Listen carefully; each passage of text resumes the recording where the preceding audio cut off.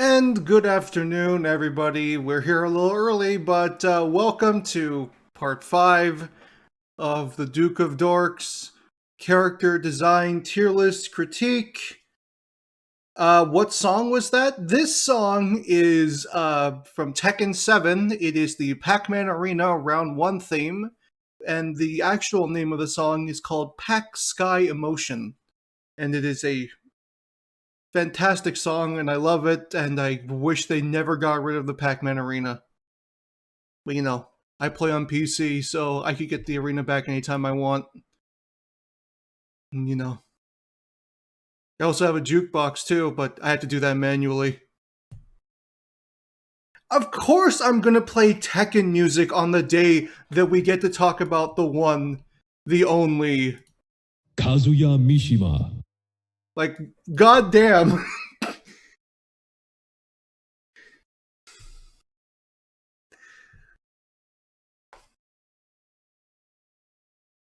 Like, we finally get to the day where I get to talk about my main, where we get to talk about, the characters that I play the most in Smash Ultimate.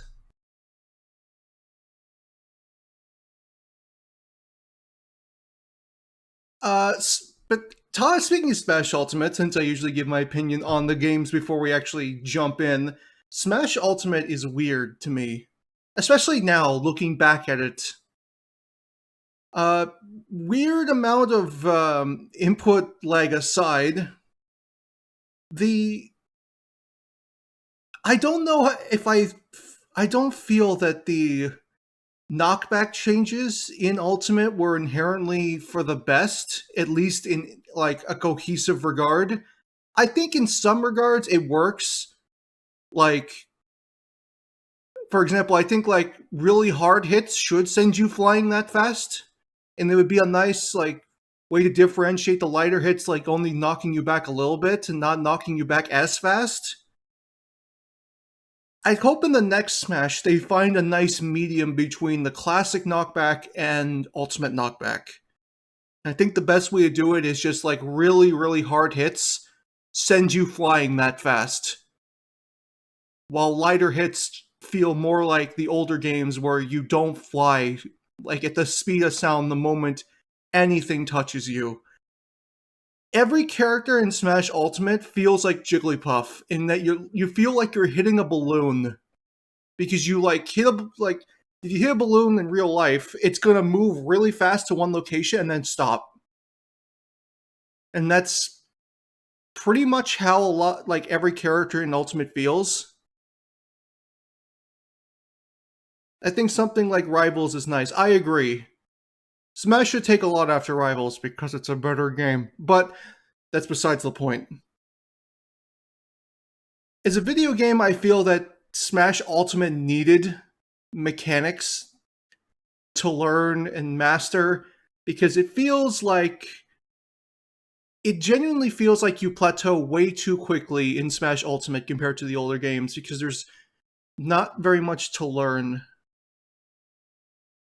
I'm listening in from work, so I won't be very active, but I'll try to chime in when possible. Apologies if I ever sound cranky. It's a very hot out where I'm working. That's perfectly fine. It's hot everywhere right now. The least I can hope is that you're not in an area where you're getting smoke, because that's been a problem recently, like in the last month. Especially on the East Coast where I live. Weird, like the only reason I started playing Smash again is when I picked up Robin and learning all those mechanics. The thing that sold Smash Ultimate to everybody was the roster. Let's not beat around the bush here. The Ultimate was sold by the roster, and you know what? Rosters sell fighting games, and Ultimate's roster landed it in the spot of the best-selling fighting game ever made. It doesn't matter how good the game plays. The roster was incredible on every regard, and as a result, the game sold better than any fighting game that came before it, and cleanly outsold the last best-selling game in the series, which was Brawl.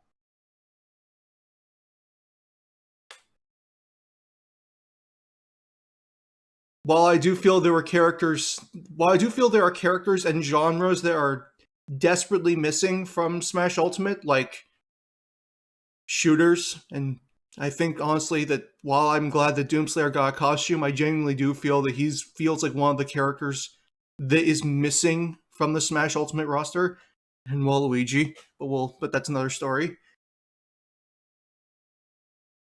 For what it is a fantastic roster. It brought back everybody. It made a lot of characters from previous games that were garbage fun to play. It may have ruined some characters in the process, like Bowser, Donkey Kong, and Luigi, but it is a fantastic roster. And the most I could ask is put in Soul Bad Guys so you could literally have Street Fighter versus Tekken versus King of Fighters versus Guilty Gear in the same game.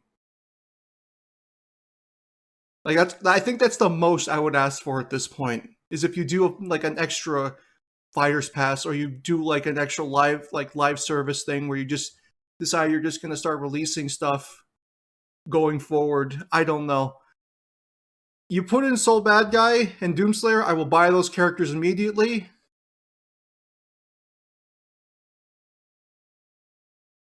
Throw in Scorpion, but that's weird in Japan. Yeah, it's weird. I mean, I don't know what to say. I've never been the biggest fan of Mortal Kombat. While I definitely think that it's important to fighting game history, I would never put it above games like Tekken or Guilty Gear or Blaze Blue or any of those. But yeah, this was the game that gave me more fighting game characters, and that's something I value a lot because Ryu, at least, since Ryu was on his own in Smash 4, was such a big deal to me. And then, here comes Terry, and then here comes Kazuya, and it's like, oh my god, we have these legendary characters. You can literally fight each other in this game together for the first time in literally forever. Unless you count Akuma and Geese Howard in Tekken 7, but that's besides the point.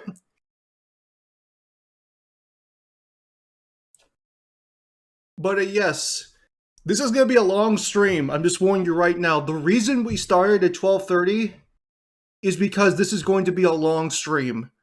The Ultimate video is the longest one of them all, and there are definitely going to be some talking points in Ultimate. I don't think there's going to be as many talking points as some other videos that have happened so far, but there are definitely some that are going to... There are definitely going to be some interesting hot takes towards some characters that are in Smash Ultimate as newcomers. But as a whole, I feel that Smash Ultimate's newcomers are a blend between Brawl and Smash 4. They try to keep the wow factor of Brawl while having the mechanical depth of Smash 4. And while I like that some characters build off of characters that came before them and add more stuff and, become their own thing, like especially Terry and Kazuya, building off of the fighting game base that Ryu brought in, that Ken would then share as well. I somewhat feel that Ultimate plays it a little bit too safe.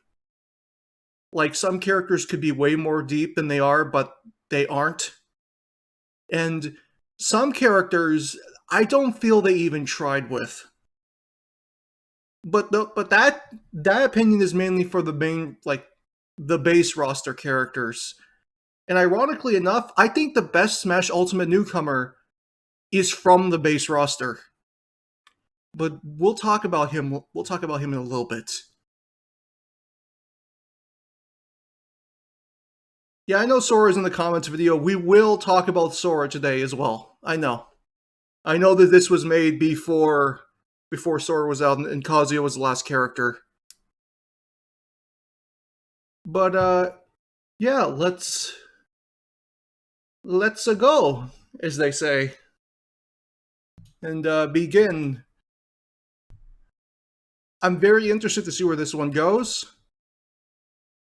I'm curious if there's going to be any adamant like disagreements, because so far I think the only adamant disagreements that I've had are Mega Man and Ganondorf. There's a couple of others that I don't inherently agree with, like, or understand, but I understand why they're there, but I don't inherently where they are, but I don't inherently agree that they should be where they are. But there's been only like 2 characters where I'm like, no, this is wrong. Why is this here? This should have been thought out a little better. Was also made just after Kazuya, for the record. He wasn't well understood. Don't worry. I am a Kazuya apologist. I will absolutely not have anything bad to say about Kazuya on the competitive Smash front. And, for the people that are expecting me to rip into Steve, you're gonna be very surprised at what I have to say about Steve. But yeah, let's waste no time and let's get this going. Hello and welcome to Design Dorks, a show where we spend hours and hours discussing... No, why do you just fucking skip to Incineroar? No, go back! Stop that!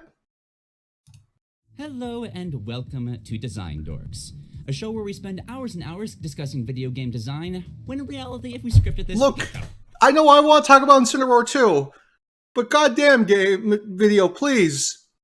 For this in like 15 minutes, I am one of your co-hosts... YouTube knows who Peak is!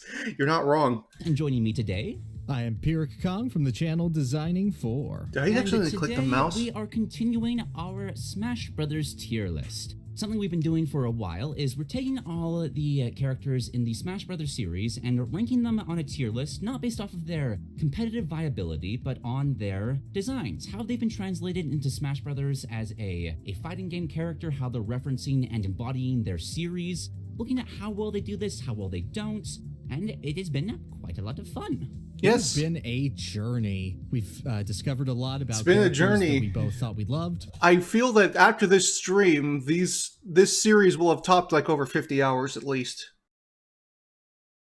Like, once these streams are done, I think it's going to be like 50 hours in total, if not more. Bear in mind, they covered Steve before the ban controversy kicked off. Again, you're going to be very interested to see what I have to say about Steve. Because, spoiler alert, almost none of it is negative. That we both thought we hated, and overall have had a pretty good time compiling what we think is good, bad, and yeah, I see you tried something there, but I don't know about it in Smash Brothers. Some things to note, since this is a tier list based off of design, there's going to be a lot of cases of praising a character for something and then judging a character for doing the exact same thing. It often depends on the context of where the characters come from. Also, it is largely based on off of our personal preferences. Right, of course. And of course. again, I am... I'll definitely say, though, that the Steve controversy stuff is so goddamn stupid. Interesting. But it's also placements. hilarious that people are just so I feel upset like at it would be Steve. fun to see the Like, this is the discussions character leading you're up to it. going So to if you wanna funnel your see, like, anger the into? full series, start with Steve? Smash 4. I know it's been a weird order. It was intentional. Funny But, like, Block just for the fun Man? of it, Really? and then rejoin us here. Yep, because today He built we a are house covering and the lives final rent-free in the game minds of a the lot of Super Smash Brothers players. series to date, Super Smash Brothers Ultimate. And I'm just gonna start off straight up. Like, this is easily the most top-heavy roster, just out of all of them. I totally agree with that. The lowest character I have is only in D tier, and just like Same here. several S's, a lot of A's, a lot of B's, and not much beneath that. Like, Ultimate was really just, they went to town with just how far can we take some of these designs, and it's beautiful to behold. It really shows how much time they spent on each individual character. Like, a couple of them have, like, a couple of quirks, but with, I think, one exception. There's some and that I it's think the they same didn't exception spend for long both of enough, us. but I we'll feel talk like about them they afterwards, since I'm pretty really sure we're start not getting starting at with the one heart of the them. character. You can really start seeing the Smash team's design philosophy really solidify in the 5th game in the series, which, you know, that's nice, guys. Only took you 20 years, but there's so much love put into Super Smash Bros. Ultimate, and they do such a great job with it. I'm thrilled to be discussing these characters. Indeed, indeed. It almost feels like I don't want to get into a discussion of if this is the last Smash Brothers game, because obviously it's not going to be. It's too much of a cash cow. But it almost feels like Sakurai realized that this is, at least in terms of how big the roster is going to get, this is probably the peak of the series. So you really wanted to just. I'm more than certain that I'm more than certain that the next Smash is going to have a bigger roster in Ultimate by the time it's done. We don't know what the hell's going to happen with that roster, but I know for certain that while there will be cuts, I think that the next Smash will definitely be covered, like, supported, like, twice as long as Ultimate was. The next Smash is going to get the level of support that Ultimate should have had. Ultimate should have had at least 2 more Fighters Passes, in my honest opinion. They should not have stopped at 2. There was so much potential still there. They could have kept this going until literally the next console.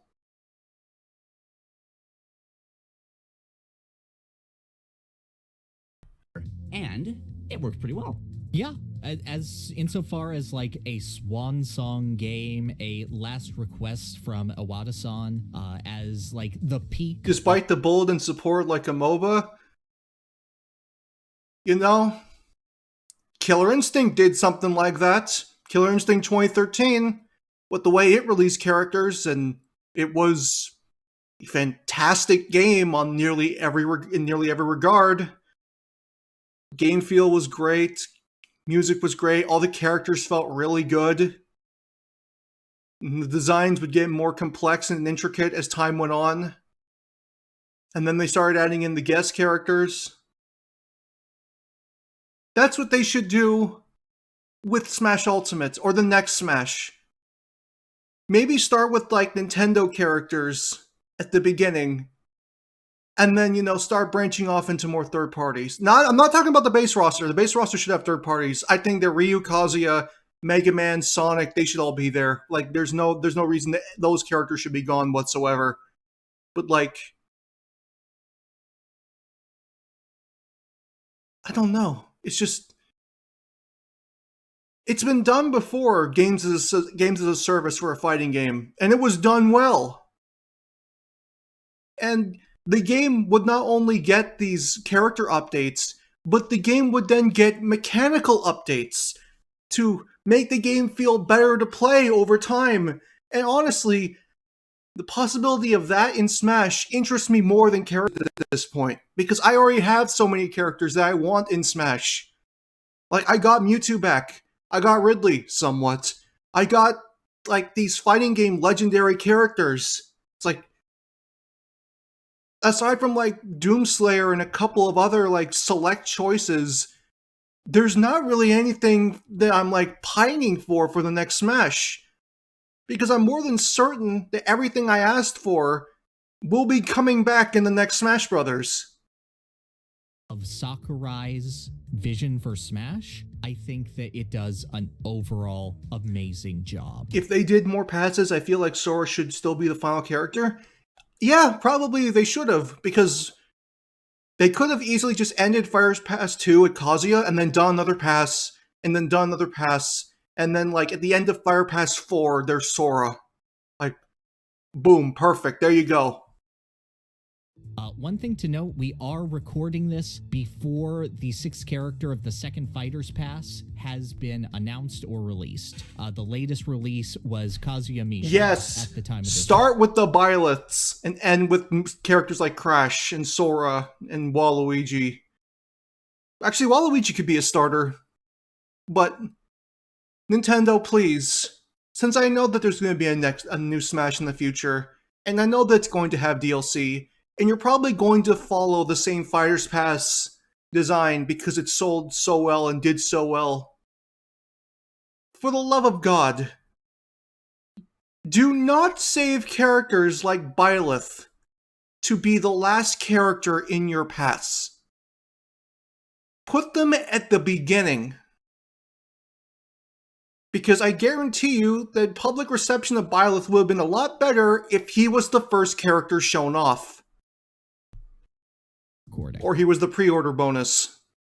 Yes, and we will cover that 6th character eventually, either after they come out or as part of the final comments episode that we do on this series. But for now, we have a lot more characters to talk about. There's quite the list. Yep. And today, we are we gotta start with the Sukapon Inklings. from Joy Mech Fight, finally entering the game. You know what? After Good. I didn't years want of to talk fan about the Inklings because I don't have requests. much to What say do you about the think of Inklings. Sukapon Joy Mech Fight's implementation in this game. I mean, he's a pretty great assist trophy. I love the effects on him. I love the sound design's amazing. Look at him. I went into this recording thinking, okay, there aren't really any proper retro characters. Where is he going to slot that?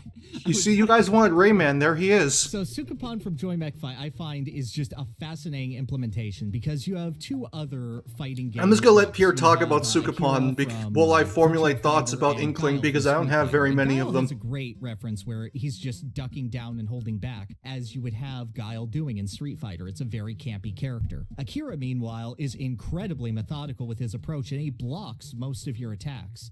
Sukapon, by contrast, does an amazing job representing Joy Mech Fight by being this incredibly mobile character. Like, he is all over the place. He is in your face, he's ducking out of the way, and yet he has a huge amount of hit stun whenever he's hit that the other fighting game characters really don't have to deal with because they have instant follow-ups. He doesn't have that. He has to rely on his mobility and the craziness of the Sukapon role. I think like, I would like maybe a little more references, but I think Sukapon's like a solid A tier. You know what? Just for you, I will edit in a Sukapon head over the top of A tier. Just... I don't know why Okay. you're that. Like, Sukapon deserves it. He's earned his knocks. He's gone through the pain. He got over a giant Why did he not bring any of his own music is my question. legal kerfuffle of literally losing the contract to his game until someone pulled it out of their junk drawer. And you know what? He survived, and he's here, and he is so happy. Shoutouts to Sukapon Joy Mech Fight, the bravest of boys. Indeed. Okay, who's next? Give me like 5 more seconds to recover from that. All right. Next up is, I'd argue that this is the most obvious newcomer that has ever joined the Smash Brothers series. Because Yeah, it's one funny. character, What do I have to say about the Inklings? Like, they were gonna be here regardless. I don't think there's a single character that in this roster that has been so much of a, yeah, this character is going to be here at some point, and I'm not surprised that they're the first ones to be here for this new game, because Splatoon is such a huge IP at this point. It is insane how successful this series is. And I've enjoyed Splatoon in the past. I played a lot of it in like the original on the Wii U. I got like max rank in competitive on the Wii U Splatoon. I didn't play much of Splatoon 2, and I have not touched Splatoon 3. But as characters, Inklings are they are like a B tier. They are okay.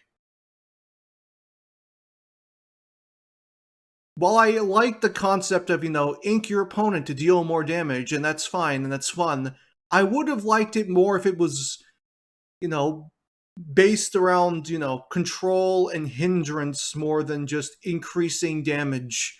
Like, the ink didn't make you deal more damage, it, slowed your opponent down. It made them, increase, their gravity and made them easier to combo or stuff like that. I think that would be a way more interesting thing than just it makes you deal more damage. Because I think that in the translation from the third-person shooter to Ultimate, the Inkling lost a lot of what Splatoon is as a game, and they basically tried something. They tried to represent it or adapt it into a fighting game moveset, but they went in a direction that I don't think was the best for the character.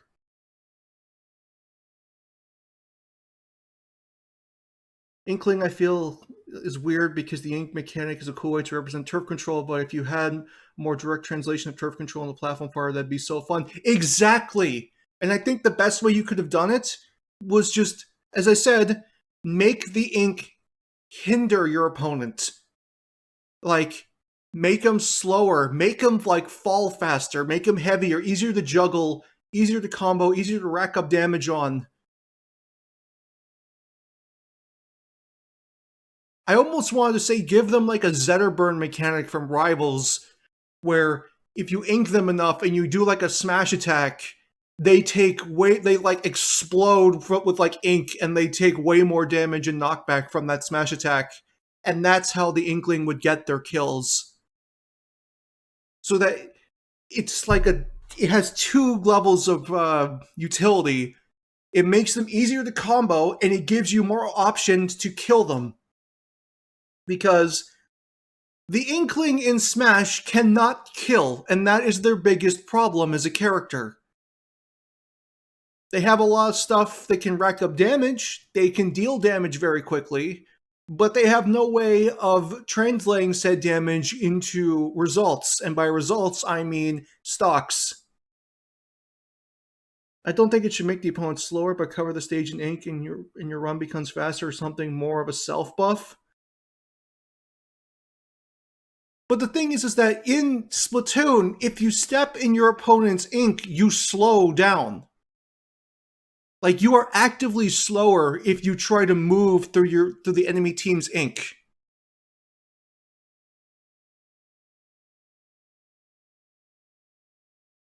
My main problem with Inkling was how nothing from 2 got in at all. Probably was too late in development. You can expect it probably in the next Smash at least. Stuff from 2 and 3 will definitely be probably added to the Inklings in the next Smash. Agreed, but also the way Ultimate works, what's Ganondorf going to do in that matchup? Chuckles, literally ask yourself that for 90% of the roster when you think about Ganondorf. What is Ganondorf going to do in this matchup? Nothing. Nothing. Or Incineroar.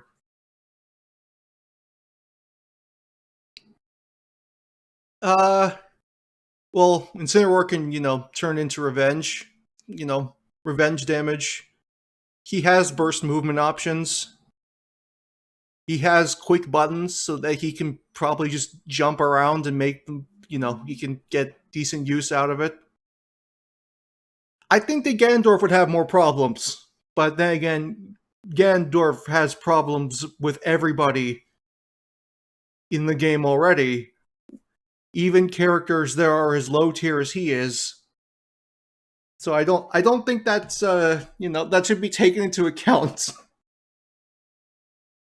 Everybody agreed upon like, oh, there's a Smash Brothers game on the Switch. The Switch? The Switch. Whoosh. Obviously, we're gonna have Inkling. Yep. But the massive success of Splatoon, almost unprecedented levels of success on Splatoon on the Wii U, no less. Yeah, no, the only character that I think comes remotely close would be Bowser. This is true, but even then, that was at a time where Smash Brothers didn't really know what it was doing. Exactly. We didn't know if Smash Brothers would have a sequel, basically. Yeah, and it has nothing to do with thinking about it, this teaser is fantastic, but it's also just so weird. Like, I love the whole, haha, Splatoon, look, they're shooting each other, and then the world goes dark, and then, suddenly there is a burning Smash symbol in the sky, and it reflects off the Inkling's eye. Nice rhyming, but like, it's such a weird way to tease a Smash game. I almost kind of wish they went, like... I kind of wish they went more with it. And by that I mean, like, they actually tried to sell it as, like, a new Splatoon thing, and at the very end, it, like, falls apart, and and you realize, wait, no, this isn't Splatoon. This is fucking Smash Brothers.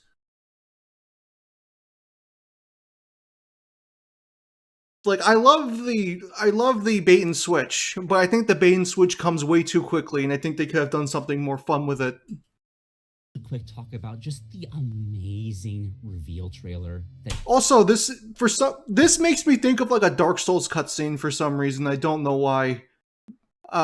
Maybe it also has something to do with the fact that when Sora was announced, I thought it was the Chosen Undead from Dark Souls because I thought that I thought that Mario was going to, reignite the first flame.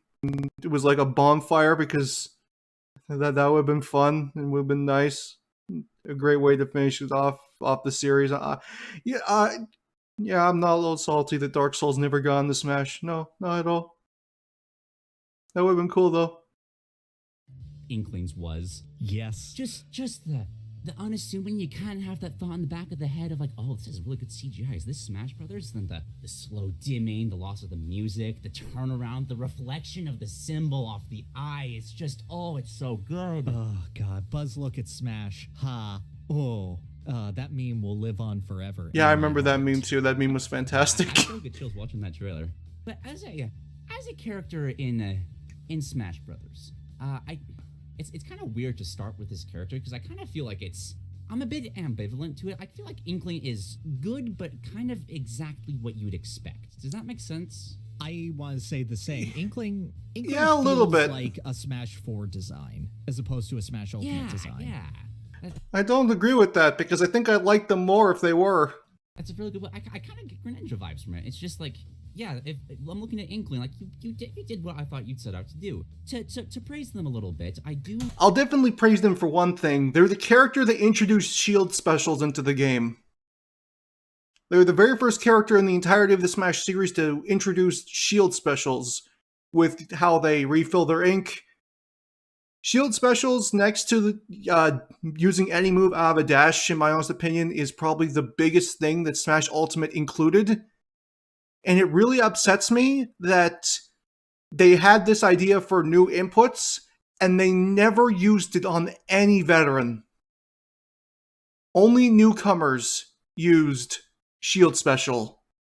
You could easily translate Shield Special to some characters and make it work.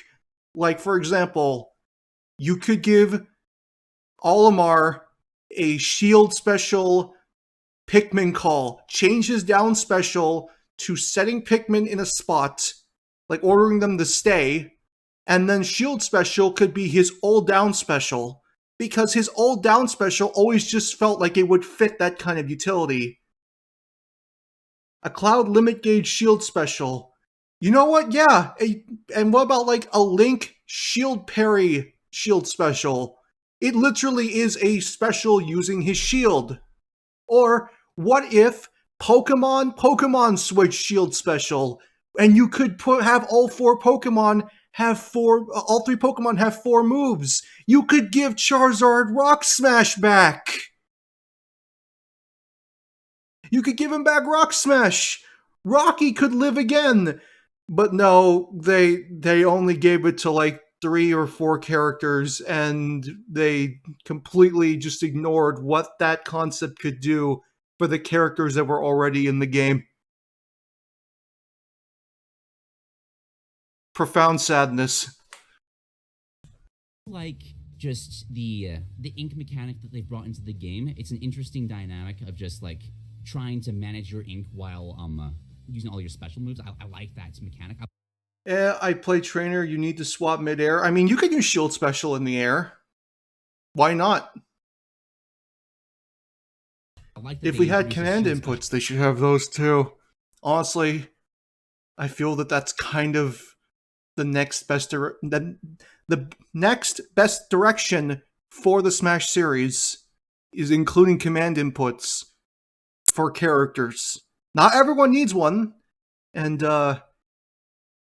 but yeah, I think that some characters could use them and it'd be fun and it would add more and it would fit with the Kirby series since Kirby uses those now.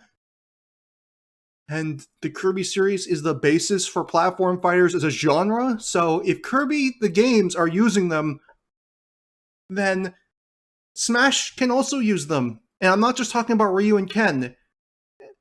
and Terry, and no, Kazuya doesn't use them because there's no command inputs in Tekken unless you're playing Akuma or Geese or Eliza. Why couldn't we have back input specials on certain characters?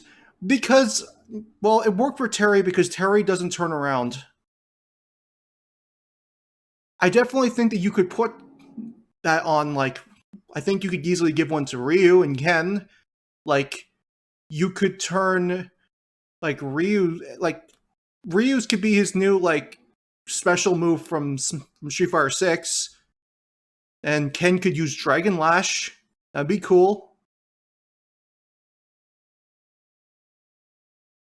I don't want command inputs in Smash. I want it to be simple. Command inputs are simple. You just move the stick in a certain direction, and then you push a button. Command inputs have always been simple. To the game, I like the roller. I like how it's not very noticeable, but I like it. I can't remember if either slows or... At the very least, more characters should have shield specials. And I hope that that's something they go and look at in games going forward, because there are definitely characters that could have used them. Reduces the jump height of characters that's walking. It's a really nice... It's more simple to have 4 specials associated with each stick direction. Yeah, well, guess what? Are you going to tell me that Kirby is now more complicated than Smash? When Kirby is the backbone of Smash? Kirby has evolved to the point where characters have command inputs. If Kirby can do it, so can Smash. Reference? Agreed. But I feel like there was a little bit of missed potential here in not having their design more focused. Oh yeah, also Dragon Ball FighterZ proves you can simplify command inputs. The Versus series in general is very, very simple command inputs. Around trying to actually ink up the stage. Kirby is wrong. Kirby is Smash. I can see that. Just because that's literally the point of Splatoon to you don't even really fight in that game. You win by covering as much of the stage with ink as possible. Right. So for me, there are 2 major facets to Splatoon, and that is turf control and thus the mobility that you get during it. Because when you're playing Splatoon and you're in your own turf and you're swimming through the ink, it is such a beautiful burst of mobility. Like, what an elegant way to get you right back into the fight combined with the launching pad. It is so smart and it feels so good. It differentiates it from other third-person shooters just by how good that mobility feels. And obviously Smash went for Sim, that's not even remotely correct. Instead of inking up the stage, you ink up your opponent and do more damage. And, you know, fair play to that. The other thing that Splatoon has going for it is its radical sense of style. How utterly flashy it is in characterization. Not so much in gameplay itself, but in fashion, in identity, in attitude, in just like the general vibe that you get from Splatfests and the Squid Sisters and Off the Hook. There's so much of just a punch of that sort of downtown Shibuya, Japanese counterculture sort of thing that really, really resonates and is... I don't agree, Crack, because the command inputs for the fighting game characters would still just be empowering their moves. They'd still have the unique aspect of being the only characters in the game that can empower their specials. If you gave command inputs, like 1 or 2 command inputs to like a couple of like 30, 40 characters, not every character would get a command input. They would be completely different attacks. The aspect of being able to enhance your moves via command inputs for the fighting game characters is still something that is completely unique to them. Is displayed a little bit in the Inkling's costumes, but I don't feel flash from their moveset. I feel function from their moveset. and that would be fine, but I also feel that their moveset doesn't fully reflect the joy of movement in Splatoon. Now, I love their dash. Their dash is utterly fantastic. I love that they have the shield special in order to manage their resource. That is exactly how I would have a shield special be utilized. I'm not a big proponent for shield specials. I feel like having a safe option out of shield every time that can be universal amongst the cast isn't great. But I mean, that's not inherently what shield specials are, and I don't think that they limit that. You can still use like up B out of shield on the Inkling. You just have to just drop the shield for a split second before you use the up B. I feel like having it be a trade-off of, instead of holding your shield and being defensive, you're getting back a resource and thus putting yourself at risk. I feel like that's a smart implementation of the shield special. That's a fair trade and it has a reason to exist. But I feel like Inkling is sort of a compromise to get the idea of, okay, how do we make the mechanics of Splatoon work in a fighting game? And that is to overwhelm your opponent and then swoop in for the kill, as sort of essentially an overkill sort of thing, because Splatoon matches can sway wildly. And I don't know, I feel Inkling is almost too safe of a character, both in how safe their moves are and how, honestly, outside of their gimmick, how straightforward their game plan is. Yeah, I inherently agree, yeah. I have a bit of a tinfoil hat theory for you. Okay, all right. Because looking at how the Inkling's animations for the neutral special and the down special, I feel like they may have tried to have some kind of gimmick of like actually having them use that turf control inking the stage, because based on how those attacks splash down, it looks like they're actually trying to ink up the stage, and it kind of looks weird when you really focus on it because they just kind of vanish. Right. I almost wonder if the design they settled on was a compromise, because between like having 8 Inklings on the field, how massive some of these stages could be, they just couldn't get that to work. So they kind of settled on I could this feel that. next best thing, because obviously the Inklings had to be here. They couldn't just scrap the characters. Right. Well, I think that, as I said at the very beginning, I don't think that the problem is, inking the stage.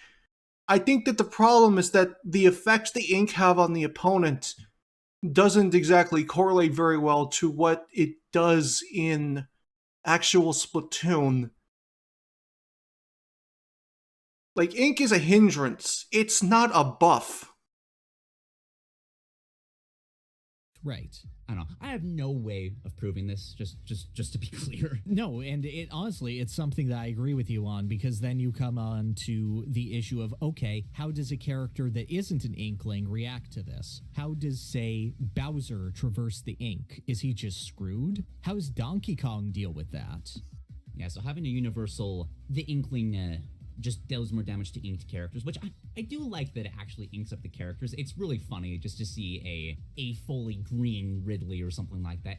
It's amusing. Oh, totally agreed. It's that just cartoon sort of aesthetic where they squirt an entire... Doesn't inking the ground make characters lose a bit of traction? I don't think so, because they tighten traction in Smash Ultimate. So if it does, then it's like it's not very noticeable. Be an interesting mechanic, though. Could you imagine, increasing your wave dashing? If they put wave dashing back in the next Smash, you can make your wave dashing better by wave dashing on your own ink. Worth of ink in their face. It's great. Exactly. Yeah, and I do kind of like how they're, like, most of their aerials, some of their tilts have them, like, kind of flipping and kicking around, kind of getting that skate kind of vibes for their attitude. It just doesn't quite translate into their play style. I wish that they had more. Like, you know how in a modern Mario Kart game, after you do a jump, your character does an over-the-top pose? Yeah. Like, you just start voguing out of control? I wish Inkling was just voguing out of control all the time when they're doing aerials. They also have, like, really... It sounds like something Sonic should do. I get why their taunts are the way they are, but because like the victory animations, but they're kind of lackluster. Yeah. Also, something that bugs me, I don't like how safe their up special is. I really don't. That was a pain to punish at launch, And just like, I feel like it should have either been faster or... See, that feels like the biggest compromise to me, in that if that was an up special that inked the ground around it if they landed, like how... Yeah, that's a good point. Why does it not ink anything? That'd be useful. And make it, you know, way more useful as a get out of, now a shield option. Super D-to-D jump works. It would... I mean, still a good out of shield option, but just adding more utility to it. Makes sense, but instead it's... I mean, it's the least you can do when it's, so easy to spike. It's just very, very uber safe. It's like super D-to-D jump. And I'm not a fan of it. I wish that there was more style and pomp to it, but Inkling is just a very by the basics character outside their gimmick, to me, honestly. Agreed. Which is a shame, because there's a lot of cool things in the moveset. Like, I love for their spot dodge that they morph into the squid as they're doing it. It's a very, very good animation. Mm-hmm. I love, well, I don't love the roller, but I love how it reflects just how bullshit that move can feel in the Splatoon games. Yep. And obviously their costumes are just fantastic. Oh yeah, amongst the best costumes in the game, in my honest opinion. Across the board. Like, there's so much personality just in the look of the character, and I just wish it was translated into their animations, because the animations for transforming in and out of the squid are fantastic. I think that they really get the gameplay fluidity of Splatoon. I just don't think it reflects the personality of Splatoon. It doesn't reflect the Splatfest and the attitude and just walking around the plaza. Agreed. There's not... It's funny. Well, if I were to make him just a normals, like a set of normals for the Inkling, I think I'd want them to fight something like Rashid from Street Fighter 5 and 6, where they have like a lot of, movement and kicks that's like based around parkour. I think that kind of design would work way better for what the Inklings are supposed to be.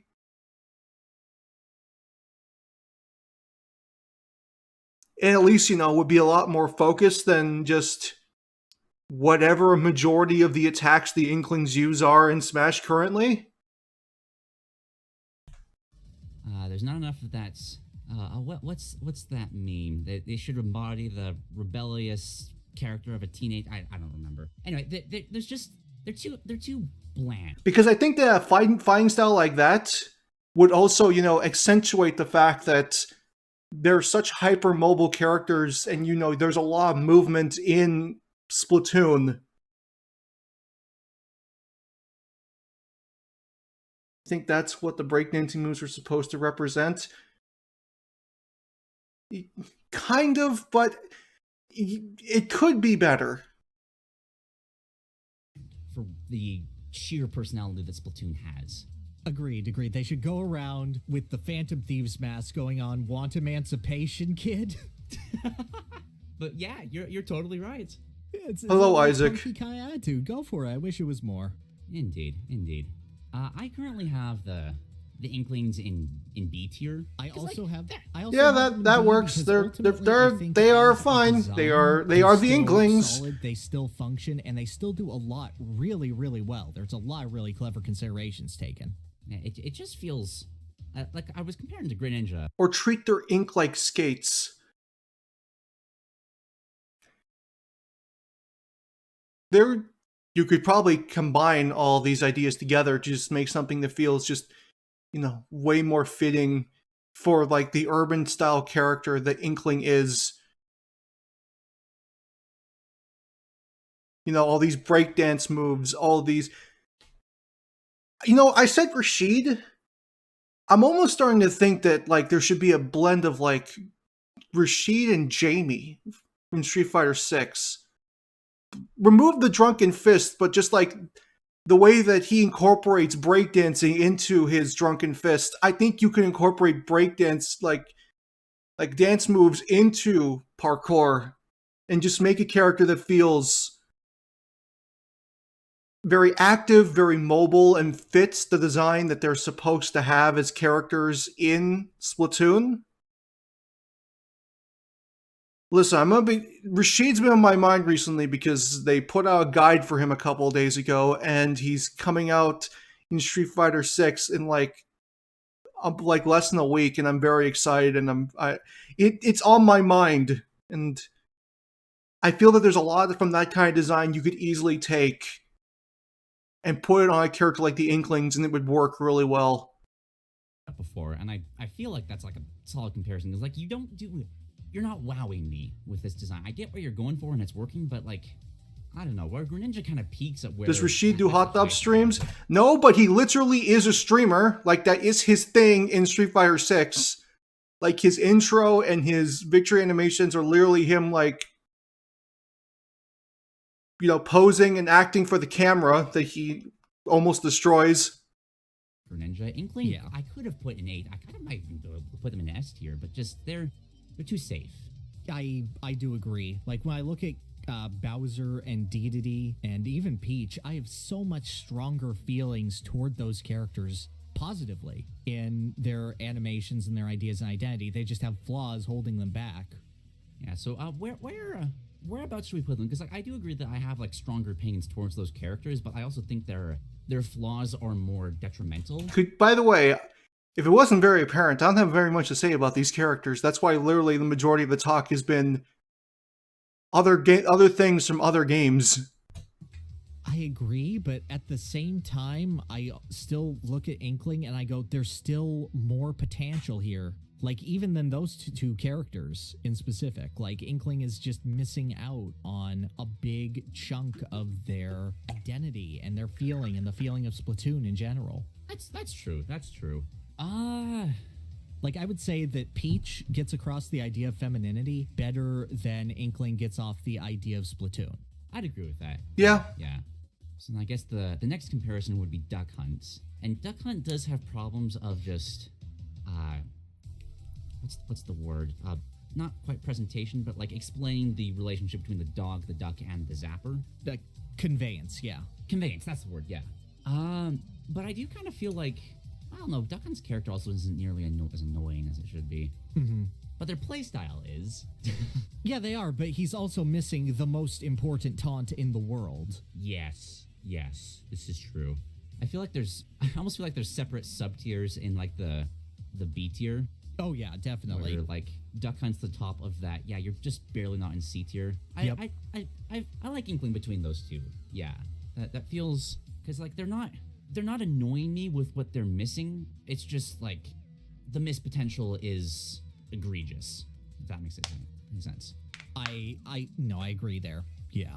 All right, cool. So between yeah, but still overall a really, really solid design. Like we're saying all these negative things, but yeah, they're still good. They're still better than most of the cast. Like I don't want to. I wouldn't say that, but they're fine. They do their job well. Their animations are still fantastic. Like they're still good. It's just like when compared to the rest of Ultimate's roster, it's a bit unfair to have the Inklings go first. But they were the first ones revealed, so they get the short end of the stick. Yeah, when compared to Jigglypuff, the Inkling is a little lacking. It's always going to be funny. With that now, what has happened? All right. Oh, a monster I become. Speaking of monsters, next up, And a stranger I remain. Oh boy. Oh, fuck, that's right. I gotta talk about Ridley.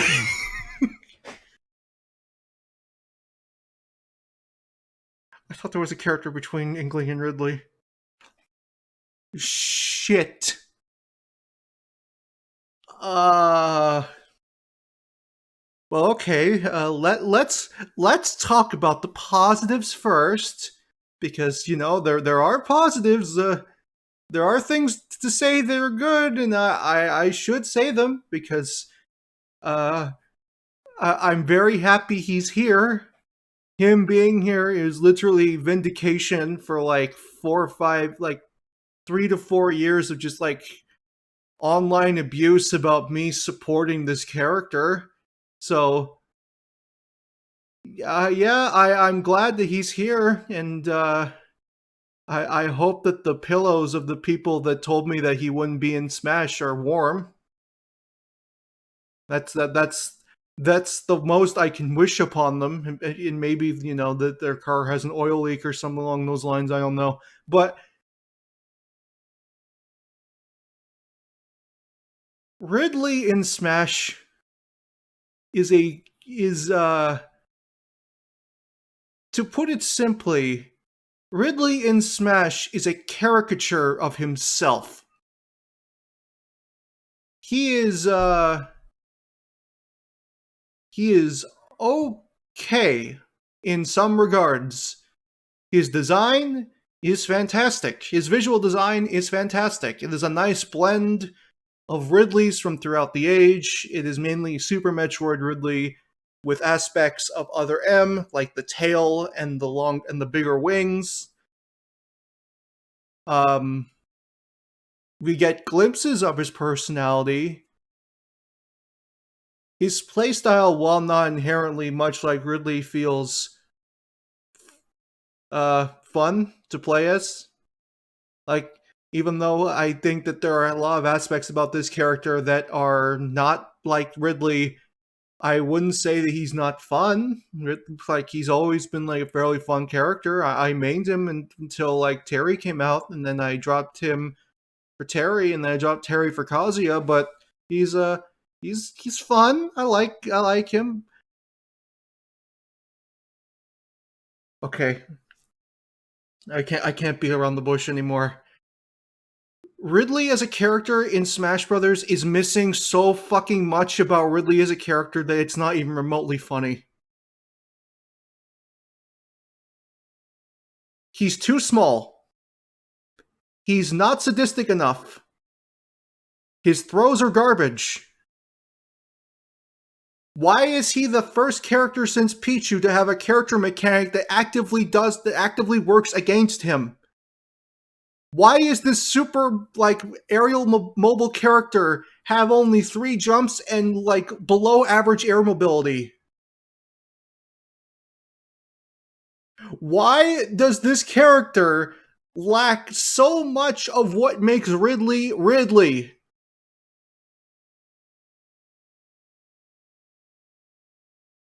This character, I'm so happy he's here. But goddamn, if he doesn't piss me off. The size is exactly what we had to sacrifice to get him. They could have made him a bit bigger. Even if it's like 0.15 to 0.2 times bigger than he currently is. He should absolutely be bigger, and his personality should absolutely be the forefront of his character, and there are glimpses of it, but they are very, very underutilized. This is a character that should take complete and utter joy in ripping you apart. And for the most part, we don't get that.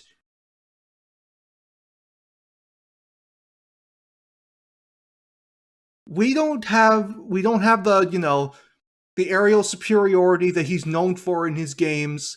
We don't have the sadistic personality that we came to know and love from the manga. We don't have a lot of things that make Ridley Ridley. Honestly, Ridley is the character that made me want to start my Smash redesign series a year before it started. Because just looking at this character for what he is, and what he could have been, and how much is missing,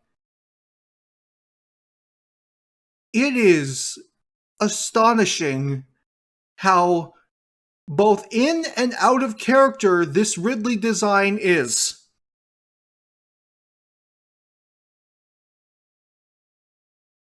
Most of it is from a manga, not an actual game, but the manga is canon.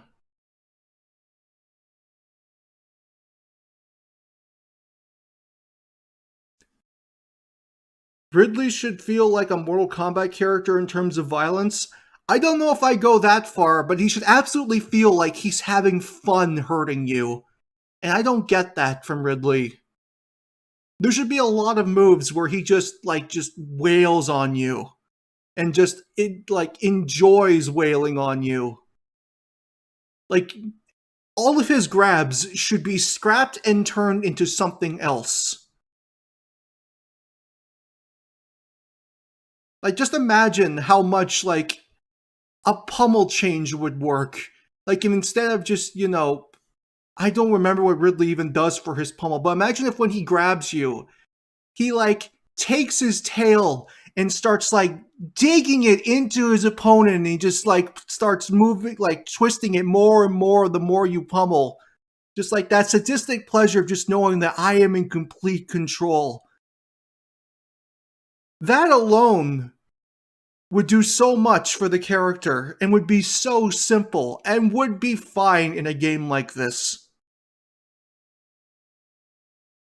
Do you think he should have a voice, or is the screeches fine? He screeches in like every single game, so the screeches are fine. But there should definitely be more of a like general menace to his character.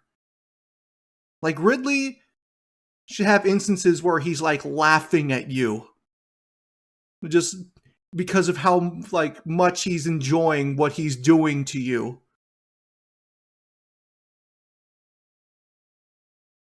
There are definitely ways to make this character very expressive and emotive without having a voice.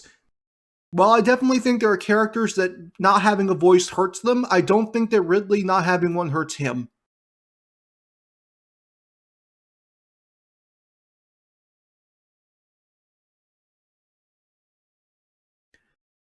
Ridley should have been like the first character to introduce a lot of things into Smash and maybe just have them exclusive to him. For example, I think that Ridley should have been the character in Smash to introduce aerial grabs. Because that is legitimately a huge part of his character. And it could have worked like the way he grabs Samus in Super Metroid, where he like has you in his talons while he's just flying and he's just digging into you with his tail.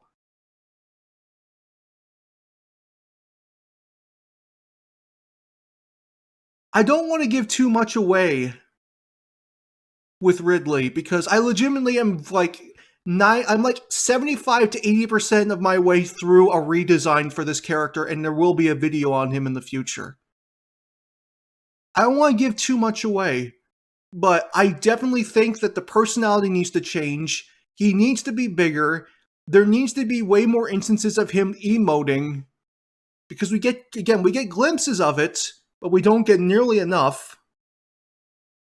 I have seen Duke's concept, and while there's a lot of stuff that I don't inherently agree with, I think his mind is in the right place. Ridley should be this terrifying character that feels highly detached from the other villains of Nintendo. Because as a character, he is detached from the other villains of Nintendo. And yes, I do think that they should have given him a glide. There are a lot of characters in Smash that should have a glide, and Ridley is absolutely one of them. It would have made up a lot for his horrible recovery, which I do not understand how the fuck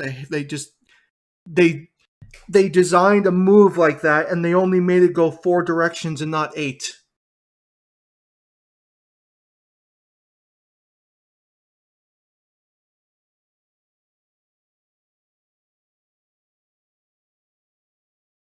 There are no glides in Ultimate? Yeah, but there should be. That's the point.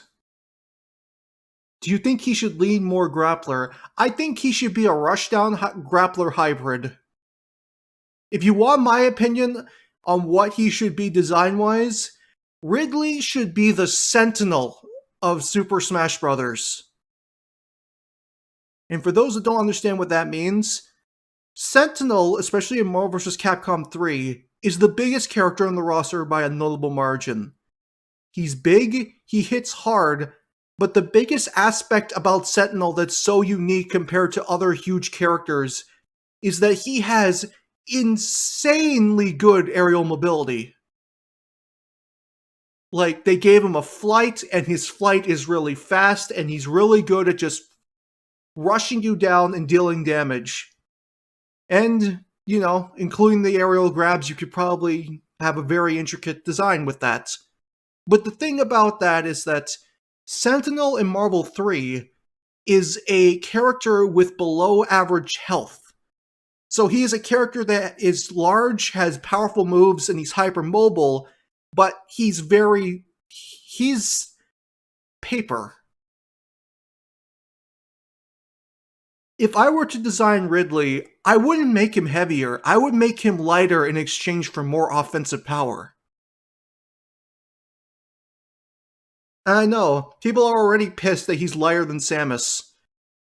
I would make him way lighter than he is currently.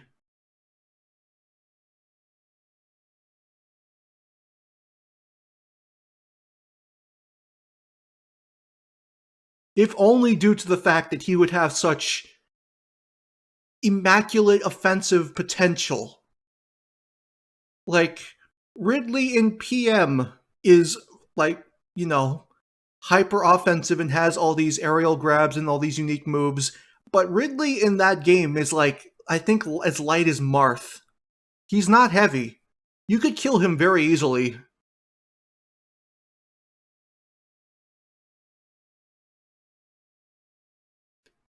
It feels like they were too afraid of putting his tools on a character with high air mobility. Well, maybe. I don't know. So Glass Rush Grappler, exactly. I think that that is perfect, because while Ridley is a tank in Super Metroid, in almost every other one of his appearances, other than, like, I think just his battle in Metroid Prime and his battle at the very end of Samus Returns, Ridley dies so fucking fast.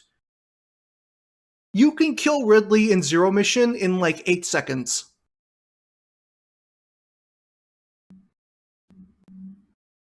And I think in Metroid Fusion, you can kill him in like 20.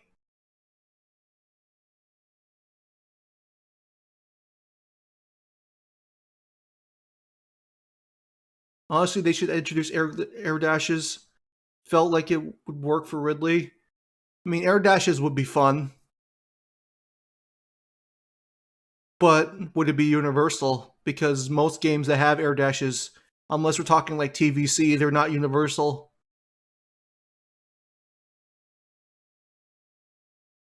Like in Marvel, not every character has an air dash. But yeah, if I were to put Ridley in the tier list, Ridley's like a C or a D. I don't think he's on the extreme level of like Ganondorf, where his stuff is just not being realized and that a lot of stuff isn't his, because there are definitely a lot of interesting aspects about Ridley that are encapsulated in his moveset in Smash. But there is just so much missing that I could not put him higher than C.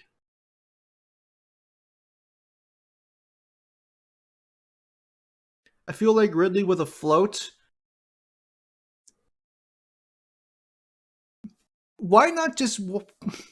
Ridley would benefit from like a Marvel style flight mode. It's where, you know, you input a command and then your character can now fly around for like a very short period of time. And it is a mechanic that is universally loved in that game. I would love to see Ridley triangle dash in Smash. Like moving as fast as like Doom or Magneto, that'd be hilarious.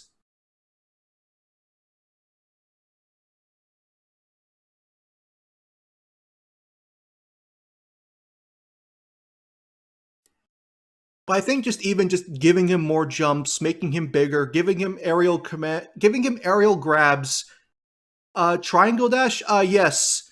Essentially what a triangle dash is, since some characters don't wave dash very well in Marvel, characters that can fly have a unique way of wave dashing that instead of just like mashing 2 buttons to like quickly move across the stage, they jump forward, then dash down, and then keep doing it over and over and over again. So it looks like they're like moving in a triangle pattern. But yeah, just there's so much to say about Ridley. But all I'm going to say is that out of almost every newcomer in Smash Ultimate, he has the most wasted potential. And while Hits the Big Time is funny, and it got a chuckle out of me when I first saw it, Ridley is, as I said, a caricature of himself. And I wish that there was so much more to Ridley as a character in Smash Ultimate. It's very sad that we never reached what could have been the best, what had the potential to be the best newcomer in the entire game.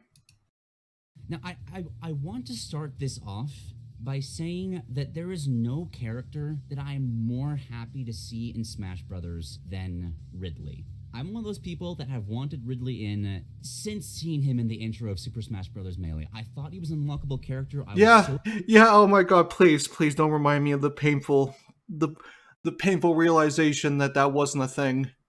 Because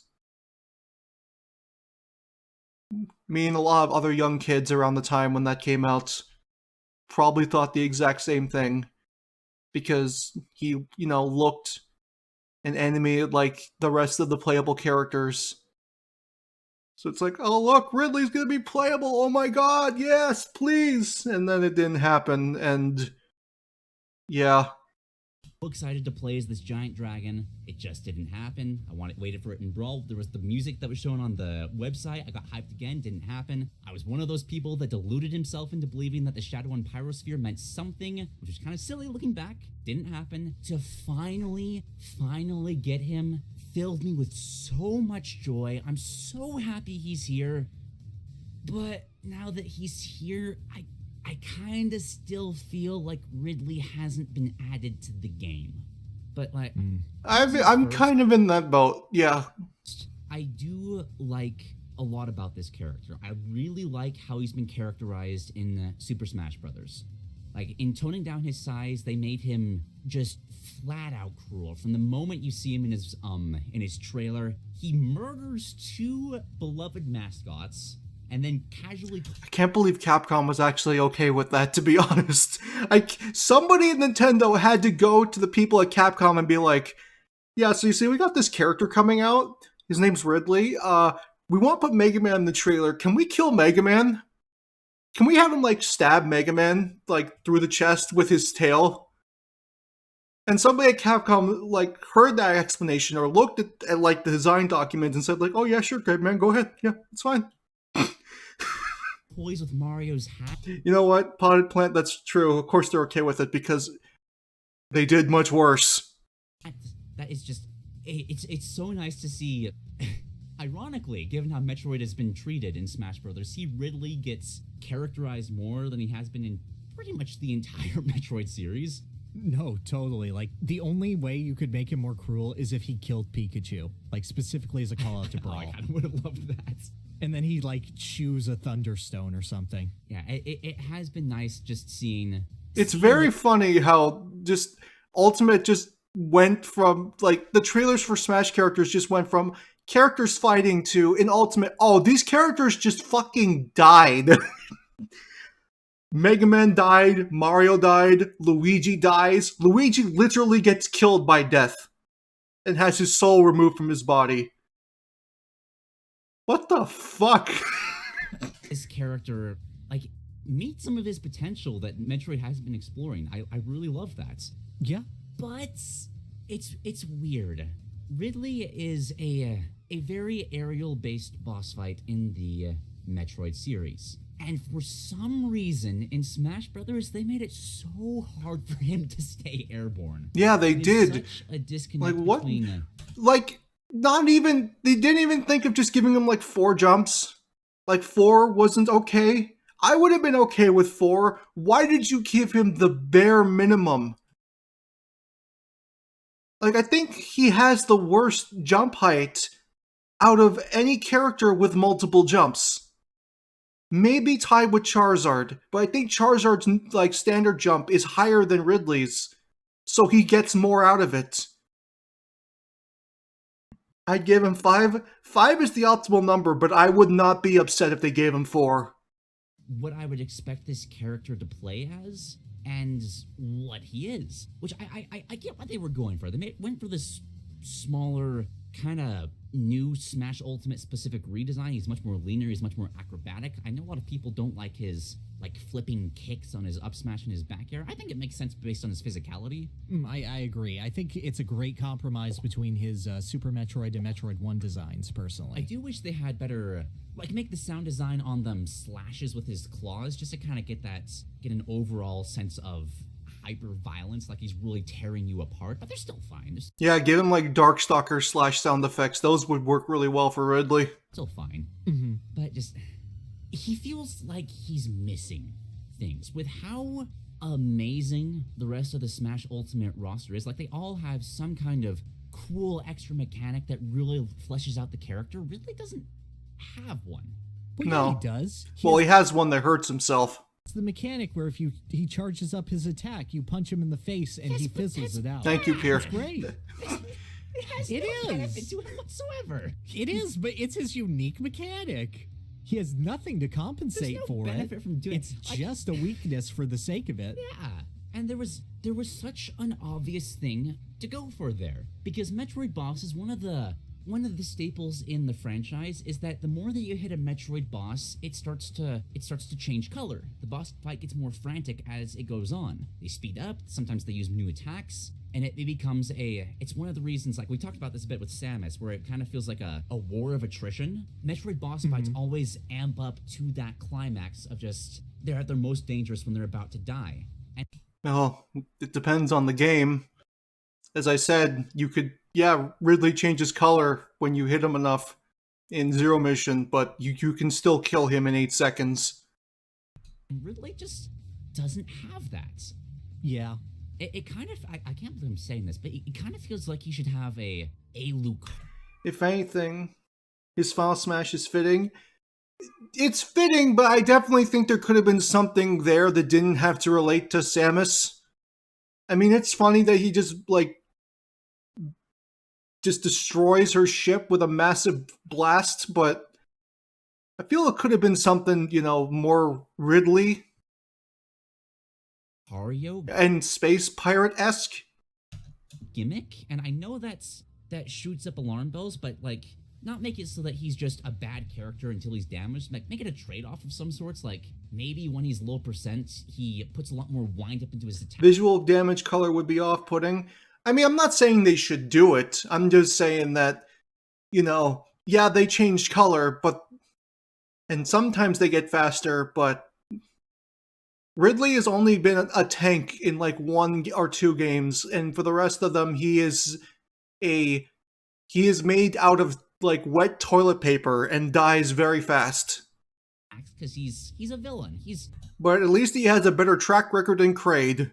He's narcissistic. Who dies fast in every single game he's in.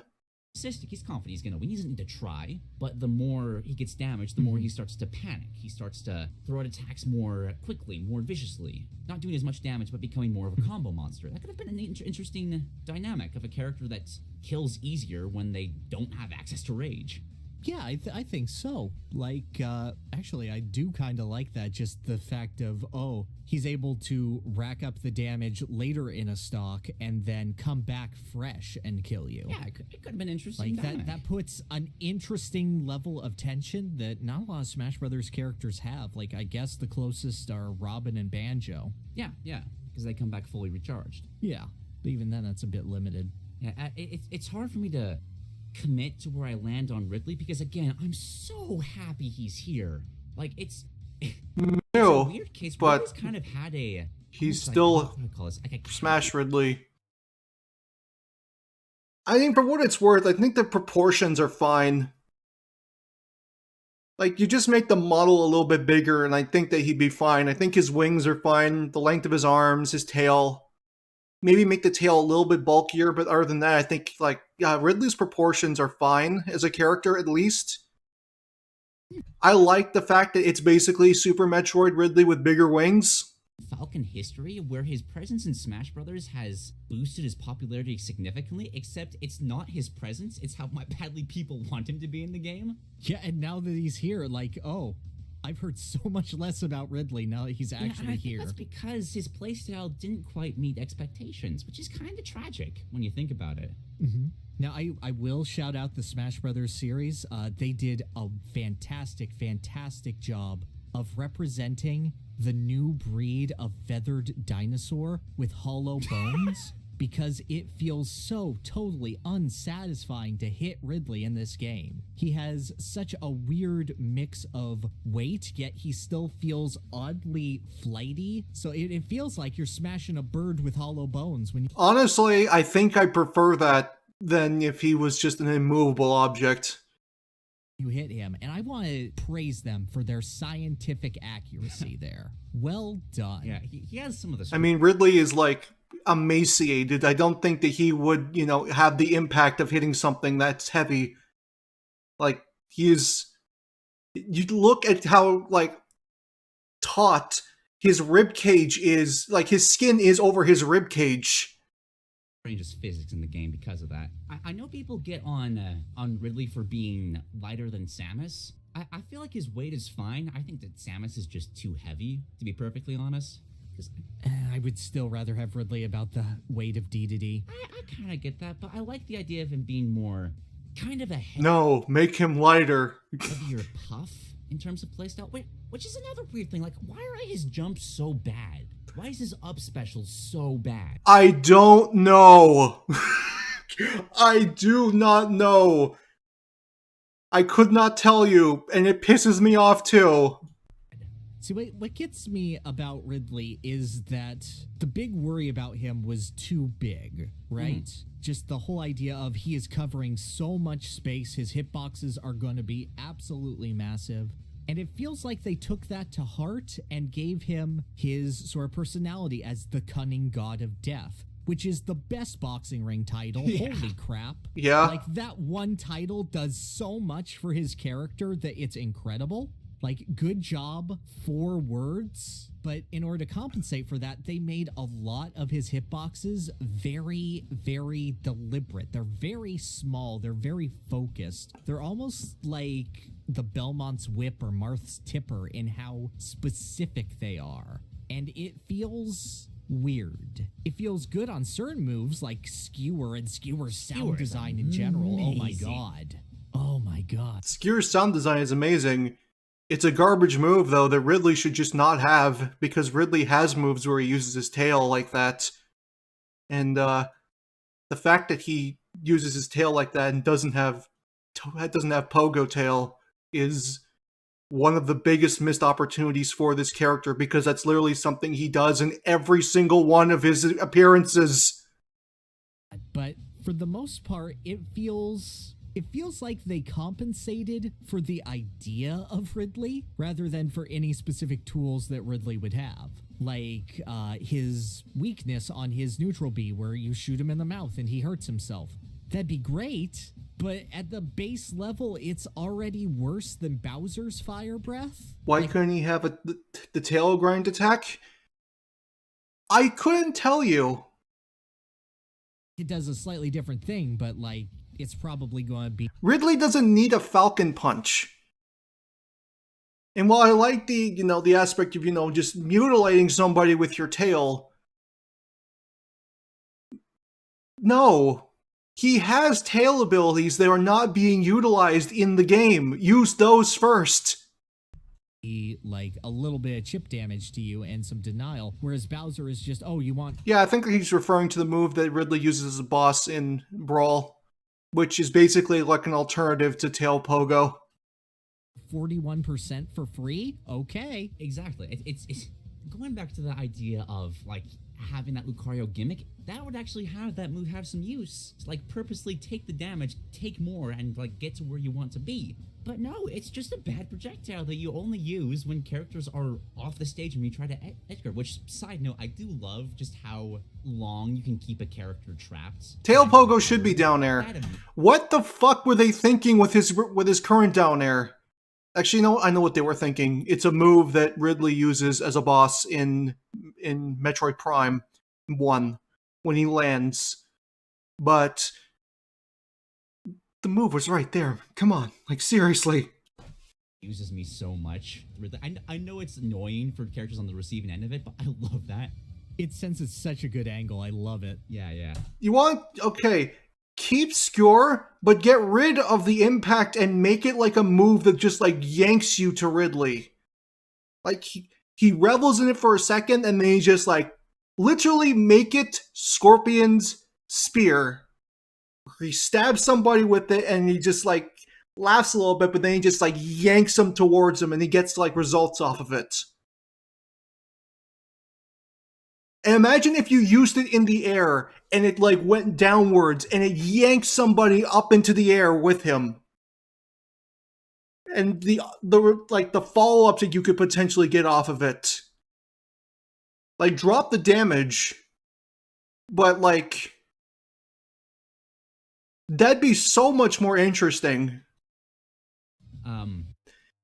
If you want a move like Skewer, maybe make it like, I don't know, a forward smash. But instead of, the crumple effect, if you just like land the tipper, you deal big damage. For a bit more praise, just because I do love what they did for this character, especially sound design wise. His dash attack chomp, damn, that's crunchy. It feels so good to land. Yeah. And the reason I don't like Skewer is because literally Ridley gets next to nothing off of it. Weirdly, one of the best sound designs for the character is in his idle animation. He does It could be a command input. True. this terrifyingly really wet growl that if you like heard that behind you in the middle of the night, you would wet yourself for how terrifying that is. Like when I was going through his sound effects in the What if Skewer just became the tail pogo when he uses it in the air? I mean that's also there's a lot of ways this can be taken. Let's just get that out there. There's a lot of ways that can be taken. Skewer is an interesting idea, but there were moves for Ridley that should have been there first. my music kind of thing. Just when I found that, I couldn't find it, and it just shocked me by just how horrifying it was. Or, give him a throw like Snake where he can force a hard knockdown and then, tech chase off of it. I do wish that he had some analog to his Super Metroid roar. Yeah. Like, I know it doesn't fit his sound design in total, but I wish it were there. No, not Super Metroid. Put in the ear rape scream from Zero Mission and Fusion. In some capacity. Like, maybe in his final smash, which is amazing, but also it's outdone by a character that gets released soon after. I do like these villain final smashes that are just them winning. I feel like that's a great thing. I wish Ganondorf had something like that. Yeah, hi. Yeah, I'll be with you in a moment. Sorry. For example, just like he gets the full Triforce or something like that. Yes, that is my cat. That is Tucker. Tucker? Yes. I'll be with you in a moment, bud. I didn't realize that my door was partially open, and you just opened the door. I'm sorry. I do agree with that. It's amazing theming. Just because I do love what they did with the character so much, I want to keep praising the side special. How much is might left be on my Ridley? favorite Oh, a command. decent amount. He's gonna keep doing that since this is around the time where he gets fed. I'm just gonna quickly BRB and feed him. So yeah. All that is basically him just saying, "I'm hungry. Please feed me." He's a very vocal cat. But I will be right back really quickly.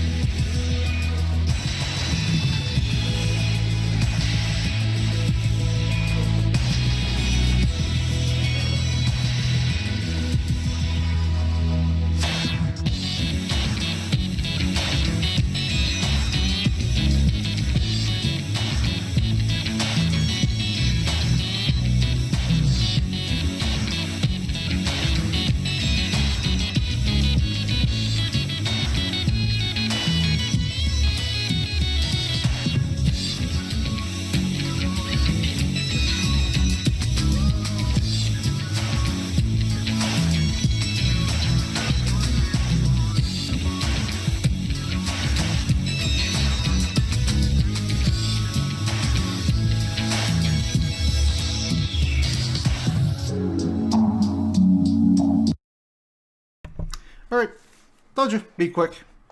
Unexpected break. Sorry about that. He is fed, and he will now not do that again. You know, at least for another 3 or 4 hours. I really need to double check next time to make sure the door's actually closed. But yeah, back to Ridley. Yes. Just Space Pirate Rush is incredible. Yeah, it amazes me how this Smash Brothers created the move and it became a staple of Ridley's kits, and it fits him so well. Just, I'm gonna take you and grind you into the ground. Like, it feels so good. It's funny because this is technically the first time that Ridley himself has actually used it, because the Ridley in Other M is not really Ridley. It's cinematically the most iconic thing Ridley's ever done other than steal a baby. Yeah, and though, speaking about staple things about Ridley, it's unavoidable talking about how he's one of those characters where his signature, admittedly bizarre signature move, it's not in his kit. There is no tail pogo whatsoever. Nope. And that's just weird. Well, of course they had to give it to Shovel Knight. Yeah, but like, there was room. And instead you have this No, there definitely really was. awkward down air that just looks so wrong with just how he's awkwardly, like, Ridley doesn't look right when he's just completely standing like completely straight like that. No, he does Enjoy not. Fully erect Ridley. I don't know what to say to you. I really don't. I feel like he should have had like a down special with the tail pogo, kind of like Zero Suits almost, where he like pushes himself off the ground to gave him a better air game. Yes, that'd be so good. He's portrayed as this hyper violent, aggressive character, but he's also he's smart. He's tactical. I feel like Ridley should be a character that you can like stall with. Like, literally the only reason he lands in Metroid Prime is because Samus destroys his wings. He's a character that's not above. Yeah, but like, you know, running you away from can't destroy the wings of an organic creature like this in this game. like plain unfair. Right, absolutely. I don't know. He's a weird character that I love what he's doing so much, but there's so much more he could be doing, and what is here isn't right.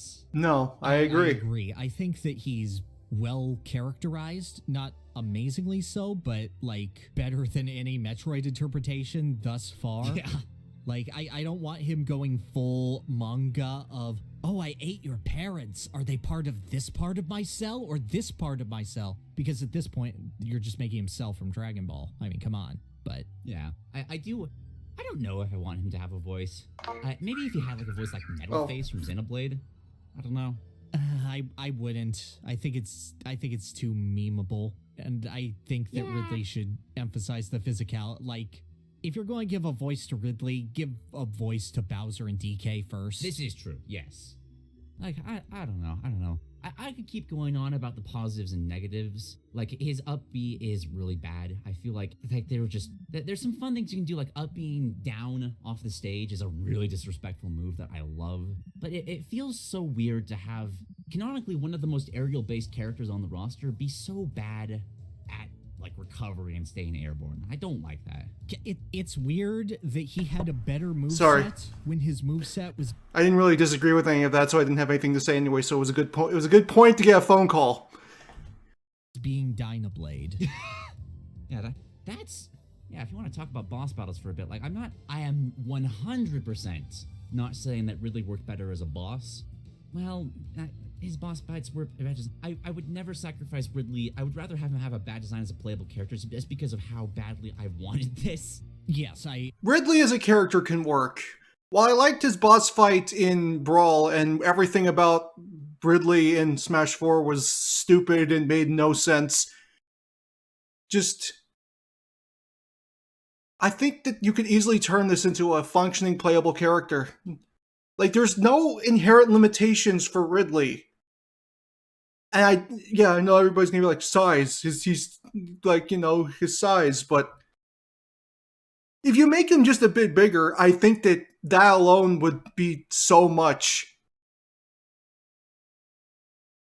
Because Ridley doesn't even feel like the biggest character in the game. Like, next to Donkey Kong, he feels small. And he shouldn't feel small. I totally agree. I think that physically he sold better as a boss, but character-wise he sold better as, well, a character. Yes. And I feel like if they could have just translated that better, he'd be one of my favorite characters. As such, Agreed. I actually checked, and he's actually a most played character. Oh, really? And he beats out even DDD. Oh, damn. That's He's one of my how most happy played I characters was in to Ultimate see him in too. the game. Like I still play as him, Mm-hmm. but like he could have been much better. He is the character I have in D tier. He is also the character I have in D tier. Okay, I'm glad that we have this understanding. Like he's so good in so many ways, but he's just it's bittersweet. Agreed. Where he's hard for me to place because again I love him. Oh, I because love the guy anyone so in D much. tier has been easy to place. This is true. Like, look at every single character we have now and tell me one that's been said, oh, this is easy D tier. I feel like Toon Link was. Okay, one. That's one. And then Corrin was a spiteful D tier, and I'm happy with where he is. Yep. But again, I kind of feel similarly to Ganondorf with him. Like there's a similar enjoyment of his playstyle for me, not to the same extent I'd put him below Ganondorf. Yeah, I can agree with that, and I feel... Well, but he's also got better characterization. But yeah, but Ganondorf's characterization is better.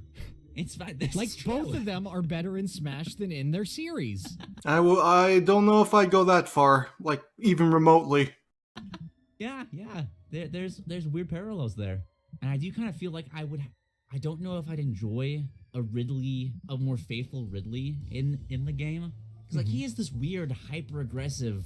Some of his attacks feel like, wow, this wouldn't feel out of place in a Mortal Kombat game if there was just gore to go alongside them. And I love that for Ridley specifically. It fits him so well. Oh, God, if his, like, down throw was him just, like, he puts his foot on your face and then stabs you 3 times with his tail. Yeah, or I really wish Be his more pummel fitting. was him, like, biting and tearing. Like, I know Charizard's got the bite, but I want it to feel like Ridley's eating you for his pummel. It's so weird. Like, I start praising Ridley, but I'm like, oh, but they could have gone so much further with this kind of idea. You know what? And I should really look at Mortal Kombat X's design of the Xenomorph and see how much of that is transitive. I wish I'd thought about that. And that's such an obvious parallel with Alien and Metroid in general that, God, kicking myself for not thinking about that before now. Yeah, like, yeah.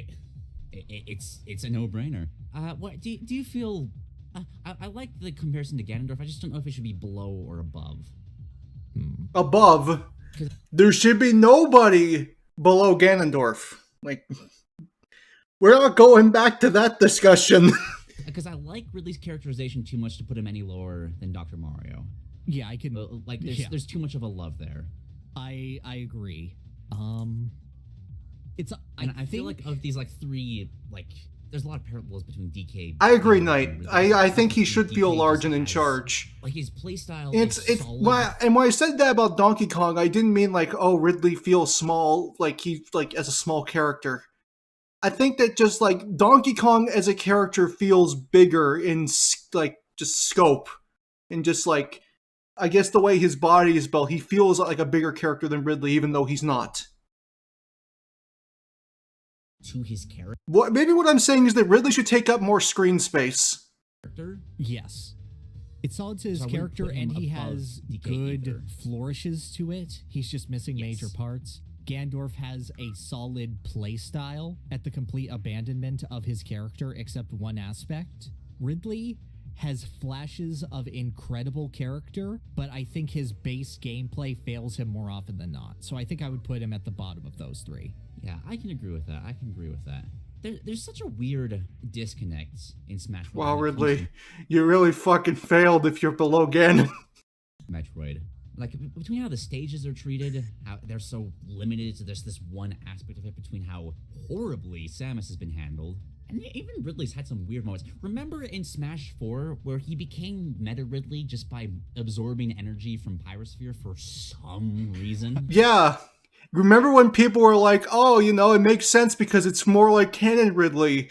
And then they just come out with that and it basically just nullifies every argument about, you know, canon meaning anything to Smash. Yes.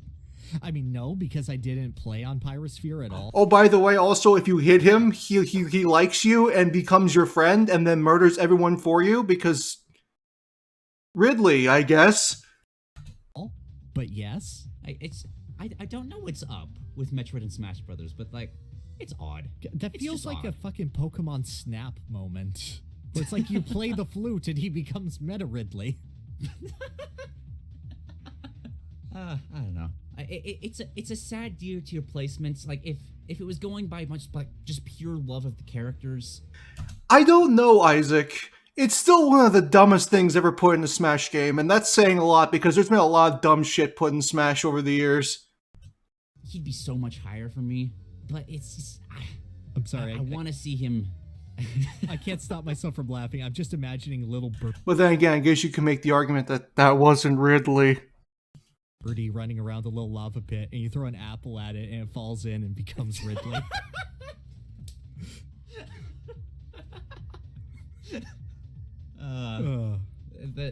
The next Metroid spin-off's gonna be Metroid Snap, and that's what's gonna happen there. Oh, it's the Scan Visor game. It's gonna be that on rails game that Otherground was supposed to be. Yeah. It's just a Pokemon Snap clone.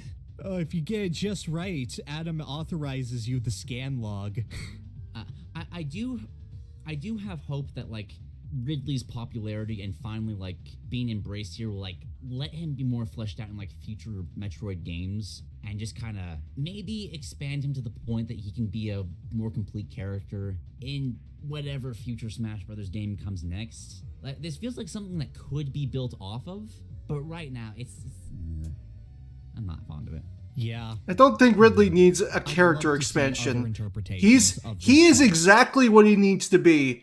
He is the leader of a space pirate organization, and he is a bitter rival. He has a bitter rivalry with the main lead of the game.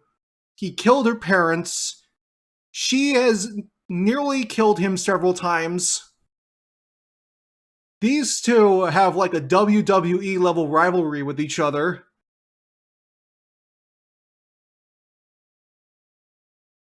Like Samus thinks she's won, and then Ridley rises out of the Undertaker coffin and then suplexes her. Ridley doesn't need that because everything about Ridley as a character was already perfectly conveyed in Samus Returns in his boss fight. He's just there, and he's there just to make Samus's life a living hell.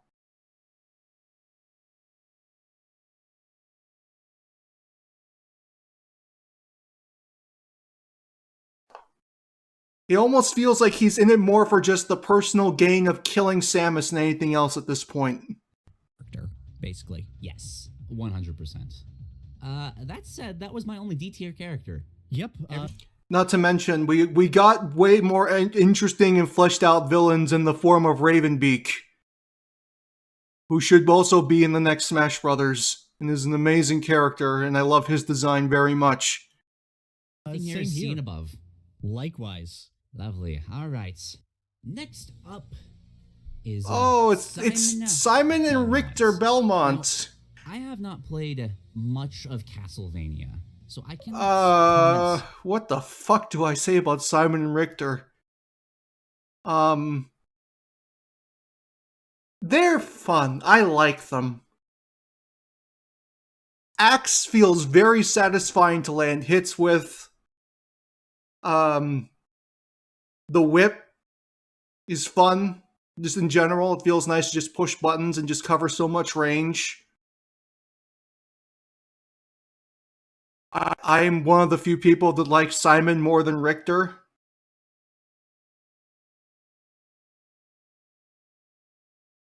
And yeah, they feel like Castlevania characters. They're versatile, they're robust, but their controls and movement is also extremely stiff and is fittingly stiff. I think that they could have easily gone a Echo Fighter route and just give the unique stuff that Richter has to Richter and just give Simon more, whip techniques. And that would have been a nice way to differentiate the two. But for what it is, like I think they're like a A or a B. They're Castlevania and Smash. They're great. I'm curious as to what Alucard could have been like, since he was the one who was originally considered to be playable. But other than that, it's just, yeah, Simon and Richter. They're good. Like them, yeah. They're not my favorite Belmont, so I don't really have a lot of things to say about them. They're not Julius, but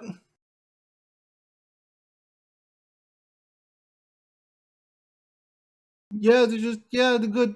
Like Castlevania's cool. Love gothic horror themed characters and games and shit like that. Unrelated, but have you seen the Alucard mod for Ultimate? Yes, I have, and it's very good. It's much better than the one in PMEX Remix, I'll tell you that much. If the Belmonts come back, and Castlevania is still around in the next Smash, I could see Alucard being a newcomer. Heavily on this character, but I do feel like, from what I have experienced, I've tried to play a bit of Castlevania. I think is SNES 4? That's Super Castlevania 4, yes. Super Castlevania, yeah. Did play that game, really enjoyed it. I feel like the Belmonts do a very good job of showcasing this very slow but very, very powerful zoner. Like, Castlevania games are all about killing enemies before they get to you and having very, very powerful tools to do that. And I feel like the Belmonts do that very, very well. I like how terrible the recovery is. If you get knocked back in a Castlevania game, you're just screwed. Castlevania games are bullshit in that regard with how just punishing they can be in that totally. way. And I sometimes like especially in the earlier ones, yeah. Exactly. I really like the feel of their animations. Like, there's some one-to-one carryovers that just, like, you can put them side by side and it looks really good. Like, their walk cycle, their forward tilt is identical, and it's just, I love how much love was put into this character. Absolutely. They have the second best win screen in the game. Simon does, specifically, where he's just whipping while the results play. Yes, I love it. And you all know what? That's a reference to a glitch. They put a reference to a glitch in the original Castlevania as a win screen for Simon. Where in the first level, if you picked up the orb while you were attacking, you could jump around and attack while the results played out. And that's such a deep cut reference that I just can't help but love it. You're beating a Castlevania boss. Like, that is 100% gameplay, and in base Smash Ultimate, that was the best win screen. Agreed. Wait, maybe the third. There's a lot of heavy competition there, but it's definitely up there as some of the best. Yes. Mario backwards long jumping as a victory screen in Smash 6. It'd be cool. It'd be funny. Like, insofar as character goes, that is absolutely fabulous. Now, I cannot talk about Simone Belmondo without talking about his compatriot, Ricardo Belmondo. Like, die, monster! You don't belong in this world! These two are so entwined at the hip that Sakurai was like, well, maybe Simon is an echo of Richter. There is so much of Simon's DNA here. The methodical nature of his attacks, the sort of hesitation that he has for some of his whip strikes. Ideas for how Julius would play differently in Smash. Imagine a way more, like, skilled and a way more refined Belmont that's just holding back. Because Julius is such a badass that we never get a chance to see him at his full power. And even then, he holds back in those games when he's fighting, what's the main character's name? I forget what his name is. Soma. When he's fighting Soma, he's clearly holding back. And he's got really good music, and I want that game. I want the game where Julius kills Dracula, like, definitively. just how the axe throw works, the little bit of lag before it and everything. It's all very, very methodical, whereas Ricardo, all of his animations come from Symphony and is much more dynamic playstyle. And I'm just going to link you. This is a speed run of Richter mode in Symphony of the Night. Just feel free to skip around and compare how Richter just moves in general. Because I mean, that's not fair. That's not a fair comparison, to be completely honest with you. Especially considering I'd argue that the one we have in Smash is way more Rondo of Blood than in Symphony of the Night. Symphony of the Night is where, you know, the mobility of Castlevania started becoming way less stilted than it is. And if you look at like Julius mode in the game that he's from, I forget the name of it off the top of my head. Julius mode is just as nuts, if not more nuts, than Richter mode.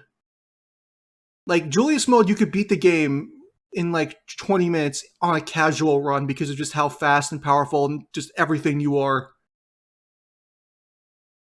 Yeah, Richter mode in Symphony of the Night is busted. Yeah, Aria of Sorrow and, you know, the games that would come after it.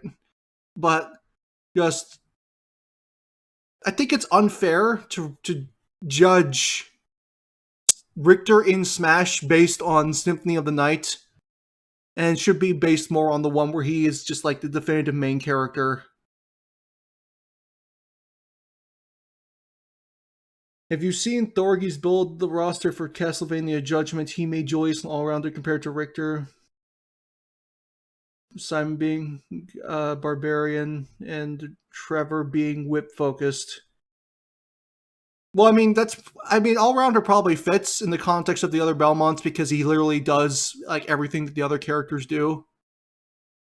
He does it better, but just in the context of building a fighting game, it would make sense that he would be in that kind of position. Who boy? Compared... My biggest question coming into this was, I know Simon's good, but I don't know how this translates to Richter. And no, yeah, he is flying across the screen. Yep, no... That looks like Samus with a whip. Yep, no, Richter is utterly insane when you get the handle on it. Now, to be fair, this is his Symphony incarnation. This is not his Rondo of Blood incarnation, where he was very similar to Simon. Which is what they use as an inspiration. But he has a backflip, which it's weird that they don't have a backflip. I wish they had a backflip. But this is where his down air comes from. This is where his down tilt comes from. This is where a ton of his moves come from, and he is this hyper speed glass cannon, so to speak. It's weird to me, because you have the methodical nature of Simon, but due to having the one-to-one interpretation of Ricardo, you still need to have this speed, and it's kind of this middle ground that is necessary, because I think if you solely focused on Simone's attributes, that you would not get a fulfilling moveset. Like, he just moves too slow. While what tier would I put the Belmonts in? Full moveset like B or A. Rondo, but like they're very good interpretations of Castlevania. Like, I don't have as much attachment to them as other characters from the series, and I think that for trying to represent what Castlevania is as a series, especially during the early days when it was mainly on Nintendo consoles, I think that they do a fine job. Then it wouldn't be... If you want the more hyper movement in the way that these games would, you know, evolve its movement, you just put in Alucard. Because Alucard's game was like the beginning of it. Be paying homage to Simon correctly. So I feel like this is a middle ground, and it does a good job. Richter could have been faster. Like they made Ken faster than Ryu, so I think they easily could have just put more speed on Richter. It could do a better job, and that would be if it were just Richter. Interesting. Okay. Because, like, you can just compare, like, look at Richter's uppercut in that video and compare it to the dinky little one they have in Smash. Now, the thing about Richter's uppercut was that was a command input, that was a Shoryu, so it was basically, as long as you can execute it, it does well, but I don't know, I feel like they should have a sort of ability to really, really flow and I feel like they should be a more aggressive zoner than they are, because the Castlevania boys run the risk of going from zoning to camping. And I feel like Castlevania is such a mobile and positional game. Well, I think that, competitive players have shown that while stuff is good for, for zone control and stuff like that, from what I've seen of people play Simon and Richter is more common and competitive than Simon is. From what I've seen of Richter in competitive, they do not stand still very much unless they're trying to, edge guard with axe. For a lot of it, they're moving around and using the length of the whip, and they're angling it and stuff like that. So I'd say that for what they are, they move around a lot. That you should never really have the... And again, these characters are clearly meant to be inspired by the more classic games from the series that were mainly Nintendo games. The opportunity to camp in it. Yeah, if you're staying still in Castlevania, you're kind of just letting enemies respawn at you over and over and over again. Yeah. Like, it punishes you for that. Mm-hmm. And I don't know if they should have a resource mechanic like the hearts in order to give them their mobility options. Oh, please God, no. It Especially if it's finite. It does feel weird that they don't have hearts. That's such a big element of Castlevania. But I get that people are like, oh, no more systems, please. And like, I get that. No more finite systems. And what they do at a base level is good. And I love the interpretations of things, like the fact that they have the dangly chain from Super Castlevania 4 is one of the most fun, pointless additions, that they have the duck walk from Link Faces of Evil. That's incredible. I don't know. They don't have the sauce, so to speak. There's nothing about them that makes you go, yeah! It's just... It's a flowchart. They're a flowchart character, and they work, and they homage their series really, really well, but they don't... I mean, if you've ever seen, like, Castlevania at its highest, like, skill level, like, especially with speedrunning, Castlevania characters being flowchart based is very, very fitting for what that kind of game is as a speedrun game, because I'd argue that that game is very much a flowchart speedrun game. They don't grip me, so to speak.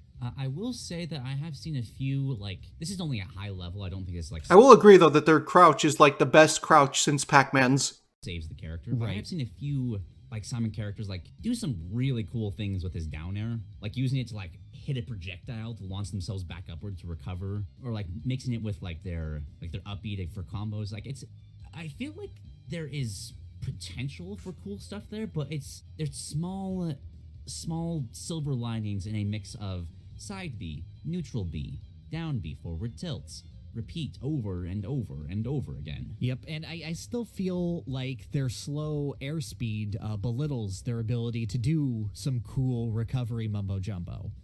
It's just a very opportunist, your opponent screwed up, as opposed to a setup into a Knee of Justice or something like that. And also, their down air's hitbox is weird. Like, part of their toesies are still exposed for some reason with no hit or hurt box. It's weird. Really? Yeah. Huh. Okay. That is bizarre.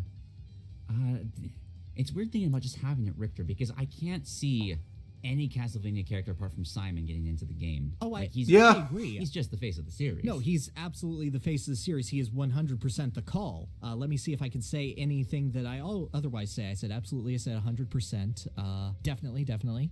Yeah, no. Okay, there we go. I think I hit all of my trademarks. But Richter is such the more dynamic character. Like, God, I'm trying. It kind of feels like he should be the Pichu to Simon's Pikachu. Yeah, I like, or the Ken to, the Ken to Ryu, to Simon's Ryu. For that, I wish they were differentiated. They should have given Simon more whip attacks in the place of the kicks and the stuff like that. And I think that you just giving that to Richter would have been enough to differentiate him as a character. Yeah. Because that's literally what they did in PMEX Remix. More. They just gave Simon more whip moves while Richter kept all of the, the slide kick and the dash attack and all sorts of stuff like that. Because this is a case where I think it would really, really help them. Yeah, I remember being confused when you mentioned during Daisy's segment last time that she was one of the echoes that felt more most divergent. Mm-hmm. I thought you were talking about the Fire Emblem characters. When we got past that conversation, we didn't really cover that. I was like, oh, does he mean Richter? Are they that different? But yeah, looking at this speed run, Well, I meant Dark Samus. he should be. But I do kind of feel that similar divergence looking at this. Like he should be a speedy boy, and he's just not. Mm-hmm. I don't know if that means he should be much less. I don't think he should be a speedy boy though. That sounds more Alucard than the Belmonts. Like in the majority of the games of the Belmonts are the main focus, they are like way just more about just control. And I'd argue that control aspect is implemented into Smash fairly well. I don't think they should be speed-based, because a speed-based character with range like that has the potential to be problematic. Lighter, you should do a lot less damage. Maybe use different items instead of like. Simon is very much the Conan the Barbarian. I went in, I kicked Dracula's ass. He tried to curse me. It didn't work. I am the big strong. And Richter is the cocky. I've gone in, I saved this girl, I saved my girlfriend, I kicked Dracula's ass. He tried to curse me. It worked. I screwed up my family for generations. Oh, God. And just, I know it's just a very one-dimensional Conan personification, but I love the Simon redesign. Oh, it's Yeah. the best art that he's ever had. Like, before Yeah. then, when people did promo art of Simon, they would have to use action figures because that was the only good look of Simon that wasn't his weird, skinny, Death Note red hair design. Yeah, that design is weird. No, but like this is good. Yeah, I like it this. does so much to codify the design of Simon, and just, it's a good compromise. It is, but it keeps both characters held back. I do definitely feel like the moveset fits Simon more, especially with this Conan design. Yes, Like the heavy weight of the axe. That's one of the axe feels so that's good. that's the Yeah, it does. crunchiest projectile in the entire game. Just the sound he makes when he's trying to throw it, and then just the sound it makes every bit of that sound design, from the sound it makes going through the air upon impact, it's so good. Yes. But yeah. I'm gonna just leave this up to you. Where do you have Simon and Richter placed? Because I'm kind of questioning them with this newfound knowledge. I have them in B because I still think that there's so much love put into them and there's so much good about them.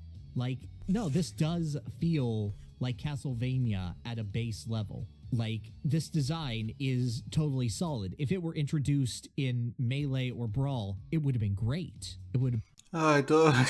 Actually, I'd argue that if it was introduced in Brawl, it probably would have been worse. been fantastic, even.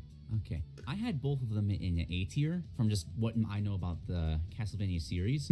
I can definitely agree with Richter being B tier, but I'm kind of hesitating for Simon because I do feel like this moveset still fits him. What he takes from Richter makes up for what he otherwise, I don't feel like he could be a character without it. And I don't know how he would be able to be personified without it. And as such, I feel like it fits him well. I do feel like he does devolve into the campiness a little bit, but I feel like Simon, you still could have, like, you still have sub-weapons that you're not using that you can use in, like, their item crash variations. Like, there's the giant axe version, and Simon could have had that. I know that's a lot of extra work to differentiate an Echo Fighter that was thrown in for no reason, but I feel like if you're going all the way with this Simon Conan design, you really have to hone in on that inspiration.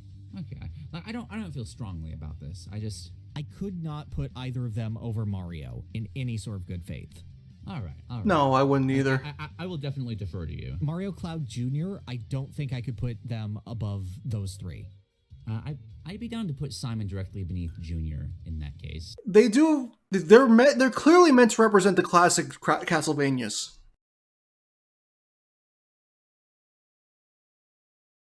And I think that if you want that faster one, that faster feel of the more modern Castlevanias, and when they started becoming a Metroidvania, you go with Alucard or Soma. Probably Alucard because he's just simply like the most popular character that has not been included from the series yet. And is the closest that we're going to get to playable Dracula. But yeah, just they are clearly supposed to be classic like Super Nintendo and Nintendo Entertainment System Castlevania characters. And those games are slow, methodical, and more about control. And the Belmonts and Smash are slow, methodical, and all about control. Because I do feel like the Castlevania design, I do feel like, is still Technically, Soma was the closest to playable Dracula. Semantics. pretty good. Like, it impresses me just by what's there. So I would want to put Simon on the higher end of things. Would you agree with that, or? I could feel that. I had them next to each other because I felt like they're two halves of the same coin, but now that we're discussing it, and especially what Simon's design does for him as a character, I definitely would boost him above Ricardo at this point. Yeah, because looking at Richter's gameplay, like they play so differently. I'm feeling a Peach Daisy split, but I don't know. I wouldn't do that because, again, this is Rondo of Blood Richter above everything else. where Daisy just doesn't fit the moveset at all. Richter's, it was deliberately made to be a complete. Yeah, he has, the line in the trailer, "You don't belong in this world, monster," but that's literally just because it's like the most iconic thing from Castlevania at this point. Composite of both of them, but it just fits one of them better than the other. Agreed. Do you think they translate Dracula well enough as a boss fight? Yeah, Dracula's fine. He's like a blend between like the original Castlevania fight and the fight where you fight him at the beginning of Symphony of the Night. Yeah, I think for the most part he's fine. I do wish that he, spoke and he did his like "what is a man?" Like that would have been perfect. Well, Willie, the die monster speech and "what is a man?" they're the same thing. Like that entire like back and forth between Richter and Dracula is like the most iconic thing in the entire series at this point. But yeah, I could definitely put Simon above Sheik. I'm fine with that. Where are you feeling? Because I'm like, again, I don't have enough. I've never played Symphony of the Night, so I don't know where that feel. Richter is so much more the flashy one. Like even in Rondo, where he plays similarly to Simon, he has item crashes, which are big, flashy supers and all with big flourishes and the cool backflip he's got. Simon is like the old man, and Richter is like the kid with his skateboard and boombox coming in. Yeah, No, that's Alucard from the cartoon. I see that. Let's see. Zero Suit, I love the movement of Metroid more than I think Richter does. Ninja Greg. It is so hard to place these characters now that there's so much context for them. Yes. Yeah. Oh, this is hard because now I go, okay, let's compare it to you. What do you have? A fully functional moveset as good as it can be. There's just no pizzazz. What are you? A character with pizzazz, but it's been toned down. Yeah, okay, listen to that. Bowser. Just go down the list. I'm gonna start from like the other side because I don't feel like he's failing. I agree. In any real way. No. So I put him like, if B tier's divided in sub levels, I want to put him at least above Inkling. Agreed. And yeah, I think he represents himself. Like he doesn't have a glaring flaw like Peach. He isn't suffering like D. It's north or south of Bowser, basically. I think I'd put him north of Bowser because Bowser and DDD are so close in failing where the other succeeds that it'd feel odd to just Hey, it's put Richter someone in the between middle. them. I feel like he's either better than both or worse than both. Yeah, okay. I think I'd put him north of them then. Yeah. All right. Like he's not much worse than Simon, but seeing this, like it, I feel like you can get away with any of the Belmonts being echoes just by the sheer fact of how Castlevania plays. Yes. Like, and I don't think you could turn Julius into an echo of these guys. based on how he was used to build part of the moveset, it prevents it from being an outright failure like Daisy is. Correct. It's just a matter of it fitting him, Simon, Trevor could have been, though. just so much better. I really wish Simon had beefier throws, by the way. Oh, yeah. Just to kind of fit more into that cone. And it's like, oh, shoot, he grabbed you. This is gonna hurt. Yep. No, that's correct. It feels weird to me having this big of a gulf between them when their only major change is the holy water. But after conversing about this and how much Smash has done for the idea of Simon, yeah, no, you're totally right there. All right. Still overall great designs. Like it feels weird to be focusing on the bad things, but you just kind of have to, because if we just went like move for move, it's like, oh, up smash, I like that. Forward smash, I like that. Like it'd get boring. Yeah, no, everything is good. It's just a matter of how good compared to how good it could be and how well it fits. Like these characters are all passing. Yes. Like they're all graduating from Smash Brothers. Yes. Yeah, they're good. They do the thing. They're good character. Like them. Yeah, great. Who's valedictorian or not? Speaking of the valedictorian. Oh boy! We gotta talk about so much to say. I just want to King K. Rool next. Jesus Christ! He's finally here performing for you. If you know your place, you can join him too. Put your claws together for a ruler most cruel, because this time he's here to fucking rule. Real quick, I think K. Rool is King K. Rool is in a very fucking odd spot for me. Because on the one hand, he's amazing, but on the other hand, I don't think there's a character in Smash that is harmed more by the fact that they don't have a voice than K. Rool.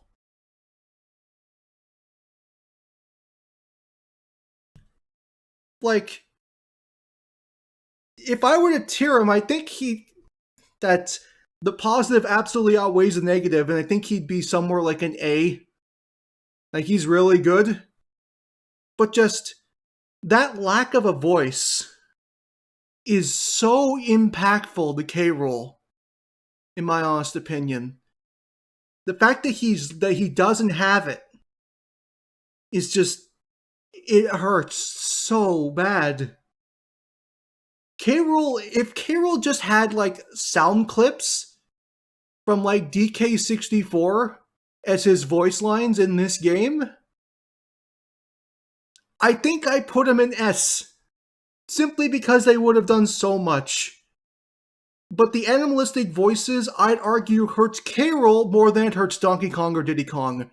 Because there's so much personality in K. Rool as a character that cannot be conveyed through guttural noises.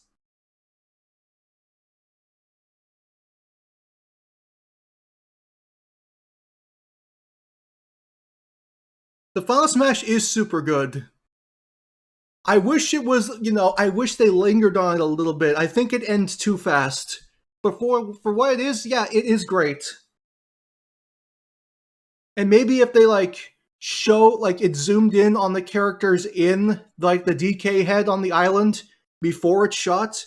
Because if it goes by so fast that it just looks like he's just shooting a random island sometimes. And it's just like, oh, it hurt you, I guess. If the camera lingered on the island before it zoomed out and it showed the characters fearing for their lives as the blastomatic charges up, and then it zooms out, and then the freaking thing goes off and blows the island to pieces. That would have been way better. I still think Benedict Campbell is his best voice. After watching that one fantastic animation that came out a couple months ago, yeah, you know what? I can't help but absolutely agree with you. And that alone makes me think that him not having a voice is just so much of a detriment to his character. And honestly, I think K. Rool could have been an instance where he has unique basic animations if he's fighting certain characters. Because here's the thing. while I like a lot of the aspects of like him running on all fours because he's trying to, match Donkey Kong, that should be something he only does if he's in a match with Donkey Kong. If he's not in a match with Donkey Kong, he should be like running normally, in my honest opinion. Because it is literally based on like his interactions with a single character, and when the single character is not present, it looks weird, and yeah.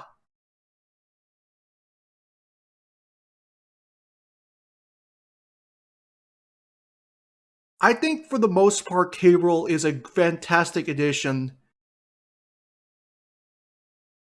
While I think that his mechanic is lacking and wasn't done nearly as much, didn't have nearly as much put into it as it should have had, I think that, like,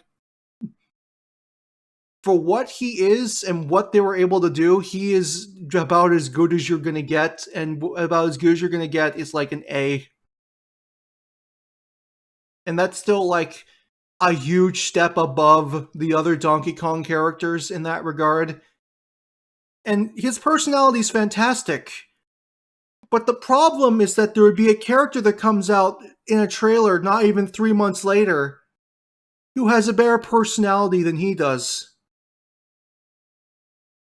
So I can't even say that he has the best personality in the game because it's just not true. He doesn't even have the best personality of the base roster of Smash Ultimate, like newcomers wise. I like the idea of K-Rool copying DK even though it looks awkward. I like it too, but it should only be in fights against DK. Like, this should have been the character where he has unique animations for when he's fighting Donkey Kong.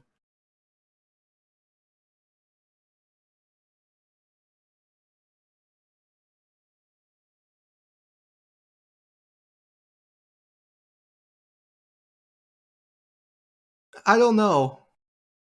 That would be too specific. That's the point. The point is that the run is supposed to be specific. And when put in a general situation, it doesn't work a majority of the time.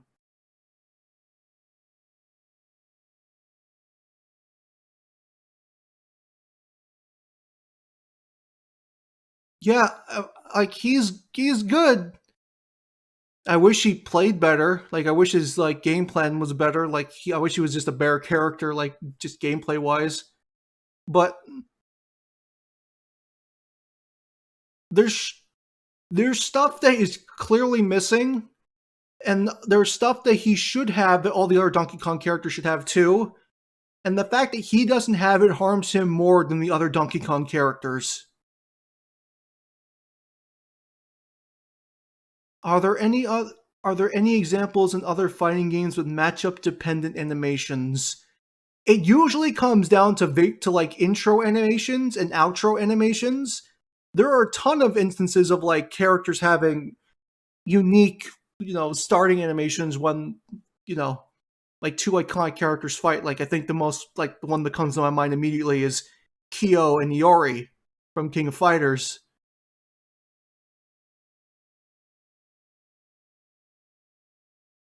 And there's a ton of them in BlazBlue as well. And in Guilty Gear, before Strive. Yeah, it's just intro and outro animations.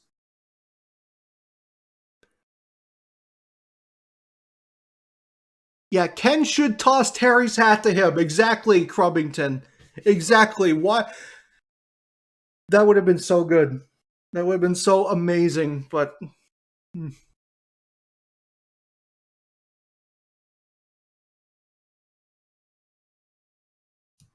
The best ultimate newcomer, and I don't think it's a close competition. Like, what Smash Brothers has done to embody, to enhance, to allow this character to hopefully evolve in the future. God, is he perfect. He's not perfect, and I think I've already described enough to explain why he's not perfect.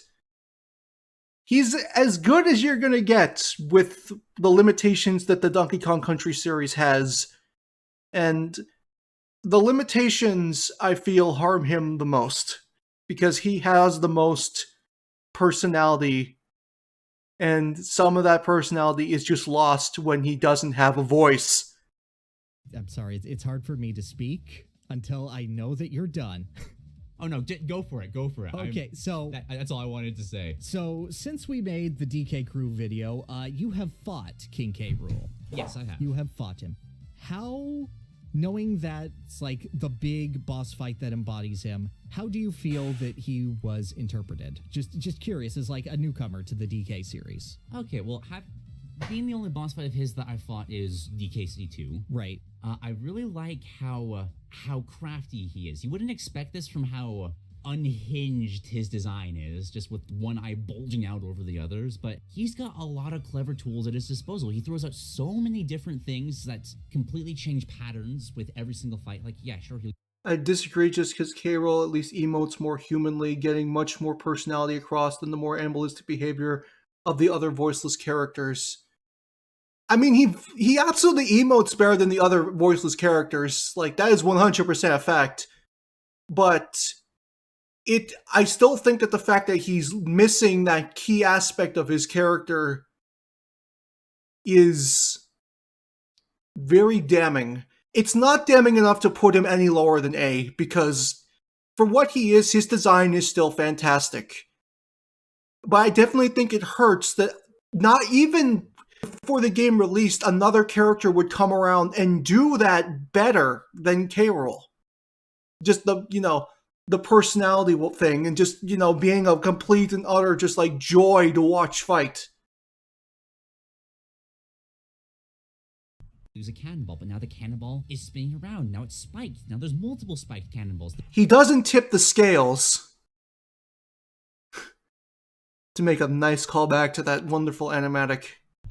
There's so many tools that this character deploys, but at the same time, they're all easy to work around. And I love how King K. Rool just basically creates this obstacle course that you can only really get to him by exploiting very clear weaknesses that he can cover. I love the belly armor so much. It showcases, I think it might be my favorite of the boss battle specific gimmicks, just being this. Yes, it's a super powerful strength of his, but my problem with the belly armor is that while it's nice for what it is way too situational, and for the most part is a detriment to K. Rool as an actual fighting game character.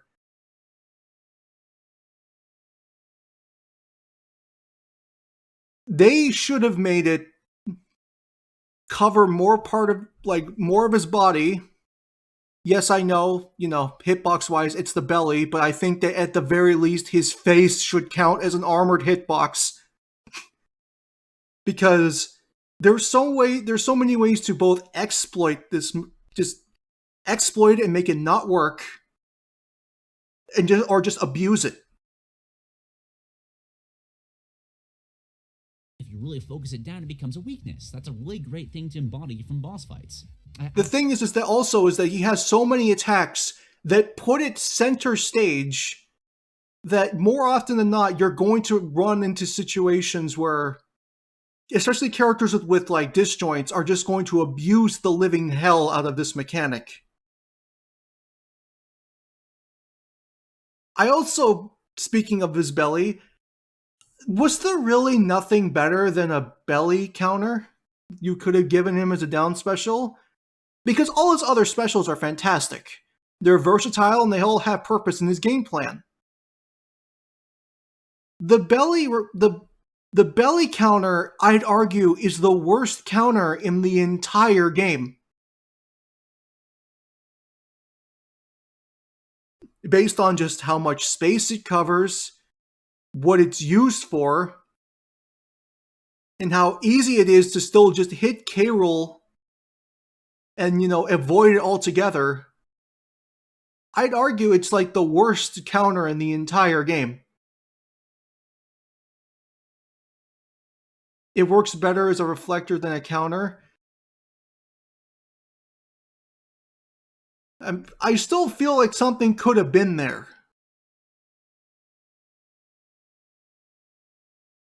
Like, was there really nothing else that you could have put there? I feel there must have been at least something. I mean, it's on a heavy with armor, it kind of has to be bad. And, I don't know if I inherently agree with that. Especially since, K. Rool is very much different from the rest of his heavy brethren with how versatile he is as a character. I don't have much bad to say about the character. He's just, I love him. What bad do you have to say about the character? Just I only have one. Okay. Literally hit me. just one. Hit me. I don't like how his down B is a counter, because I feel like that's just too much design overlap with his already existing belly armor. Yes, vindication. That's the reflector aspect of that was just baked into the belly armor itself, and that move was used for something else. Because K. Rool's got a lot of cool stuff he could do, and I just feel like it's a bit of a, just like there's potential that I wish was embraced, because I don't like counters, especially on super armor, because that's what super armor already is. Right. Okay, so with all that said, that's literally it. So with all Stage light command grab from his DK64 fight, this time he drops a stage light on you. That would have been a fantastic reference. all that said, King K. Rool is the best character in the Super Smash Bros. Series. What?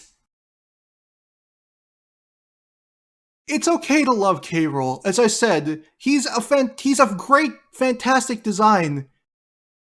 You are never going to convince me that he's a better design than Fox and Falcon. Like, he's good. He's really good. If I were to put him, since I don't like to tier things, past the top or the bottom, since I think the top and the bottom are the things that are most important to be ordered, if I were to give him a number, just like a general number, he's like a top 15 design in the entire series. And that's still top 15 out of over 80 characters. Like, he's really good. But the best? That is a tall order to sell.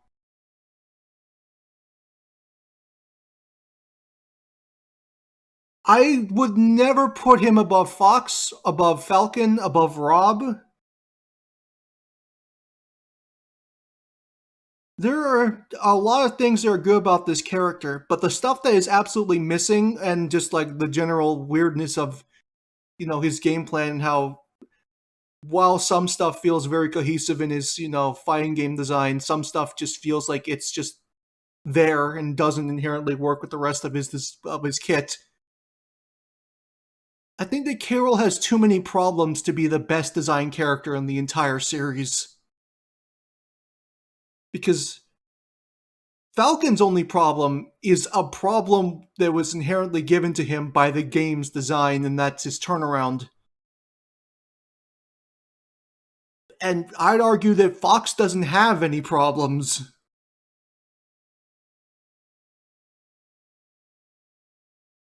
You could argue he's the best newcomer in Ultimate. I don't agree. But you could definitely make an argument for that. But the whole series, every character, every single one,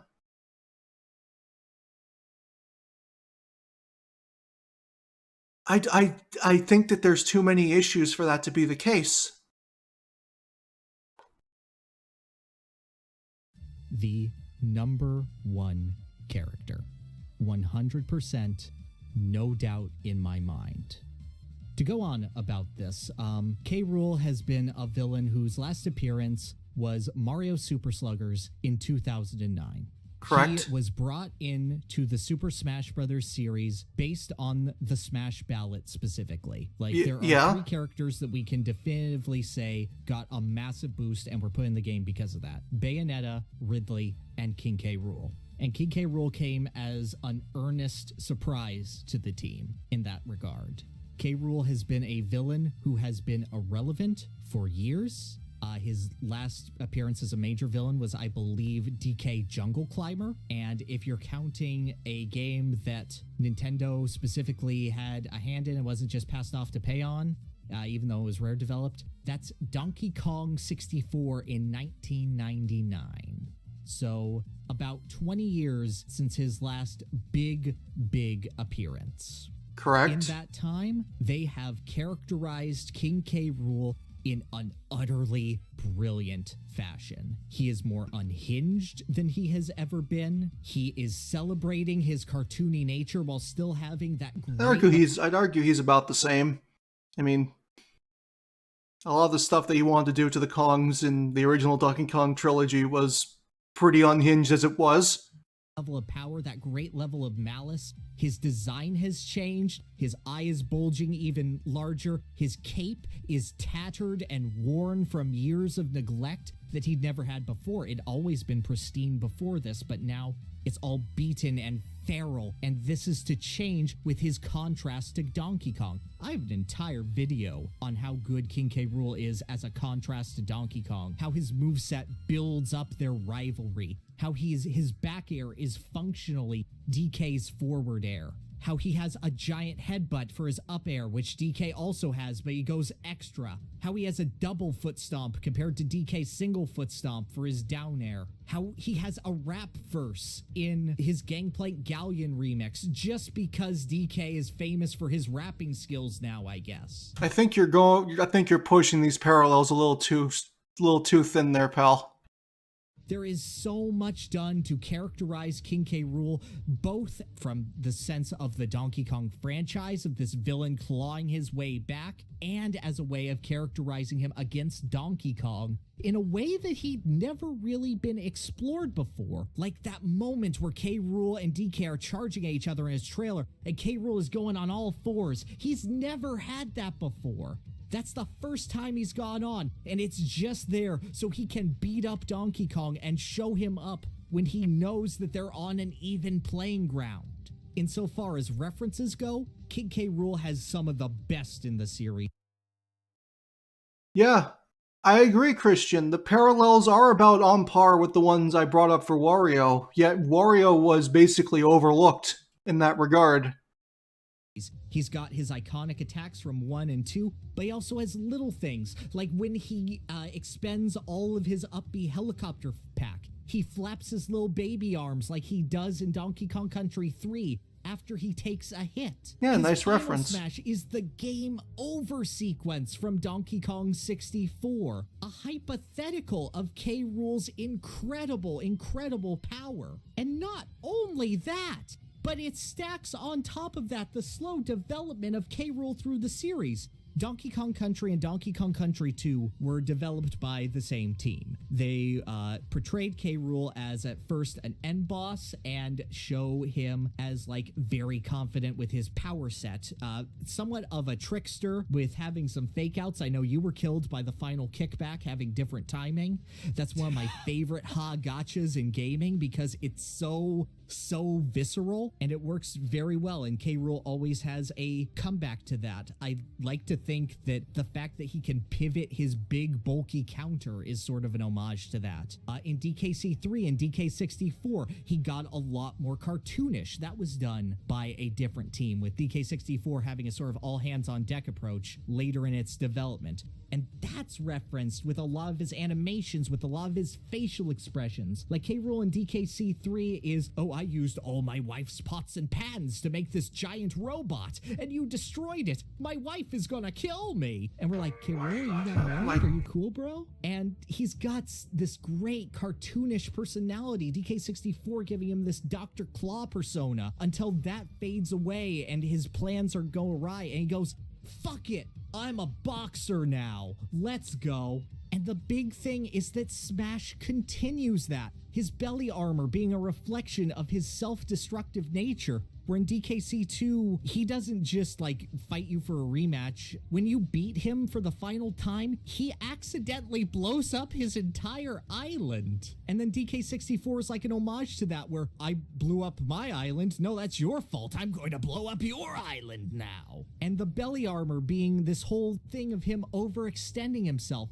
And then, Smash Brothers goes and adds its own twist to it. Because for years, the Kremlings were neglected, not because they were entirely ignored, but because of the idea of, Well, these are Rare's characters. We're going to take the Donkey Kong series in our own direction because as an homage to Rare's work and what they've done, we're going to leave that there and we're going to move on Donkey Kong so that we don't mess up the design. So Smash adds to that design. They give him a very Japanese flair with his whole sumo inspiration, with a great down tilt that buries the opponent, with his great armored belly slap. I think that's a little... As it is taunts. It's he has a sumo stomp, but at the most, there's very, very little sumo in K. Rool, if any at all. Finally, that Japanese hold and that Japanese inspiration finding itself into King K. I could see him with 100, hand slap. That'd be interesting. Rool's moveset. So much of his good design has already been praised.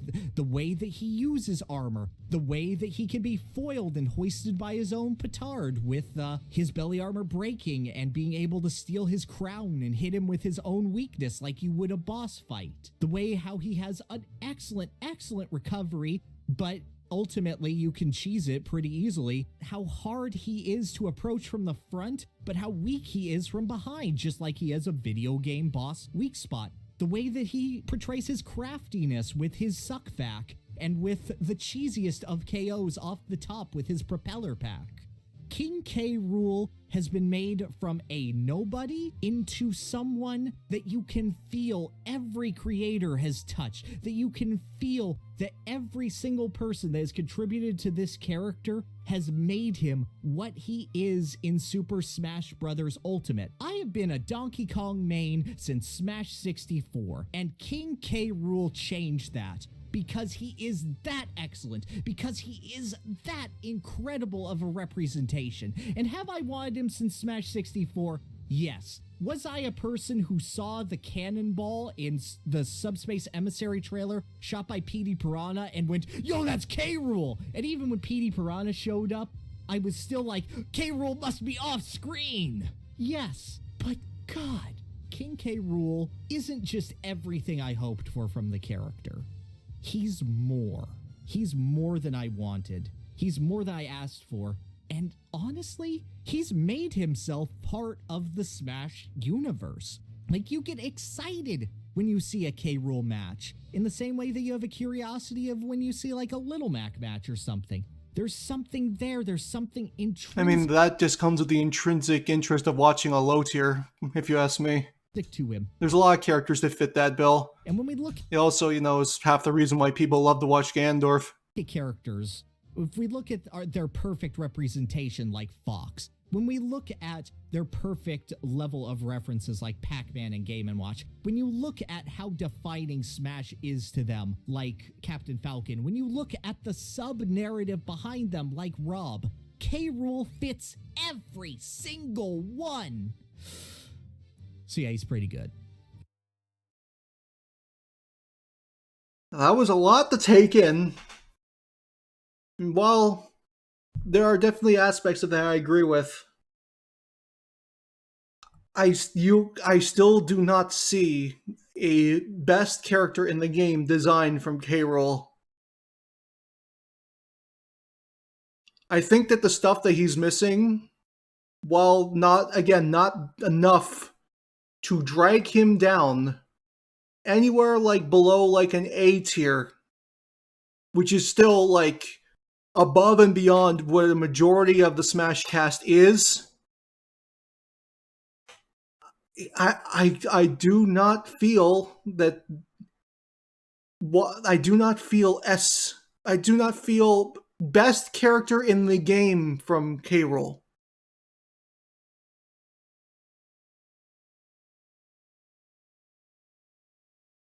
A lot of the visual intricacies of his character and how it's translated into this game are fantastic.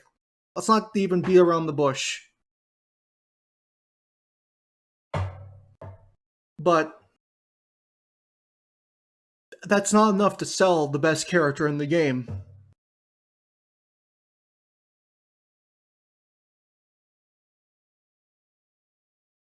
I agree. A lot of this does feel like it just comes from a love of the character and seeing him in the game. And I can relate to that.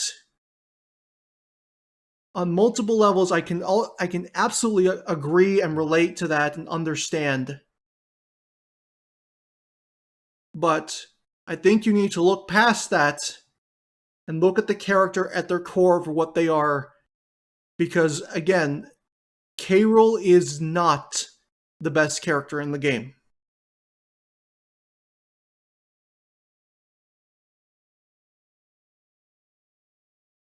I'm glad you got K. Rool. I'm glad that the people that want K. Rool, I wanted K. Rool. I was a big part of the support community for him during the time of Smash 4, especially on Smash boards. I'm happy he's here too. He should have been here. He should have been here a long time ago. But there is definitely just something that is missing from this character.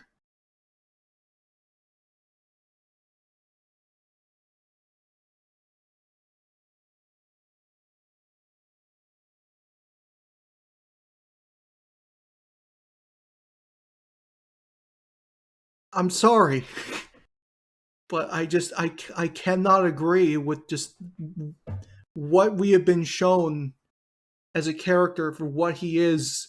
I cannot agree that he is the best designed character in the game.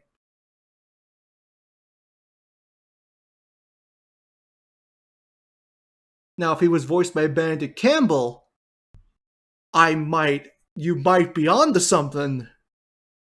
But as he is right now, I'm sorry, but I cannot see him higher than like A or S.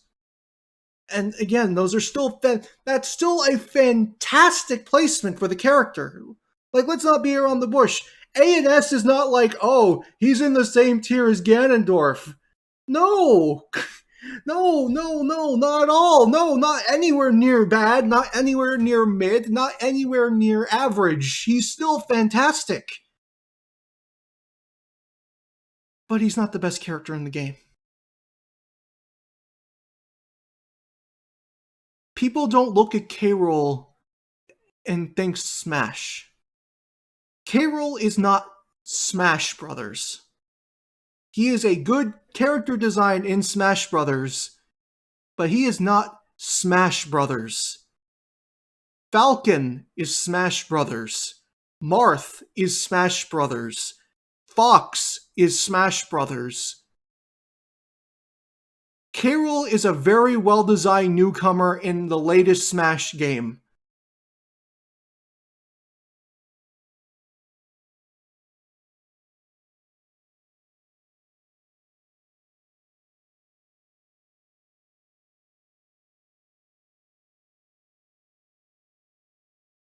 Well, I don't think you could, because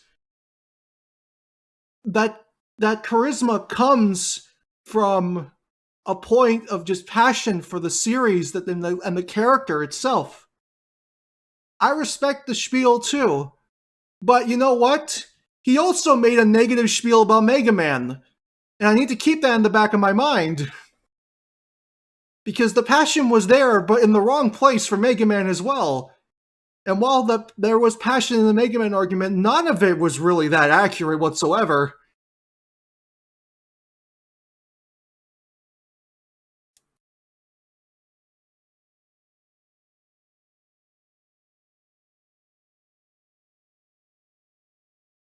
It's going to be very interesting.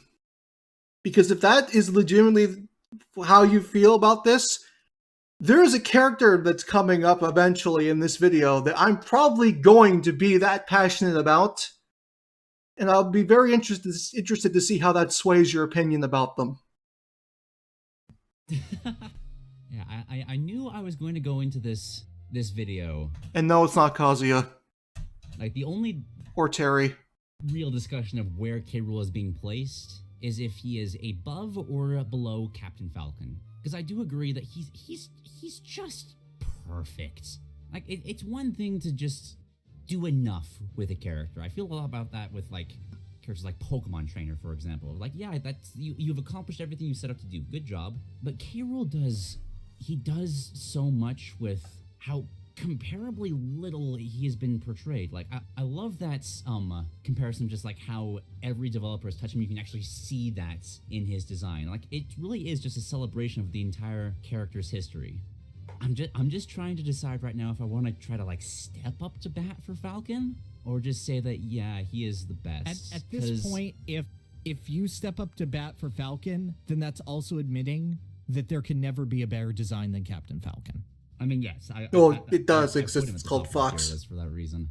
I know, but I'm saying, like, even in the future, because Captain Falcon is so defining of Smash Brothers. I feel like that's what that's saying. Well, this is interesting. But he is. Like, 100%. He, Fox, and several other characters, I feel, are above that when compared to K. Rool.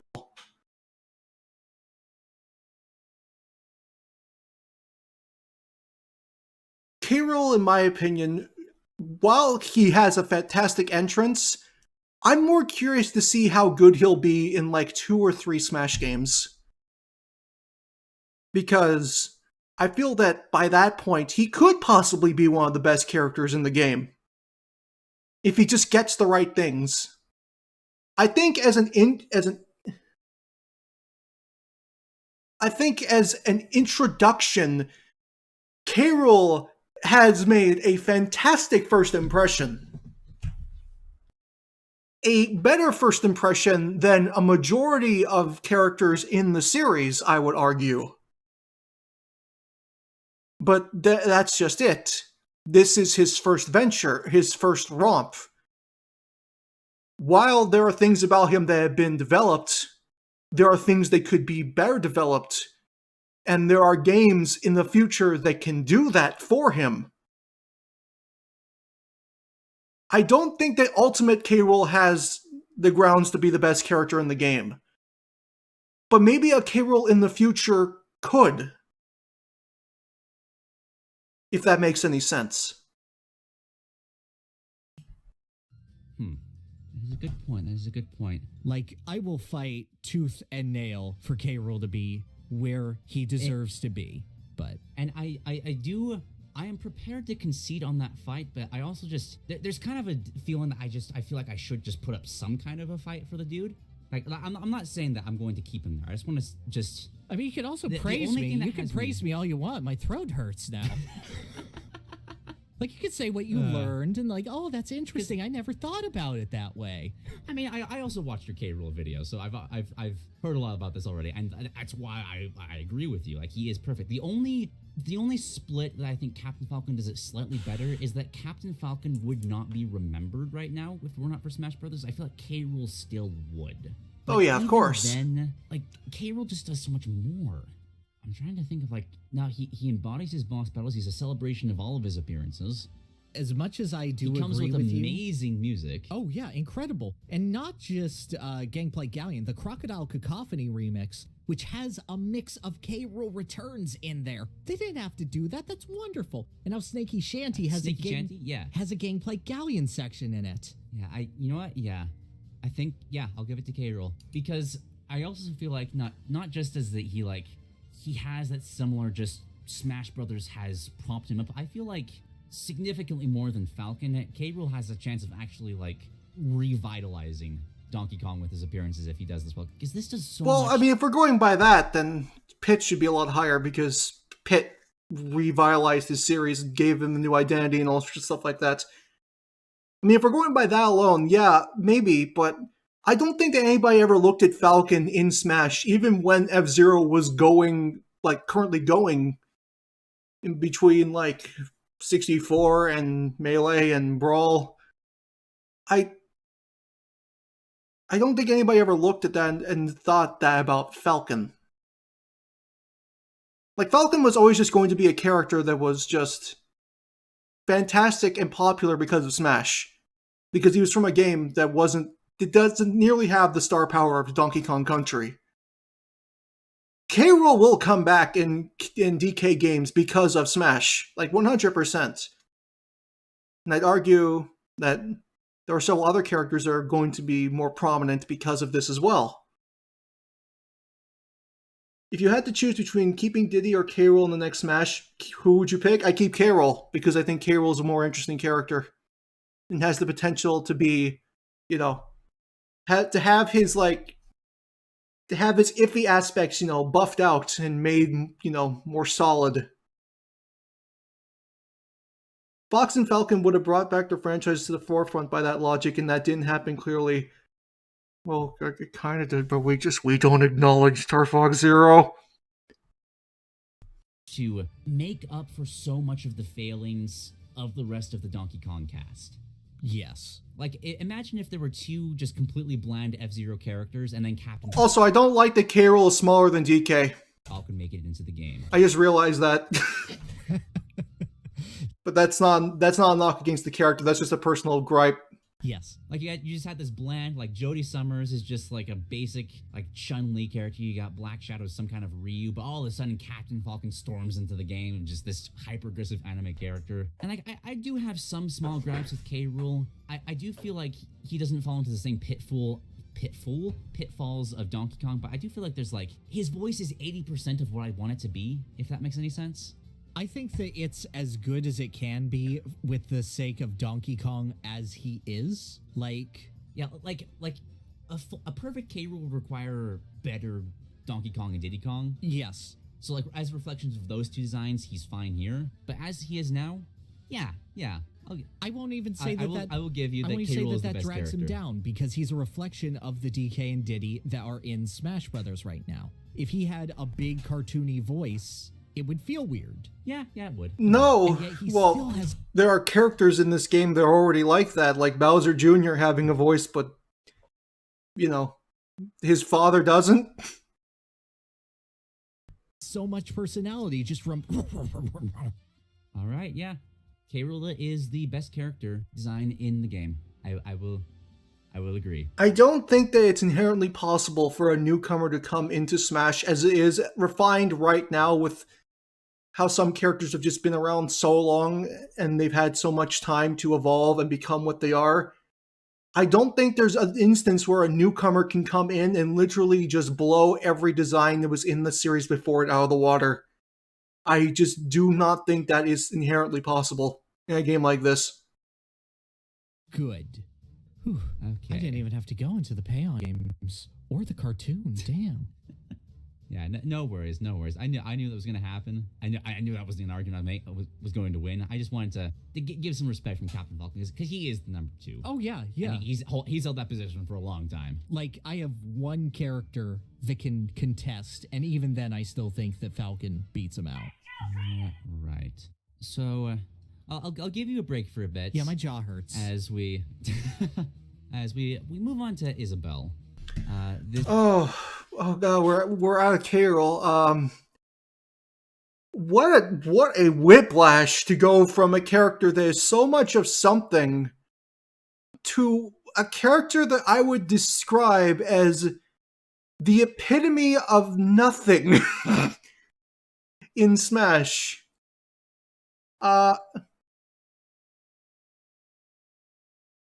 Many people argued, myself included, that by the time that Animal Crossing got into Smash, you could have easily put in 2 Animal Crossing characters at the beginning, and it would have made complete and total sense. Would you shut the fuck up? Jesus Christ.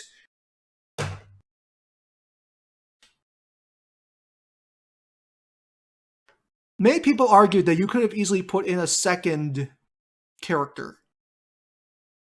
And most people agreed that that second character was going to be Isabelle. And that made a lot of Tom Nook fans very sad.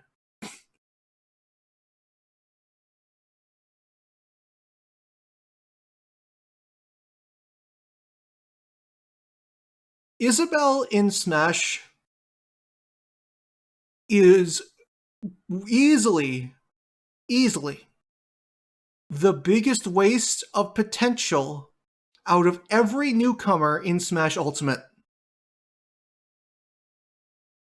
Because what did they do? They took Villager, they altered some moves, and they just called it a brand new character because Isabelle's not an Echo because she's slightly taller than Villager, because the Villagers are based on the ones from City Folk and not the taller ones from New Leaf and New Horizons.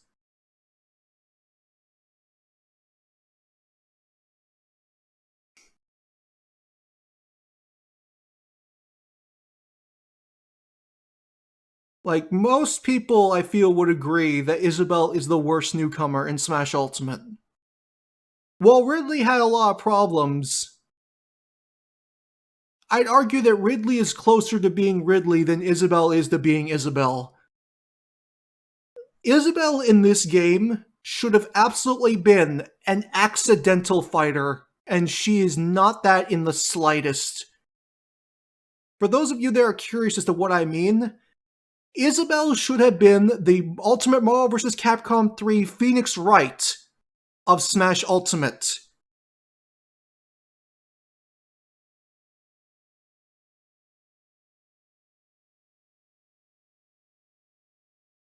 She should have had instances where she's just doing her job, doing her own thing, and her opponent gets in the way sometimes. Oh no, they took damage. Like, her moves should not feel like attacks. And here's the thing, there are instances of that. There are small glimpses of that in her moveset. But then she's still shooting you with a slingshot and hitting you with turnips and using a hammer. But don't you hate that design? Yes and no. What I hate about Phoenix Wright is that there's too much randomness in his moveset for his like mechanic to work. But the aspect of Phoenix Wright just being this character that's just doing his own thing, being a lawyer in the middle of a fight, works perfectly. Phoenix Wright's issues are not that he is an accidental fighter. Phoenix Wright's issues are that there is way too much random chance in his moveset, and he feels very inconsistent as a result.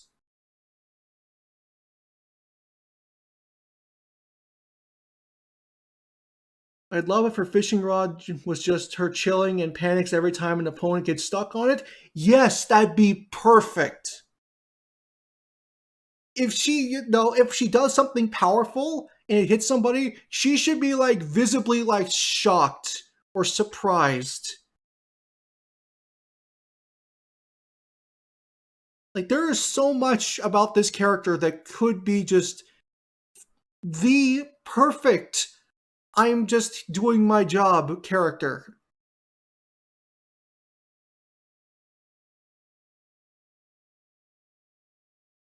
So if Nick didn't have the randomness, he'd be one of your favorites? Yes.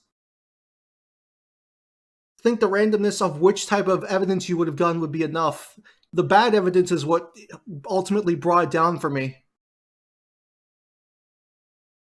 But yeah, like, give her more attacks where she's like with papers and she's like cleaning and stuff like that. Literally what she does in her trailer should be the embodiment of what she does as a character in a fighting game, where she's just a hard-working secretary who's doing all she can to, keep everything together because her player hasn't played their Animal Crossing game in like a year and a half, and now she has to be the one who takes care of everything.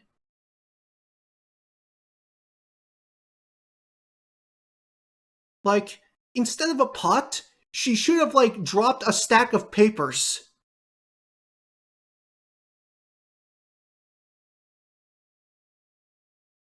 The party popper is nice. As I said, there are glimpses of it, but it is not utilized enough. I do not think that Isabelle should play anything like the Villager. I think that aspect should not be a part of her game plan. At most, you could keep Pocket, but everything else should have been different in some way, shape, or form. Or books, because books hit hard? Yes.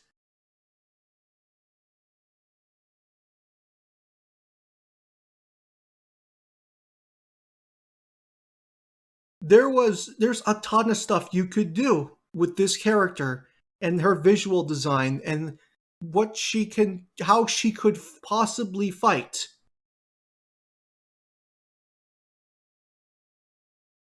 But as it is, leave off that I absolutely agree. Wasn't familiar enough with Animal Crossing Isabelle's character when we made this. That's fair. I know I actually know a few people that didn't really know a lot about Isabelle until Mario Kart 8's DLC came out, and she was a playable character, and it's like, who the hell is this dog? And yeah, I mean, Isabelle has always kind of been a character that people they kind of know about. Like, she's iconic enough that you know who she is, but you don't know a lot about her.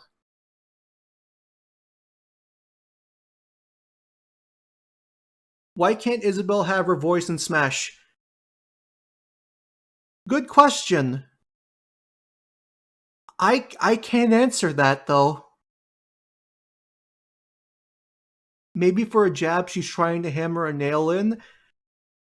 When I originally came up with an Isabelle concept back during the days of Smash 4, I originally had it so that her jab was her accidentally poking you with a pen because she wants you to sign a document.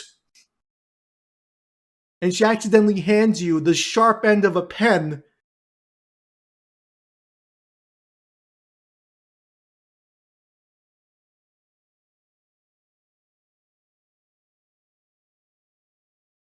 Thing is that the toy hammer still feels like she's trying to hit you with a hammer.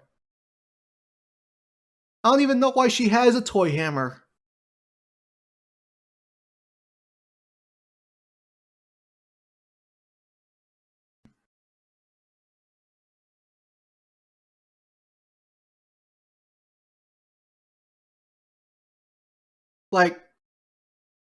I legitimately do not understand how Isabelle was just so overlooked. Because I'd argue that Isabelle was planned for the next Smash before Ultimate was even in development. They even planned Ultimate at all. I think that out of a majority of the characters that got into Ultimate, Isabelle was absolutely one of them that was just so popular next to the Inklings that they just looked at it and said, yeah, that character's going in the next game. But they did nothing with the time they had to make something fun and interesting. And I'm just asking myself, what the fuck?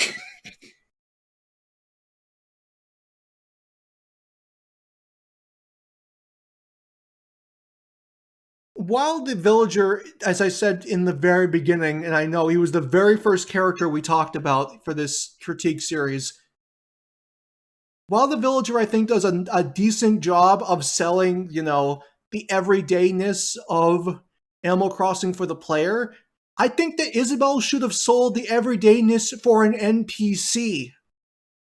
And she doesn't. Because a lot of what she does is still attached to Villager.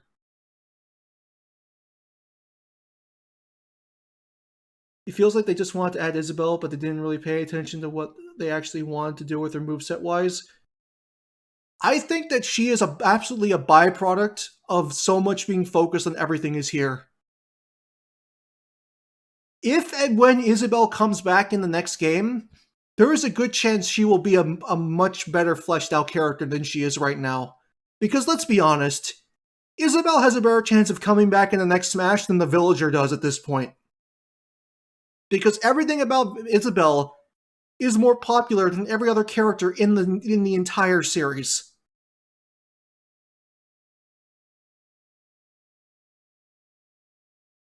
Tom Nook is probably next. Tom Nook, in my opinion, is also guaranteed for the next game simply because of how big of a deal New Horizons was. If there was a Fighters Pass 3, Tom Nook would be one of those characters. I am legitimately convinced that that is the case. He would have been a DLC character in the Fighters Pass 3 if there was a Fighters Pass 3. It would have pissed a lot of people off, but look how fucking successful New Horizons is.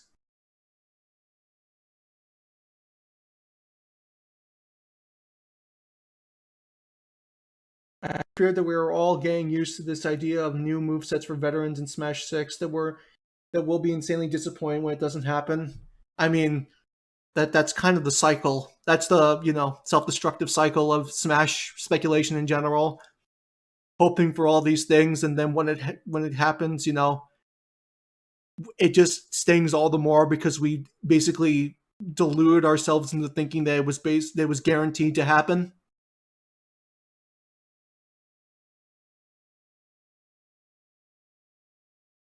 Like, that is the vicious cycle of Smash speculation, and oh boy, am I not looking forward to the next Smash speculation cycle. I feel like Isabelle was going to be an Echo Fighter at some point, but they actually just thought, you know what? No, let's try to make this a bit more of a full-fledged character. Mm-hmm. And I do like this where we have the spacey movesets and like the two rat Pokemon. We now have an Animal Crossing moveset, and I feel like of the two, I like Isabelle's a little bit more. I agree. Wait, what? Villager has this odd. I do love the. Okay, I have to acknowledge that Duke actively said that they got some stuff wrong with this character, so I am not going to be very harsh with this. I'm just going to listen for the most part because I think that's the best way to go about it. The axe swinging, just kind of murderous meme persona that's built around him. Isabelle feels more like she's just going about her day, trying to clean up the stage, look out for the other fighters, and whenever she kills you, it is almost entirely by accident. Like, okay, just no, I'm not gonna say anything because I've already said my piece. she's just celebrating you with a party popper. Oops, you were too close. That was your fault, man. You shouldn't have done that. I think they'd cut Villager just because Isabelle has the bigger fan popularity. I don't think that's a hot take. I think that's legitimately what most people expect. She's just going fishing off the stage, just trying to catch some fish for a nice dinner. Oops, she caught you instead. Oh, can't. You're too big. Gotta toss you out.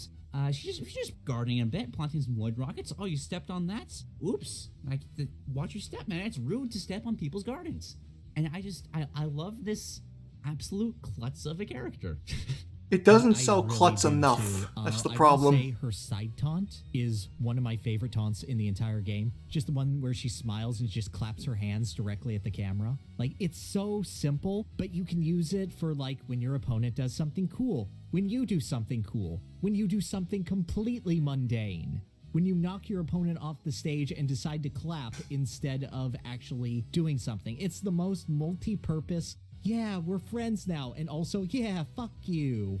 It's perfect. It's perfect expression.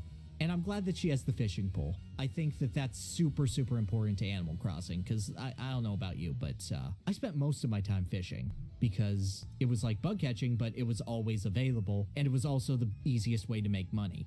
I haven't played Animal Crossing, so I don't have the. Oh, and also there's the sea bass joke. I have played Stardew Yeah, Valley, so I get it's the black bass, I think. Okay. But yeah, she's cute. She's really, really cute. And that's fun. Like, as much as Villager has like the faceless axe murderer kind of thing, Isabelle has an actual personality, and it's cute klutz. Yeah, and it's not fun. utilized very And well. it gives more of a personality to her moves, I feel. Yeah, I feel like there's a bit of a disconnect between Villager's gameplay, because having a Villager as like the player character of the Animal Crossing games kind of sets up an expectation of their design to reflect how you play Animal Crossing. We got all the way back at the beginning of the series. We talked about. I will be and taking a there's small kind of break this- after you can't Isabelle, really though, fully because flesh that out. if who I think is coming after Isabelle is coming, then I'm going to need to just take a moment because it's going to be there's going to be a lot to say. There'll be a lot of things to talk about. In a fighting game, because a lot of Animal Crossing is waiting around, and that doesn't really feel as good in a fighting game. But Isabelle is a NPC, so what she has to do is really just embody her character, and she does that kind of perfectly. Yeah. I don't really have much bad to say about her other than she's kind of annoying to fight. And This is true. that's just like, I feel like that honestly fits her character because she's just off doing her own thing. And then you invade her space and go, oh no, I'm gonna beat up a puppy. Why would I do this? Yeah, For $2 million. I that fits real, because if you're fighting somebody and they are not trying and still winning, like if they're not even trying to fight you and they're just, you can't do anything to them, that is annoying. That should be annoying. And I feel like Isabelle does that well. Just continuing like the absurdity. Like her up smash is just trying to tell you to stop. There's traffic passing. You should be, oh, you got too close. Like that's why she was trying to warn you. Yes. Down smash, she's just cleaning the stage. Why would you get close to somebody with a mop bucket? That's just, you want to get Again, there are glimpses, very small glimpses, but I think that she doesn't utilize it enough, and I think that she doesn't emote enough. Like, a lot of her face in her moveset is just open mouth, dumb, happy smile, and there's not any like surprise other than the forward smash. There's no like worrying or anything along those lines. Like it's very much just happy. When I don't feel that a lot of her emotions should be happy when she's doing half of what she's doing. Fault. Honestly, if we had to pick one of these to come back, I would say Isabelle, like by far. Yeah, most people would. And even then, like, I'd kind of want like Tom Nook over Villager coming back as well. Yeah. This gets me curious about like how this moveset could like embrace like Tom Nook's just kind of. Oh, easy. Tom Nook would beat you over the head with a sack of money. Just a stereotypical businessman who's just tired and kind of greedy, but you also kind of get like senses of just like Tom Nook's just a fascinating character in general. I just love to see how he be playing the game. His final smash is he locks you in a house and he sells you copies of Raymond and you go bankrupt. Just have a gimmick or like he hits you. Bring back coin battles, but it's just for Tom Nook. And if he steals all your coins, you're just dead. Beautiful. Beautiful. But yeah, Isabelle's I kind of, no, I don't wish her final smash was different because it still fits her perfectly. Like she's just trying to improve the town.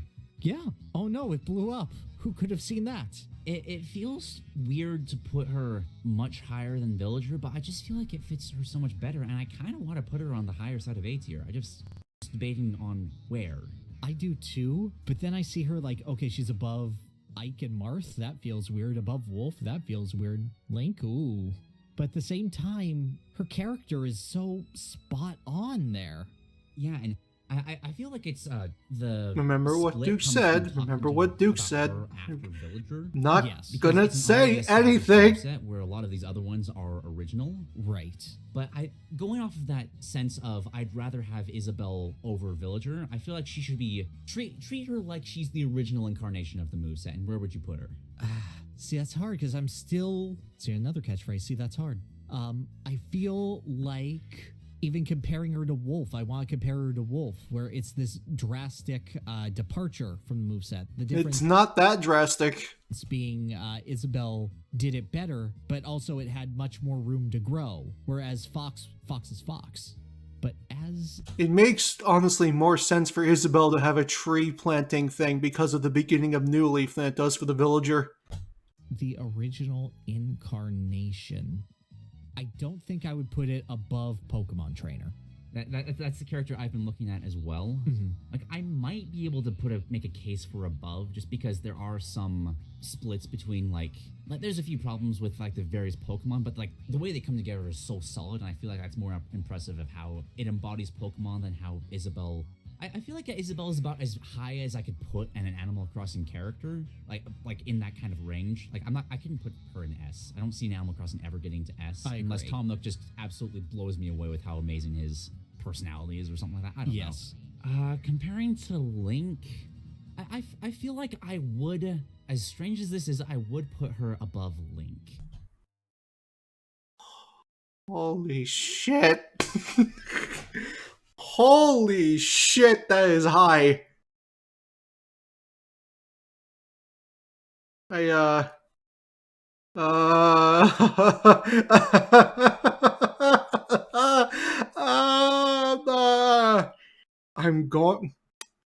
going to say that I respectfully disagree with these decisions. Because I do still feel like... I'd put her like 4 tiers lower. We talked about Link, how we had like faith for his design to grow. I feel like he's been allowed to evolve, but there's still that Smash Brothers traditionalism that's still holding him back from being like if Link was a newcomer in the game, he'd look completely differently. Yes. Like there's so much crazy stuff he could be pulling off, whereas Isabelle is just she's an A+ student. She high honors. Yeah. She doesn't wow me, but there's nothing wrong with her. But she wows me in some regards. Like, this isn't like This is also true. This isn't like a Cloud scenario where I'm like, yeah, but I don't feel anything. I feel something from Isabelle. I feel a joy in playing I feel like her. it's just because she's so gosh darn cute. It is. It's just like there's none of that fighting game like hype of like, wow, there's this epic attacks that get your adrenaline pumping. And Isabelle's not that character. It is, but every She's not time she supposed to be does that that, she character. sells it. Like, I remember when we had like a Smash tournament on your Twitch like a year ago, and I brought out Isabelle and I killed Ridley for one round, and how that just felt so good, specifically because it was Isabelle. Well, see, now I want to put her even higher than that.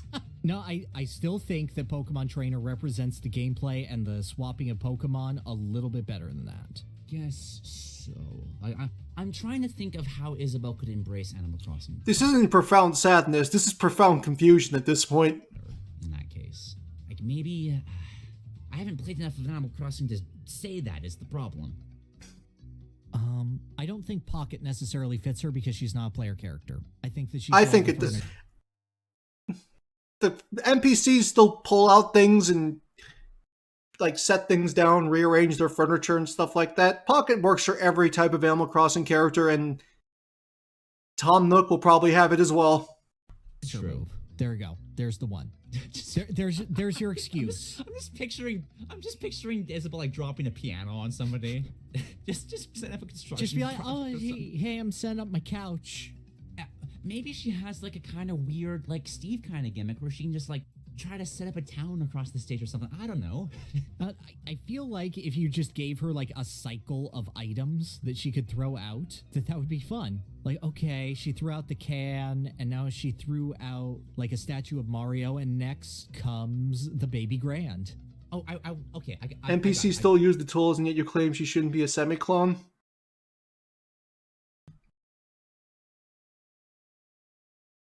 It's less that she shouldn't be a semi-clone, and more just the fact that there's so much to her character that she doesn't have to be. Got it. Isabelle's always rushing all over the place, but her current playstyle feels very campy. Mm-hmm. Her personality and character is something that should be put above the fact that she can use a fishing rod too. I like the fact that she uses a fishing rod because she is the one that gives you the fishing rod in New Leaf. She can, like, give you one.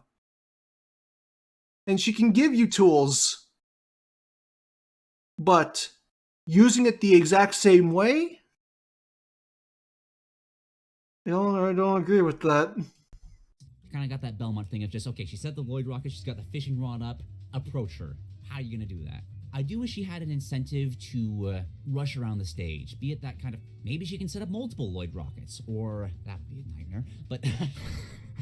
I can agree, but I do feel like it fits her better than the Belmonts, because she's landscaping. Because she's not an aggressive, yeah, but I want her to have, build on that a little bit more. Have her, for a grab, wash her opponent's mouth out with soap. As a reference to the way you can, report your neighbors. Fully flesh out just her kind of her character of like she's literally always working. She does not get to sleep. Okay, yeah, that's fair. All right, does that justify her placement enough for you? Yeah, I kind of feel like we're fishing for excuses to put her here, but like I do feel that just like even if that's not a good enough explanation for some people, like the amazement of Pokemon Trainer having 3 characters. I would adore the visual of Isabelle shoving a bar of soap down Ridley's throat. Gelling together. Kirby having all this work put into his copy abilities and having this inherent simplicity while still being being able to branch out in so many different directions. Pac-Man is Pac-Man. Game & Watch is, I don't feel like I have to explain those two. Yeah, no. They're the gatekeepers. Feels like a good place for Isabelle. Yes. Yeah. I could make arguments for any of them to be in S tier, whereas Isabelle, like, she's just solid. Agreed. That was more time on Isabelle than I expected. I was surprised too. Like she's a really good character. Yeah. And speaking of surprisingly really Oh, good good characters, lord, it is I time! don't think I'm It is time! It is time! It is time for. Actually, no, it's not time. It's time for break. But oh boy, oh boy, oh boy, oh boy, oh boy. I have been waiting for this one. Let me tell you that. I have been greatly anticipating this one. I don't want to say anything yet. I'm gonna keep it all. I'm gonna keep it all until break's over. I'll be back in like 15 minutes.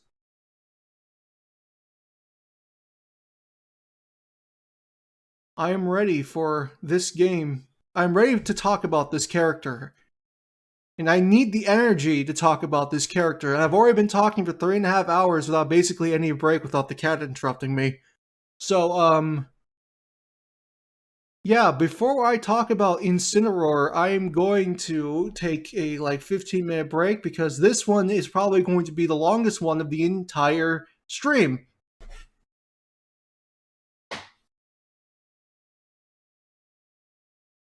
He's on the thumbnail of the stream for a reason, folks. Yes, I will be right back. And you guys just relax and do stuff and talk, and I will be back and we will talk about the best newcomer in Ultimate.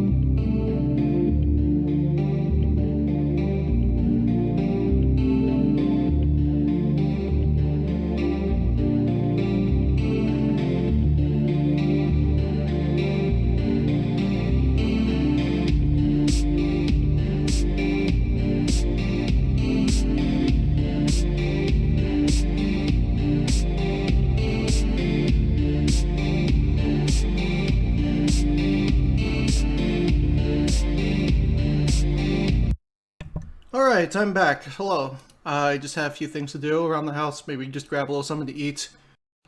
Bring in the garbage. Stuff like that. Yeah, so see that there's been some interesting conversations happening while I was gone. And and what I'll say about this is that, especially on the topic of talking about bias, bias should have a limit when talking about character design. There is there is only so much that should be allowed to go into anything regarding fighting game design when it comes to bias. For example, I hate grapplers should not be something that's brought up when judging character design. Because a character being well designed but a grappler should not take away from the fact that they are a well designed character. And I think another thing that needs to be brought into account, because this is something that I have noted multiple times throughout these streams, and I hope it's not a problem here with Incineroar, is series bias. You're allowed to like and dislike things as much as you want, but we are separated from those series. This is Smash. A character being bad or not as good because they're a Pokemon or because they're from Fire Emblem or literally anything should never be accounted for when talking about character design. Ever. Because at that point, you're sacrificing all the strengths of the character for your personal feelings on something that has a loose connection to the character at best, since this is, again, not the series in question. This is Smash. I'm not a big fan of Fire Emblem. It was okay for the few games I played of it, but for the most part, it's not for me. Marth is still the third best designed character in the entire series.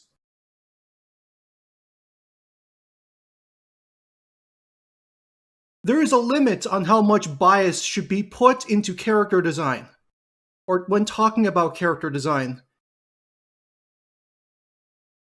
And more importantly, it shouldn't overshadow how good or how bad the character is.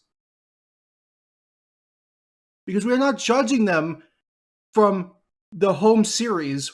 We're not talking about Link from Legend of Zelda, we're talking about Link from Smash. While some stuff should be adapted over into the fighting game, the feelings of the character and how they are in their home series should not be carried over into the fighting game itself.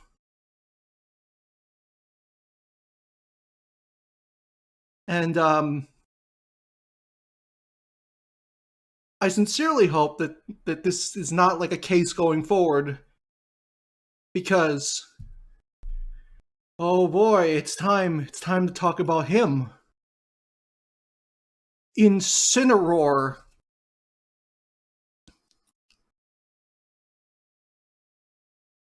When I do tier lists, I don't like to number things past the top and the bottom. Because I feel that for the most part, characters in those tiers are so close to each other that doesn't really matter. The only things that should be made apparent are the characters that are the best and the characters that are the worst. As a result, if I did a tier list, my top tier section would be 3 characters, which would be Fox, Falcon, Marth. And there'd be nobody else with them. So there's no number 4. But if I were to give a number 4 to a character in Smash, Incineroar is that number 4. Incineroar is such a strange case where he has taken what is arguably the most underrepresented archetype in Smash, and not only perfected it, but basically made it his. Incineroar is the perfect embodiment of everything a grappler should be in a Smash-type game. Because he is very much a character that is all about huge, close-range burst damage and having versatile options that allows him to get close and get that burst damage. There have been grappler characters before Incineroar. There was Donkey Kong and there was Bowser. And a couple of others. Luigi you could technically count as one as well. Even though Luigi, I'd argue, is more of a hybrid than anything else. But no character before Incineroar embodied the statement of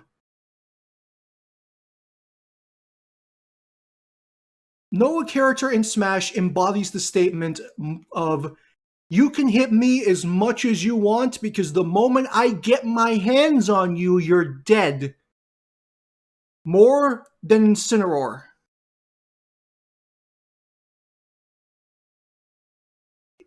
Revenge is my favorite mechanic in the entirety of Smash. Because it is the perfect way to translate a grappler's enormous burst damage into a game like this. When grapplers grab you in Smash, for the most part, they get like decent chunks of damage.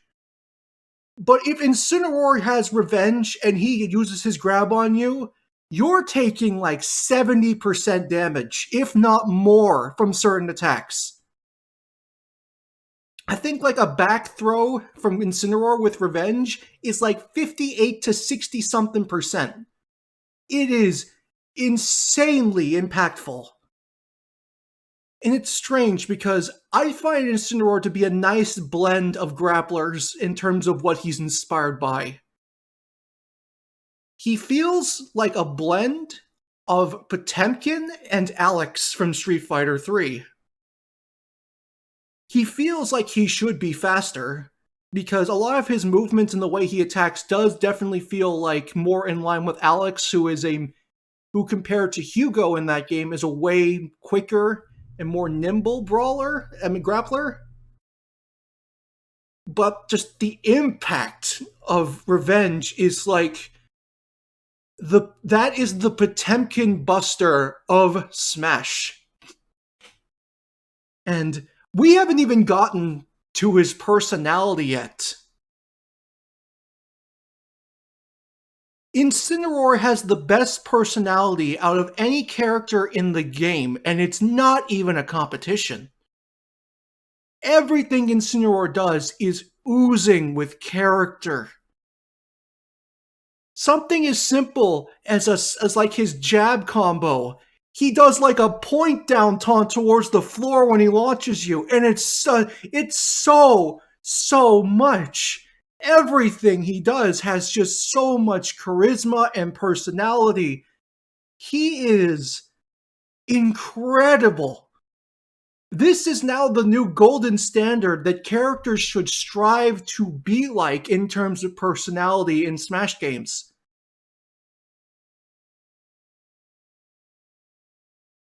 And above all else, he is the perfect love letter to Japan's adoration for wrestling. Like, a lot of people might not know this, but wrestling in Japan is such a huge thing. I'd argue it's just as impactful, if not more, in Japan than it is in America. Like, Japan's wrestling scene is enormous. And Incineroar feels like a stylish Japanese heel wrestler. His design was inspired by a Japanese heel wrestler named Tiger Mask. Like, this character is rooted in that Japanese love for this sport. That I can't get over just how much love was put into this character, even from a design standpoint. The only thing I would add to Incineroar is letting him hit somebody with a steel chair. Because in his concept art that was leaked like months and months ahead of Sun and Moon, Incineroar had was showing to do stuff like he could spit poison, which, is a hero wrestler trait. Armor King does that in Tekken, and he's a heel wrestler. And it's like he shows him bench pressing Machamp and hitting Pikachu with a steel chair. And I'm like, where was that? Why couldn't we have that for his forward smash?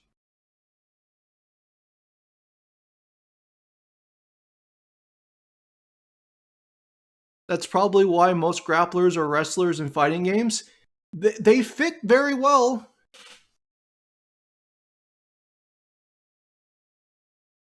He was going to have a chair and poison breath move list. I think it was just more to show that he's clearly, designed to be the heel wrestler. That's what he is. That's why he's not a fighting type. He's a dark type. And there is so much just general love and care put into so many of Pokemon's more modern designs and what inspires them, and I love it, honestly. I know that Incineroar, not a lot, that he didn't get his overwhelming popularity in the West until he was put in Smash, and more people grew to adore him for what he was. But he is. I can understand why he was the most popular in Japan. I can definitely understand that.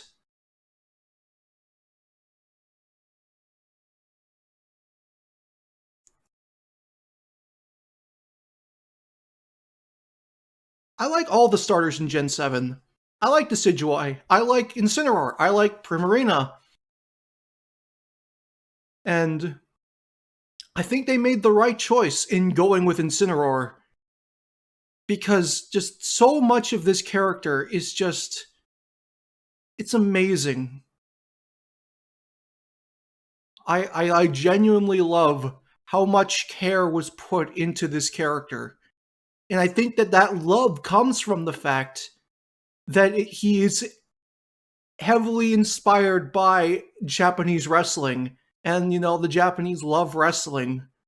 And a lot of Japanese-made wrestling games are known for being really, really good games. Incineroar was actually the only character they announced before Ultimate came out that I had personal experience with and I wanted to play as. I mean, I'm not in that boat, but I chose Poplio as my starter.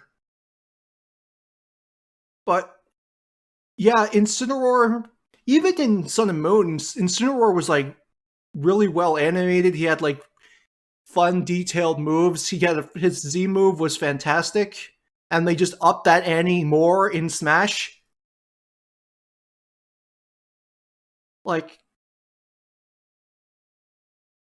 Just in terms of what the character is gameplay-wise, his mechanic, his personality,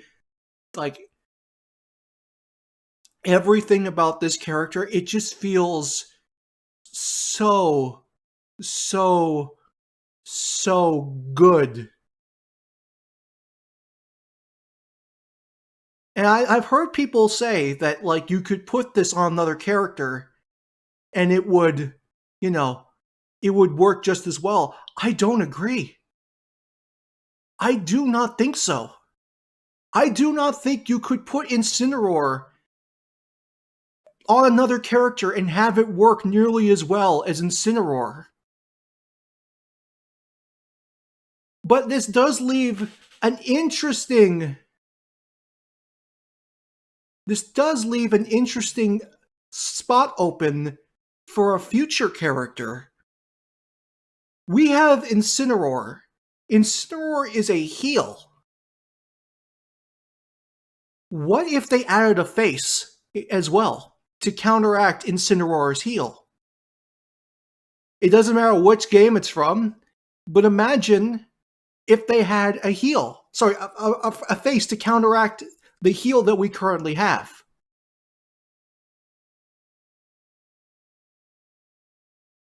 You could go with something from Pokemon as well. Machamp could be a good face. Or you could go from something from a completely different game. But the point is that you have now this opening. Is Alex a face? Alex is a face, yes. His design is based off of Hulk Hogan. Yeah, Gabe, there are two types of wrestlers in modern wrestling. There are faces and there are heels. It's basically the wrestling equivalent of heroes and villains. Faces are essentially like the heroes, the good guys, while the heels are like the bad wrestlers that do like all the bad stuff and have like these really interesting and abrasive personality, like showman personalities. Like The Undertaker is a heel.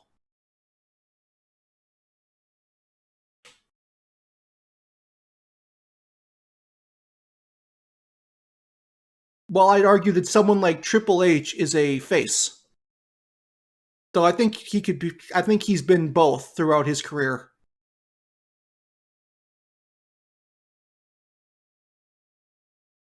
Oh, actually, no. Christian, do you want to know who I think the perfect true counterpart is to Incineroar? There would have also been a fantastic character in a game like this just because of how much it would have offered the game. Buzzwole.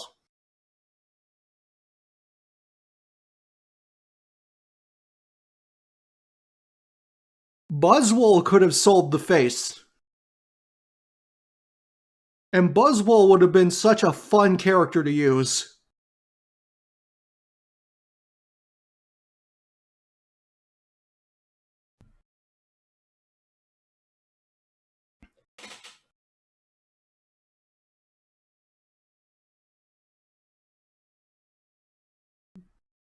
I could go on for hours about Incineroar. Like, legitimately, this character is just...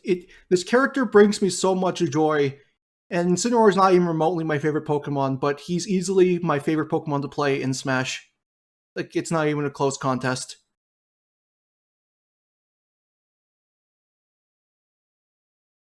Like, just give me more characters like this.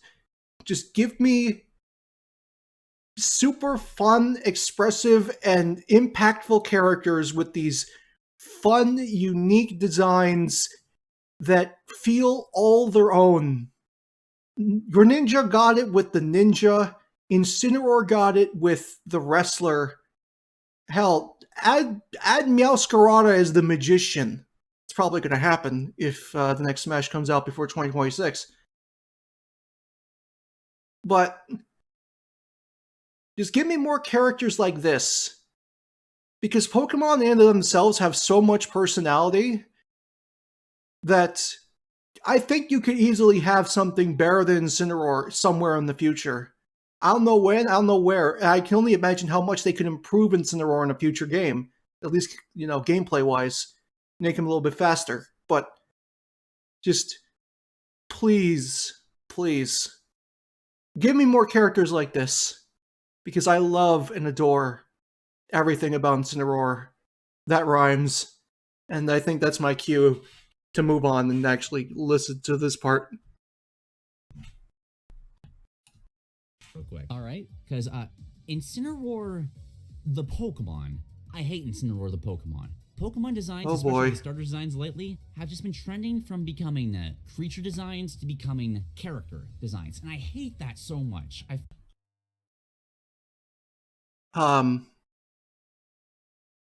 As I have said already, there are plenty of reasons to dislike modern Pokemon that are completely and totally valid, and I don't think anybody's going to question you on them.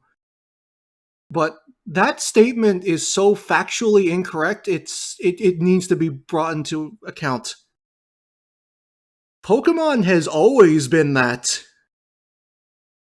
Pokemon has always been characters more than creatures. And I think the fact that a majority of the popular Pokemon out there are that just goes to show that that is what people love about Pokemon as a whole. Like, think about the most popular Pokemon out there. Charizard and Blastoise are like protagonists of the original games. Machamp is a character more than a creature. Mewtwo is a character more than a creature. Snorlax, Pikachu, Clefairy, Meowth. Like, even if we're just going by like the original games, there are all these things that easily feel more like characters than creatures.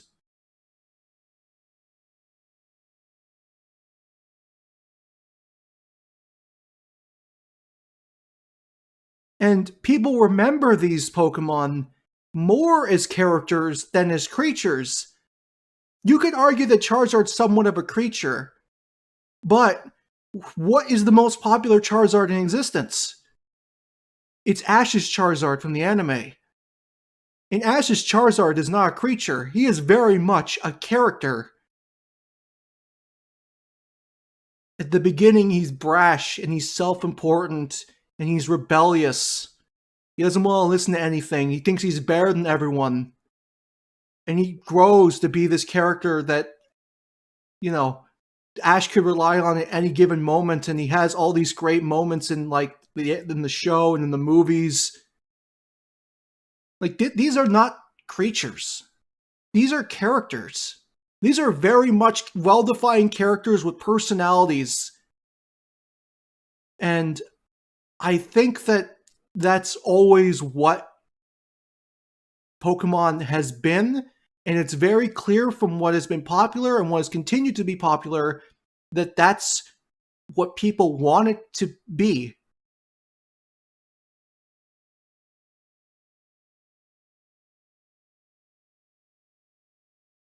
They started pushing more character designs, more characters than creatures for starters, because these are the Pokemon you're going to be seeing and interacting with the most in your journey. These are the protagonists. These are as much protagonists of the game as you are.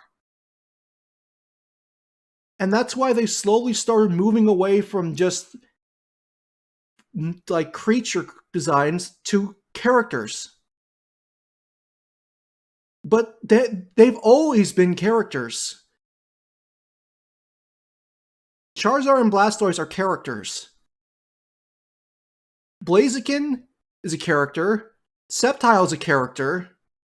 Empoleon, Infernape, Ambor, Serperior, Samurott, Greninja, Delphox, Chestnut, Incineroar, Decidueye, Primarina, Cinderace, Rillaboom, Inteleon, Meowscarada, Quaquaval, all of them.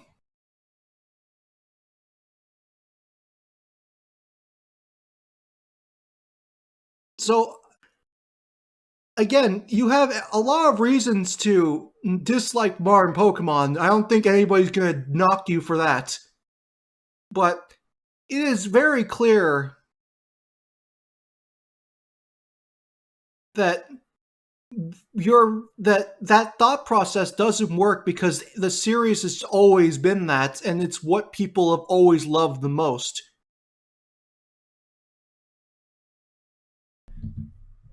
Felt this really painful disconnect where in the past I've been able to like bond with this Pokemon, with my starters, because they're like pets that I've been able to grow and raise. I had this cute little Squirtle, but now it's this giant cannon turtle, and I love that. I had this little Turtwig, but now it's this awesome lumbering earth turtle. I love that. I had this cat, and now it's this wrestler that's following me around everywhere, and it's really muscly and it's creeping me out. Please stop. Admittedly, I would say the same thing about Blaziken. Like, he's a good boy. Started with Blaziken. Yeah. I don't like Blaziken either. Okay. Well, that's a rare take. Incineroar, the Pokemon, hate him, don't like him. Incineroar, the Smash Brothers character. The focus. The thing that this should be on, yes? Oh my goodness gracious.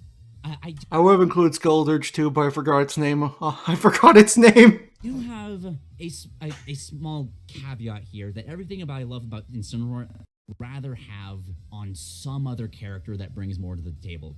Characters like Incineroar, Greninja, Corrin, Byleth, they kind of feel like these characters that were made for obligation. Like, they're concept art characters. They were taken because Sakurai knew there was going to be a Pokemon, like, you have to put a character from those recent games. They're too big not to. Right. And I wish if they're going down that route, they just picked, like, a random Pokemon or character from those games. Like, I don't know why we picked Goodra or Dragalage, but Sakurai just, like, looked through all their designs, like, that one. That is the star. I'm pretty sure that the Pokemon Company came to him with Incineroar because they knew that that was what Ash was going to have. Much like I'm more than certain that in the next Smash, again if it comes out before 2026, they're going to come to him with Meowscarada because the main character of the anime is currently using a Sprigatito. Greninja was very much a concept character. But I'd argue that by the time Ultimate started development, Incineroar was at least a thing, you know, beyond that.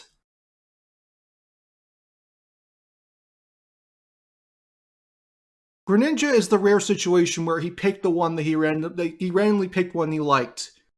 I think the Incineroar was very much a deliberate choice.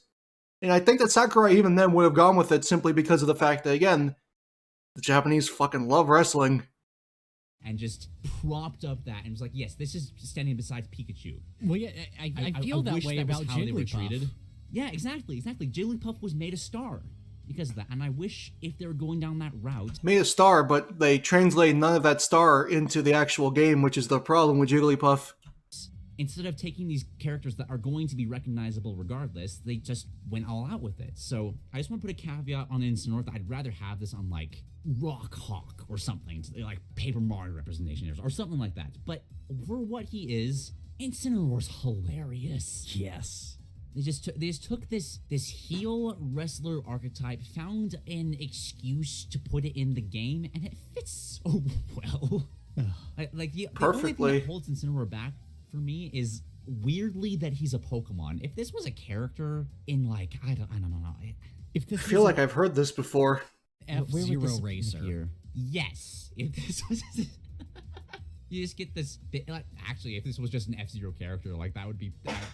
I just put him in S tier and end the conversation. But like, Incineroar and F-Zero, though. I would be so down for that. Just, oh my god, he would fit it so perfectly. And then he just, like, cusses at Black Shadow, and then he realizes kids are around, and he goes, oh shit, I mean, dang.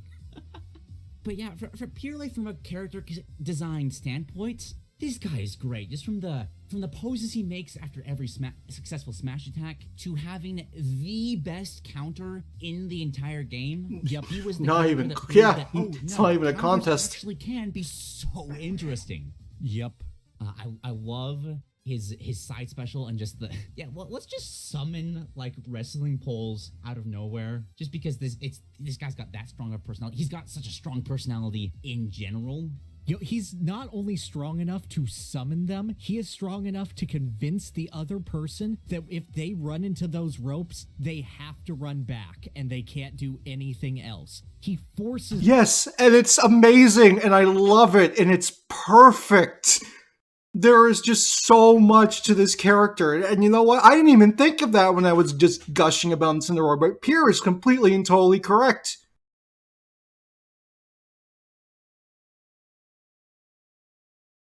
But just goddamn. I love the aspect that Incineroar just summons a rope for you to bounce off of. Is there any like logical reason as to why it happens? No.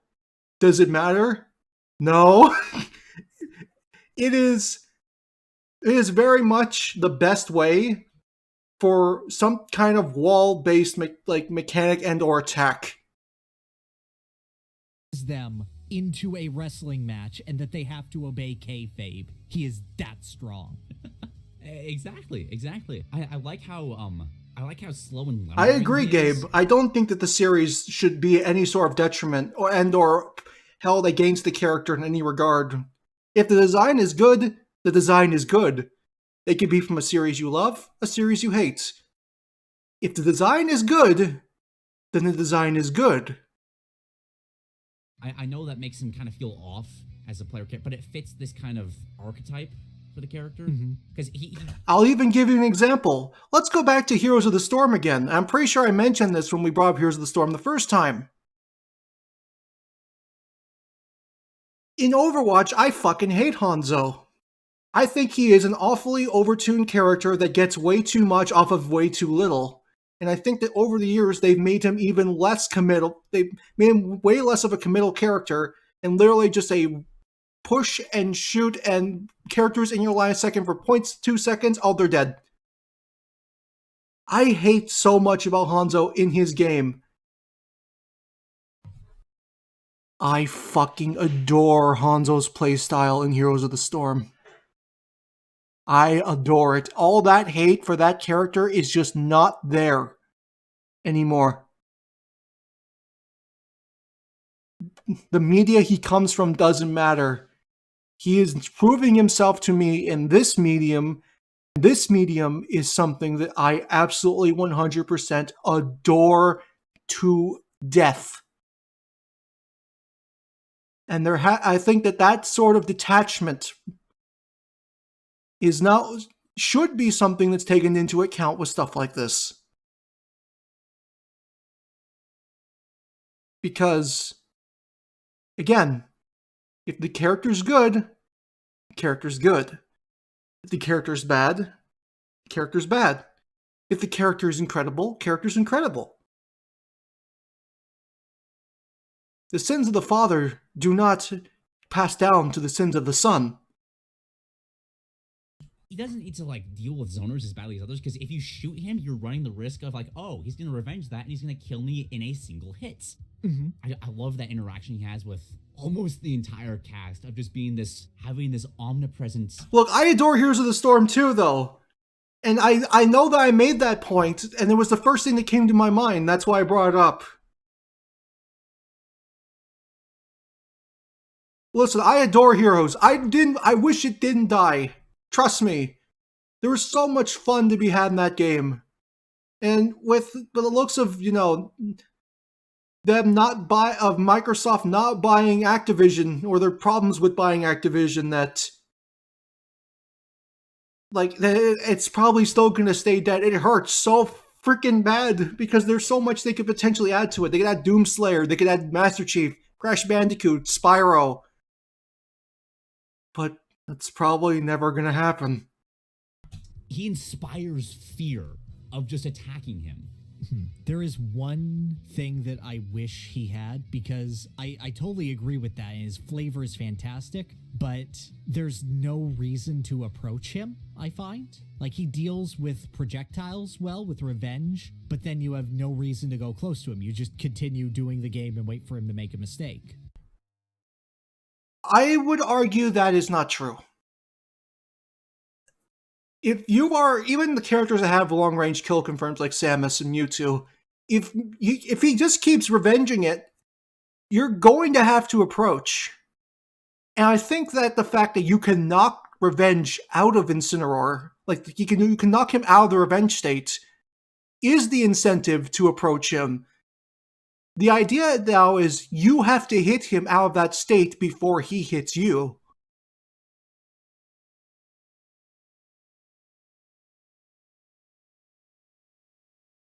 There is incentive to approach Incineroar. And even then, not every character has projectiles. There are some characters that they have no choice but to approach Incineroar.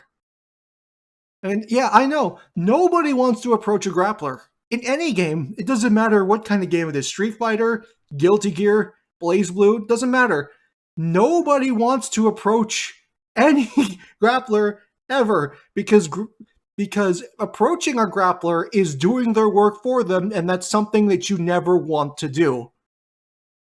But sometimes you just have to, and you need to, play smarter, and you need to outsmart them and not get grabbed. essentially. And you can't platform camp him because his aerials are amazing. Ah, this is true, Rainbow this is true. Mika in Street Fighter has a move where she starts cutting a promo on you, and the longer that she goes, the greater of a multiplier to her damage it deals. I wish that if Incineroar taunted you, you got personally offended and you took more damage.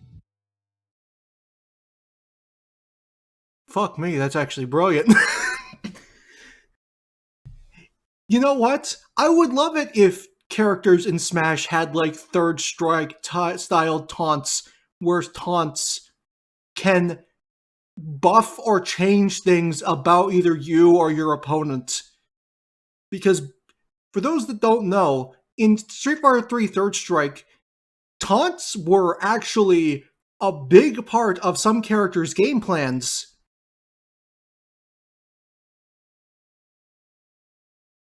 Like, I think Q is the one that's the most notable, because every time Q taunts, he gets more damage resistance for that round. And if you let him taunt too much, he basically becomes nigh unkillable. You could justify that as him using Intimidate? Yeah.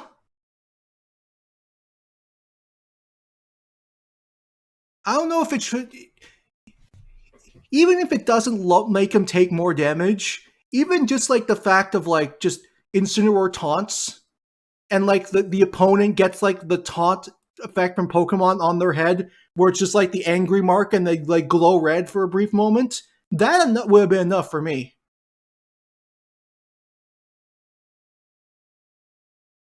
I don't know if Incineroar needs, a taunt mechanic, but just being able to piss off your opponent with a taunt feels very fitting for this character. Oh my god. I literally put like the actual taunt. Yeah, and then if you try to like potshot him, he could just revenge you, and then damn it, he did it again. The clever bastard. I just feel that there is that one little element of him missing from a fighting game perspective, because he's a grappler that, due to the nature of the platform fighter, struggles to get grabs. I'd actually argue that Incineroar is the only like grappler-esque character in Smash that doesn't struggle to get grabs because of how much range the Alolan Whip actually covers. And the fact that, it's a versatile option. You don't want to stand near it when he's using it in the air, because if you try to edgeguard that, he's just going to grab you. I'd argue that Incineroar is a character that doesn't really have an issue getting grabs, if only for the fact that his mechanic inherently forces people to try and get close enough so that they're in your grab range. Outside of Alolan Whip.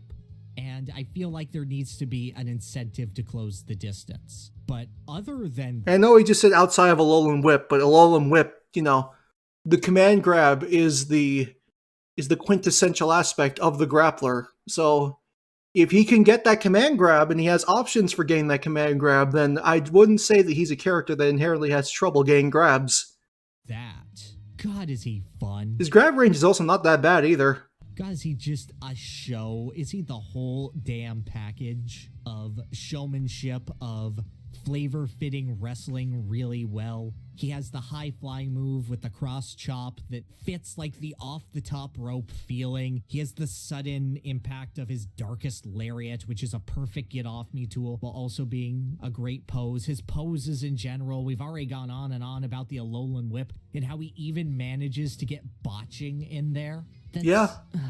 There's so much fun about him in how he embodies the idea of a wrestler showing off and being entirely performative and just fitting his role so well, whilst also, working the crowd. Like, Revenge is the perfect analog for working the crowd. It is the Hulkamania hulking up. He's taking his opponent's force and he's sending them right back at him. Because I would absolutely agree. The moment you see an Incineroar get revenge in any competitive match, you are glued to that match to see what happens next, because you want him to get that hit. An unstoppable killing. And I think it should be also made a testament that this character is so unbelievably hyped that even the players that play him get hype at the shit that they do with this character.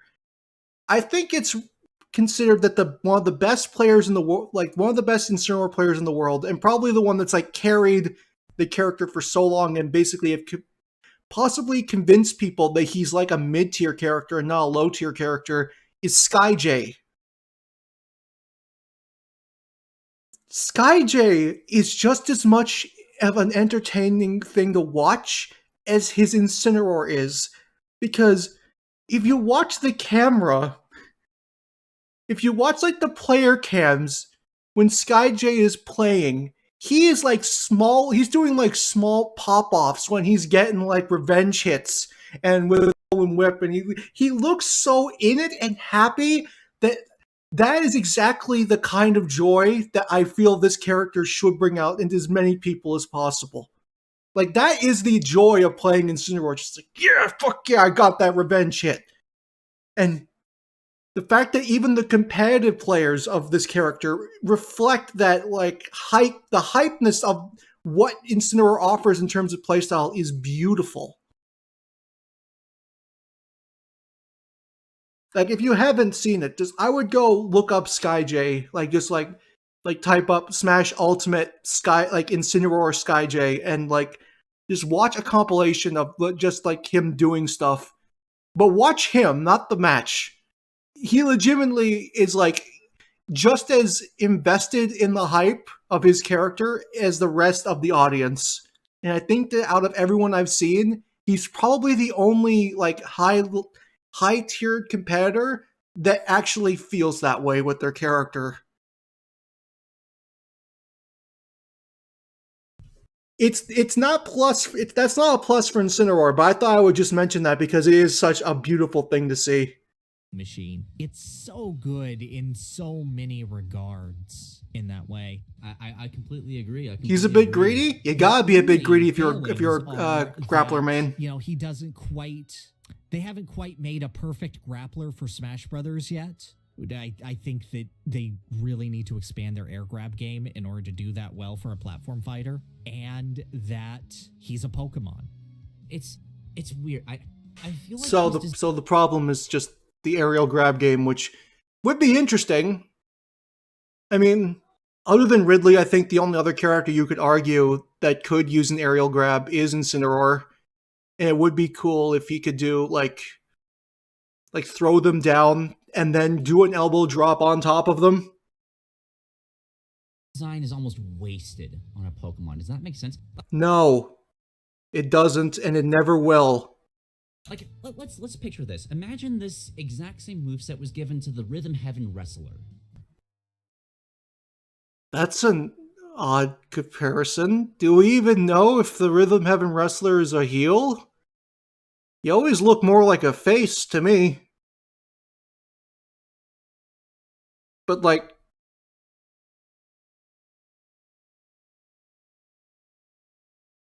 I don't know. I don't see hit Rhythm Heaven Wrestler in Incineroar. Maybe that's just me, but I don't see it. I think he'd be more of a face than a heel. Imagine how many people would try out Rhythm Heaven solely because of that. Because it would fit. It would still fit just as perfectly. Shit, I really want that though. Well, I think about as much as, you know, other characters have made other people play their games. I don't know if it would, you know, sell it super well, especially since, you know, there's so much about Rhythm Heaven that should be represented. I don't know if I would choose the Rhythm Heaven Wrestler over like Karate Joe or the Chorus Kids.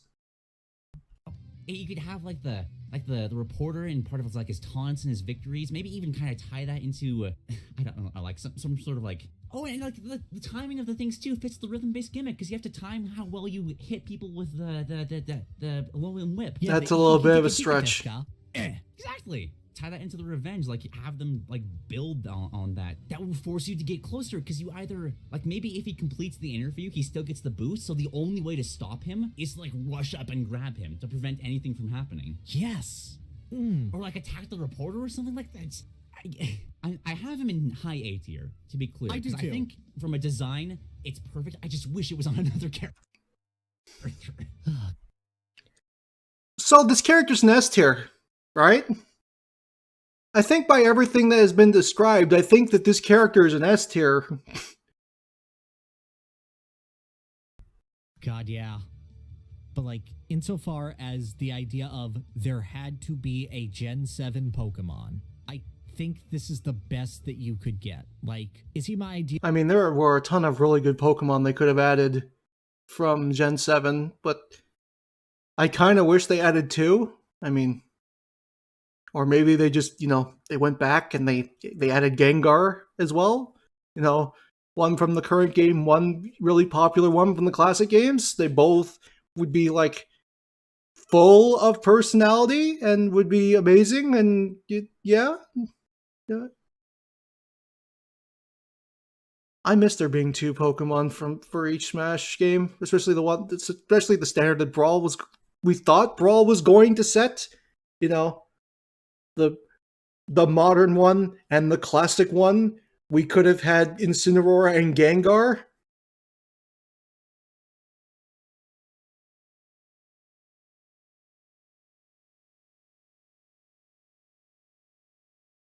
Gengar always has a chance, at least.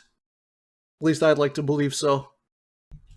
Gen 7 rep? No, Guzma is. But if you consider that they hate Pokemon player characters other than Red and Leaf, for whatever reason. Well, because the focus of Pokemon is Pokemon. While I too would love to dropkick somebody as Guzma, I don't think I would ever choose Guzma over an actual Pokemon. Then this is that would be fun though. Good as we could get. I agree. I also do just like the idea of just like putting all of the Pokemon on like a dartboard and just throwing one, saying, okay, that's the one. We're making a moveset for Arachnid now, and nobody can stop us. Yeah. I feel that while I know Decidueye was almost chosen, I personally feel that when it really comes down to it, I think that the best choices were Incineroar or Zeraora, and I think that they made the right choice with Incineroar. Oh, and Buzzwole too, because Buzzwole is very cool. But yeah, would have probably been the closest thing to a JoJo character in Smash. It says something that because he's all about posing. I absolutely despise the direction that the Pokemon designs have gone in, and I still love Incineroar in Smash Brothers. Yeah, he has completely superseded my disdain for modern Pokemon and become one of my favorite characters to play in the game. Yep. His design is that strong. Totally agreed until I start getting camped online. Yeah. I'm definitely feeling at least above Wolf. I don't know how much higher. I wouldn't put him much higher than that, if any at all. Because I still feel like he has some issues as a fighting game character. Yeah, and I do agree. That's why I don't want to put him higher, because like he still has issues. He's not in that. We want to be completely honest, every character on this tier list has some issue as a fighting game character. Toppest of tiers, like almost perfection. There is... Like, I'll freely admit, I think that Wolf, Marth, and Ike all feel better to play. Yes. That's subjective. Ooh, you put it that way. Kind of. At the same time, I feel like Incineroar's character is also better than all 3 of them. Now that is objective. Ike's fully embodied, but Ike is a Fire Emblem character, and those have he's a Fire Emblem lord, and those have there's a ceiling that those just don't go past. Oh yeah, I'm saying that Ike is good. Ike is as fulfilled as he can be without going, Volk, why won't you eat? Please don't jump out of the window of the ship. Volk, god damn it. Forgot about that. Yeah, Ike caps out at like a 7. Like, that's the highest score he can get, whereas Incineroar is just 11 out of... Oh my gosh. Yo, what if Ike had Soren taunts, though, and Soren just talks shit? Oh my gosh, I didn't even... Oh, I kind of wish all the Fire Emblem characters, like... brought in other characters to help them out. It would really help in just fleshing out those rosters a bit. I'd argue you could do that for the Awakening characters, because, you know, that's where they added in, like, the tag team aspect, where you could, like, combine the units together in order to make them stronger, and they do, like, team attacks. But, I don't know if I would give that to, like, anyone before the Awakening crew. Yeah, but Ike missed screw it. Grail, screw it. Only needs his boyfriend. Yes, just completely agree. I do. What about below Wolf but above Marth and Ike? Because Marth and Ike, like, Wolf still got character.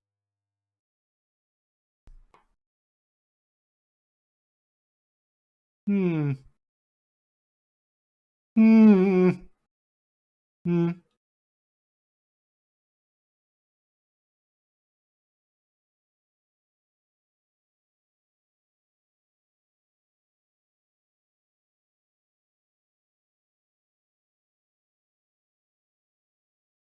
Okay.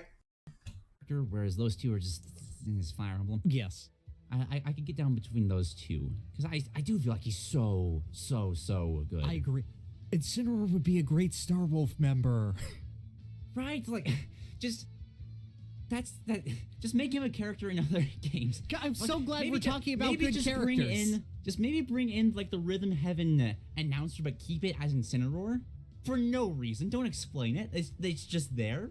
Oh my god. Imagining the Pokemon trainer announcer doing it. Wubba dubba dub, is that true? Yeah, just make Incineroar this character that just randomly pops up in different games for no reason. I'd love that. You just want. You remember the Twilight Princess thing with the sumo wrestlers in yes, the Gorons? Yes. You just move that forward, and it's just randomly there's like this. I don't know. I mean, he's already a fairly popular Pokemon as it is. I think he'll be appearing for many years to come, especially thanks to Smash. I guess it's still the Gorons that are just really into wrestling now, and there's just an Incineroar there for no reason, no explanation. It's just there. God, the masked muscle from Punch-Out shows up and he rips off the mask and it's Incineroar and his entire body changes. It's just a full body costume. But, like, yeah, that's how strong his character is. It really is. I want to see more of this Incineroar and not the crap in Pokemon. Exactly. Oh, he's fantastic. Leave him be. Just because, I know a lot of people have been talking about Pokken. He's a good boy. That shows off the characters compared to Smash Bros. Wait. I'm sorry. Are we talking about... Did we just get into Pokken discussion? Costume. But, like, yeah, that's how strong his character is. It really is. I want to see more of this Incineroar and not the crap in Pokemon. Exactly. They're the same thing, arguably. I mean, Kukui's Incineroar in the anime is very, very much like Incineroar is here in Smash. Oh, something I want to bring up real quick, just because I know a lot of people have been talking about Pokken tournaments and how that shows off the Oh boy. characters compared to Smash Brothers. Yes. Which is like true, yes. But here's the thing. Both of these games are so far and beyond for what Pokemon actually does for its Pokemon. No, they're not. The anime is a thing that exists and is basically the thing that characterizes the Pokemon. What? You're gonna tell me that Pokken is the game that gave Gengar his personality? No! Gengar had that all the way back in 1999 when he was laughing at slapstick on a television.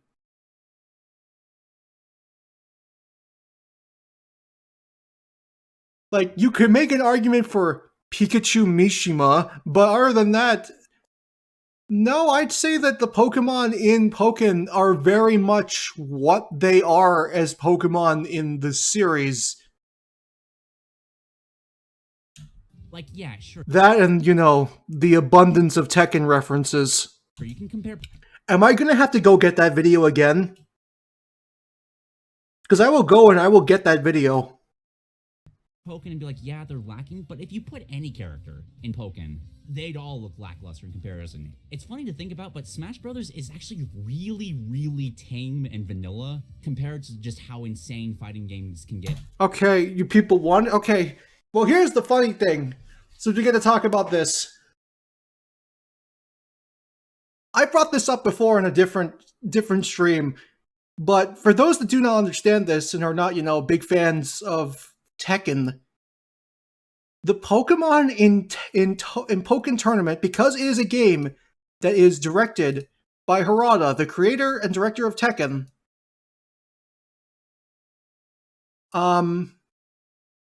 there are a ton of character and animation references baked into each character.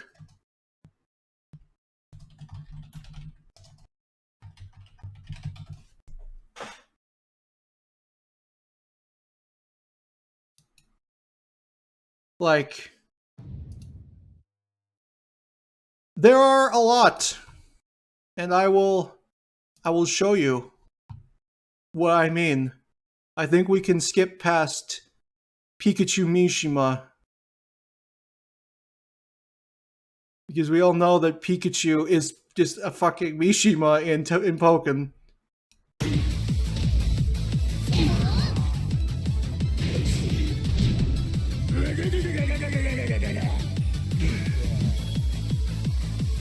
What you thought were Pokemon are actually Tekken characters. What you thought were Pokemon and actual moves are just Garchomp doing Brian Fury things and laughing like Brian Fury.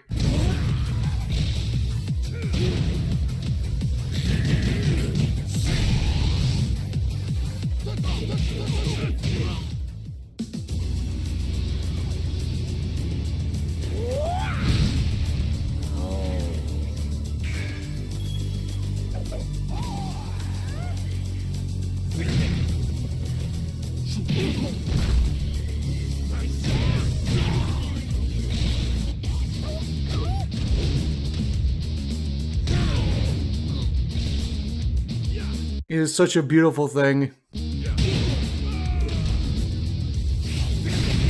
Let more fighting game directors direct games like this, please.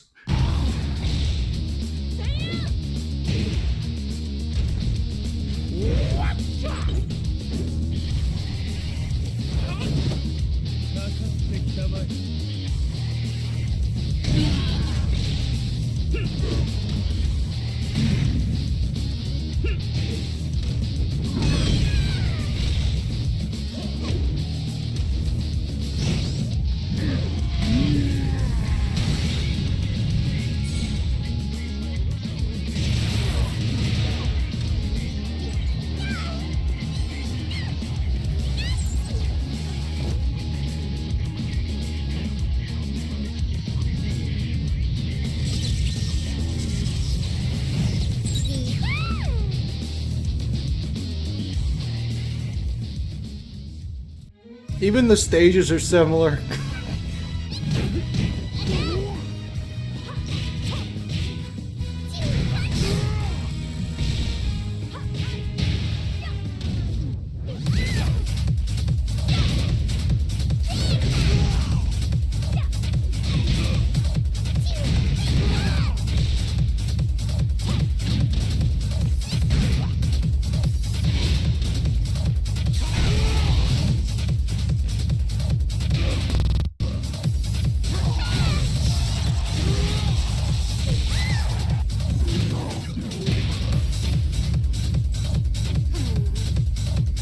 Best Pokemon ever designed.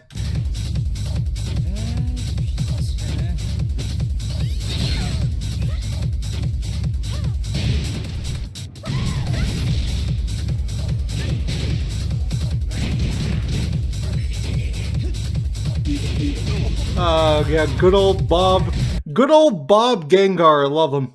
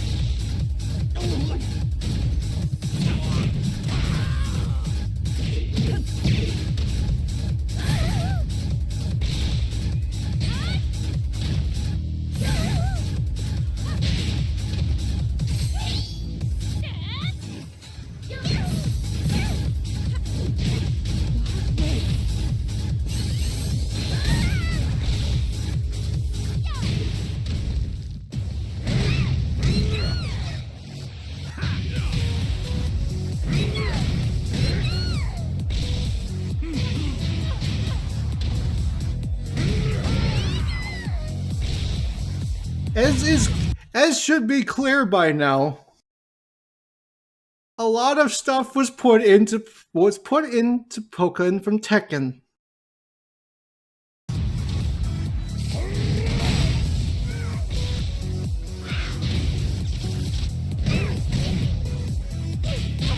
And while I will not show the full next video, there's at least one clip that I want to show you that is perfect and I love it, and it is probably my favorite Tekken reference in the entirety of Pokken.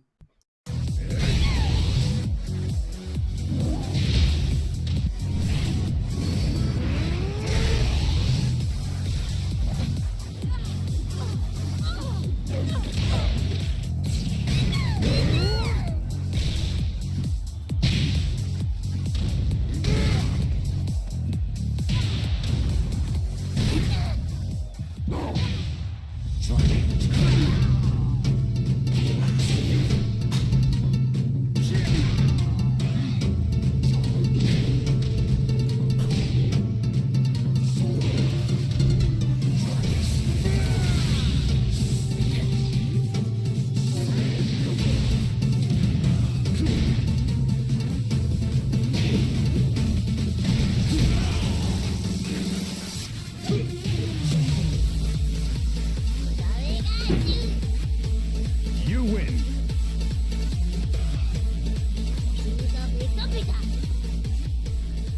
Okay. God fucking bless whoever turned Krogunk into a blend of Ganryu and Miguel. Desgraciadamente para ti, hoy tengo un mal día.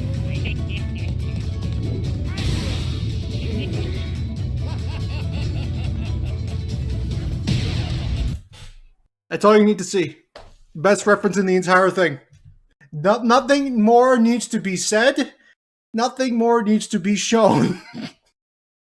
They gave Krogunk Miguel's one-hit kill punch. And it should one-hit kill in Pokken, but it doesn't. But the point still stands. Pokemon and Pokken are very heavily inspired by Tekken. With like their style and animations. I feel like for what it is, the Pokemon in this game, they're fine. They're already doing a lot better than Pokemon ask for, and I feel like doing any more just highlights how little is done for the Pokemon in their source material. I, again, disagree, because the anime exists and does so much for them. Definitely. Like, when you look at a Pokken design, it's giving them the Tekken treatment. Like, you're... In very literal ways, yes, they are being given the Tekken treatment. Getting a lot of character through their movement, and Tekken spends an agonizing amount of time getting that fighting style right. But then you're also missing the endings where Kuma becomes the president of the Mishima Zaibatsu. Blastoise becomes the president of the Mishima Zaibatsu? And throws Heihachi down a pit. And throws Pikachu down a pit? Oh man, now I just want a Pokken tournament story mode of just canonizing these Pokemon's traits and just making it like the Mystery Dungeon series, where each of these is actually a set character.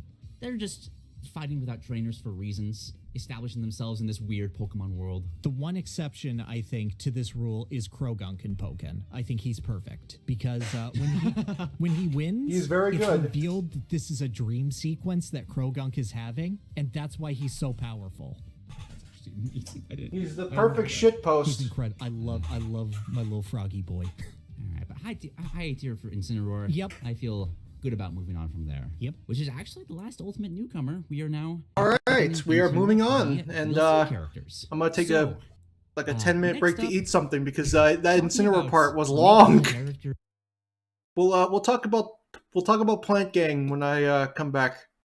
And don't worry, this won't be very long. I just want to eat pizza before it goes cold. And I've had sitting here for a while. throughout the entirety of the Incineroar talk.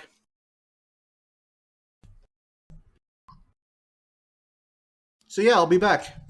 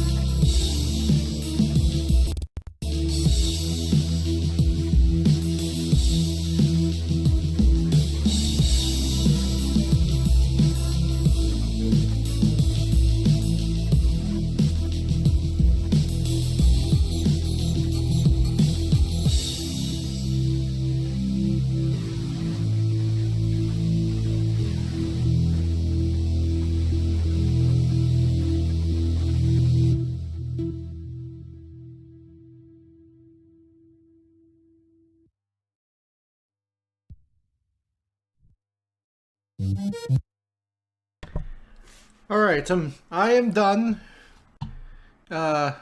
Pizza time is over, and now it's time to talk about this thing.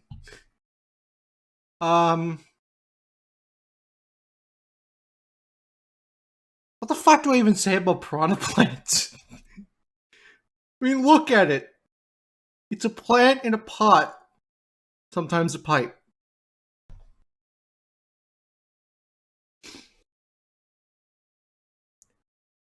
He is arguably the retro character of Smash Ultimate. And he is very weird. I don't want to say he's a joke character because he doesn't feel like one. I mean, he's not like the best character design. I mean, like especially like gameplay wise. But this.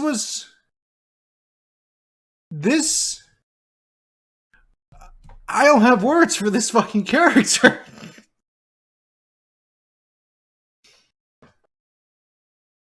Like, I don't know. It's a plant. It's a piranha plant in a pot. I'd like it more if it was consistently in a pipe. I wish the pipe was consistent across all colors. I like that it references all this interesting stuff from a variety of games. It's the only playable Paper Mario reference in the entire game, and it makes me very mad.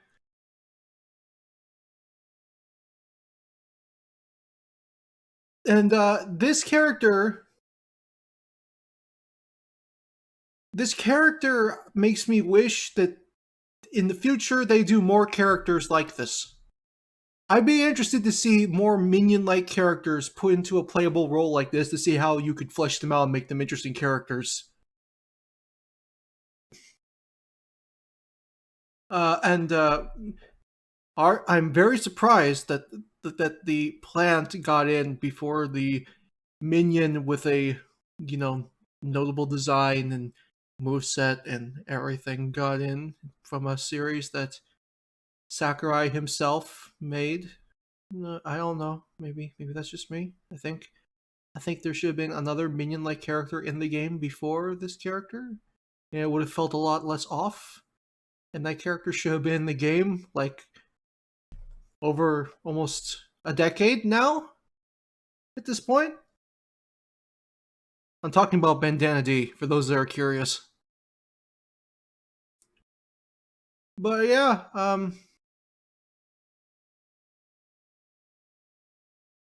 he's good.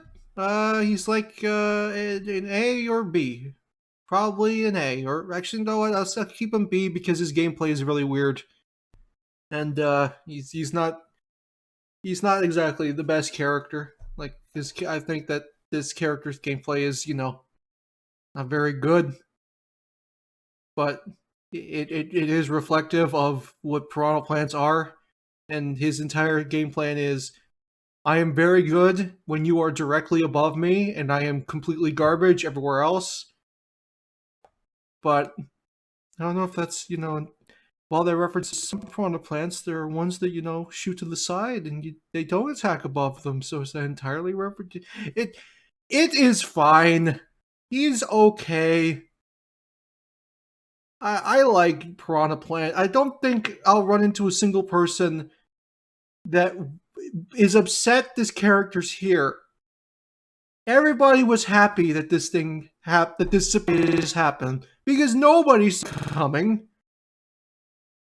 You just Piranha Plant. No, it's not a character from an established game in the past. No, it's just the enemy Piranha Plant. Yeah, he's a Piranha Plant.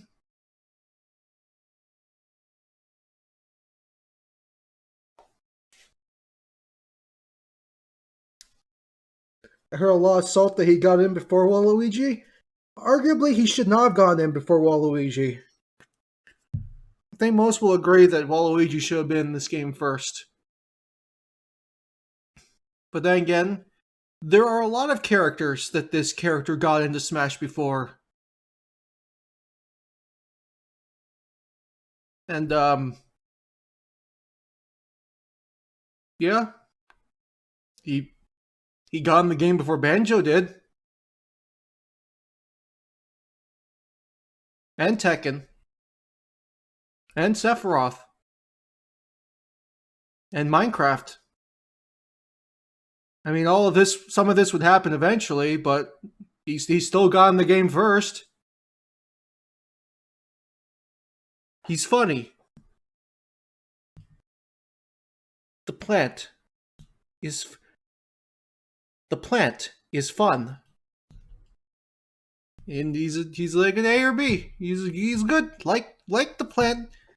I like him more as a novelty than playing him, but for what he is fun. Into stars. Just throwing a dartboard at something. I adore the absurdity of Piranha Plant. I think most people do. Yeah. It has completely just... It feels like they took like a mechanic of Mario Brothers, being like, okay, part of Mario is just navigating between obstacles. What if we just made that a character? Piranha Plant is so good at just, we're kind of talking about it with K-Rool, but I feel like he does it better. Just creating all these really, really just wacky obstacles with insane reach and forcing your opponents to be like, okay, platform through this. On paper, maybe, but let's be completely honest here. His game plan is patooey. And there are ramifications if you hit him while he has it active.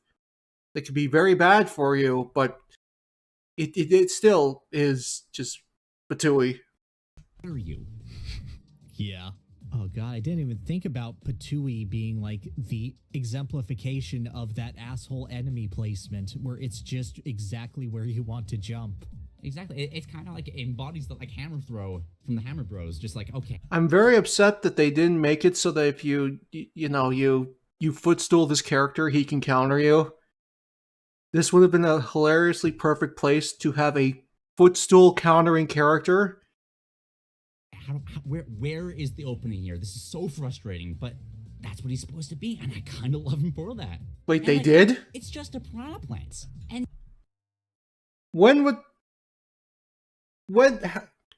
how the fuck did I miss this? Maybe it's because I haven't played Piranha Plant since literally the day he came out. He does hurt you if you jump on him. But it's pitiful. Oh. You know, Chuckles, I probably did, but it has been literally like over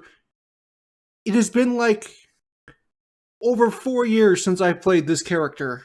And nobody I know played the character, and nobody like really plays the character competitively. And it's been a very long time since I've seen this character, moving around. Well, I'm glad that he has it, but I wish he was more powerful because it sounds like it sucks. Yeah, Footstool on the ground leads to 2% damage, feels more like a reference. Probably has the biggest fan base out of any character in the game, just because of how ridiculous of a pick that is. Play gang for life. And on top of that, he's still so fun to play as. I'm not gonna knock that because it's subjective. I personally don't think that he's very fun to play as. I think that his mobility feels really weird, and that while Patooey's very fun to abuse people with, it is, again, very much the only really good thing he has.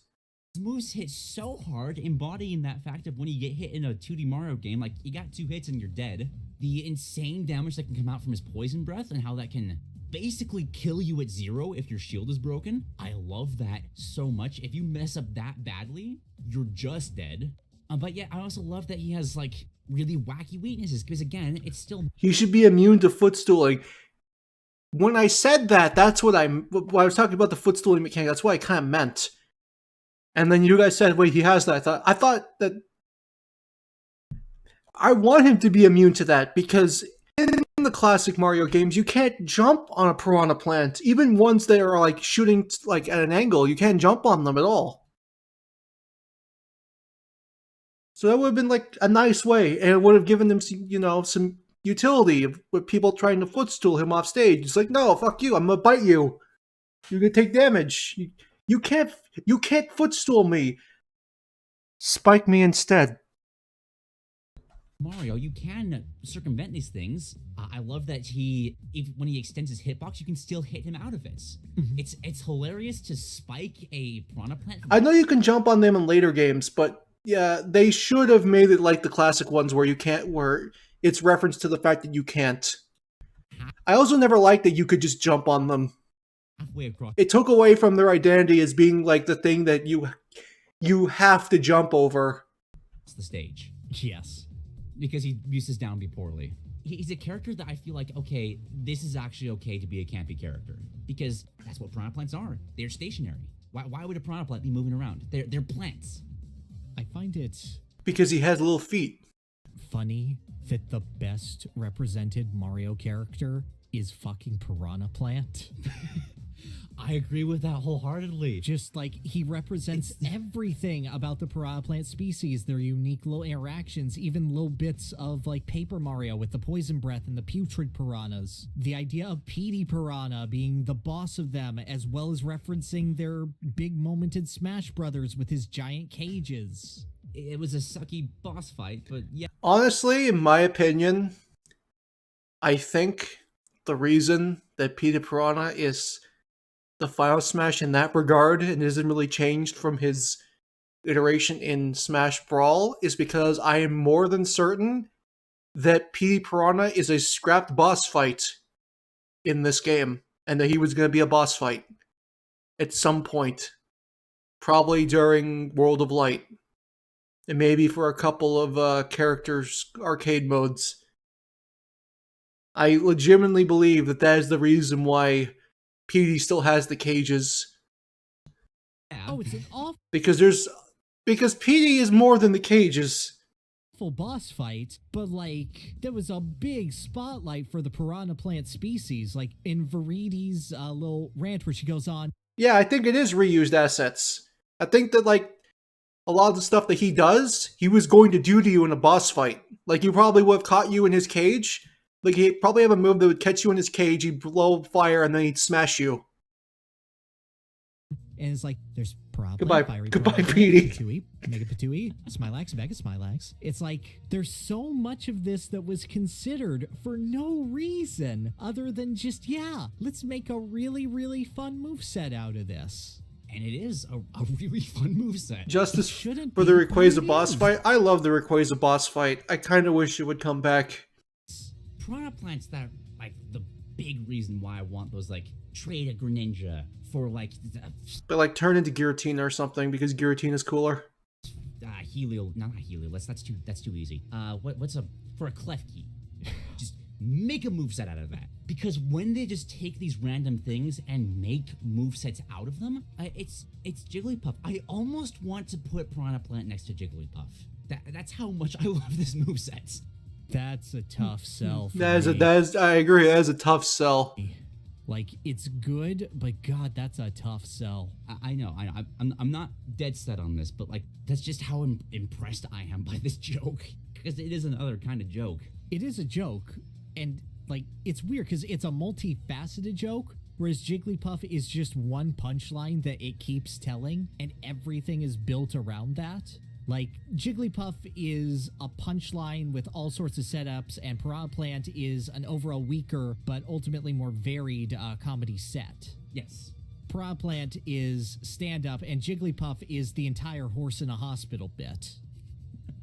Oh god. Can someone do a mod where all of Jigglypuff's sounds are replaced with quotes from John Mulaney? I would really appreciate that. Replace Jigglypuff's quotes with the entirety of Who's on First. Just anytime she sings, it's just a random joke. Now, we don't have time to unpack all of that. Do you feel like Piranha Plant fails in any ways as a fighting game character? As a matter of fact, I think that's pretty much the only place he fails. And I argue he fails pretty badly in some regards. But then again, he is just a plant in a pot. he's doing about as well as you could with the concept. And again, I kind of compare him to Jigglypuff in the fact that he's a nice novelty. But in terms of like the retro characters, I know they're not called retro characters, they're called surprise characters. That's what Sakurai calls them. But I think I would put him lower than Duck Hunt, because I think Duck Hunt might actually be better than this. That's been interesting, because I had him in A tier because I felt like, yeah, it's Piranha Plant. He's doing good. He's doing the joke good. There's another character I think does a joke better, but now I'm looking at him, I'm like, why did I put you this low? And I'm saying that about A tier. I'm like, what was my thought process a couple months ago that led you to this point? I know, but like... He is, but I don't think that matters compared... I don't either. Like, his skill set is still fun enough to work on a casual level. I know that he has some moves that are considered useless, like sadly, that's like 60% of his moveset. I don't know. I don't know what his tilts do to real... He sweep with leaf, and he bite, and he wiggle. Sell him as anything, but that's getting into a slight bit of nitpicking, because they're still animated really well. Like, I mean, every character in Smash is animated well, except for like Chrom. Feel like he has moves that just don't work? Yes. His up tilt's a little weird. Yeah. Yeah. Do I think that he has moves that overall subtract from his characterization or his game plan? No, I just think he has bad moves. And that's not That's still, I feel, enough to keep a character out of S tier. Inherent issue to design. Like Ganondorf's up tilt is an awful move. I love it. Yeah. Like, sure, the up tilt may be weird and just miss people for no reason, but it's also just a little bobblehead that I love so much. Yeah. It's fascinating how so much love was put into a plant when compared to the rest of the Mario cast, who are arguably the most recognizable video game characters on the face. Mario's good. Peach is really good. Like, Mario and Peach are represented very, very well. Luigi used to be pretty good. Bowser has been better. Rosalina is really good. Bowser Jr. is a car. Dr. Mario is Dr. Mario, I guess. I think that for what it's trying to be, it's a good design. But I don't think I would consider Piranha Plant a better designed character than Mario. I don't think I could do that. I don't really consider balance to be a major detriment to the character. I don't either. I mean, have you seen how high I put Incineroar? He's like, debated mid-tier. Most people say low-tier. Have you seen Marth in Ultimate? The only character that ranks high on the tier list that I put in like the top spots is Fox. And that's because Fox is always there.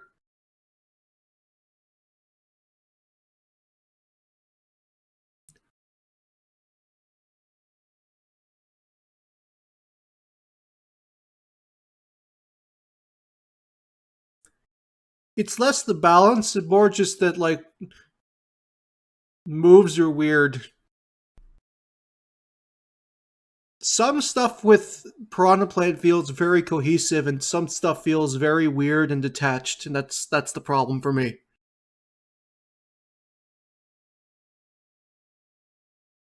Right. Like, the fact that if you footstool him while he's crouching, they specifically programmed that interaction to make... Oh, it's only if he's crouching. It should be always. Him bite you? Which never happens, but it's... But like, yeah. Just a random attack for no reason. Just because, yeah, that's Piranha Plant. I love that half of his ults have a pipe as opposed to the plant. I like the pipe. Both eras of Mario. I kind of want to put him next to Jigglypuff. Would you put him over Game & Watch? I think so.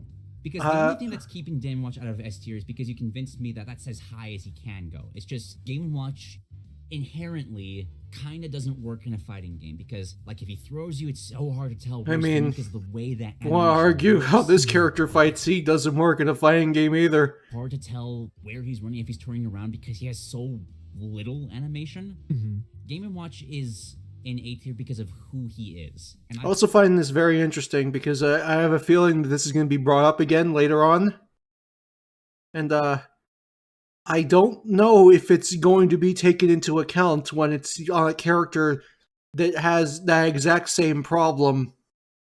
I love him for that. I don't feel bad about putting him in A tier. Like, that's as good as he can. Still perfect. Right.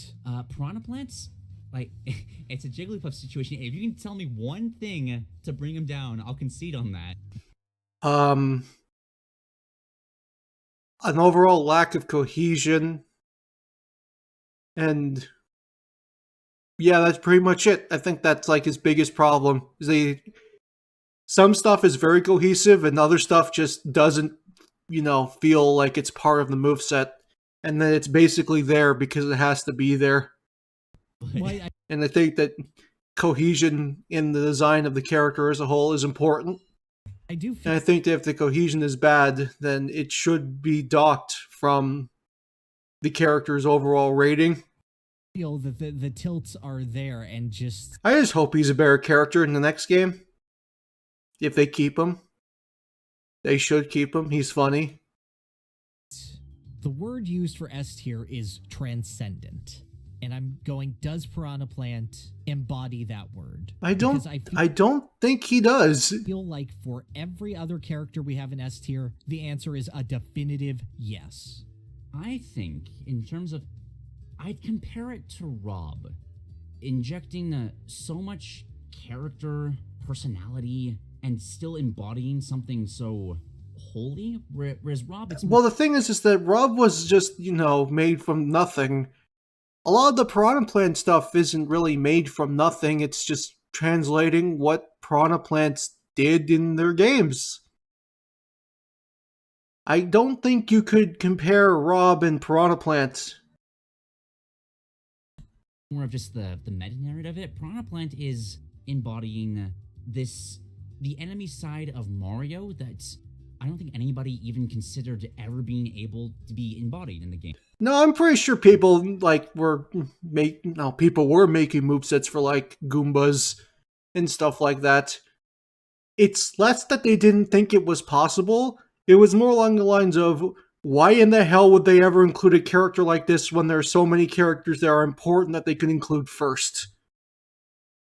I don't think there was ever an instance where people looked at characters like Goomba and a Piranha Plant and were like, yeah, you know what? This character could never work in Smash.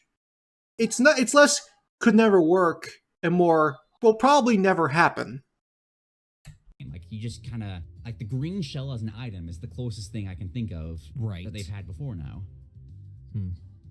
But no, Piranha Plant takes all those obstacles and makes it into a fully fleshed out character. All right. Let me pose one more question. Should this be Goomba? Or is Piranha Plant the best option we got? I feel like Goomba is too inherently limited based off of... Well, you know what? No, because Piranha Plants have so much variation in... I don't know if the creature that is stuck in a pot is less limited than the creature that is only limited by the fact that he doesn't have arms. How they appear. Goombas have some, sometimes you get the tower of Goombas, sometimes they have hats, but the amount of species... Don't forget the shoe. ...of Piranha Plants, going back to that Ridley list, there was just dozens and dozens and dozens of things to pull from that really make this, ironically, a celebration of a history of something you don't really think about. And I think that's fascinating. It kind of makes me want, other characters like this. Yeah. I will agree with. I would like to see this. Maybe just a space pirate with Metroid or something. Take an Octorok. Just all the weird ways that's... Take the shopkeeper from Star Fox Adventures. But, seriously. Like, what would happen if a space? I would love a space pirates. Okay, yeah. Just take all the Vindication. weird things they're doing, kind of with that same mentality. All right. So Goomba was a trap question to see if you would go like the iconography bit, and no, you're really doubling down on that. So I can agree on that. The philosophy's in the right place.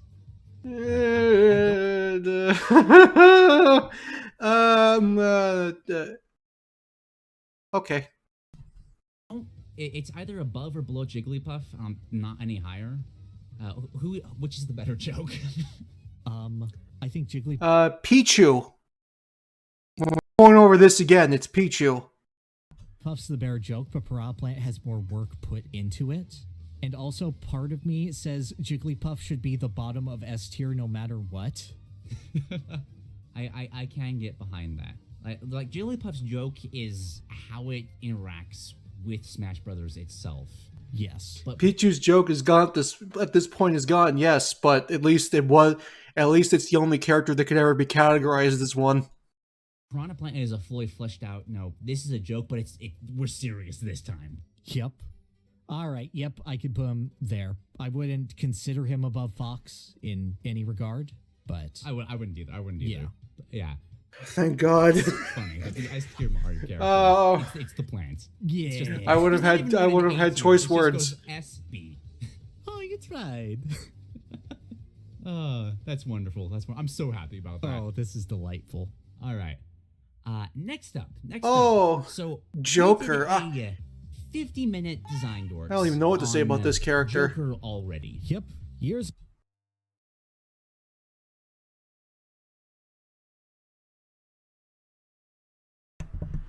Oh,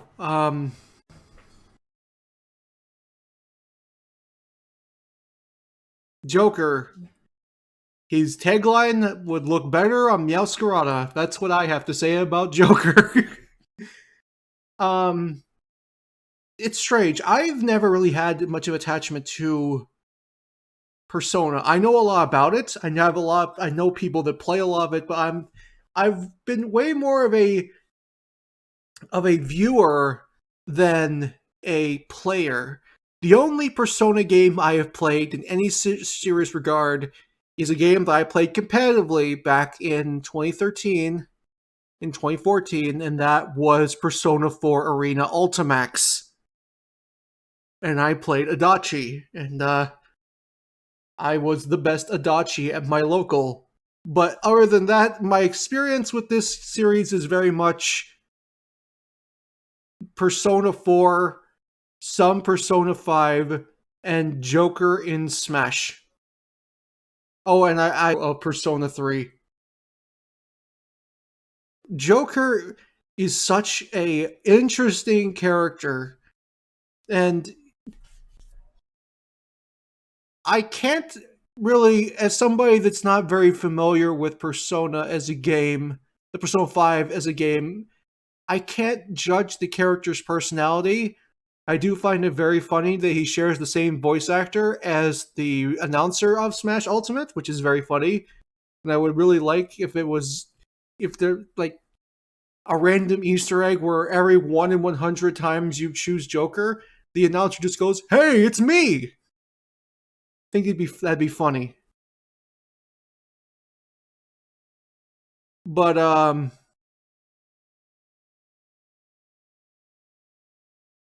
other than that, he's okay. Arsene is an interesting mechanic and is a very oppressive mechanic that basically adds enormous disjoints to everything he does.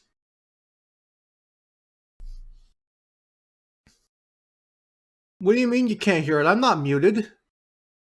The video is paused.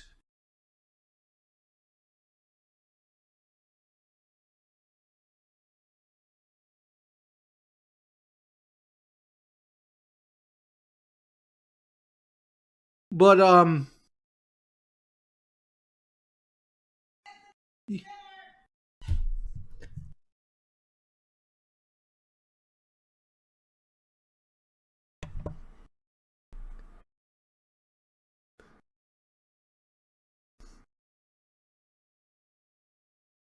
Well, that's weird. But anyways, oh, I went out for a sec. I didn't drop frames. Hang did I do thing? No, don't play the music. I had no notifications. That's weird.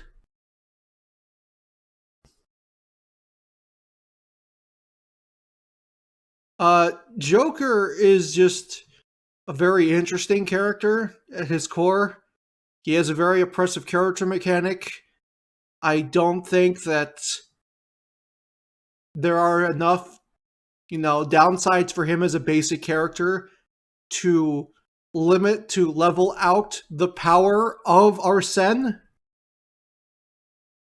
I think that as a whole, especially when when Arsene is active, and he has everything going, I think that I'd argue he's probably the best character in the game with all of that going, and we're not getting into a competitive argument about Steve doing glitches, but just for what he is and what he's capable of, I'd argue that when he has Arsene active, he is the best character in the game, and it is very hard for like 80% of the roster to compete with him when he's active. But I think just as a design, he's, from what I've heard people talk about and, what's missing from this character, he's okay. He's like a B. I think is a good spot. He's a B. I think he does his job fairly well. I think that while Arsene could have been implemented better and Personas could have been implemented better as a whole, I think that for what it is, it does a decent job. And, yeah, it's nice.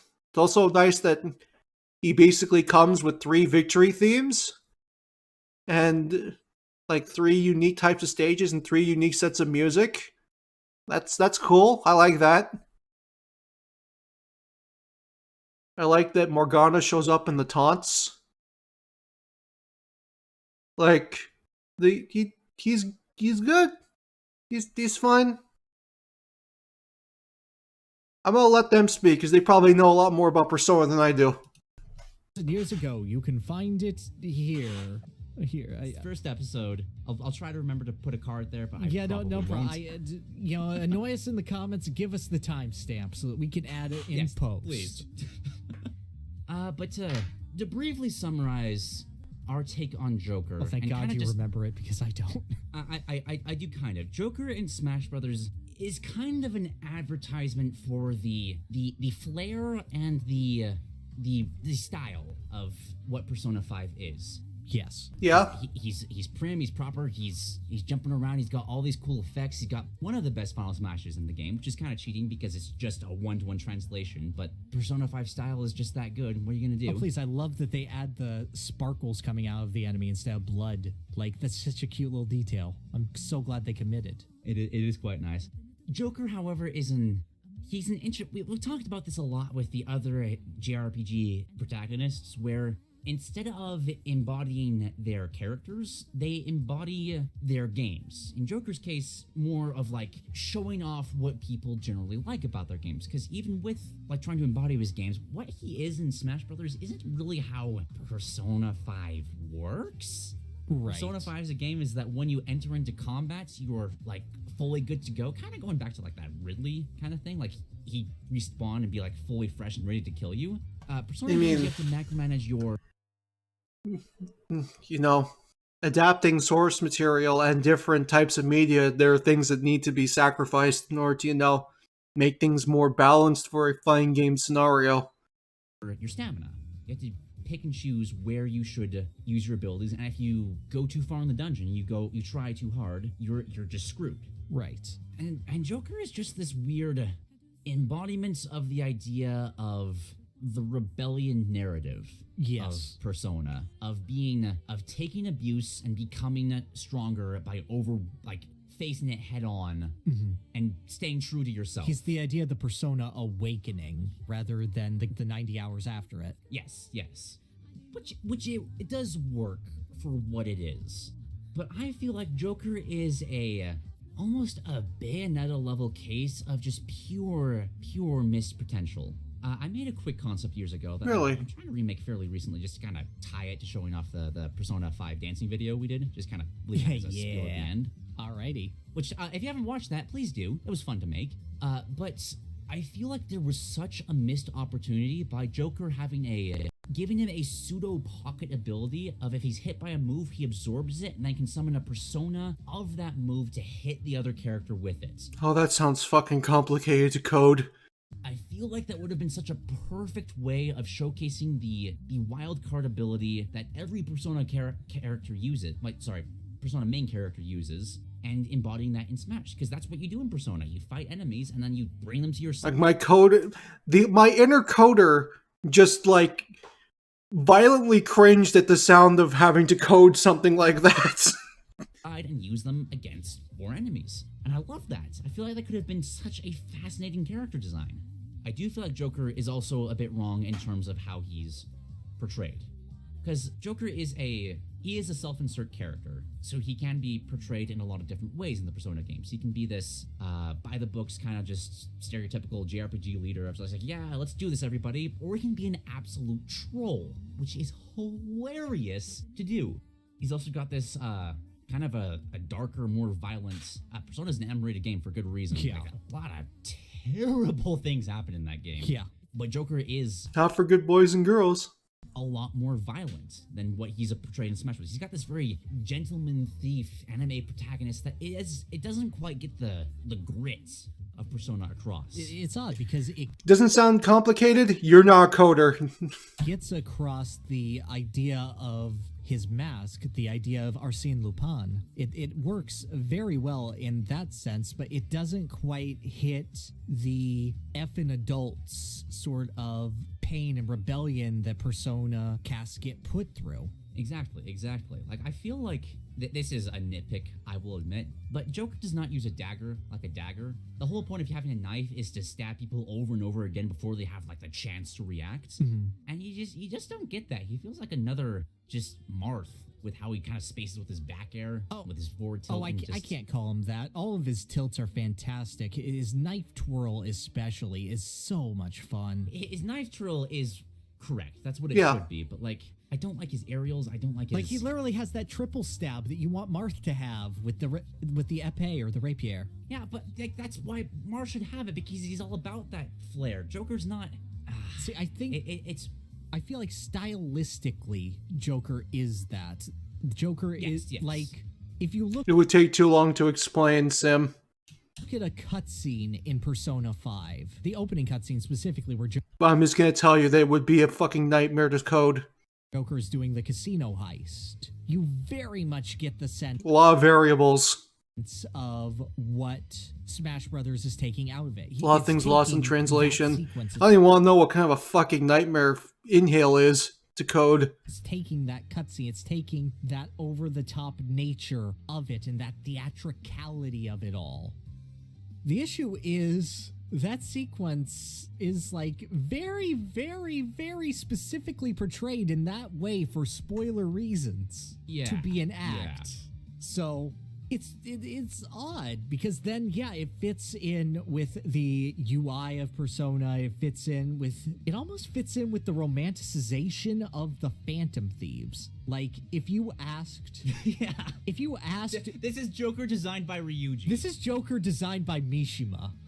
Oh, is it? Mishima. Do you mean... Kazuya Mishima. No, I'm not gonna make that joke.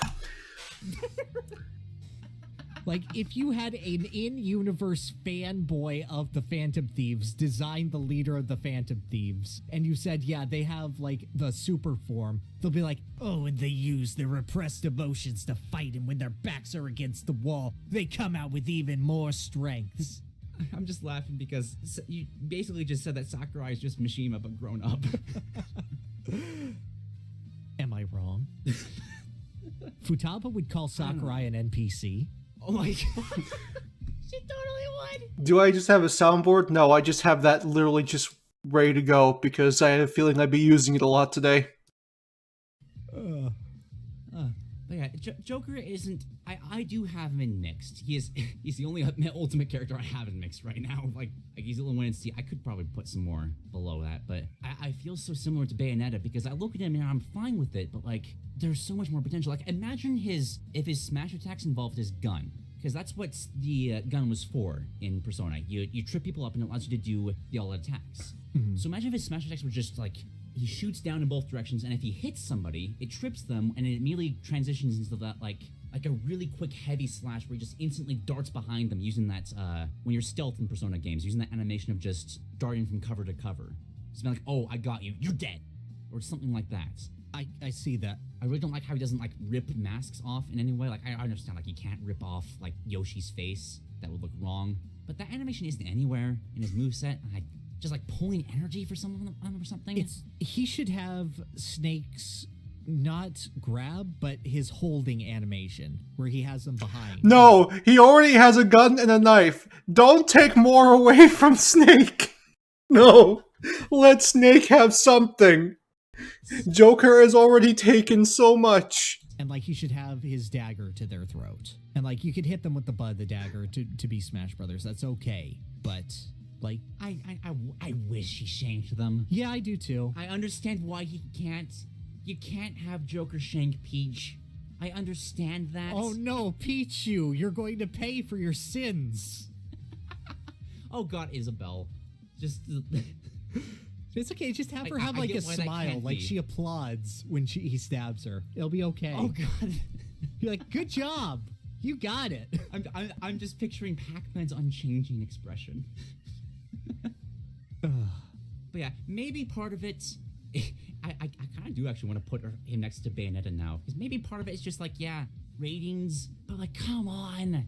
There's so much that Joker, I get why they did it. Fits how he's portrayed, but Joker is a much more, frankly, violent character. I don't feel like it's fair to Persona games. Like, the only thing that's like preventing me from giving spoiler, like telling outright, is that it would be spoilers. But like the most fucked up things happen in Persona games. Oh, I can't stress that enough. Admittedly, I have Joker in B because, like, even in spite of his outrageous potential, yeah, that's fine. I mean, game base. I don't think I would have argued where this character went, unless it was like, you know, bottom. And I don't think the Joker's like a bottom tier design. I don't have the feeling that I have with Bayo that Joker is entirely predictable. Like, yes, he has up air loops, but I feel like fits the Persona games because you hit at a weak point and then it's a once more situation. This is true. Bayonetta has that gameplay lacking really hard. Yeah, Joker has this wonderful flow to him where, like, if you're playing Persona well, your opponent should not get a turn. You look at the enemy, do they have wings? I shot them once, now they're down. That's an issue with Persona 5 itself, but moving on. And then you just I wouldn't know, I've never played it. Snipe the weakness and you keep going. And Joker has this wonderful flow to him when you get going that just works super well and fits in with the style and flash of the Persona 5 UI. Like everything that Inkling is missing in their personality, Joker has in spades. And you know, do I think like, yeah, he's a much more violent character? Yes, but also he's kind of a prick, and like anyone who has an option, even a thought for a response to be you jelly and this to be their character, I go no, that tracks. The question is that a translation thing, or is that like from the actual game? Because we all know that translators love to have their fun with stuff like that. Question on that side is, can you imagine this incarnation Joker saying... Although I don't think that's ever going to be Yakuza Kiwami 2 as I peacocked your mom. Pillage it. Just, you know what I'm talking about. Pillage him. Oh, yes. I don't get that from this one. He's too clean. You're right. There's specific artwork of him, like especially with the unhinged smile, the blood dripping down his face, that I could never see this incarnation ever truly reaching. But then I have to remind myself Smash Bros. Is a game for good boys and girls. And like, Yeah. Which is weird that this is the first character they add as a DLC character. that's harder to represent than please just give Bayonetta her actual weapons. This is true. This is true. I can work with mixed. I can't justify putting him lower than Bayo. And you are talking me up a little bit, just with how you've been describing this. Like, I think ultimately Joker is a fun design. Does it work entirely? No, I think Arsene is too much of a presence. Like, I agree that the personas should be a good presence, but at the same time, personas are the strength of bonds, and that isn't represented at all, so bleh. Just to throw out as well, this is the one character that the reuse animations really just annoy me. Like, I've mellowed on Hero over the years, but Joker is just, you bring a new type of weapon, a new type of style, and that's Falco's forward smash. Why? Also just a nitpick, but What about are animated. what about all the moves he takes from Sheik? Yeah, I don't know. Well, how did you feel about the top of mixed? I can fit with that. Because I don't want to quite go pretty solid, because my problems with him Higher than are Ryu. stronger Profound than that. sadness. But you've convinced me on like how he embodies Persona 5 gameplay. There's a groundwork there that's good. Like, Joker, I feel like I would want to see how someone would change up his specials, basically. Like, I understand keep grappling hook, that's totally fine, but I feel like everything else you could change around and experiment with more. Because there's so much. You could call in other Phantom Thieves to assist you. You could use, there's so many kinds of Thieves tools. You could have some kind of command grab with, again, ripping the mask off of them.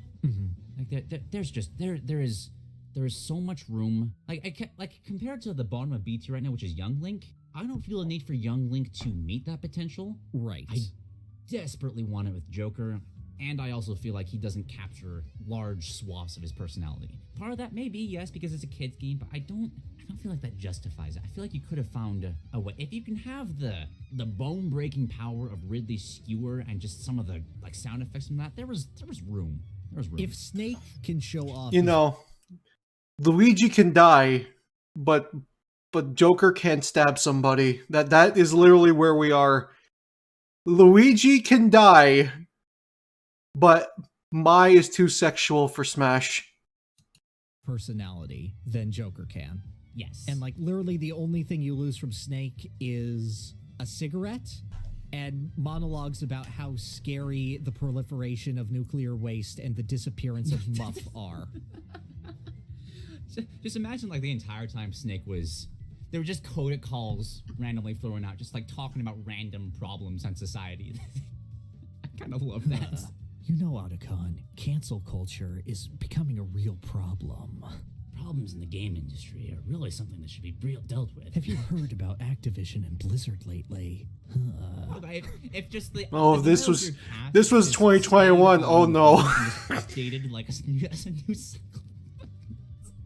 Oh my gosh. But can I commit to the top? I don't want to put him any lower than Ryu and Kate. You've sold me on like the gameplay side of things being fine, but I don't want to put him in B. Yeah, that's okay by me. All right. Cool. And if you want to hear more about our thoughts, go watch that Design Dorks episode. We talked about a lot of things. Yep. I don't know if I stand by them anymore, but I also don't know them anymore. Exactly. It's been a while. All right. Next up. Oh, I've said some mean things about Hero. you know, it is weird. I'm now realizing this. I have like next to nothing to say about majority of this game's DLC characters. Like, it is baffling to me how I'm now realizing that next to like a few characters, I'm like, my brain is covered in fog trying to think of anything about these characters.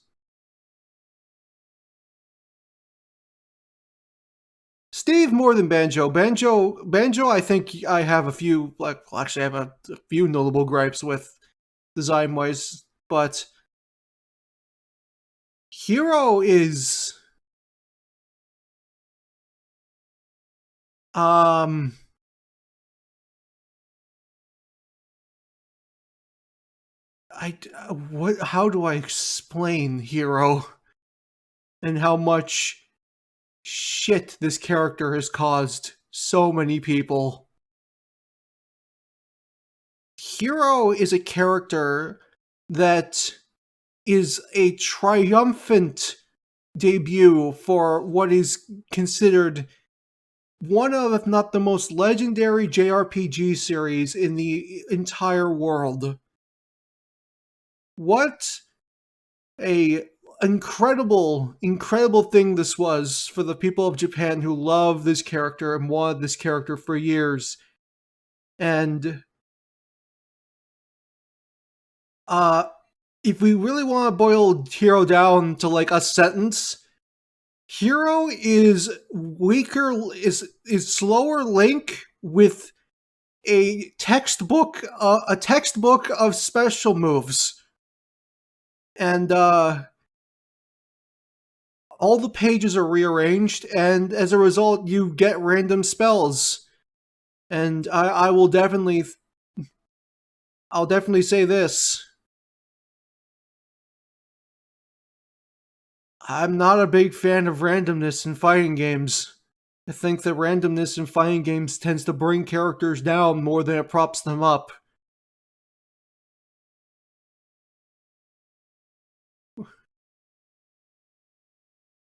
It is so weird how this character is so much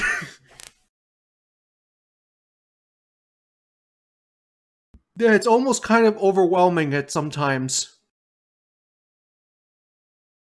He hits harder than Ganondorf.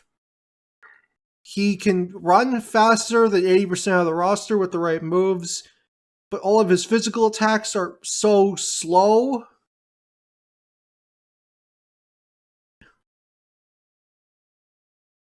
Randomness needs to just be balanced, properly held back, but that's the problem. You are actively at the mercy of Hero's randomness, because when you're not using randomness, you have some decent specials. You have, a decent fireball projectile. Your side special lightning is really good, especially if you don't charge it all the way and just like use it as like a long range like disjoint strike. He's got a better version of Robin's Elwind. But then you just get to his spell list, and I think to myself, holy shit. You guys just did not fucking care about balancing this character, did you? And I think that if the randomness wasn't there, I don't think the spells would be either. Oh, what can this character do? Oh, literally everything.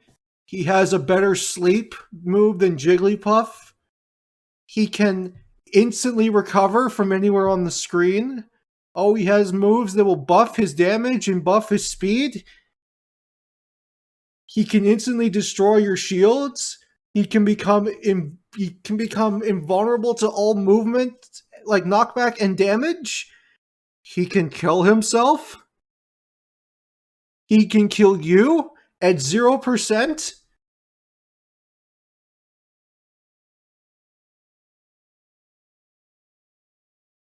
I don't know where, out of every character so far, I think this is the only one where I don't have a good spot to put them, because I don't know where the hell I would put them on a tier list.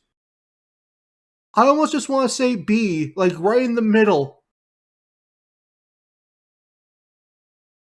Just because I'm so uncertain of where the hell I would put them.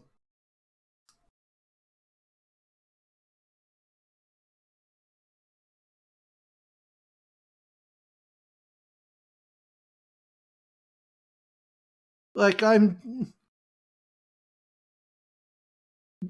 this character has always just been impossible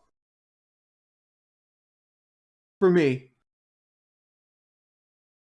Where, what, who, what, where, huh, why, what do I, where do I, what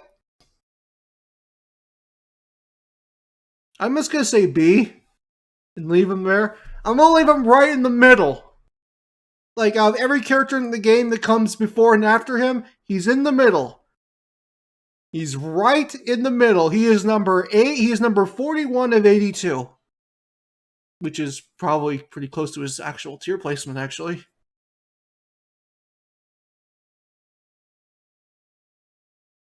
This is the only character in the game that not knowing multiple languages is a fucking hindrance. And I'm not going to knock points for that. I just find that funny.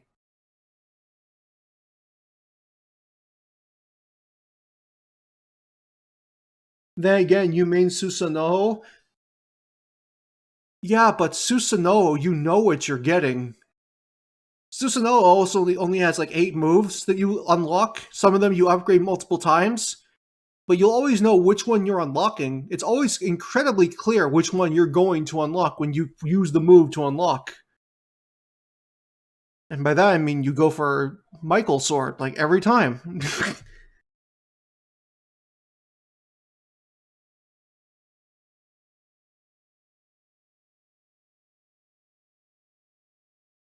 Are you able to play hero effectively without the menu select? In other languages, no. Because unless you know what words mean in that language, you are pushing buttons and hoping that you get something.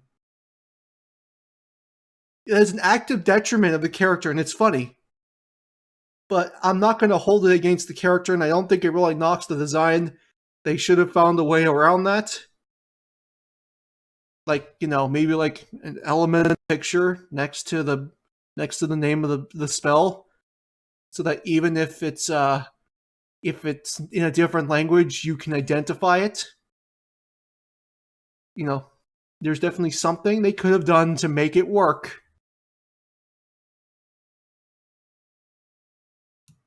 Confess, from a first impression, from when I saw that character, I was not impressed. I was seeing so many just generic animations. I guess I can say, look, it's Dragon Ball in Smash. Animations from sword fighters. I wasn't quite sold on the mana gimmick. It just felt like a bunch of things thrown together. I didn't really like the character. Then I played as Hero. I mentioned with Mr. Game Watch that I love characters with stupid bullshit. Stupid bullshit is what Hero is as a character. That is probably the best way to describe this character, yes. Yeah. And I love him for that. He is one of my favorite characters to play. Anytime I'm playing Smash Brothers, there's always a question in my mind. Just half the time I'm going between like characters I enjoy, like, okay, there's Bowser, there's DDD, there's Ridley, but then the other half of my brain is like, okay, but what if I just played Hero instead? Yeah. Because he plays not necessarily so differently, but the vibe of his playstyle is so different because it's a gamble with so many of his things. Like, oh, here's his smash attacks. Yes, maybe you die from this. Maybe you don't. Whack and thwack are some of my favorite moves in this game. If I made a top 10 list of my favorite moves in Smash Brothers, I feel like 6 of them would be Hero. That's fair. Just because of how the stupid stuff that he can do is so much fun. The fact that Metal Slash exists pretty much for the sole purpose of punishing other heroes for no reason is like one of the dumbest but most fun little details. The fact that Kekling exists, like, you're never gonna find that like directly above a character. That's solely because you were mashing the button too fast, you used it, and now how good is your opponent at counting to 4? No, that's Kamikaze. Kamikaze is when you mash the button. And then, you know, you die, and you hopefully take your opponent with you so that the stock amount is even. Just, let's see. I love that so much. And the rare times you actually do kill with Kekling, it feels like the dirtiest move you've ever done. Oh, please. And Kamikaze in general. No, I'm sorry. Kekling kills are funny, but there is no dirtier feeling than being killed at like below 20% with a thwack. There is nothing that will instill you with a raw amount of anger in such little time as having your entire stock deleted from the lowest of chances from a thwack at 20-something%. That is the definition, in my mind, that is the definition of just fucking hatred in Smash. General, on that same note, like, it's so avoidable. It's so disrespectful. God, is it fun? Exactly. And yeah, he does have generic animations, but the more I've learned about Dragon Quest, that's kinda... Dragon Quest characters, the protagonists, and... I don't mind that his moves are generic. I just wish that he, had faster attack speed because he feels way too slow for how, just not very hard he hits outside of the random critical hit chance. General, or... I'm not saying this as a bad thing, a knock against them. They established this character of the blank self-inserts, and that's just what they are. So the more I've learned about them, the more that just hasn't bothered me. Like, obviously, there's room to be different, but I don't feel a need for them to be different anymore. Yeah, they're literally an empty D&D character sheet with a couple fill-in backgrounds. Yeah, exactly. And so the way they're characterized doesn't really bother. Yeah, sure, they have Buster Throw, but I don't mind. Sure, they're the guy who designed and made Goku. I don't mind that physicality. Yeah.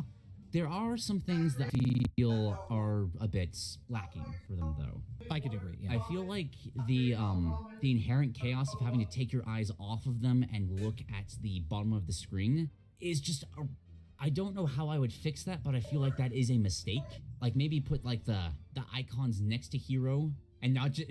You just have to memorize what the icons mean. Have, like, a Shulk thing that just puts 4 random icons around him. It's like, is that, Whack or Thwack? Oh, crap. Kamikaze and Flare Blitz. Look, Flare Blitz? Yes, Kaboom. yes, Flare Blitz. I don't know why that happens. Hero has Flare Blitz now. Why not? Just... Nah, they'll give it to him in the next game if he comes back. do something like that. Having to, like... Oh, no, here comes Hero with this... Look down. He's randomly selected gun. I mean, if Hocus Pocus just used a random move, Yes. that'd also be pretty great. Oh, it literally just metronome? I'd love it. But yeah, these are... I have Hero in A tier right now. And that's because I do feel like those inherent parts of his... There's just fighting game problems with him that need to have a once-over. They need to have a UI overhaul. I think he's on... I honestly think he's too random to be that high. Shulk got his Madonna Select. They need to have, like, that kind of redo with Hero, but... Oh, I just love him so much. The fact that Hero has the issue of the region that you're playing the game in and your ability to learn languages will inhibit your ability to play is admittedly debilitating. Like, from a fighting game standpoint, you're not going to overcome. It's the only time I can think of that's ever happened in a fighting game as well. That.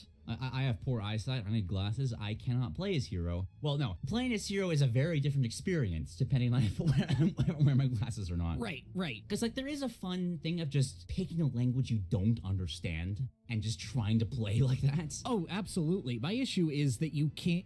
I find that if you can't physically play a fighting game character, that's okay. Someone can. If you can't physically play against a fighting game character, that's a problem. Yes, absolutely. And I feel that Game & Watch has this to a lesser extent, but Hero has it to the most pronounced extent. I would agree. I do enjoy them significantly. I like all the little details. I love the crit. I love that their forward tilt is the shield bash to represent them blocking. That's a really cute touch. I even like that all of their attacks are super generic. Like, yeah, that's the point. Dragon Quest is supposed to be your attacks are generic but have some power, and then when you actually need to be serious, you go down to your spell list. I think that mana is one of the most elegant solutions to a resource. It feels good. It lets him have very strong and very fun attacks. Like, even taking the command menu aside, his various spells, which all have 3 tiers of charge that would be incredible on any other character, are still great here and are balanced very well by, like, Kazap being this monster of an attack, but you can only do it twice per stock and it takes away your recovery until you charge up. I think he might be my favorite resource character. Just throwing that out. I have one better, but I think that the resources are done fairly well for what they are. He is very good. I think that But the resources were never the problem. In general, he translates the feel of Dragon Quest incredibly well, and that's by far the most important thing you could do with him, because, like, who else are you going to get from Dragon Quest? The answer is Sylvando. There is a right response, everyone. Please respect Sylvando. If you don't know him, look him up. He is the best, my god. But Hero's really reverent. Hero's really fun. Hero, you get a different vibe from Hero. Like, you pick Hero to play Hero in the same way that, like, you pick Snake to play Snake. He has a very distinctive feel to him, whereas, like, you could pick Fox or Pikachu and still get a kind of similar vibe. No, I think that is a very bad comparison, but continue. There's just little bits of preference here and there. Hero is wholly unique and wholly special, and I do really, really respect him for that. Agreed. Where does he land for you? I have him at the bottom of A tier. I think that as a celebration of Dragon Quest, he does an exceptional job. Like, he's basically able to sell the series despite having 0 character, despite being 4 different characters. All of them have a personality of, well, this one has a rat at least. And yet he's still able to convey that. Like, that's good design to me. And the things that weigh him down are, admittedly, huge debilitating problems. But from a casual perspective, that doesn't hit him at all. Like, casual Hero is about as perfect of a representation as you can get. Yeah, I would definitely agree with that. So I would either put him at the bottom of A. Beats for a bit I don't know. Or start debating him. I don't with see any the notifications group about of connection. Mario Cloud That's Jr. probably just you. I think Hero has that fatal flaw, but I feel like that's the only flaw. Like, I'll definitely say at least that it feels like Hero made people buy Dragon Quest XI. And from what I've seen, that game is very fun. like how his damage recharges his mana. It's a good way of having a resource management while still making it manageable. And just as an aside, God, the music selection sucks. I get why it's Dragon Quest music. It's a copyright nightmare. But yeah, it is terrible. Yeah. Totally agreed. Yeah. Doesn't affect him at all, but I had to say it because I as much as fun as a meme song of da da da da da is, God. Yeah. I think I would argue for the bottom of A, because once you get into the B tier, you get into people that are missing things, or things are wrong. Hero's got a fundamental UI issue, but that if that were changed, I might argue for S tier. Because I feel like his design is still fantastic. I do agree with that. I'm trying to I think wouldn't. of how move I things would around not if put him that. would be I don't know if I'd put him that high. level of personal preference, but no, I think in illustrating the Dragon Quest hero, he does, a great job. I think, like, I could put him into B tier, but, like, thinking on it, like, somewhere after midnight in my wildest fantasy, somewhere just beyond the reach, there's someone reaching back for me. Racing on the thunder and rising with the heat. It's going to take a Superman to sweep me off my feet. I need a hero. I need a hero.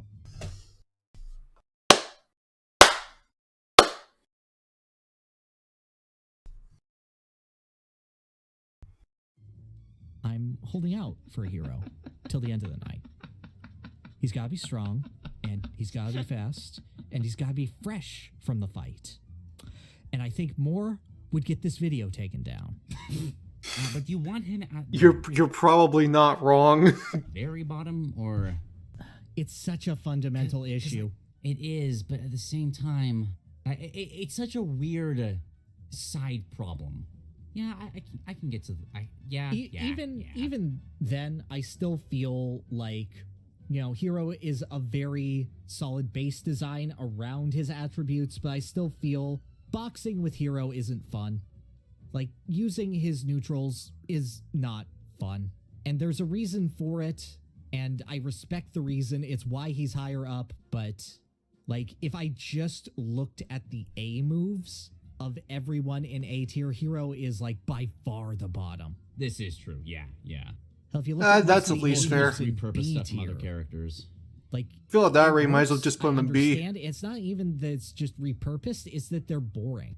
It's that crits when they happen, feel good, but nothing else in Hero's standard moveset feels good to hit. It's No, just I the agree. big red button. I also think that his down tilt and his up air look really weird, and his up air is basically one of the worst in the entire game. For a reason. Oh, don't even get me started on his up smash. That thing is completely gnarly garbage.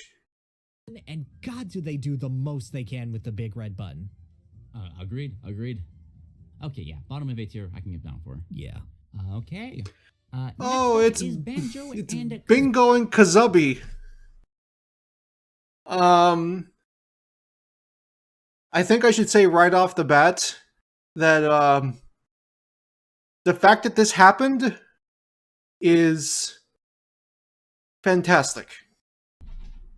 I think that for not only that this trailer was, very celebratory of Banjo, but was a continuation of K. Rool's trailer. And then they just have K. Rool hanging out with DK and Diddy, and they repeat the joke with Banjo with Duck Hunt. It's this trailer made me want more trailer continuations in the future. Like, I think I came up with the idea of like, what if like for like if they announced like Heihachi, like they could continue Incineroar's trailer, and after Incineroar and Ken get fighting, like they just have like you just hear like Heihachi laughing, and he like enters in from like one of the doorways, and then he like taunts Incineroar, and then they fight, and then it's now Heihachi's trailer, and the cutback shots are shot like the opening to Tekken Tag Tournament 2. It's like they should have done more. Or what if instead of Heihachi, it was fucking Terry, and Terry and Ken actually get to fight, and we could have had nice callbacks to Capcom versus SNK 2. Like where these guys are basically rivals. And I'm like, God damn it, they could have done more with this concept, and they didn't.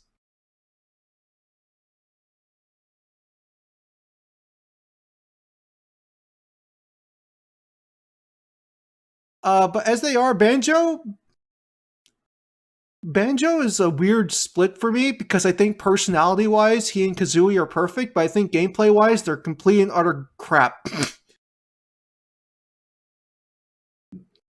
He has, they have fantastic personality, they reuse voice clips from Banjo and Kazooie, but it doesn't matter because they just work so well for the characters that they don't skip a beat and they feel natural.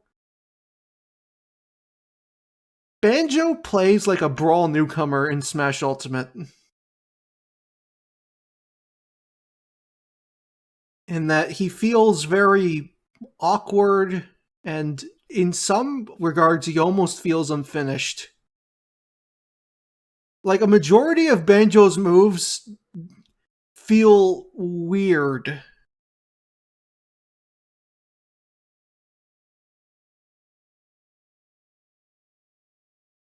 But the question is, which one is the most... Before I continue, you have to ask yourself, which one's more... What is more impactful? The personality or the gameplay? And I argue with Banjo and Kazooie, it's the personality.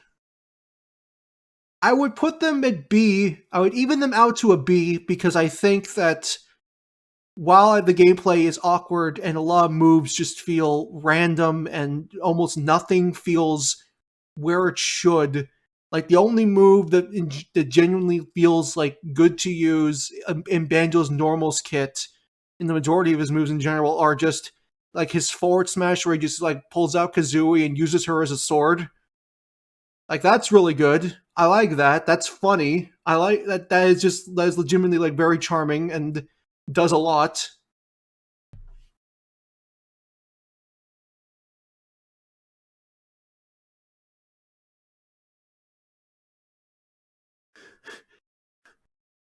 You know what, Ivory Dice?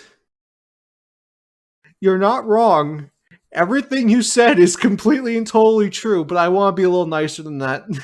because the personality and the character is still incredibly charming. I do agree that he has no damage, his neutral's bad, his stance canceling is weird, and he is not a very good character, and I wish that he was. It feels, out of all the characters that ended up low tier, I feel that Banjo being there is the most painful, because this was one that just so many people wanted and led to like a huge impact on the internet. But Banjo's gameplay is bad. Wonderwing is an awful mechanic. It's a good move, but finite mechanics in fighting games are just bad. They are just awful. And I can't think of any instance where they've ever been done well in any fighting game.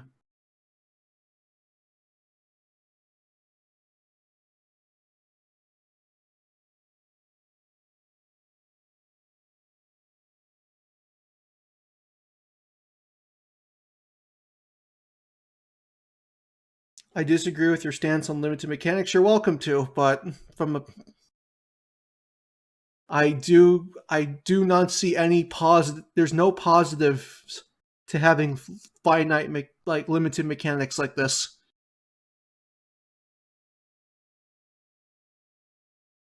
Have you seen how HDR turns the aerial version of Wonderwing into Beak Bomb, which uses slowly regenerating red feathers? If they were regenerating red feathers, I would have no problems. If they slowly regenerated, I would put Banjo up a tier.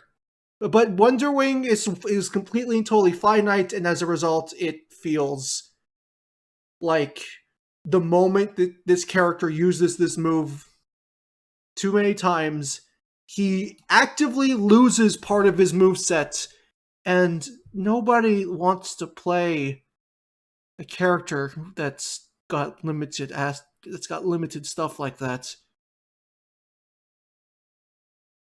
The only caveat to that is that Wonderwing is generally seen as not a very good move and is not used almost at all by Banjo players in competitive unless it's very specific circumstances.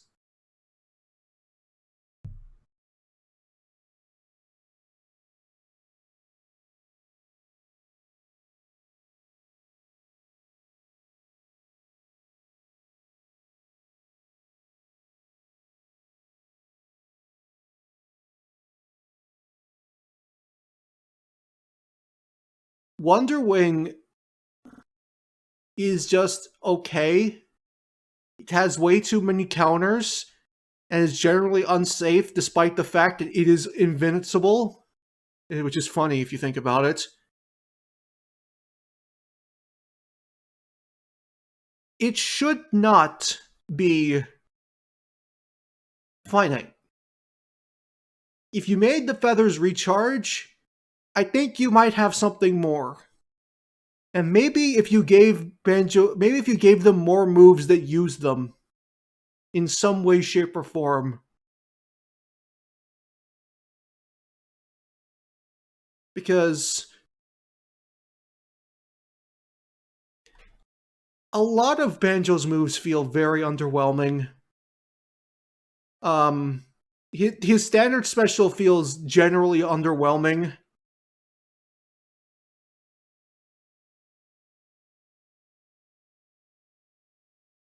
His recovery is okay. You'd figure it'd be better than it is. It's nice that he gets an extra jump, at least. Like, he's technically a character with 3 jumps.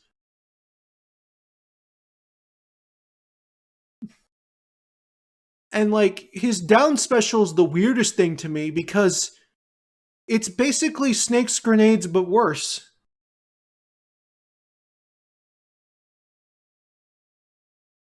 with Snake, you have, when you summon the grenade, it's in your hand. You control when you toss it.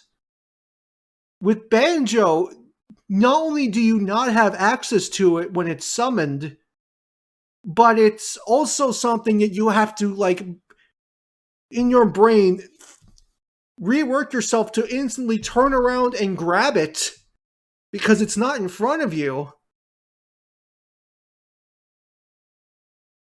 Rear egg is like if Link's bomb was way less patient. Yeah, and I don't know if I inherently like that design.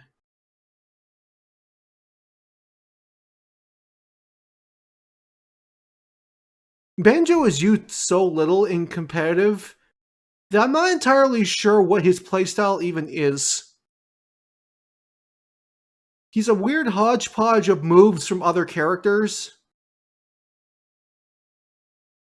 And his specials feel fairly underwhelming overall.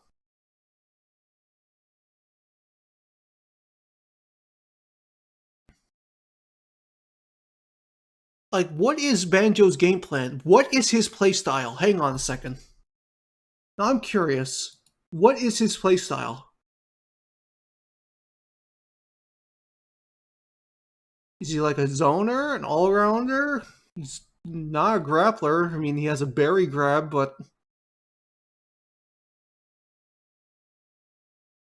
What is your playstyle? Banjo-Kazooie are fairly unorthodox characters that can be considered to fall into the heavyweight trapper archetype. They're trap zoners? Being centered on maintaining stage control with the help of a powerful explosive item, while at the same time being capable melee fighters who have access to a strong finisher in Wonder Wing. However, their capabilities fall somewhat short next to comparable characters. Rear Egg is not as good as it could seem at controlling space due to its grenade egg's limited short fuses. Wonder Wing is very easy to punish if it is mistimed or read, and the duo's overall frame data and KO power are unimpressive for this archetype, limiting their potential to act aggressively. As such, they are quite versatile characters that can adapt to multiple playstyles, even over the course of a single match, though they are more adept at turtling or more methodical playstyles. That is fucking weird. I don't think I would have ever imagined Banjo and Kazooie to be a trap zoner.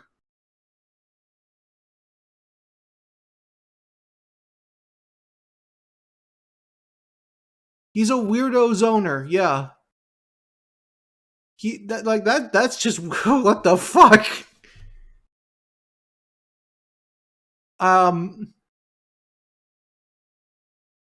Where am I reading this? I'm reading this on the Smash Wiki. And his placement is 66th out of 82nd, putting him in C- tier. Poor guy.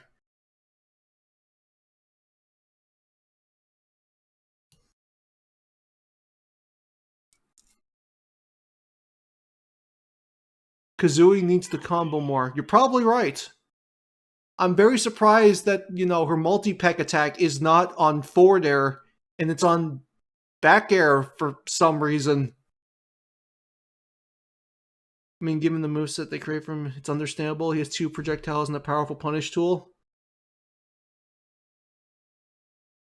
I guess. I guess I never just saw the projectiles as, anything remotely threatening, especially the eggs. Like, rear egg, maybe, but, like, it felt so much worse to use than even than even Link's bombs.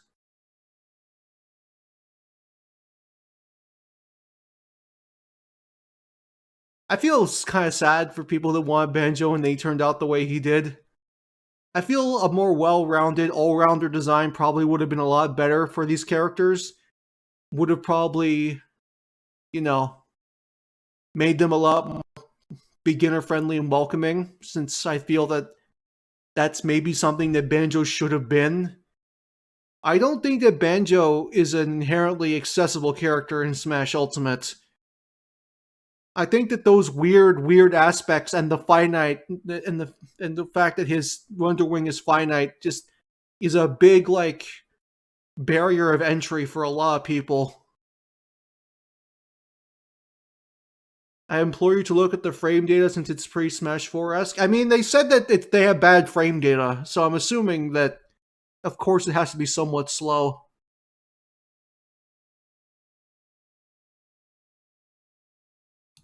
Zooey. Now, this is another game that I haven't played much of, so I'm just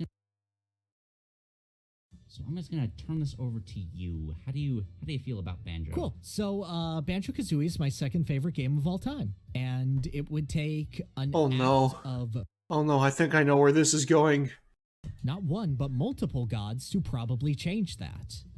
God, from a perspective of impact, which I feel like has to be the first thing said about this character, I'm so happy they're here. Like, this was the impossibility of impossibilities. And the fact that it not only happened, but happened as a continuation of the celebration of King K. Rool and the idea of Rare and this added acceptance. Yeah, the celebration of K. Rool. What did they do to K. Rool? And celebration. I'll tell you what they did to K. Rool. They fucking killed him. They killed him and then buried him with a rock. Donkey Kong Universe special. And then celebrated. Motherfucker, he was happy to see you. Yeah, that feels pretty good, man. It's pretty amazing. I missed the initial reveal. I just heard the little clink clank. Like, I didn't see that was a Jiggy, so I thought, is that Dixie Kong's hairpin? So then was the Banjo silhouette. It was like...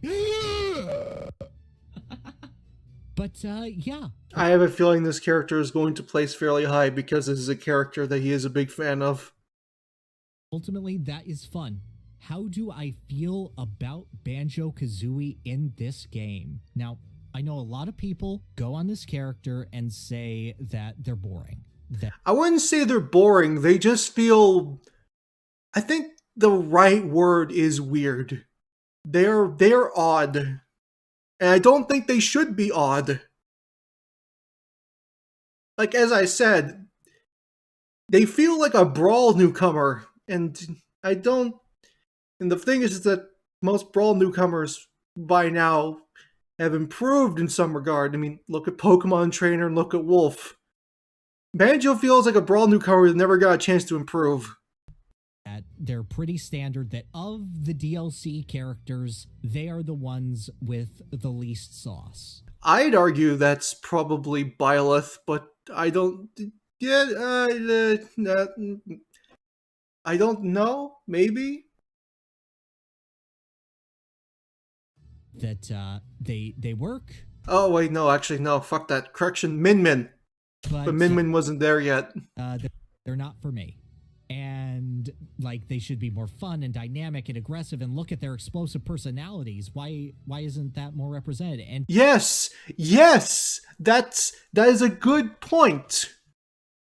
That is a good point, and I didn't think of that. Why are they not more like their personality? Why are they a zoner? To which I say, bro, you played a Banjo game ever? Like, I think that their interpretation, while not perfect, is sublime.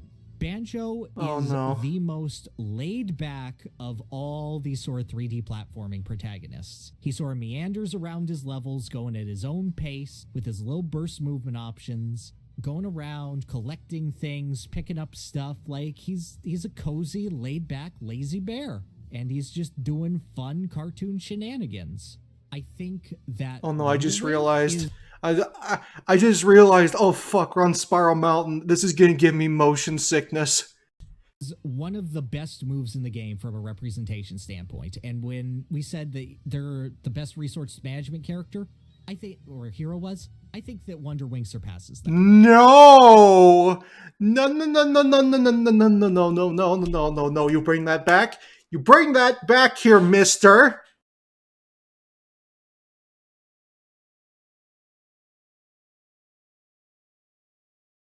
Best resource management. Best resource management.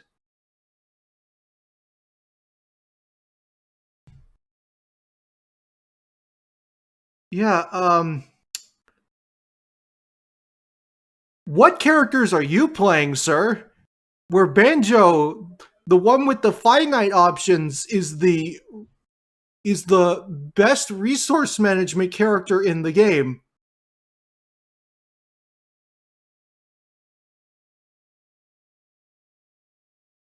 They're fascinating, but you know, yeah, so is a car crash. Because Wonder Wing not I can see that. Why do you think everybody slows down to look at it?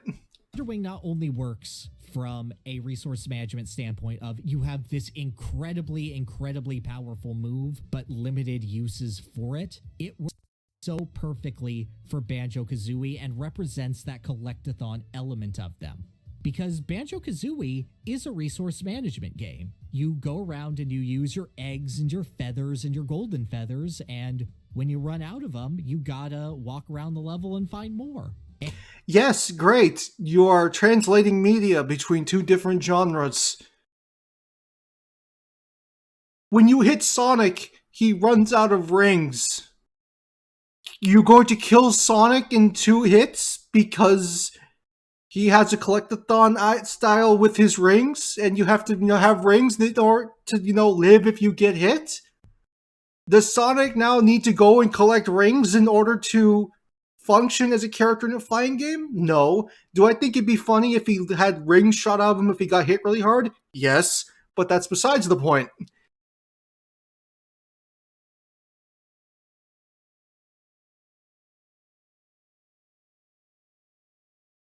That kind of aspect just doesn't work in a game like this.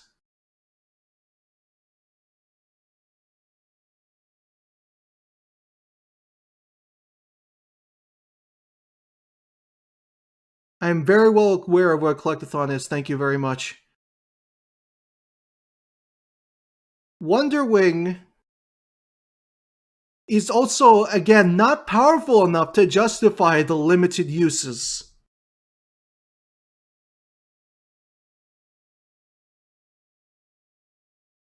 Yeah, exactly. Mario now shrinks to half his size every time he gets hit. Could you fucking imagine?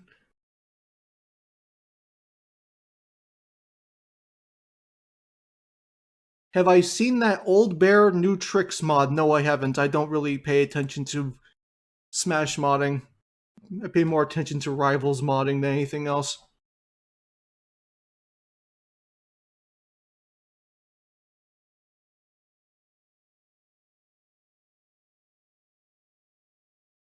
But yeah, best one. The best resource character. Better than Cloud? Better than Cloud.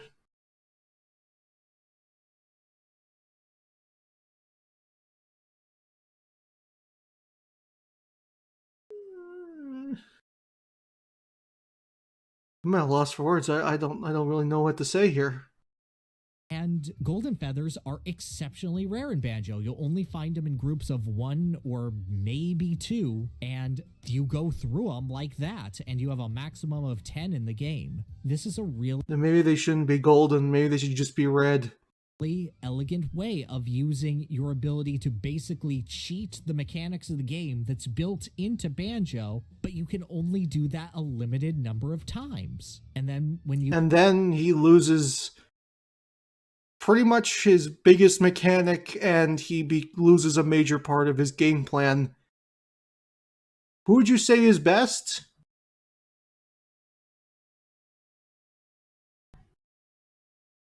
My mind wants to say Cloud. I don't think it's Joker, even though I don't think he's much of a resource management. He's just build, and then expend, and then do it again.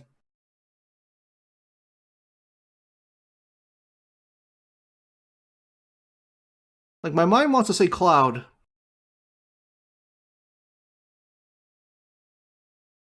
So I think I'm just going to say Cloud.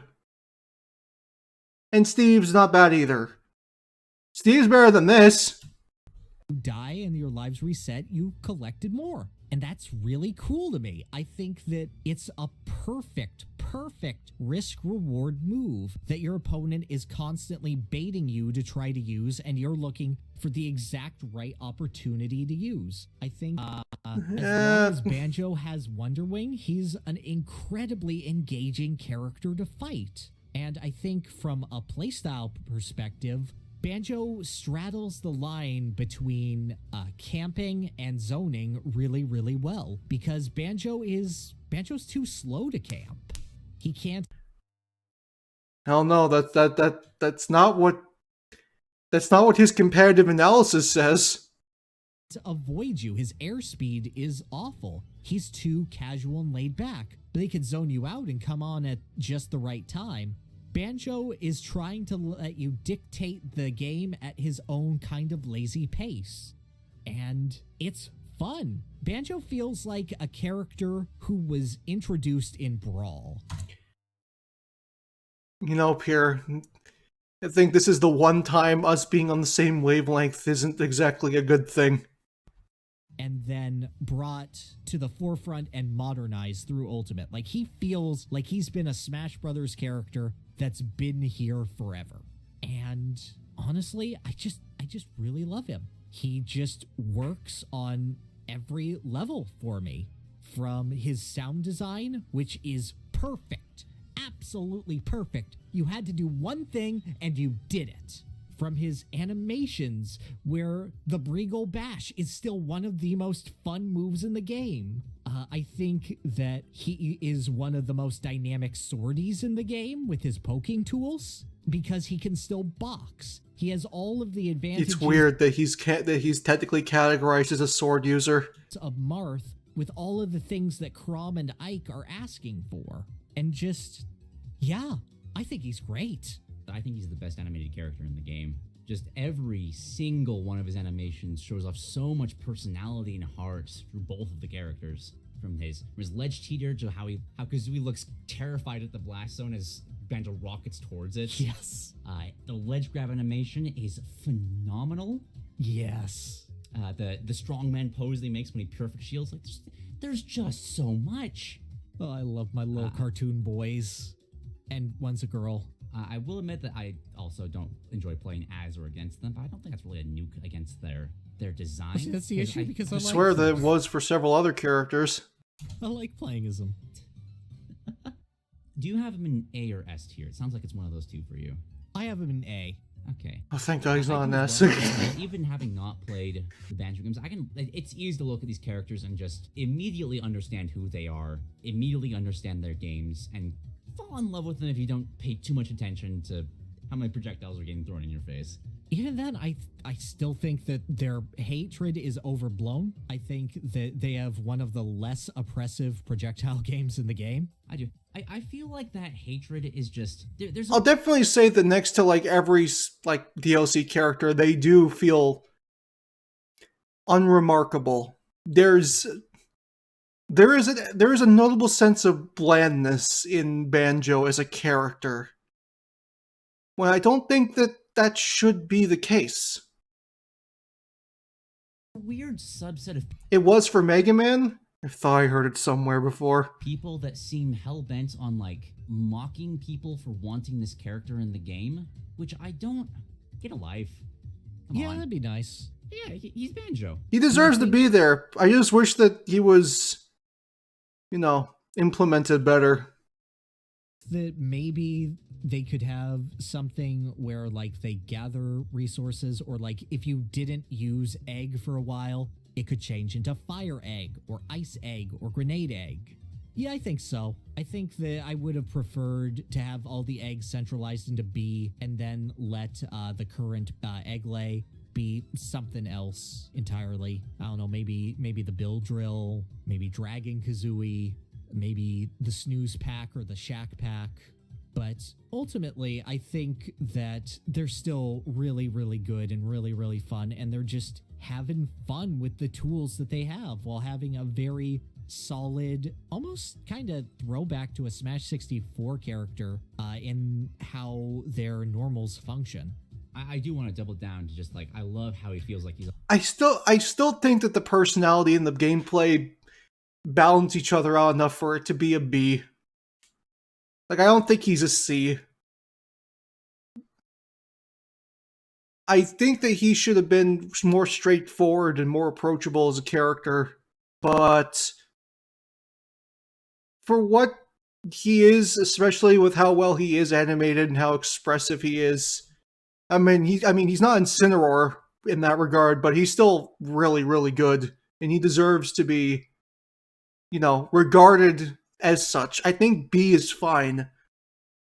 Really good personality and animation balances out really weird and arguably not very fitting gameplay. Always been here. It's just, it feels right. Yes.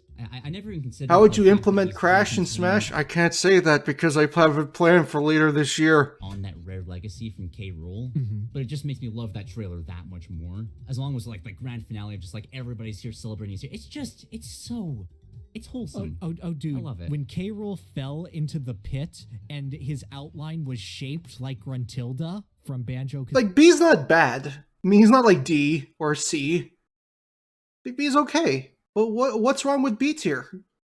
Kazooie, when A lot of characters I feel would be in B tier. she falls off of her lair, I screamed. Like, that's actual perfection. Where exactly in A tier? I'm kind of feeling. I'm looking at Isabelle and Link right now and feeling somewhere in that range. I am too. I mean, I can go higher because I love Banjo, but I feel like your assessment will be more accurate from someone who's not obsessed with the continued legacy of this character. Well, just from what you had described with like the different eggs and stuff, it sounds like Banjo is a character that has more potential that could be reached, and I do feel like that is something to be measured. You can't have a DLC character in B tier? Yeah, you can. I put Hero in B tier. I think I put Joker there too. With these characters. Mhm. Look at the characters above that, like Pokemon Trainer, that's 3 characters in one, all of whom fulfill different roles. That's amazing. Kirby is All the DLC characters so far have been B tier. inherent simplicity that can be made changed in so many different directions based on who he copies. I think that's also amazing. Mhm. Pac-Man and Game & Watch goes without question. So I feel like right between Pokemon You can't pay $5.99 and receive a mid tier. Don't tell that to Sin fans from Guilty Gear. Trainer and Isabelle Don't make them cry. is where I would slot them. I think I can agree with that. Like, my only debate is with Pokemon Trainer because some of the moves on the Pokemon I would change. And I could. I mean, competitively, again, don't tell this to Sin and Bedman fans that they will cry. as well. And just, It happens way more than you think it does. there's so much to Banjo's animations that I absolutely love, but, like, You know what? No. Those animations are the best in the game. I'll put him above Pokemon Trainer. all right, good. I wouldn't feel comfortable putting him above Kirby, so. I wouldn't either. Like, there's what? 80 characters in this game? He can copy all of them? Oh my god, Kirby's copy of Banjo, where he has a plush of Kazooie. Yes! Oh my gosh. Oh, it's the best thing ever. Okay, Alright, but definitely one of the best characters in the game. I would, From a design perspective. I would agree with that, and I would fight people in the parking lot over it. So Which parking lot, Pierre? Which parking lot? Oh, fuck yes! We get to talk about a really good one. We get to talk about. Oh, forget Banjo. Banjo's in the past. Let's talk about Terry fucking Bogard.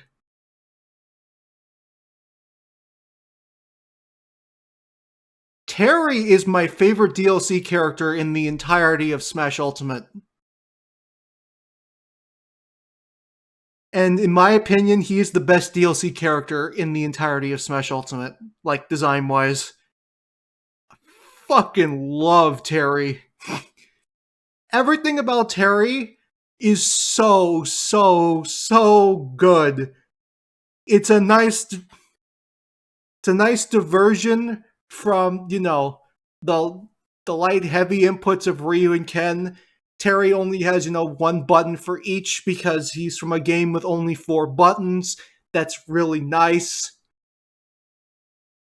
All of his moves feel good. All of his attacks feel good to use. His taunts are fun. He's got super moves. Oh my god. Can I just say he's an S? Can I just say he's an S?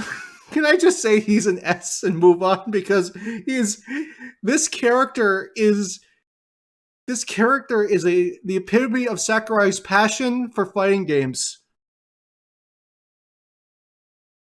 I love him. He's fantastic. I put him right next to Ryu and Ken. He can be above or below, it doesn't matter. I don't tier anything that's in the top or the bottom. I love him. Love him so much. Precious boy. The only thing that would have made him better for me is if he had his voice actor from Capcom vs. SNK 2. Which, in my opinion, is the best Terry voice. Other than that, I legitimately couldn't ask for anything other than maybe a playable Geese Howard. But then again, that's not Terry.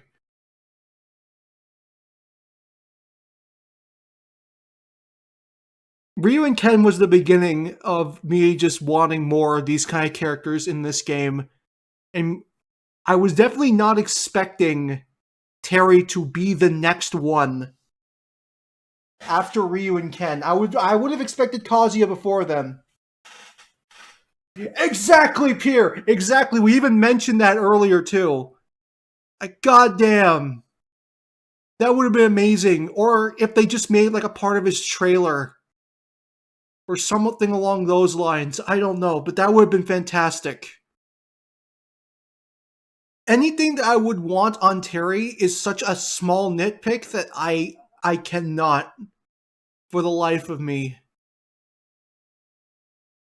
negate points for it. He's just really good. I love him. And can we have Geese Howard to go with him? I play Geese. Geese would be freaking fun as hell. Put in Akuma too, so we can have a Tekken 7 reunion.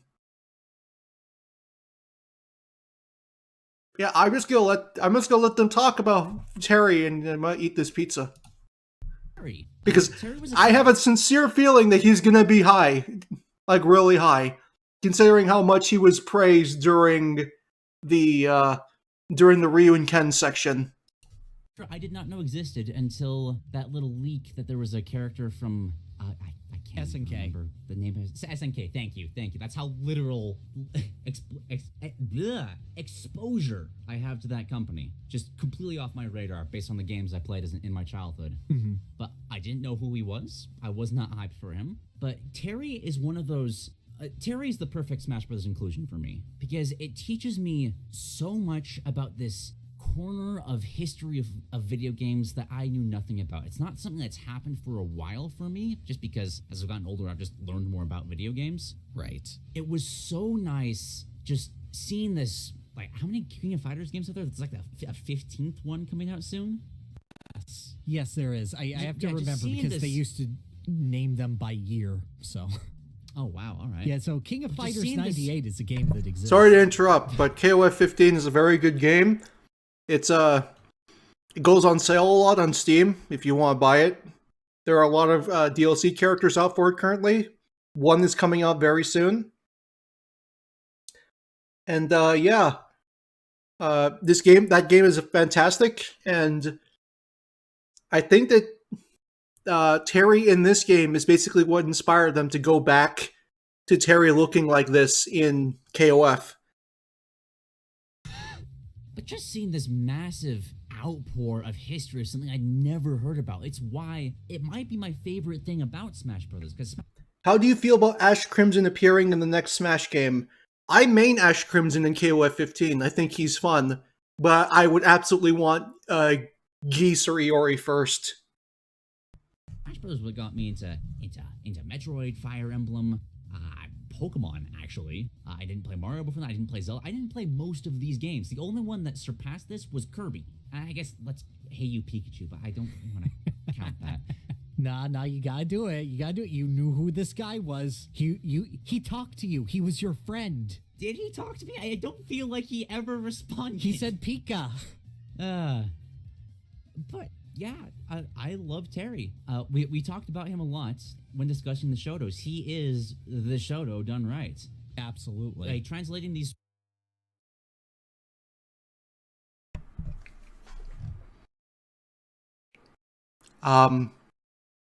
Did you call Terry a Shoto?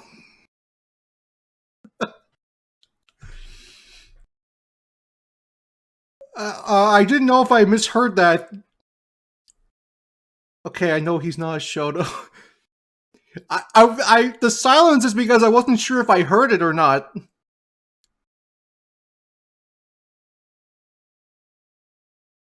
Okay, you know that he's not a Shoto. That's good because he's not a Shoto. And you don't say that about Kazuya too, right? I'm kidding. I'm more than certain that there are people. Well, actually, no, that's not true. I've seen people say that Kazuya is a Shoto. SVC Chaos was my first Terry game. There were a lot of Shotos. Yes, there was. I can't believe that's like the only crossover game Dimitri's ever been in. Fighting game kind of mechanics into Smash Brothers, he flows so much better. Yeah, whereas Ryu and Ken feel like concessions to their design to be Street Fighter 2, Terry feels like a Smash character who has a fighting game moveset. Yes, absolutely. Like the way that Terry moves through platforms, he doesn't feel inhibited by the fact that there are platforms there. He would rather do a one-on-one brawl, but he has so many tools. I feel like the nature of Rising Tackle, just being this solid charge move, is so much fun and so dynamic and always gives him a threat while he's moving on the ground that the Shotos don't really have because they have to move in low bursts. But Terry, it feels right to see Terry run, whereas it only feels right to see Ryu and Ken dash along the ground. This is I've never thought about that. Their run animation just feels wrong. Yeah. And that's probably why. I love just being introduced to Terry through Smash Brothers.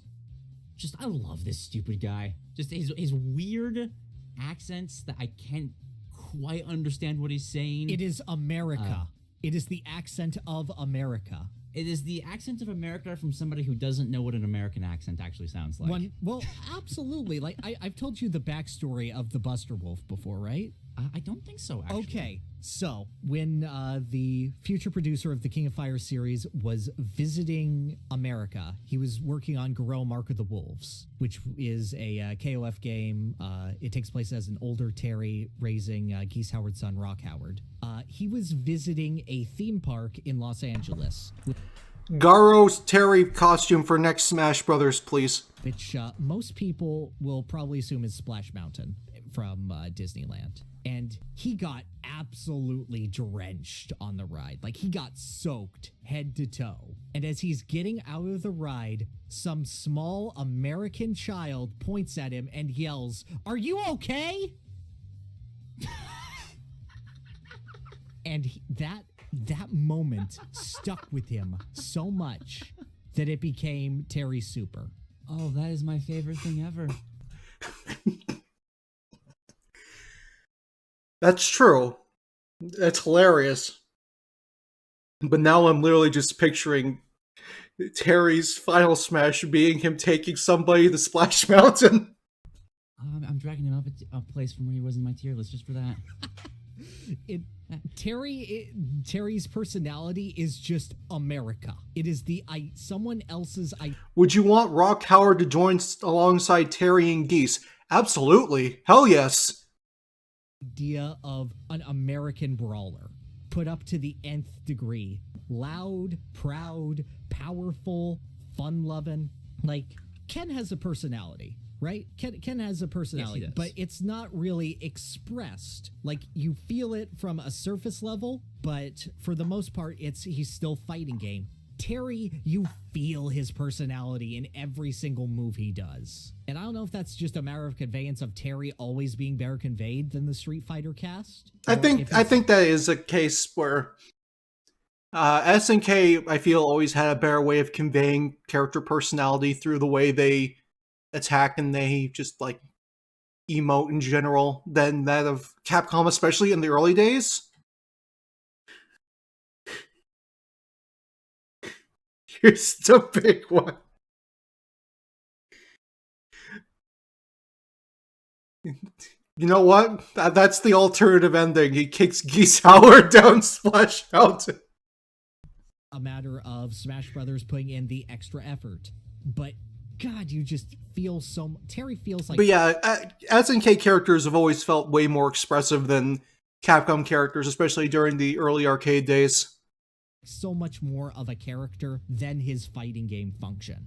I completely agree. It's hard to like comment on a lot of this because I've even with like just exploring the character and stuff from learning about it, still haven't played a King of Fighters game. So I don't know how like the actual game flow feels. How well he translates that over. He's closer to Fatal Fury than KOF. KOF is very momentum based. Like, it's very momentum based. And there's a lot of like canceling and stuff like that.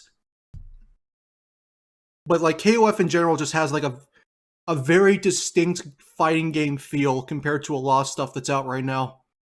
Okay, so let me do this and say that I play fighting games. I am not good at them. I am not good at all. That's all. Well, as long as you play them, that's all that matters. I am garbage. But I do like playing Terry. On the occasions, there's a machine at my local amusement center that I haven't been to in years because of the thing that would make that difficult that the world went through.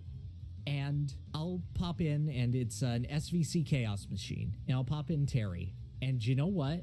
I'm a lot better as Terry now that I play him in Smash consistently. Really? Yeah. When I see moves in an SNK game, I am able to identify that, okay, they're at this distance. This is where I throw out an anti-air. This is where I start charging Rising Tackle. This is where I can convert with Power Dunk. And it's not one-to-one because the changes of every game, you know, the game changes every time. The system changes. Some moves will become better. Some moves will become worse. That's just the nature of fighting games. Mm-hmm. But I'm able to look at Terry's moves and I'm able to go, in this situation, I should use this move. And yes, that's not something I get with Ryu and Ken. That's not something I get with Judgment Kazi later on. It's something that is exclusive to Terry because of how good don't fucking say things like that. You're gonna make me want to hear you in Smash. I mean, more than I already do. Is. And I think that is what makes him the most exceptional. The fact that you can play Terry in Smash and get past that initial level of discomfort that you would feel from a traditional fighting game. Would I get rid of Terry's spot dodge? No, I'd give one to Kazuya. Based on his Smash appearance. So, would you say that his design transcends Smash Brothers? Oh, more than that. I can even go on. I think that Go Sauce is one of the best implemented mechanics in Smash Brothers. Because is it busted that you have these horribly, horribly powerful moves and you can use them all you want? Yeah, it is. Kazuya loves his spot dodge electric. I mean, that's not a spot dodge move. That's a rising move. But the fact you're talking about the hook punch that crumples, that's a rising attack, not a spot dodge one. The matter is, he's only getting that if he's at 100%. If he's at 100% and is in a position where he can use them, then you, the player fighting the Terry, have put him in a position where this character, who is not very good at recovering, is playing neutral on the stage at a high percentage. You have ultimately failed to defeat him early, and this is your punishment. I never thought about it like that, but that's absolutely right. It's like if you gave Little Mac weaker but ultimately infinite KO punches, it would be the same thing, because often you could kill Mac before he ever gets one. Also true. Also true. Yeah. I know a lot of people don't like those, like, 100% comeback mechanics a lot of the DLC characters have. I don't agree. Like, it allows that extra special something that, like, really allows The you to only think- one that I dislike is Arsene, because I don't think there's enough counterplay to Arsene. And I don't think that the other characters inherently have one that's, you know, so extremely detrimental. I'd argue there are characters in the game that have bigger, like, comeback mechanics than, like, any of the DLC characters. I'd argue Waft is a bigger comeback mechanic than Terry's super stuff. deep into a character's history and show, like, yeah, this is why this character is really cool. I wish more characters had it. I think it's such a beautiful way to introduce super special moves and supers from fighting games in general, because you get that same feeling of when you know that they have it, you know that they're always looking for it. And you, the other character, are always... Can't you just hit the Arsene out of him? I mean, you can, but it's not easy for a majority of the cast. pressured into looking for the proper way to bait it. And I'm so glad that Terry's super special moves are so easy to bait. They have so much of an opportunity to punish them. And yeah, you do have safe conversions, but it's like a mental chess game of, okay, they're looking for this, so they're looking for the conversion of this. So do I look for them looking for the raw super, or do I look for them looking for the conversion? And that mental chess match is so engaging and so good. Agreed on all counts. It goes without saying, I have Terry in S tier. I do as well. That was the transcending comment. Yeah. Thank He God. is transcendent. He is absolutely. And I believe God that bless. he's a top 3 character. Oh, whoa. I don't know if I'd say he's top 3, but he's definitely fantastic in like every regard. For you? I adore Snake. I think he's above Snake. All right. I agree. Snake He appeals should be to- above Snake, I though. would say that Terry is easier to understand than Snake, and I think that Terry is more in your face about it. Like, as much as Snake sells all the fun you can have in the encounter phases and avoiding guards and gameplay of Metal Gear, Terry just is his gameplay, and it's translated super well. I don't think that you could have a more loving handling of a third-party character. That is, I would have to see it to believe it, because in that case, how do you feel he compares to Captain Falcon? They're kind of similar in a lot of ways. Oh, yeah. Like, when he came out, I think I told you when I was trying to sell you, he's a lot like Captain Falcon. I think, like, those were my exact words when you were like, so who is Terry? I remember. He's I a don't want to put him above. he's a guy with a cool outfit that likes to play basketball, and he is canonically considered a troll in the KOF universe. Captain Falcon, but he does kind of just juiced up Captain Falcon at the same time. Now, I think that Captain Falcon works with Smash Brothers a little better. I don't consider I Marth's think that Captain Falcon's downfall offstage in Ultimate presence enough to and take the away way from he how handles fantastic platforms he's is been in the better than past. Terry. Okay. It's not enough. I was about to have It's also not really existential his fault. crisis. I'm It's like, the game's no, fault I'll around him. sacrifice my son for like the new one that comes around. That said, if Terry had an intro, which was just between him and Ken threw Terry's hat to him, then Terry would be above Captain Falcon, no doubt. All right, just that one small thing. That one small thing, because Terry also has incredible things like his hat falls off during stamina mode. I wish it became an item. I do too. Yeah, I do too. I wish you could just wear his hat. I will also say that I feel like Captain Falcon bringing in a racing game and embodying that in a fighting game does impress me a little bit more than a fighting game bringing a fighting game. Oh, I do agree. He's absolutely. I agree with his placement, but Do characters' viability affect their placing in the tier list? No, I wouldn't say no. I wouldn't say so. No. Him nailing it just kind of just makes me judge the other fighting game characters more than anything. Oh yeah, no, trust me. Like when I had Ryu and Ken in C tier, I had a good reason for it. And that good reason was Terry. Yeah, we talked about it when we talked about him. Yeah. But yeah, I can totally get down for this placement for Terry. Whew. And I don't know, maybe you can play Capcom versus SNK. I think you shouldn't ignore it, but I don't think it should be a active component. comments episode and see how you feel and reflect on that. Okay. All right, next. Okay. Oh, it's bye. Next up. Oh, okay, bye. As the memes like to call this character. Byleth. They sure.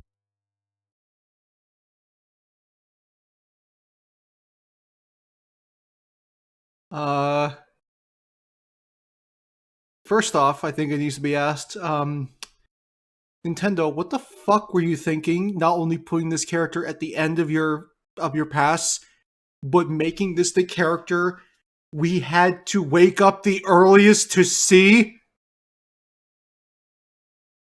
Like, Byleth's announcement is the only announcement I missed, and it's simply because it was way too early in the morning. Like, Byleth was not worth getting up at like 9 a.m. for.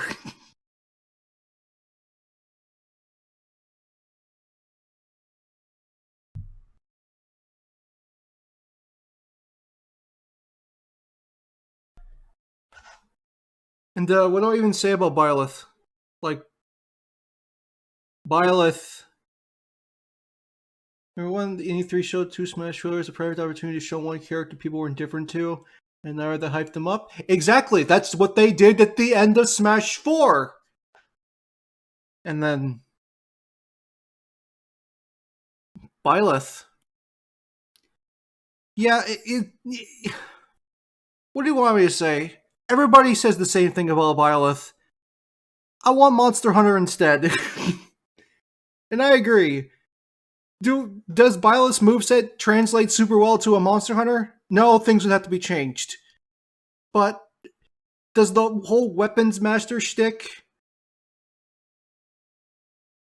like feel better for Monster Hunter and, fit that more and, go in line with stuff that's already in the game? Yes.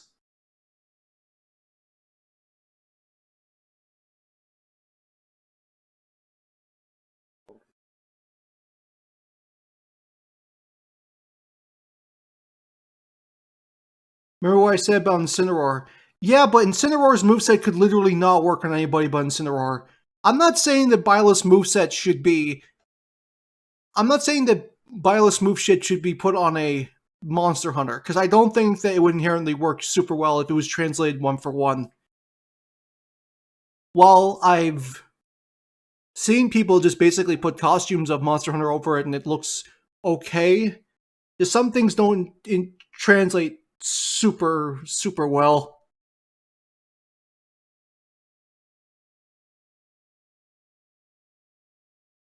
Yeah, Monster Hunter definitely needs a different game feel, 100%. And for what he is, like gameplay-wise, he's fine. Like, is he the most unremarkable newcomer in any, like, DLC, anything? I'd argue yes. Honestly, this character would have been better as the pre-order bonus.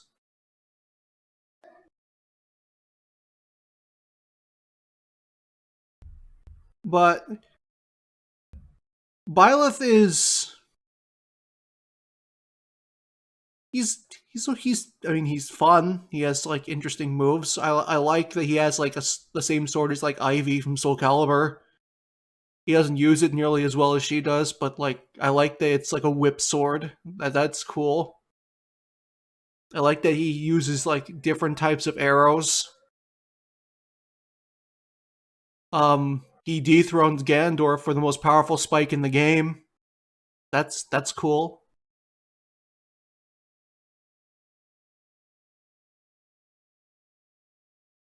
Imagine if Plant closed out the pass. I think people would be more happy than if it was Byleth.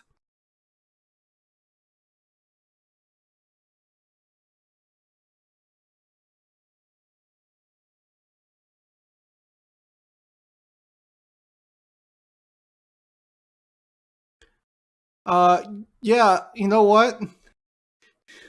This pass so far has been B, B, B, S, and then at the end, I'm just going to put another B.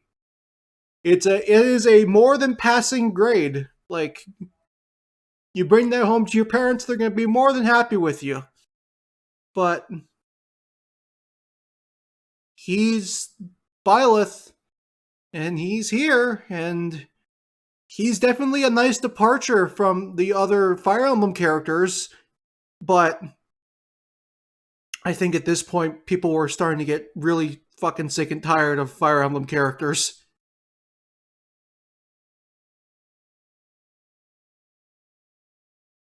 Well, to that, I must inject, prepare people. There's going to be one in the next game too.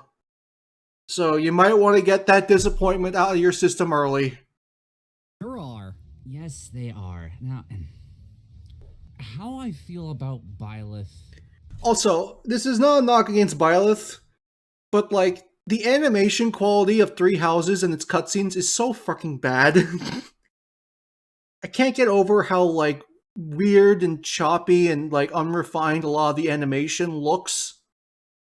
And I've never liked it. I'm glad that they, like, stepped up their game in Engage, at least.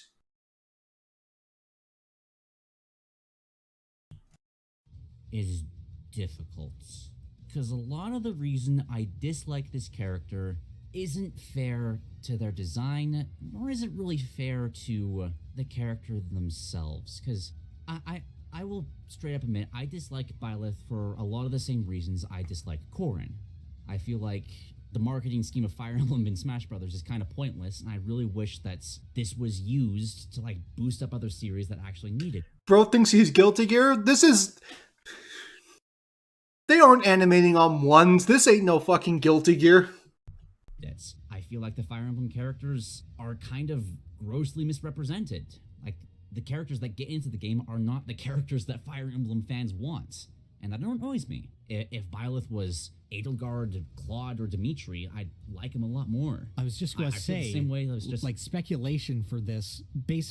Before it was another Fire Emblem rep, most people said, "Oh yeah, it'll be Edelgard," and I almost think that was like denial to avoid the idea of Byleth being in the game. Yeah. I think it was just because, you know, she was pushed the hardest in terms of, you know, like, marketing. I think that makes sense that it was Byleth. Looking at it, I think that it was probably the better call to make it Byleth. But I just don't understand how they could take a weapons master, like, playstyle and make it, like, okay. It's not, like, awful. It's not amazing. It's okay. Yeah, or they just gone, like, what we're talking about with, like, Incineroar. Just pick, like... I'm trying to think. I had a conversation in one of the comments about just pick one of the villains and just completely flesh them out in a way that Three Houses doesn't do at all, and, like, make them the star of the show for some reason. I would have loved that. Oh yes, Kronia clowns her way in. Yes, great. And then Byleth themselves is just... I don't dislike them nearly as much as Corrin, because Corrin has a character and Byleth does not. I do kind of like that the game recognizes that they're a boring blank slate. It is funny. Like, I like the fact that people are like, wow, you're so boring, but you're the coolest guy, but God, talking to you. Or rather not. Yeah, and I will admit there is a bit of saltiness because I have nothing to prove this. I feel like at some point in development, Byleth was Monster Hunter. The way that Axwing... I agree. I think that the fact that Rathalos is there definitely means that there was something planned for Monster Hunter, and I am very sad that whatever it was fell through the cracks. Works. But I don't think that Byleth is the byproduct of it falling through the cracks. I think that, honestly, even if we got Monster Hunter, Byleth would still be here simply because it's Fire Emblem and it's something that they can easily push.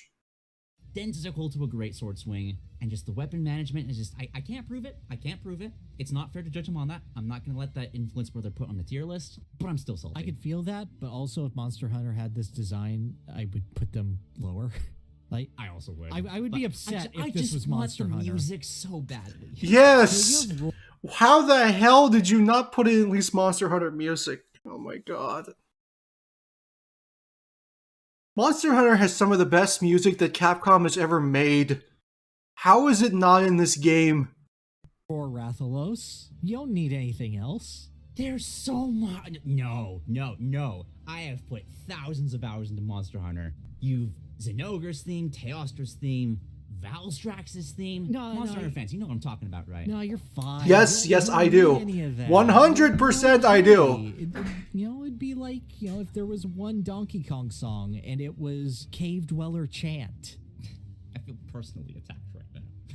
No, trust me, I personally attacked myself right there. You don't know it, but I hurt myself a lot. But, Ace Attorney also has some of the best. I mean, just because it has some of it doesn't mean it is the best, and I agree that Ace Attorney music is fantastic, and that I'm very surprised that there's nothing from Ace Attorney in Smash Brothers, considering how tied to Nintendo it is. I've been saying, I don't have any low-tier characters anymore. I still have Byleth and B. As for all the problems I have with them, I do like what they are going for here.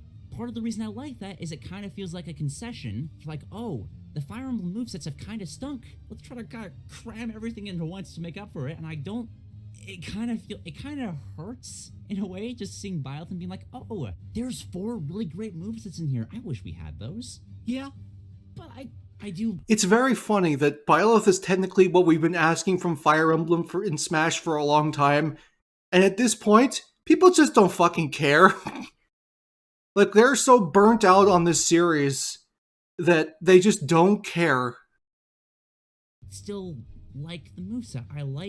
I share this with Robin as well. I like how they're slower, more methodical. You have to you can't rush on. You have to really plot out and plan okay, I need to attack here at this moment with this weapon, and that I feel like that's good. You're choosing the right weapon for the right situation. That's Fire Emblem. Ironically, not Fire Emblem Three Houses, because the weapon triangle doesn't really mean anything in that game. Yeah, no, you're right. You could tell Sakurai saw them as a concept art character and just assumed, oh, gameplay will be fine. No. Yeah. I do like a lot of their moves. I can't say I never played it. Between Amir, the fully charged fail knots, and just the silliness of up B spiking someone that's trying to spike you. Yes. Just the no you reverse Uno card. I love that a lot. Byleth is ironically being, they're not my least favorite DLC character, but I still have so much fun playing as them. So I don't know. It's hard to look past my general ire with how Fire Emblem was treated and look at Byleth as a solid. How do you feel about them? I think that Byleth is a character that is hurt by something completely out of their control, and that's because they're the character hurt most by the idea of everyone is here. If everyone was not that's here, so true, and there were only 3 other Fire Emblem characters, if say it was only Marth Ike Robin, or Marth Crom Robin, or Marth Ike Crom, Byleth would be a totally okay inclusion. I think the only one who suffers even close to as much is Toon Link, because he has Young Link to directly compare him to. Yeah. Because I feel like Byleth does a really good job at representing Fire Emblem. Yeah. It hits all 3 major facets of but the we just don't weapon care triangle, because it's plus Byleth. moves. It has a lot of high committal moves, but also a couple transition moves, like how the Lance has super specific sweet spots, again playing into that keeping your opponent at the right distance, just as Marth did, but also has the side B, which is a very good transition move. I just generally like the feel of it. They have some of the weightiest, most brutal attacks in the game. Admittedly, would be nice to see those on Ike instead, but I'll take what I can get. The axe is crunchy as hell. Oh yeah, and it feels yes. good. I like the idea of having a different weapon for each direction. That's really, really clever. Ultimately, I think that they serve Fire Emblem better than any other Fire Emblem character aside from maybe Marth. The issue being that... Would you rather have Dante or Phoenix Wright? Is that even a question? It's obviously Dante. Dante, please. Both in terms of release, given the history of the Smash Brothers series and what Ultimate is, and their lack of character. I think that a lot could be done with that. I think that the implementation of Sothis drags them down a lot because... Oh yeah, that final smash sucks. But you don't love the Gachapon JPEG? I still don't understand what the Just fuck think that of how final many smash hours were is. spent to get that final smash. That was, oh crap, this character releases. We need to show off this character in a week. What can we throw together? It should have been like a randomized call of one, either Claude, Edelgard, or Dimitri. Maybe you can even choose which one. That would have been so much better. I agree. And that could change up what the final smash does. Like, you hit them, and then you do an up, down, or neutral input. But even that considered, they're really dull as a character, and I feel that Sothis could alleviate that a lot. Like, Sothis could be to Byleth what Doc Lewis is to Little Mac. Yeah, if only. I can see it. Yeah, and, like, I feel like a lot more of Byleth could be forgiven if Sothis was just constantly shitting her. I'm just picturing like, why are you standing in the corner? Go and fight them, coward. Can you win already? We gotta go back to sleep. I do have a few other problems with just, like, Byleth as actually representing Byleth. I feel like the fact that they shout out the names of their weapons, like this is Xenoblade, is just weird. I don't like that at all. For such a mute character to be suddenly like, oh, I'm a Pokemon now. Fail not. You're like, oh, if I yell the name of the dead god bones in my weapon, it'll be stronger. I also know that, I'll take it, because I wish Smash characters were more chatty in general. Clear? That's half the reason why I really like one character that we're going to talk about later. But Byleth is more of a brawler in, like, Fire Emblem Three Houses. Like, their signature class has them brawling. Yep. Like, Fisticuffs is part of them, and they just don't have that in their moveset. Yeah, I get that it's impossible based on them being an early build character, but, like, this moveset would be different if they were released last year. Yes, it would. Overall, I think they're fine. Like, I'm glad that there's a proper... Yes, you know what, Crubbington? I'm upping their tier from B to A for that alone. No. But that is fantastic. Fire Emblem character. Which it only took you 7 or 8 tries. Robin was a good try, but it needs work. But now we finally got, like, we got axes, we got lances. There's a part of me that would rather have work be done for 3 Fire Emblem characters. Like, put Claude, Edelgard, Dimitri all in. Oh, that's some dangerous talk. I mean, but I would kind of like that more. It would Fire Emblem as it is in Smash Brothers shows off like, hey, look at all these boring characters. They have no personality, and it just frustrates me because I feel like the ire that Fire Emblem gets is justified based on how it's showcased, and it's not fair. They just keep choosing the blandest picks possible. I agree, but even then, when you consider, like, if I asked you... I hope you're ready for Colgate in the next Smash. Who are the 3 best Smash Brothers Fire Emblem characters in feel? They're the blandest...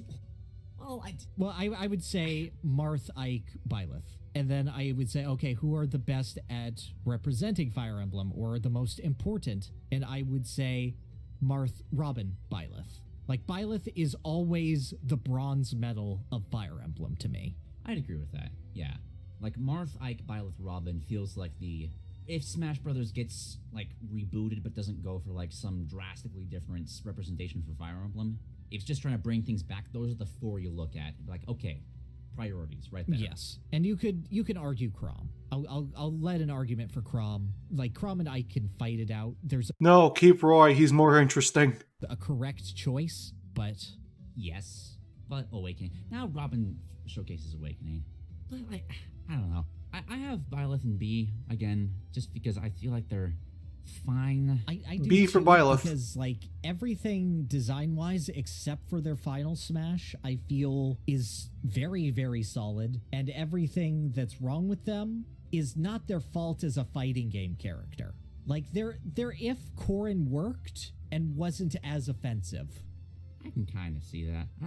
No. I personally like Corrin more than Byleth because I like the Darkstalker's morphing aspect more than just different weapons. Corrin is still... And there's a bunch of characters I can think of that I would rather have the aspect of switching weapons on. Even if Corrin did work, they're just showcasing what's special about them. You're right. Byleth is showcasing massive swaths of like what Fire Emblem is in a single moveset, and I do respect. Can we take a break after this? Yes, we're taking a break after this. For We're taking like a 15-minute break after this. Yes. All right. I put them on the higher end of B tier because, like, again, Since I know that what's wrong. Fire's Pass 2 leads to a lot of spicy discussions. Lisa likes corn because it reminds him of a better character design. Yes. You're not wrong. About them, they're just fine. I can't. Where are you looking at right now? I'm looking, as I usually do, at our good friend Greninja. Our I'm sorry, Greninja's better than Byleth. good boy who lets us make wise and practical decisions on his identity of he's done really well, but it's just a ninja frog. I do What more do you want him to be? feel like Byleth is definitely better. Yeah, okay. But Byleth serves a purpose far better than Greninja does. Yeah, you're I would disagree. I think that he does ninja better than Sheik. right. And that's mainly because Sheik's not a ninja. I respect what Byleth is doing. You're right, but like, I might put them above Zero Suit as well. see, this is the weird case where I'd say I think that Greninja's flavor is better, and his flavor is just You know what? ninja. That's true. Yeah. Oh, the stupid baking soda volcano. It is, but like the baking soda volcano has like 2 sparklers in it now, and like an Ash Ketchum hat. I do like a couple other things about Byleth. I like their. It's a boring character, but I do like how they kind of let that teaching side in through their taunts and their entrance animation. I like just that kind of just. I don't know what it's called when you just the pointer into the hand. That Right. what is that pointer called? I have no idea. Is it just a pointer? I don't know. I always see it as like a I know what you're talking about, but my brain just goes ruler. Okay, I'm glad. I feel like the victory animation where all the weapons are stabbed into the ground is one of the best ones in the game. I really like that shot. Yeah. It's really cool. It's good. I think I'd put them above Greninja. I want to like Byleth. I don't, but I do in spite of it. But like just from a mechanical standpoint. Yeah, they're a bland character that I wish. I hope what they bring to the table is spliced and embellished on in future Smash games. Yes. Whereas Greninja could disappear and I wouldn't remember them. I barely remember they're in the game in the first place. I am going to remember them after this list because they have helped us so much. This is true. They are such a good design friend. But yeah. Byleth's a weird character to place. Because I have more egregious problems with Zero Suit Samus and Sheik, but I don't care about Byleth. I care about their weapons, but not about Byleth. Mm-hmm. It's a matter of Byleth is another what character, but they're trying to represent the series rather than their character. The issue is most of the other Fire Emblem characters are also doing that. Like, this is the 8th draft. Okay. And do I think it's the best draft? No, the first one was the best draft. Yeah, sometimes you just need to trust your instincts and just go with the first one. Just go with the first take was the best and one. then just make new shit. Instead, we have all of these guys copying each other's homework. Yeah, And the teacher's pretty going, much. Lucina, is this even your work? It doesn't even look like your handwriting. And she's going, no. Do you want to put Byleth any higher? No. I mean, like, I don't want to, but there's a part of me that feels like maybe I should. Maybe this is something we'll look back to, like, in the comments episode. Mm-hmm. For somebody that actually do feel passionate about this character, this isn't a Corrin situation. Byleth's fine. I'm not going to judge you if you like Byleth. Please, we're putting them in B tier. Like, there's good. Yeah, we both feel good about them. I'm putting them above King DDD. Do you realize what that means for me? Well, I mean, they're like leagues above Donkey Kong. So, like, what does that say about me? What even have I become? Yeah, but A stranger you remain. Yeah, let's leave them above Greninja for now and maybe revisit them in the future. Yeah, I can't see them being ever higher than Sheik, but I could maybe see that my personal wall was Bowser Jr. Oh, yeah. Yeah, no. Sheik's Is it a hot take to say Martha's more fun if Lucina was just off the roster? In Ultimate? No. In Smash 4? Yeah, probably. like Sheik is the missing harp is just like, wow, okay. That's like if Byleth didn't have the sword of the creator. It's like, oh, you brought them in, but you didn't give them their main weapon. What? Yeah, we decided. You guys said you hate swords, right? I mean, I still think their sword's a bit boring. Well, yes. My monster hires a clutch claw they could have used instead, but whatever. Huh. It's fine. It's fine. It's fine. I'm not salty at all. No, not in the slightest. No, you're fine. You're good. Good. All right. But that is the end of Fighter Pass. Man, was Byleth a bad character to end that way. Yeah, what a bad decision that was. I will never forgive Nintendo for thinking that this was a good character to not only end the pass on, but wake us up the earliest to see announced. If Banjo was announced here and like at that early in the morning, nobody would care. They made us get up at like 9 in the morning for this. This was like Pokemon Direct levels of get up early to watch it. And it's like, bruh, what the fuck were you thinking? Against their design, but like, that was poor marketing, man. Like, you should have seen that coming. Yeah, you really should have swapped them in Banjo. Like, yeah, I agree. E3, or make it the order of terror. Actually, Hero would have been good for this spot, at least for the Japanese. Byleth Banjo or something. I don't know. No, what you do is you save Hero for the end. You show Banjo at E3. That's the only character you show. Shortly afterwards, you show Byleth. And just like, I kind of side, like, okay, this is the middle of the pack. Then you do Terry. Then Hero ends it off. As like, yeah, crazy, that's probably like, best. What the hell does this character do? Yeah, I could see that. I just think Banjo would have gotten the least hate. Like, Banjo is by far the safest of all of these. Yeah. Banjo is the strongest ending. But they had to have Banjo for E3. They just did. Smash Brothers has never been good about, like, ending on a high note. Yeah, no, it's always been a bummer. And it's going to continue to be, I'm sure. Yeah, I'm just waiting, like, okay, what is this Gen 8 Pokemon that's going to come with the fighter number? Is it 11? It's 11. Yes. Anyway, let's talk about Min Min. Let's not talk about Min Min right now. Let's take a break. You know how I said this is going to be a 9+ hour stream? Where we're probably going to be here for a while.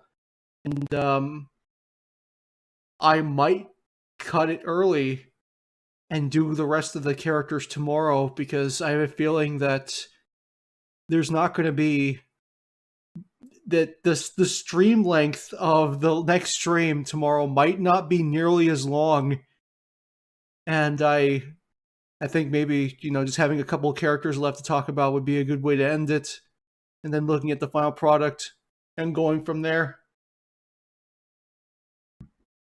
But yeah, we'll talk about Min Min when I come back. Now's the time, get up, walk around, refill your waters. And yeah, I'll see you in about 15 minutes.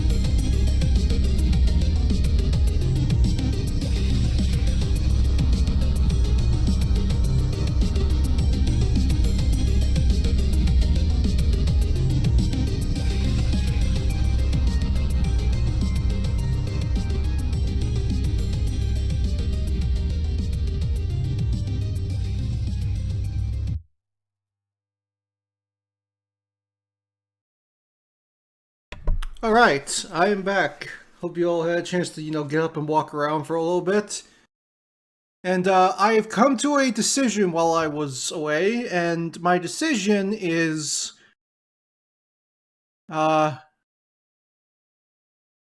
we might stop at their Sephiroth.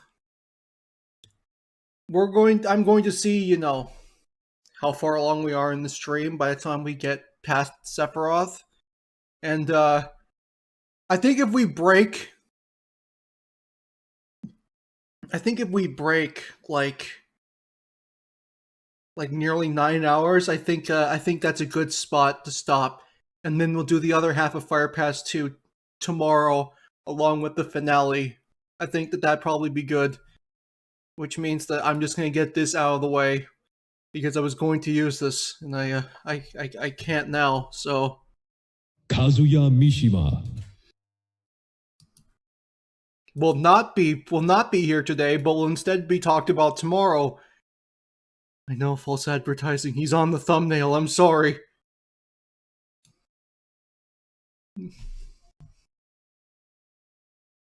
But yeah. Min. I'd argue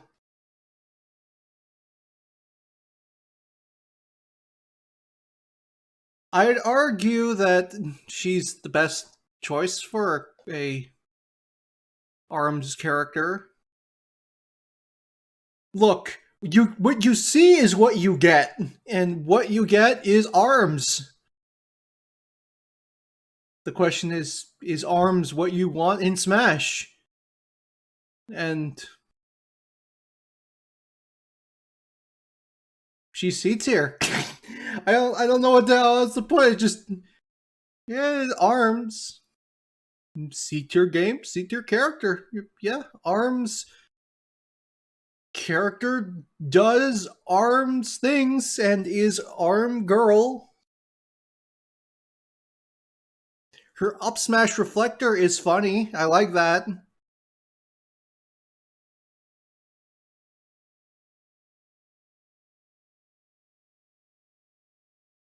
I genuinely do feel that she's the best choice for a potential newcomer. While Dr. Coil could have been fun, I definitely do believe that Min is the best choice simply because she has all those kick attacks that can easily be translated to moves that are outside of her arms.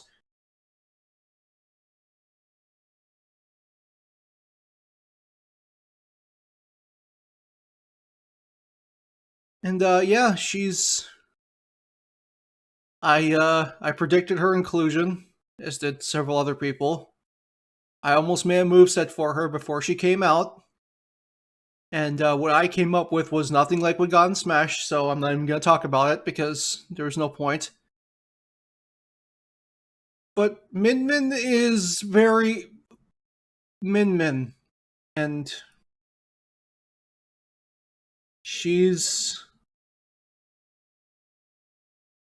an ARMS character. She's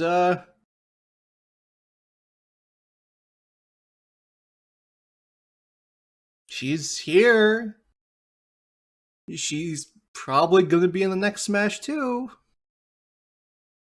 I don't see mainline Nintendo characters going away in the next Smash. I think she's pretty safe.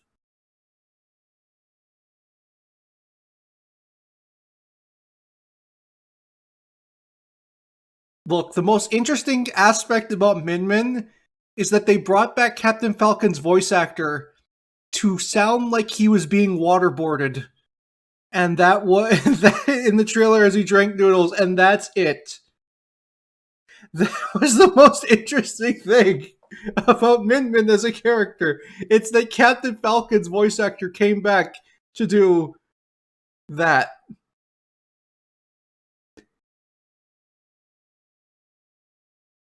Which is funny, because from what I've heard of people that have gone to conventions and met the guy in more recent years, apparently he's lost the ability to do the character. Like, he just can't, do the expression anymore. And that's kind of sad. Yeah, Captain Falcon. This is the second time that Captain Falcon is the best character in a trailer that's not for him. He has done it twice now.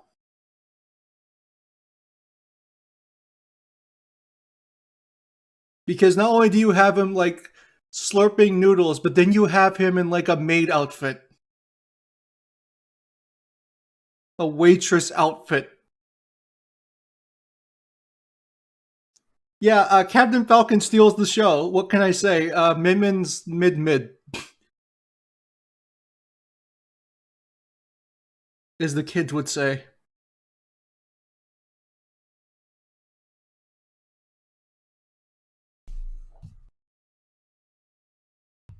But yeah, yay, Min-Min! I mean, I don't have... Min-Min's weird. Oh, so why is her stage not her actual stage from ARMS? I don't care about this character. I don't even know where to start with Min-Min, because ARMS itself didn't feel like it needed to be in the game. Like, I'm not saying it's a bad thing. I feel it was gonna be... If Min-Min wasn't a newcomer here in Ultimate, she would have been in the next Smash. Let's be real. It was either here, or it was gonna be in the next Smash. And she's probably going to be in the next Smash as well. That she's here. Like, okay, they threw her in. Mm-hmm. Like, what she brings to the table is interesting. I can't deny that. There's no fighter that fights anything like her. Yep, I'm glad. And she embraces that. I'm glad that it's not the main character of the game. Yeah. It's the creator's preference. And we kind of get that with Terry. He's the main character of Fatal Fury, but not of King of Fighters, which is the much bigger franchise. But Well, really? Who's the main character? Kyo Kusanagi. I have no idea who that is. He looks Wait, very boring. Is he His design in KOF 15 is really cool. in the Terry trailer? Yes.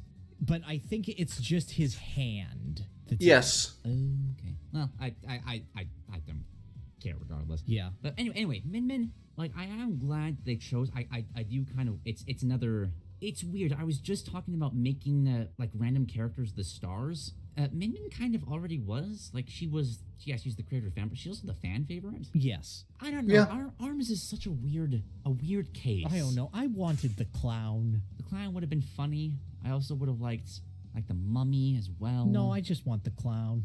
I don't know. I don't feel very strongly about ARMS in general. So it's hard for me to drum up hype for it. I feel strongly about its soundtrack. Well, you see, Ivory Dice, the way you do that is you make her like Dulcim, and while she has great range, they're still hitboxes. The problem is that Min-Min is disjoints, and nothing but disjoints. Well, And the idea of a Dulcim-like character with disjoints is painful. I'll give you that. ARMS music is fantastic use of vocals without actually having lyrics. Yes. But like, she's fine. I don't get much of a personality from her, but she didn't seem to have much of one in the first place. Yeah, it's very Kung Fu Girl without going into like Chie Persona 4, where you make that like spunky and interesting. And fun. Yeah. Yeah, it's just, I don't know. Like, the personality is Noodles. Yeah. She just kind of Yes. bugs me. I want Helix. That was the one I wanted. Oh, I yeah. wanted Helix. Oh, yeah. Yeah, fun goopy boy.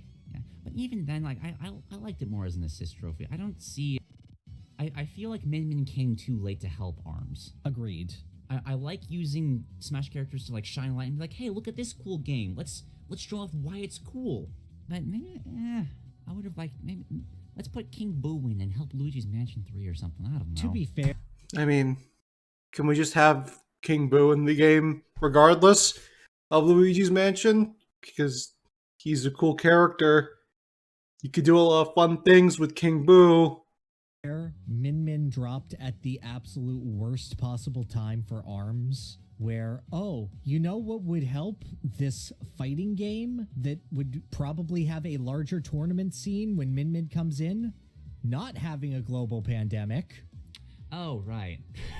Yeah. Points. There is so much marketing that could have been done with Min-Min and ARMS that was physically impossible, But I don't know. Do I think that would have saved her? No, she's still kind of dull. Like, I appreciate the amount of effort that has gone into her design. I appreciate the amount of concessions made to make the ARMS moveset kind of work. I like the A and B buttons, and it's not just because I called that. So I need to brag for a second. I fucking nailed that. Oh no, you absolutely nailed it. I'm so happy with that. Oh, absolutely. Okay. No, you got it. Okay, I'm good. But like, I feel like Min Min should have been a Captain Falcon situation. You're like, okay, here's this baseline. Let's build off of this. Like, you mentioned the Chie, like, comparison earlier, but like, yeah, go hard on that. Make her, give her a personality. There's a chance here. The feeling is that it leans so heavily into the ARMS gameplay, and the issue is I don't think that ARMS compellingly translates into Smash, because with ARMS, the objective is very much to take the right shot at the right time. It's boxing. It's you Pretty find much. the opening, you get your arm in there, and you deal the huge damage, and then you keep capitalizing on that opening as much as you can before they recover. It's really, really neatly done. Smash Brothers, I feel, is too dynamic for that, and with Smash Brothers, you want to end stocks in a flashy way. It's not like a traditional fighting game where if you do a quick jab when the opponent is unguarded, you can end a round. It's very much you have to hit them with the cool finisher in order to end the stock. And Min Min doesn't really get that because she has to keep her arms at arm's reach. It has to be further away. It has to be a distance. And that doesn't feel good to get hit with. And I don't mean that in the sense of like a zoner, like a charge shot with Samus still feels inherently good to hit. You don't feel that with Min Min because that's her entire game. If Samus was nothing but charge shots, then it wouldn't feel as good to hit. Min Min is just continued diminishing returns with her design. Yeah, her It's moves like, do yeah, not have very much charge shots are a impact. Great oppressive edge guard tool, but you keep doing them, and then, oh no, most of the cast can't survive that. I guess they're just dead now. Let's play this out 5 times to see if you make a mistake. And ultimately, I think that that's what damns Min Min, is that her game plan is inherently not fun unless you're facing another Min Min. That's fascinating. I had her in B tier before, but I kind of want to drop her down to C. I have because her that in sounds C. exactly like the problem with Ryu and Ken. Yeah. They are great when they're facing each other because it Dude, feels please don't lump in Min with Ryu. like a Street Fighter game. But as soon as you try to actually like, no, this is Smash Brothers, it kind of falls flat. Yeah, I do agree. Now, obviously, I think Min Min does it a little bit better in her full translation, like she moves better, but at the same time I feel like Ryu and Ken's combo game is a lot more fulfilling, and I feel like focus attack is a better individual move than anything Min Min has. So much is sacrificed to get the integrity of arms right, and it ultimately makes her, I feel, at least a lot more not one-dimensional but linear, two-dimensional, so to speak. Yeah, I agree. Ryu and Ken, like, they are mixed right now, and I agree with that placement, but I don't think it would take much to fix that. Yes. You just need to take the Terry approach with their current moveset, and I wouldn't put them up there with him, because Terry's just a stronger personality that he shows better. Yeah. But they'd be much higher. Min Min is just... Yeah, she goes too hard on trying to get the feel down, and it doesn't quite translate. Mm-hmm. And like, do I have a better response for you off the top of my head? No, I don't. Basically, that would be like, get a character that has a get off me tool that combos into the arm. Like, again, the clown. I would love it if Lola had the inflate herself just like a balloon, and then you combo that because you read the air dodge with her arm. Like, something like that would get me engrossed in an ARMS character. Min Min is just a wall of hit you, and it's not engaging or fun to me. With that said, I And it's don't not want engaging, to but it's downplay the amount of work that it's went into safe it. and it's strong and it's very difficult to deal with because they thought it'd be a good idea to, make them all disjoints. I love the fact that her grab strengthens her dragon. That's a really cute touch. I love the fact that she has 2 different up Bs that play into using the arms at their fullest at all times. I love that her up smash is a projectile counter in order to give more agency to the arms, but also it's just fun, the idea of literally being so skilled that you kick the projectile out of the air.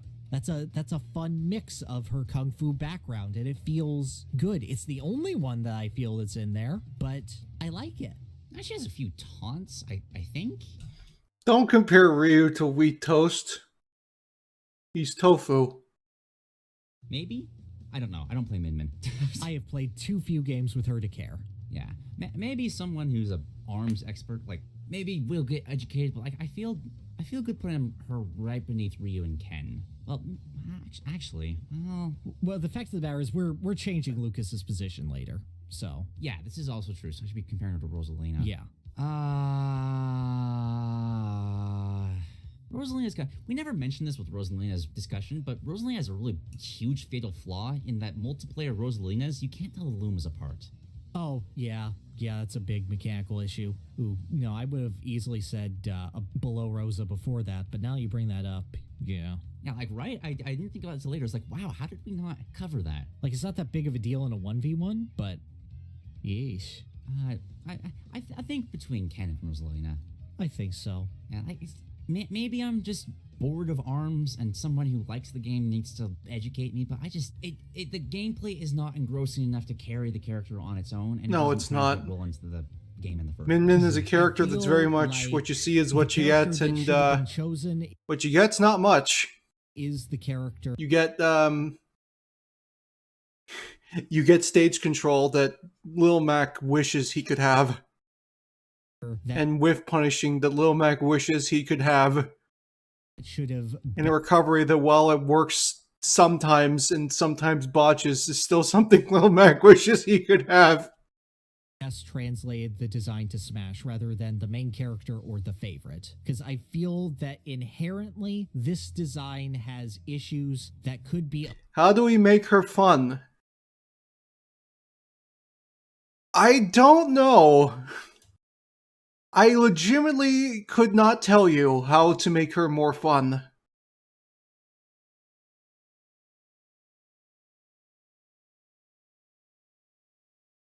Alleviated with different tools or a different style or a different body, so to speak. Yeah, agreed. All right.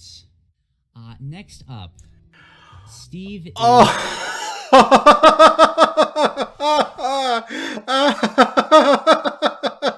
Oh no!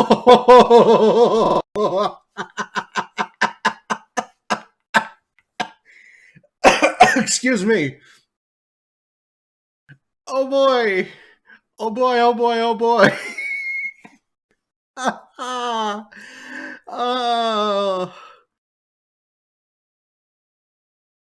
What do I say about Steve? What do I say about Steve?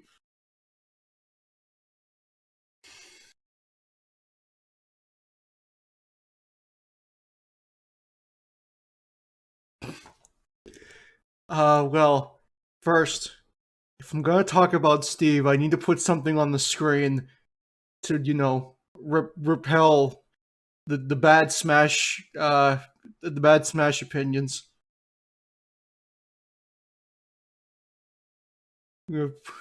Holy T-Post Steve will protect us from the bad opinions and the saltiness of this character being really good in Smash Ultimate.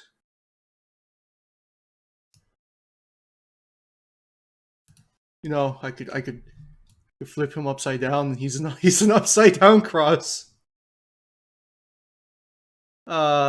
Steve in Smash Ultimate is a fantastic character, design wise, almost everything wise. He's fantastic. Like, and the fact that I just can't get over how pissed off this character makes people, which is why I am currently just shitposting with this image right now.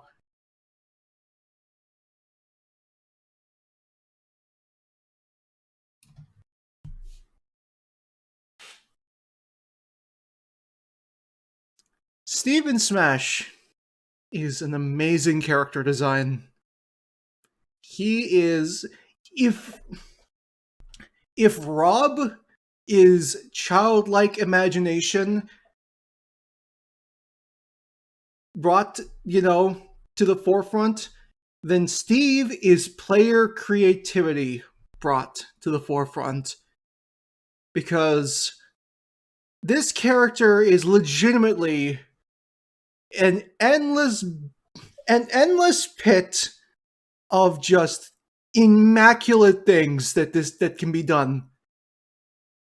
And at face value, he looks very simple. His moves are all like very, very, like they don't look like they have a lot of impact. They look fairly short range. His animations don't look like he works half the time. Like, this character is very much what is this? How could this exist? And then now we have a character that, while I would say his barrier of entry is notable because of these weird shortcomings that he has compared to several characters, also like majority of the characters in the game, you just have this character that is legitimately just creativity out the ass. Like, everything is just creative. The way that you can use blocks to extend the stage, to either just like stop someone from recovering or literally just go out far enough to get like in position for a spike, is fantastic. The way that you can like build an L on the stage and make your opponent hold it as you basically bounce them off of it into a combo with like your minecart and like your bomb and like your TNT.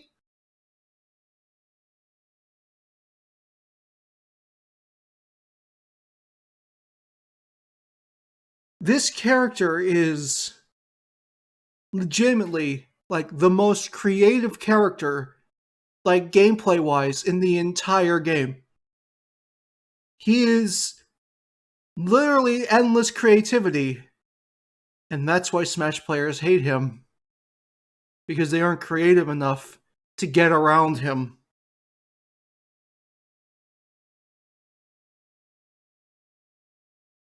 I can't, like, he's an S. Steve is an S. He is a wonderful embodiment of like almost everything Minecraft is, which Minecraft in and of itself is literally just creativity the game.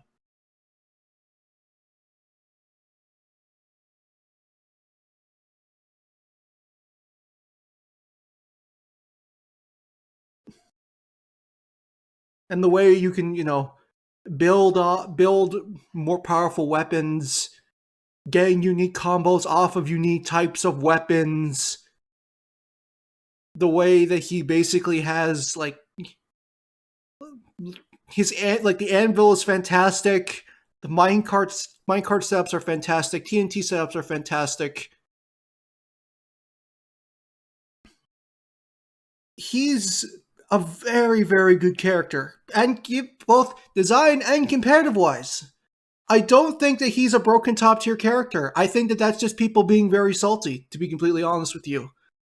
Because I don't think glitches are enough to make a character broken top tier. Especially when like 99% of the player base that uses the character can't even do it consistently. Were you satisfied with how they implemented Steve, or would you want them to implement some of your ideas? Somebody said that I got close, and I don't agree. Like, I got some things I think were fairly baseline, but I think for what it is, the design here in Smash is way more suited for the speed of the game than mine was. I mean, mine's Steve design is old. Like, I would not make him the same way. He probably would be closer to the way he is in Smash now than anything else. But I love Steve. And I love how fucking upset he makes the Smash community. Anytime I hear somebody bitching about Steve, it legitimately it just like puts a smile on my face.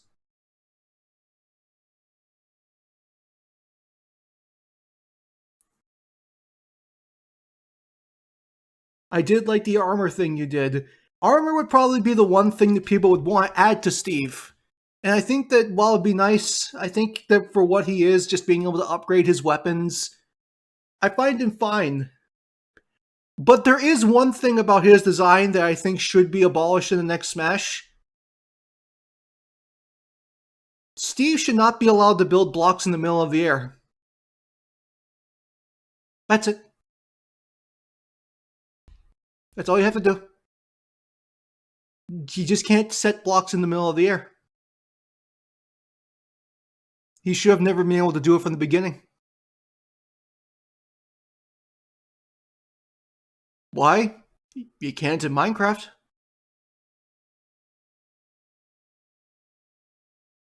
It would have made a lot of his aspects, a lot more balanced. L-Take? That's not a good reason. Okay. What is a good reason then? I'd love to hear it. I'm sure it'll be just as bad as mine is.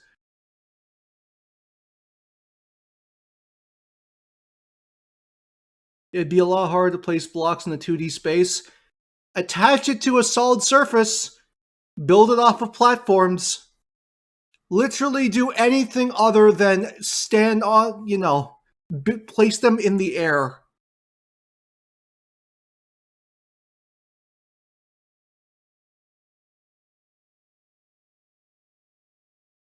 Steve can't even do it in creative mode.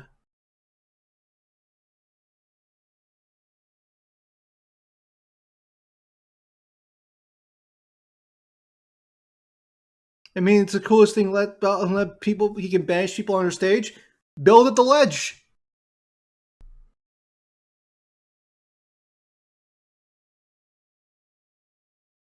I do not think for a second that his gameplay would be affected that much if he had to build off of a solid surface. I don't think for a second that would affect him like nearly as much as you think it would.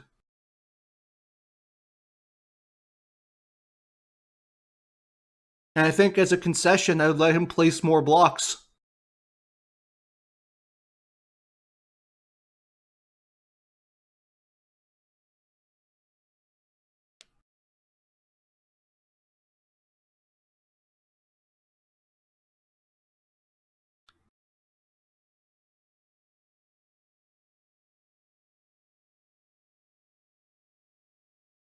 Steve's air mobility sucks. Yeah, so do a lot of other characters.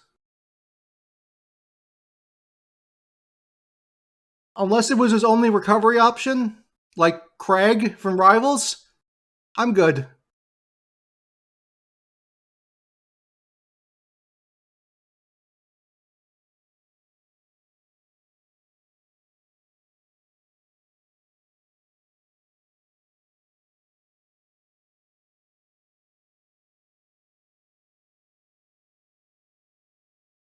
But yeah, more blocks, but he has to build off of a solid surface, which is like the stage, any part of the stage, and platforms, like walls and stuff like that. They're on less competitive stages.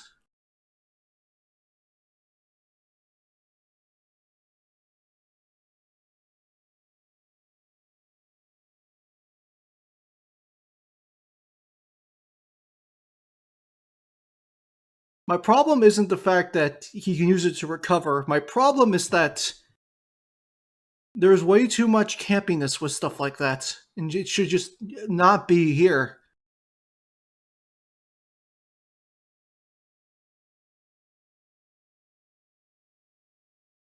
Clearly, the answer is to, improve his recovery. Make the Elytra, better.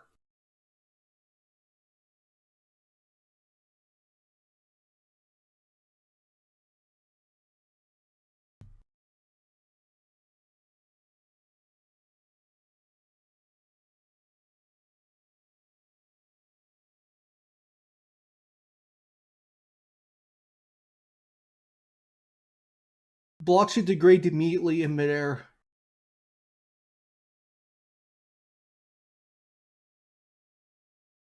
There should be a way to balance it better.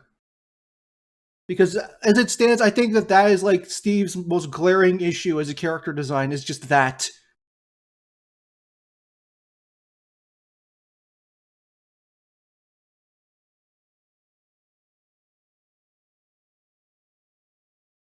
If you want to remove his camping, then you'd preferably want to limit how far he can go off stage. His recovery is already busted, and it's not because of blocks. Well, again, as I said, the problem I never had with it was the recovery. It was just the camping aspect of it that was the biggest problem. How far can he go off stage currently? I think it's like 5 blocks long. 4 or 5 at least. Maybe limit it to like 2. I think 2 would be enough.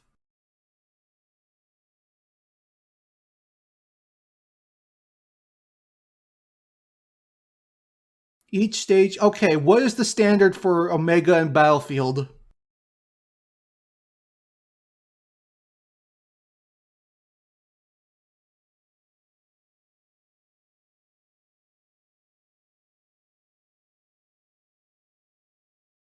I'd argue Steve gets punished for planking since he is gradually losing resources. I don't think he... Well, I think that since, you know, the way he gets resources is purely defensive and, like, no offense is required whatsoever, I don't inherently agree with that. 2 blocks can stay, but the rest of the blocks after degrade in an instant. I mean... Yeah. That sounds like a fair trade-off.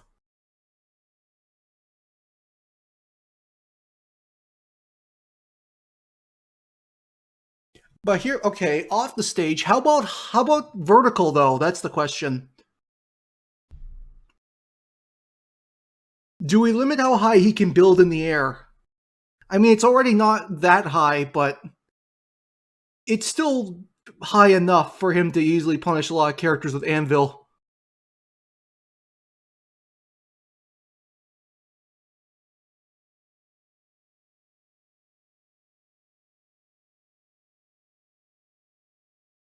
Like, I'm thinking this from like the way I designed Jonesy. I designed Jonesy with that whole aspect of there needs to be some incentive for the player to approach, and that's why you have to beat your materials out of opponents. That's never going to work with Steve, obviously. But I think that just there's way too much of a defensive incentive with Steve, and I don't think that there's many reasons to approach with him.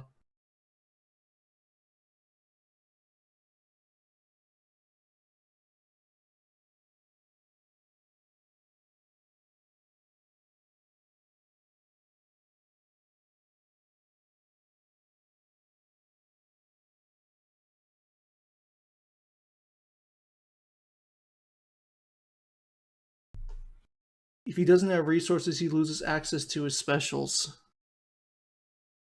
Make him gain resources by KOing opponents. I mean, you need to keep the mining. Like, 100% you need to keep the mining. Like, you can't get rid of it. But it's just that there is very little incentive for Steve to ever approach. Make his mining worse. You know what? Mining speed based on the type of mine that he has would probably do pretty good for his balance. Like, you know, he starts with an iron one, and that's okay. But, like, the diamond one would just let you, like, get materials much faster.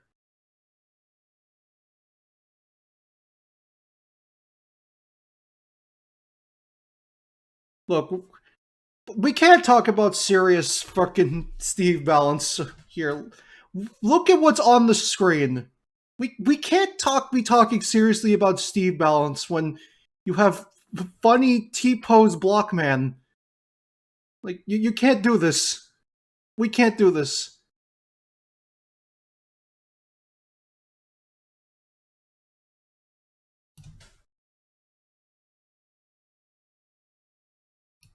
But yeah, Steve's S. He's fine. He's really good. One of the better newcomers in Smash Ultimate. And I love how mad he makes people. How legitimately upset this character makes people is a hilarity to me.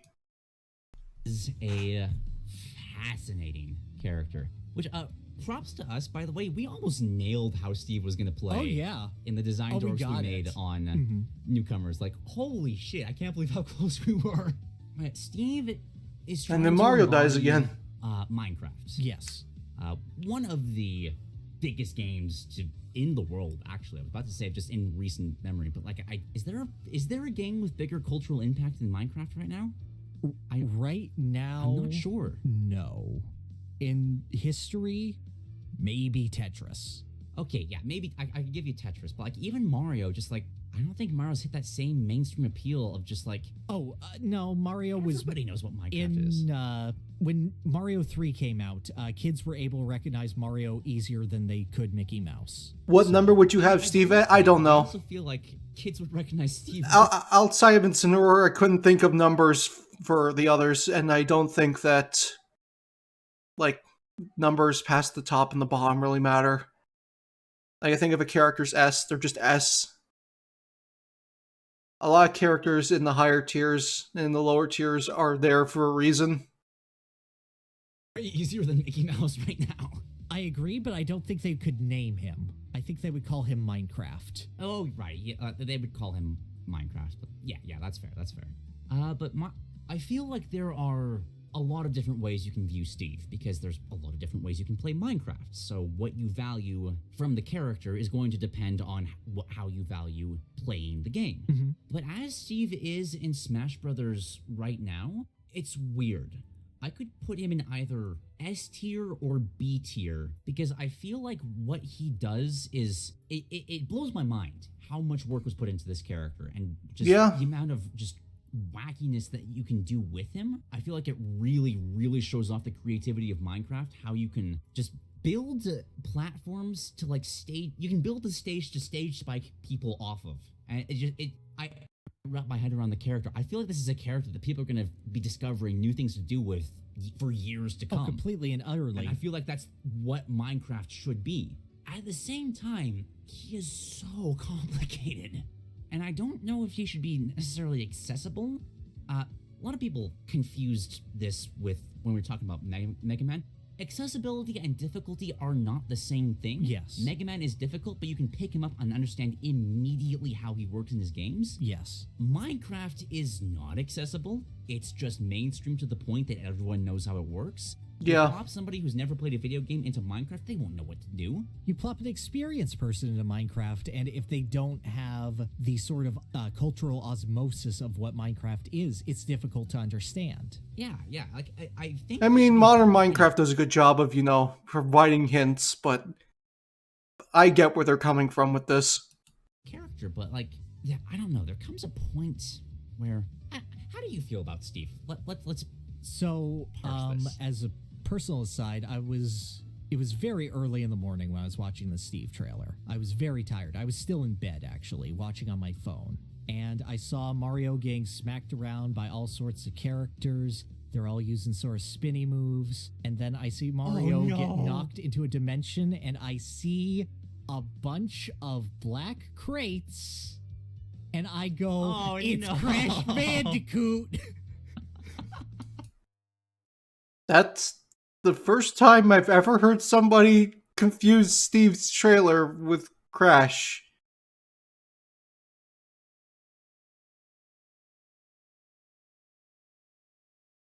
Okay.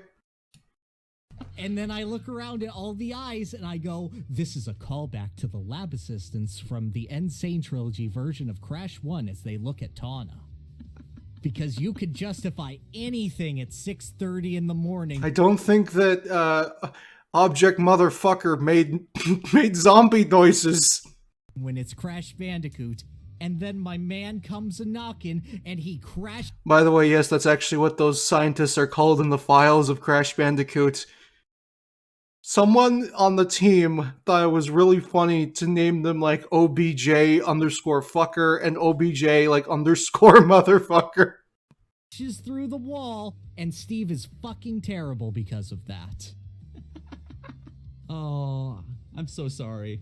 I need that on the record so that everyone knows it. God, if I were streaming, I wish I had that in my life. But insofar as Steve goes, like putting aside my personal heartbreak, which isn't really heartbreak. I got both of the guys I wanted. Crash is my tertiary by far. But just focusing on Mr. Steve Minecraft himself. Holy crap, there's so much personality in this character. Yes. I wouldn't think it from a character who literally cannot emote, but there is so... I believe that this was, somebody said that this was, before people started figuring Steve out, it must have been a much better time. I miss those times. I miss when you could say Steve was a really good design and people didn't look at you like they wanted to kill you. So much love put into this character and just the way he moves. Because Minecraft is a weird game because it's not really a game so much as it is a social experience. And Smash translates so much of that weird social By the way, I hope that none of that would change his placement. Experience. I hope that he places high simply to spite those people. Into it. Like Steve's motions are all just taunts that you would do while you're trolling your friends in Minecraft. His walk animation is so weird. His weird flailing and how he barely looks like his animations are working. His sleep animation where he turns into It is very funny that he doesn't even spin like the other characters when they're launched in the distance. He just casually walks into the sunset. Steve is the closest Smash Brothers will ever have to a shitpost as a character. And it works. I don't know. They could put in Jonesy or the Imposter. Incredibly well for that. The fact that most of his attacks are just the weakest, dinkiest little swipes that represent Minecraft combat so well of just going, no, you hit me. Oh, no, I hit, It's so weak. It shouldn't translate into a fighting game. It feels like a joke that barely works. And yet, it's all there, and it's all beautiful. And then he has his neutral special, which has the complexity of 2 Kirby inhales in both the mining and the building aspect of it. And then they add crafting on top of it. The amount of detail and love and attention that this character has gotten is utterly insane. Yeah. Like, God, he's a shitter of a character. I don't care about Steve at all. I hate playing as him. Playing against him doesn't feel that fulfilling. But God, they have an idea and they run with it so hard. And my issue only comes to the fact of how does that really translate as a fighting game character? And how does that translate with Minecraft as the #1 game in the world? Because you have all of this expression, and it's somehow less accessible than Minecraft is while being a direct adaptation of it. Because, like, I'll be perfectly honest, I'm debating Steve between A and S tier. Because I think it's weird that he has so many things that inherently feel off, but at the same time, a lot of that feels intentional to his design. And I don't know whether to praise that or to go, but my fighting game, though. I do think that I do like Steve's game plan in Smash Bros. Because it feels very, very faithful to what you do in combat in Minecraft. Yeah. In case I wish he was a little less vortexy with his up tilt and up air, but other than that, yeah, for the most part, I agree. Embarrass myself. I don't like Minecraft. I've played maybe like 2 hours of it total in my life. I've played... I stuck with Terraria when I was younger. Yeah, that was my game. I played groups with friends, and then I usually gave up after like an hour with each friend group. Like, my creative outlet was Warcraft 3 as a kid. And that aged well. Yeah, map editors. Oh, I'm sorry. I'm right there with Yep. you. But what you do in Minecraft is, you're initially helpless, right? Right. You try to fight against just about anything you can't do. So what you do is you build a barricade and you go mining, which is what you do in Smash Brothers. You try to get your opponent away from you. You put up a wall or something, and you just start chipping away at the stage behind that wall. I like that a lot. It solidly embodies just what you need to do to like properly start combat in Minecraft. Mm-hmm. And then once you got something going there, his game plan also kind of shows off the learning process of how to use different tools in Minecraft. Because at the start, you're just like, okay, here's a sword and a shield. Okay, I got this. Just start basically swinging away at enemies. But once you learn a little more, you can start being like, oh, okay, I can like put barriers to keep enemies from getting to me. I can use those to like duck behind cover and shoot from there. And that's when you start like tying in the different block settings. So once you start learning like redstone setups, that's the TNT. I really like how there's just how good you are at Steve kind of mimics a player getting better and understanding Minecraft more. I really like that about him. Where's the but? Yeah. Because I feel like I mean, there's a but here. There's not really much to say. I agree with a lot of this. He's just weird. He's weird, and like it feels, it's surreal to me that Zombie and Enderman are characters, and Waluigi is not. I feel like there was a bit of a missed potential there, not using like just skins of other characters. Just like, oh, here's a Mario skin, but it's Steve. To be fair, if Smash Here's Bros Master Chief, had, but it's Steve. like, Smash Bros is like the easiest game where I would buy costume DLC for it. Right? How are they not doing it? They could make Smash Brothers a game as a service easily. Yeah. If Yeah. they just monetize costumes. Absolutely. Like, it is ridiculous to me that that has not happened. Yeah, I can't believe I'm advocating for that, but if it was a game as a service, we get a lot more content a lot more frequently. I would rather have it than me costumes, I can tell you that much. For sure. Anyway, like, yeah. I wish he flashed when red when hit. I wish he went, ooh, when you killed him. That would have been such a nice touch. Yes, even Alex. Yes, even the zombie. Yes, and yes, even the Enderman. I don't care. That sound is so iconic that the fact that it's non-Smash hurts. Steve is a character that you can literally build a And when you launch him into the distance, it just echoes. giant F on the stage to mock your opponents. There is no... Speaking as a DDD main, I will... Was that a soundboard or was that just your voice? That was me. I will submit. There is no character better at taunting your opponent than Steve. Just because of the versatility of that crafting. He is a troll. He is a troll character in Smash Brothers. And it's so weird and it's so at odds with every single other design in Smash, other than maybe Isabelle side taunt and DDD crouch. And then Steve has like 8. I've never heard that oof in my time playing Minecraft. They took it out like early on in the betas before 1.0. That's why. 80 different ways to... Which, you know, funnily enough, they also changed Steve's design and they got rid of his beard and now they gave it back to him in Smash, but, you know, they couldn't give him back his classic ooh. To insult you.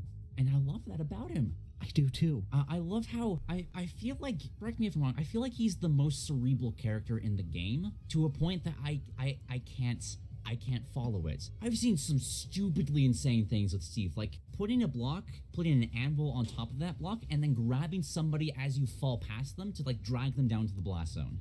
That works, and it's amazing. There's so many things about this character that just interconnect in ways that you wouldn't expect, but when you see it, it's like, oh yeah, that's creative, that's Minecraft, and I love that. I do as well. I would still argue for Snake because I feel like Steve has more of an optimal flowchart than Snake does, but I feel like I sincerely disagree with that.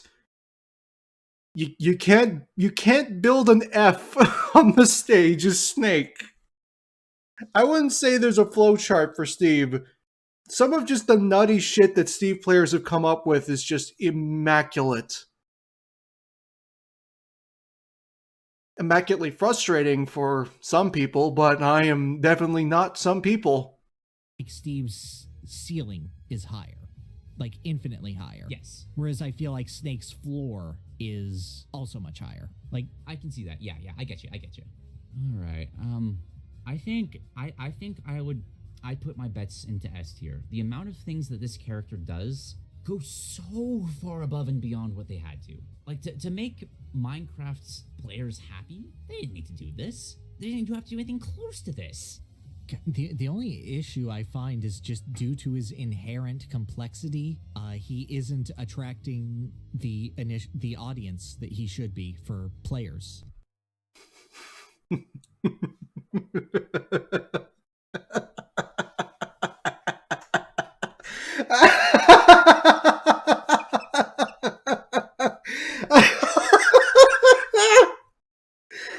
Oh, all of the bitter irony about that statement.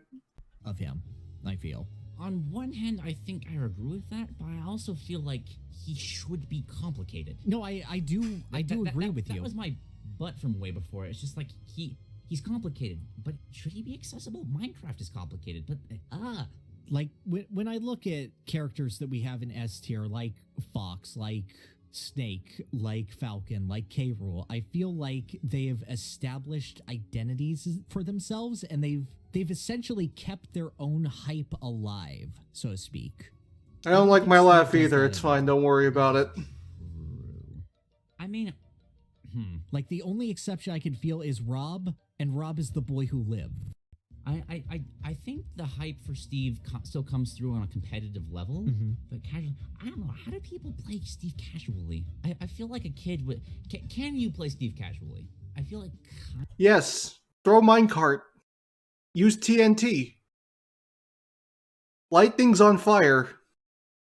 you can spam the minecarts. Yeah, minecart and The beginning maybe, but it broke off into my regular laugh. dynamite based. If it was like, you know, like super funny, it probably would have been more wheezing at the beginning. It's my laugh usually starts as a wheeze and then breaks off into a laugh. Basically, I hate my fucking laugh. Don't worry about it. Yeah, I know from playing with younger siblings that those kind of explosive moves are a lot of fun for them. minecart, dynamite, and anvil. Yeah, he's got Kirby Rock. with Yes, the he has anvil. Kirby Rock, but better. And anybody can understand, like, oh, it's Steve. You got to mine for materials. I don't feel like that's a barrier for entry. I don't laugh very much. I feel like I would love to have sales data on like which of these characters sold the most. I feel like that'd be fascinating. Oh, I'd love to see that. I mean, I'm sure most of them come into Fighters Pass, but if we could have individual sales data, that'd be so cool. And just like who gets played the most online. I'd be fascinated to see if just like the casual audience, just like a bunch of kids playing together, not online, just like is Steve that popular still? I feel like there might be a disconnect between like Maybe? there is a massive disconnect between the vocal voice of Smash Brothers fans online and what Smash Brothers actually is. Yes. And I feel like Steve being in the game is a perfect example of that, because he's probably he broke Twitter. He did. We got through 2 presidential elections and a pandemic without that. But Steve Minecraft. I think I'd still argue for S. Like, he's complicated, but I feel like he should. I think he's at least one spot on that tier list that's too high. I like Steve a lot, but he's not better than Fox. I feel like what his kits brings to the table is something that would encourage the kind of people that like playing Minecraft to want to learn more. I have no evidence to back that up, but I don't know. That's how I feel looking at him. I can agree with it, and I'm going to be honest, I had him in S before. This was like a debate to see if I could justify lowering him, because You know what? I've had a couple of instances where I've been like, okay, I have this character in a high tier, but I might get nuked down like I did with Mega Man. Let's put it forward as a debate and see if I can just commit to one. No, this is a point of, okay, I have him in S tier, but he hurt me, so. Yeah, I know it's hard to view the trailer like that, but I love that theme so much. The Howlin' Dalarn, I don't know how to say that. Yeah, I don't either. That theme is my favorite remix. Maybe competing with Gameplay Galaxy. I can understand why Falcon's higher I don't have nostalgia for from what has Minecraft. been explained. While I don't agree, I understand. That I can't quite find. It's a good one, but I have so many I would put above it. Oh, I'm sure. This is just like personal preference. No, here, I'm just saying, like, I'm thinking, okay, but there's Aerith theme, there's F-Zero medley, there's I'll Face Myself, there's Beneath the Mask. Yeah, I'm not saying this is an objective fact. Just music discussions are fun. Here's a discussion. How the hell did Sakurai say, oh, the music is too peaceful? It'll make you want to go to sleep, but you put in environmental noises for Pikmin,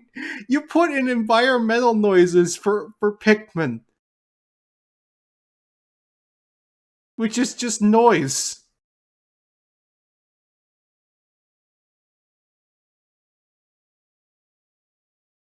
But anyway, let's talk about Sephiroth. Theme? There's a segue.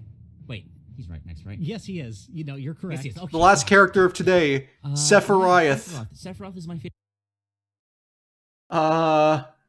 Sephiroth is a very interesting character to me because, in my opinion, he is the perfect counterpart and the perfect counterpart to Cloud and the thing that basically completes him as a character. Cloud has incredible gameplay, but his personality is very muted and it's not, it's not super realized. While I'm not like the biggest fan of Sephiroth's gameplay, and I think there are definitely things that could be better, his personality is so good. And it's very fitting that, he completes that aspect of Cloud that's missing from Smash. And the thing I love the most about Sephiroth, he just talks a lot and just chews into you during the match. And it's nice. I wish more characters did stuff like that. I mean, he's speaking in Japanese, so unless you know the language, you're not going to know what he's saying. But just the fact that the character actually, is emoting and he's just like, he's talking shit the entire match. He calls you mean words in another language. Yeah, Sephiroth, I'd also agree, is like where Cloud is. I put him right next to Cloud. He's like an S. Cloud's an S, Sephiroth's an S. They're inseparable in more ways than I expected.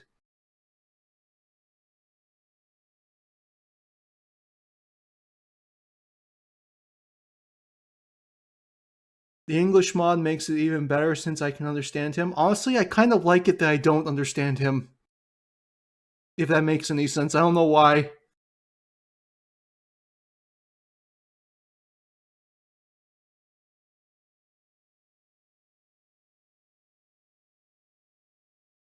Yeah, I'm not the biggest fan of Final Fantasy. I've played a few games.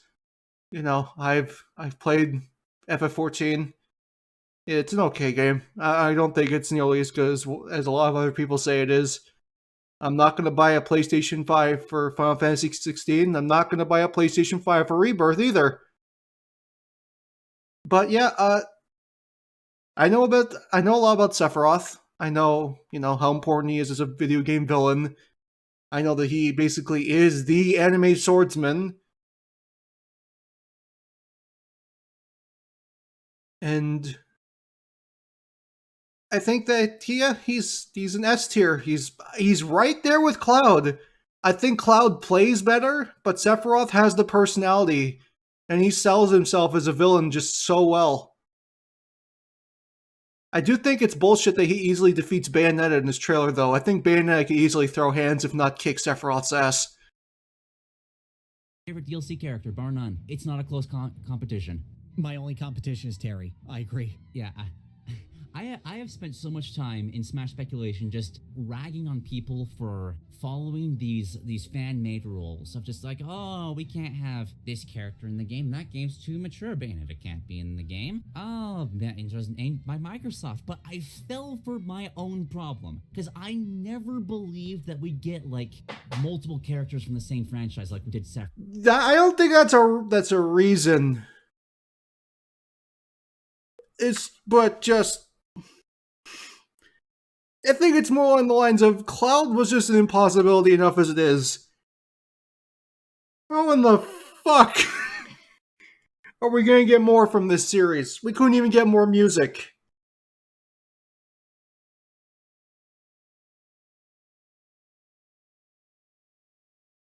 Nobody, out of every character that's in this DLC, maybe next to Sora, I'd argue that Sephiroth is the character that was just like the biggest what the fuck, how is this happening? And his announcement was the only interesting thing about the Game Awards in 2020. And I'm pretty sure a lot of people, including myself, stopped watching after that. And Doom Eternal went on to win no awards. Wonderful.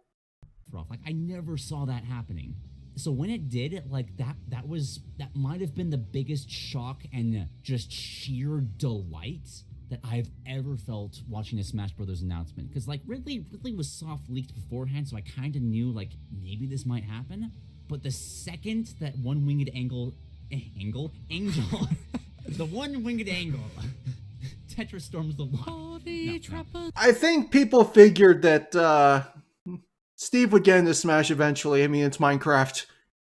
There were leaks about Minecraft before Smash Ultimate even came out.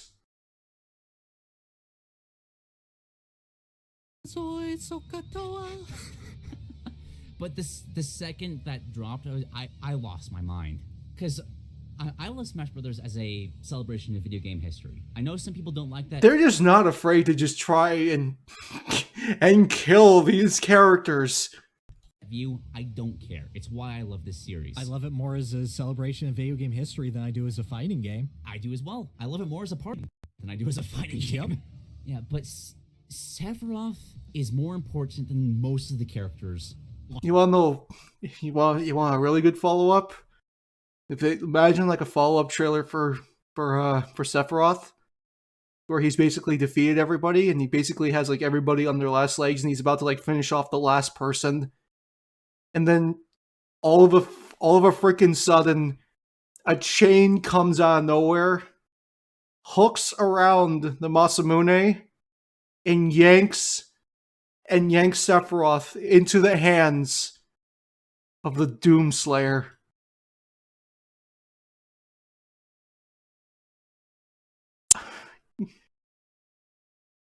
And then they fight.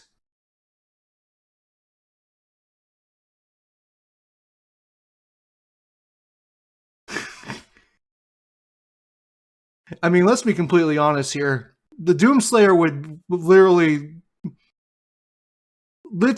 would eat Sephiroth for breakfast. The bonus points if he's about to kill Isabelle. You know what? That's perfect. Yes, she's the last one. Or he has them all like lined up, and he's gonna kill her first.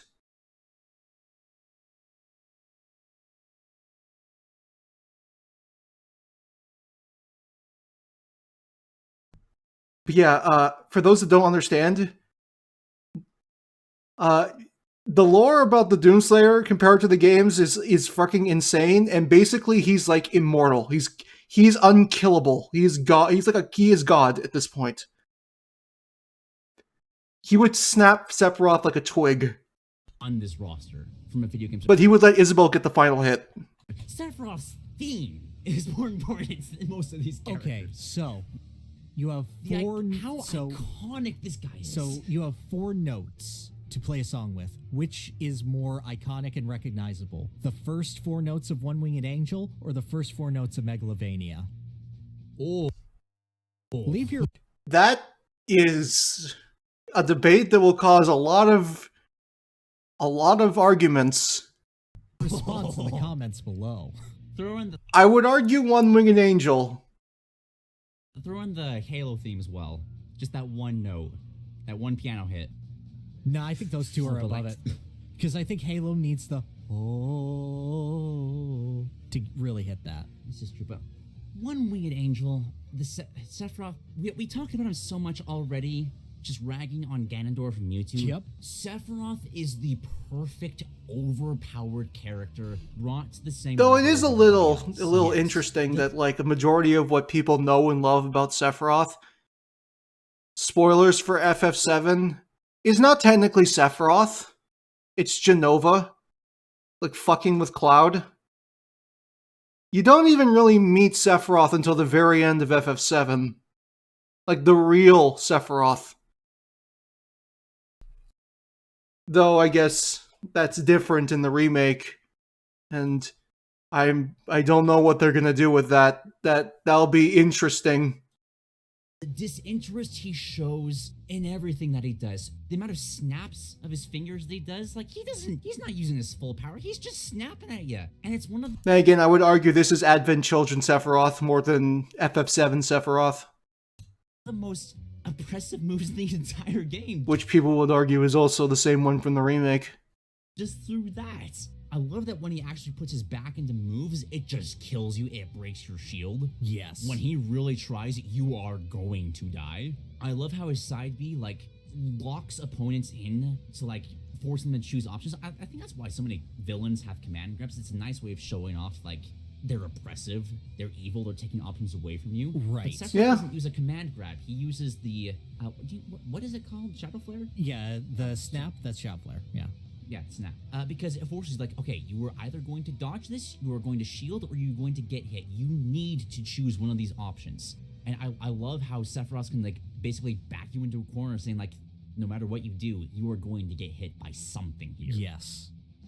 So, Sephiroth's design for me focuses on one major aspect, and that aspect to me is menace. When you're facing Sephiroth, it's like a JoJo moment where he's going, "Oh, you're approaching me?" Like, it's incredulous that you would ever approach Sephiroth because he has every possible answer for you. He has a sword with incredible range. He has unlimited power with his stupid chargeable B move, the flare. Blah, blah, blah. I can't talk today. Giga Flare? Yes, Yeah. we're 4 hours in according to the recording. It's difficult to talk now. But yes, he has so much of a presence. Just being near Sephiroth is you feel that you are constantly in danger. Anything that he does can pressure you. He can have multiple options to cover multiple angles at any time. The fact that Octaslash is as flexible as it is, and has even a shorter version so you can't reliably punish unless it's already out and it's already hitting you. I'll definitely say I'm a very big fan of the fact that they didn't shorten his sword by like that much. Like, it's still an enormous sword.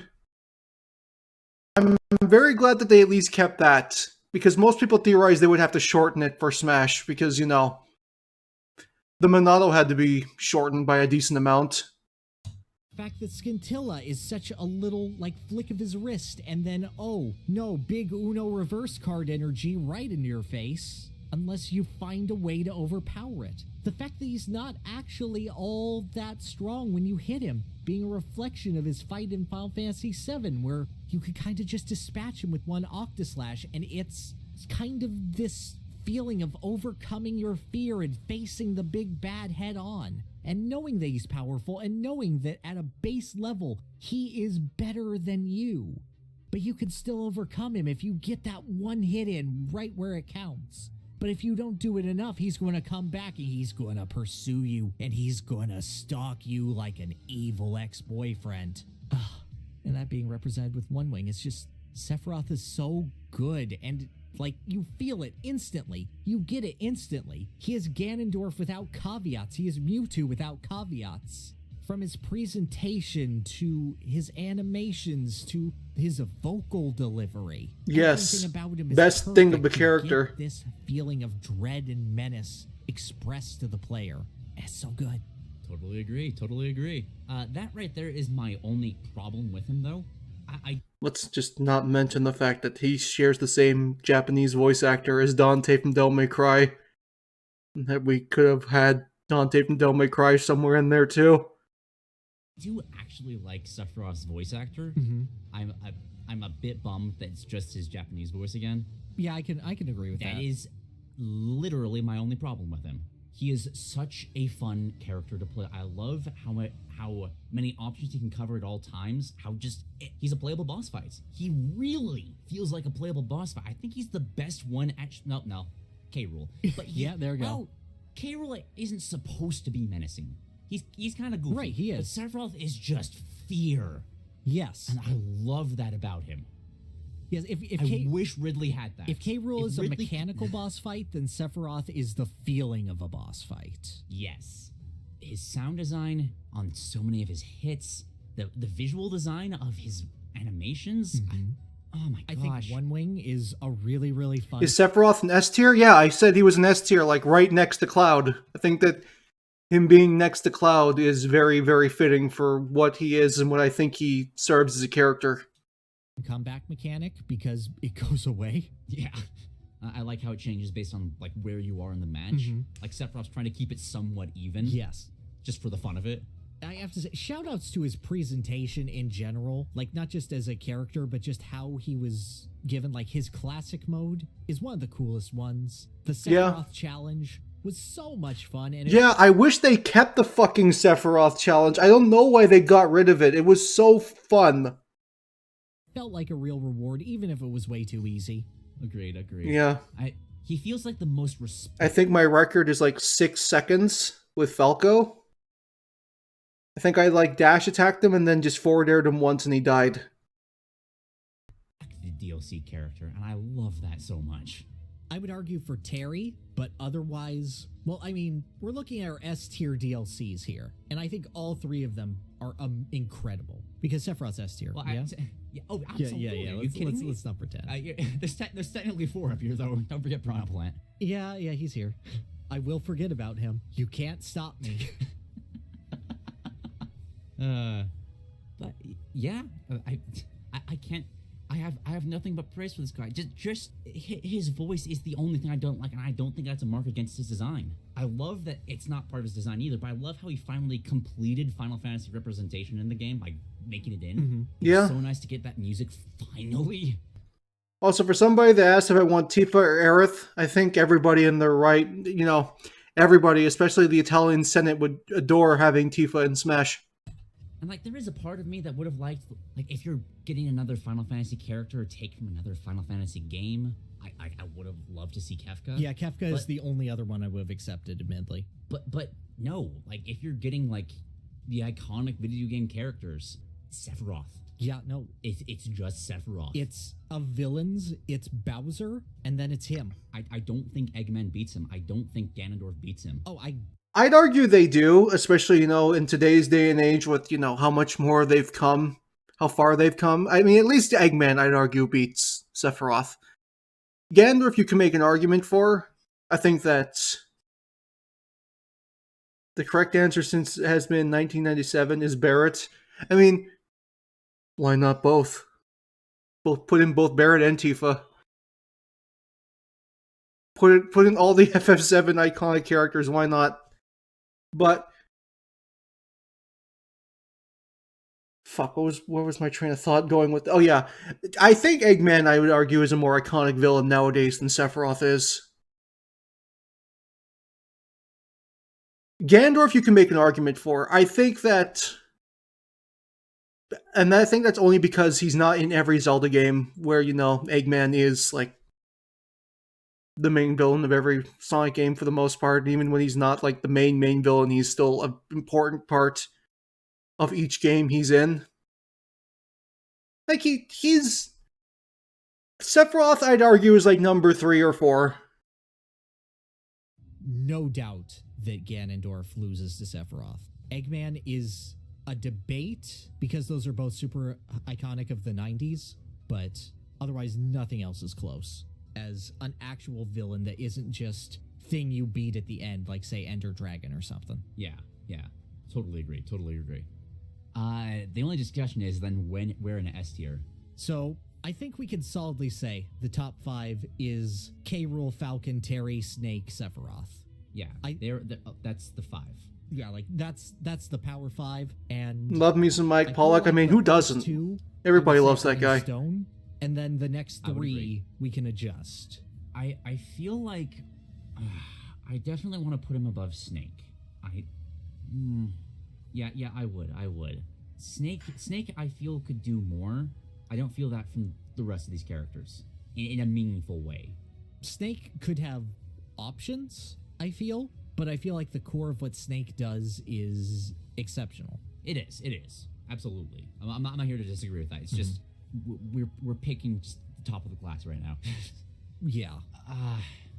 It's difficult because, like, from a personal preference wise, I would just put Sephiroth over Terry and be done with it. Right. Because I love playing as him so much. I have Sephiroth as number 5. I really love what Snake does. Really, really does. And it impresses me on a level even beyond what Sephiroth does. This is true because he plays his own game, and that is really impressive. Like, now I'm questioning. Like, he is a mixture of what Steve does well with what a character like Terry does well. Yeah, and it's not like Sephiroth's really, like, embodying any of...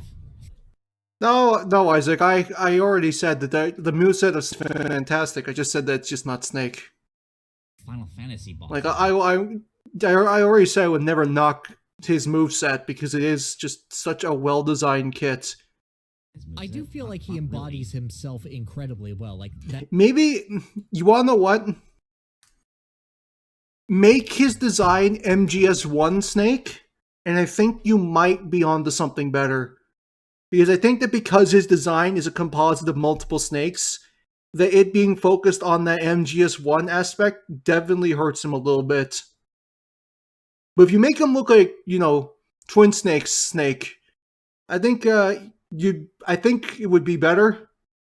That feeling of he himself, like, he is Sephiroth. Like, there's no question it's this character. Yeah, but I feel like he even embodies the player experience of going against Sephiroth in Final Fantasy VII with his low weight and yet his comeback mechanic. Like, oh, true. Like, I feel like he is utterly exceptional in this, and I feel like I am a person who overrates Snake.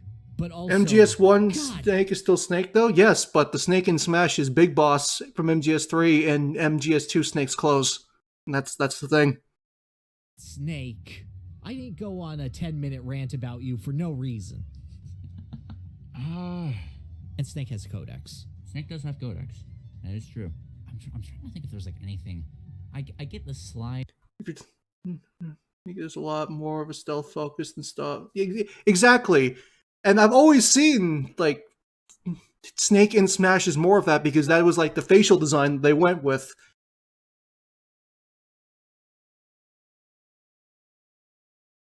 And that's kind of why the explosive aspect has always annoyed me a little bit.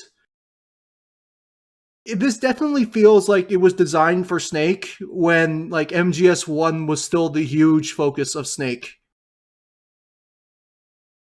At least that's how I see it. We all know that Snake was originally planned for Melee, but was cut. Same with Sonic. So, maybe this moveset was made for an MGS1 Snake, and it just, turned into the composite designed Snake that we have now. To which I say, just make him look like MGS1 Snake. Being a mirror. If you did that, I'd put him up in S tier. Because then it's just MGS1 Snake. Cloud. I'm not very fond of it. It feels weird. Yeah, I'm going through his moveset because it has to be one move. Yeah. Because Snake, I love except for his taunts. Like, just give him 2 new taunts. I do love the idea of the camo index on him. Just kind of... I want to be able to... Would that change fix everything? Yeah, for the most part. Yeah. Since a majority of the stuff that Snake does in Smash and those explosives are MGS1 stuff, yeah. And I guess you could keep MGS2 Cypher, because MGS2 would have been, like, around, like, just coming out or brand new when Melee came out. The Brawl trophy being solid cemented him in my brain is solid, but I mean, more than fair. It's just that I get that. I understand that. It's just that the visual design is absolutely based on Naked Snake / Big Boss. Like, his, like, facial design and, like, the way his beard is cut. It's clearly supposed to be MGS3 Snake in, like, a different outfit. I always saw it as a composite of just like, it's just the code name Snake. Separate good Snake players are like, okay, I can't see myself, but I can still set up traps like this. And just having like players like predict that as well. Give Tifa the Italian voice actress. Make that the main voice. I feel like there's a neat idea that could be explored, but might overcomplicate his design, so I don't want to like stick on that. So I'm not like, right. Just throwing it out there. Right. No, it is a good idea. Sephiroth. I don't know. I love Octoslash so much. I love Giga Flare so much. No, I love Shadow Flare so much. Yep. Scintilla's okay. Scintilla could be better. Just a flick of the wrist and maybe like send those like slashes forward and they get stronger if they encounter an attack. I don't know. I think he has the best neutral air in the game. He does. Yeah, it's so much fun. I think he has the best windscreen in the game. I knew that was what we were talking about when you said that. I know. And I agree. The only other thing I think it'd be hard to find somebody that disagrees with that. Joker. Yeah, I don't. Yeah, no, that's still it's Joker, Sephi, Simon. I do like Steve's house construction, but I'd only put that like beneath them. And the thing I love about the most is that even in doubles battles, it takes priority. So like, oh yeah, you won doubles battles, but all you see is just Sephiroth and fire. Well, yeah, Steve would be higher if he still had... They might have patched that out, I don't know, but it was fantastic when they first came out, and that was what happened. Meet Dick. Yes, he would. Damn, this is hard. I don't know, I feel like Sephiroth just gets both the rapid swipes that you feel like the character should have from the Octoslash with the sheer power of his smash attacks. I do agree. Like, I'm not denying anything. I'm just like, this is my boy. I gotta fight for him. This is literally just, what do we like more? I'm not saying like any of this is bad. This is just like, oh, these are all my favorite meals. Which one do I want to eat? I know, but one of them made me cry as a teenager. So, like, I gotta defend that meal. One of them made me scream as an adult. Well, yeah, he made me scream as an adult too, because everyone was here. We can smile again. Man, when Sephiroth, but I want to tell this story somewhere. When Sephiroth came out, I ran into my brother's room and was like, "You're not going to believe this," because his computer was on, like, he was watching the same thing, but his was like 5 seconds behind. And just I feel like he has the best trailer from just like a cinematic. I think Banjo's means more, but as just like, okay, here's the character. Sephiroth is just. Oh, dude, Mario is dead. Like, that's the best way Mario has died. The fact that he parries Cloud while Mario is still stuck on his sword. Yes. That little frame of animation where he flings Mario off. He doesn't care about any of the other characters. It's perfect. He's just here for Cloud. I love that it continues this idea of Cloud can never be happy in a spin-off ever. I think... I saw a video about that from a guy named True Blade Seeker. He makes some very good like comedic content based around like a lot of Square Enix properties about that. And it's basically the relationship of Cloud and Sephiroth and how just Sephiroth will never leave him the fuck alone. And honestly, yeah, it makes complete and total sense that Sephiroth would be here. Just so you know. Because he just hates Cloud. I want to put Sephiroth. But the question is this Sephiroth or is this Genova? Because, as I said, the Sephiroth that I think a lot of people fell in love with wasn't really Sephiroth. It was like Genova's influence just fucking with Cloud. Snake. Like, I have to reach really low. The one in the remake is Sephiroth, but I'm talking like the original FF7. To like punch at Snake, but like he doesn't have a cigarette. Why does he hate Cloud? Because he killed him. I can assume that that's the reason. Why? Yeah, that's an iconic part of the character though. But that shows like just how narrow this margin is. Yes. But Snake is still voiced by David Hayter. Ooh. They didn't hire Kiefer Sutherland to replace his lines. And I do want Sephiroth just like, I want to hear him say pathetic in English.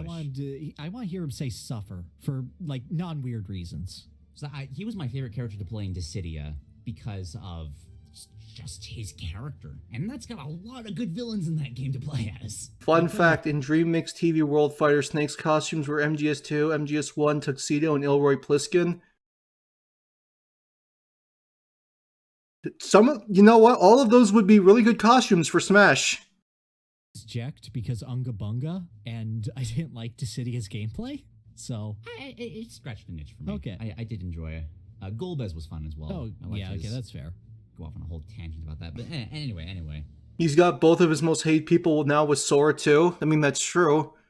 But hey, at least he can thank Kingdom Hearts for being, the game that gave him the win. Want to do the Dissidia tier list now?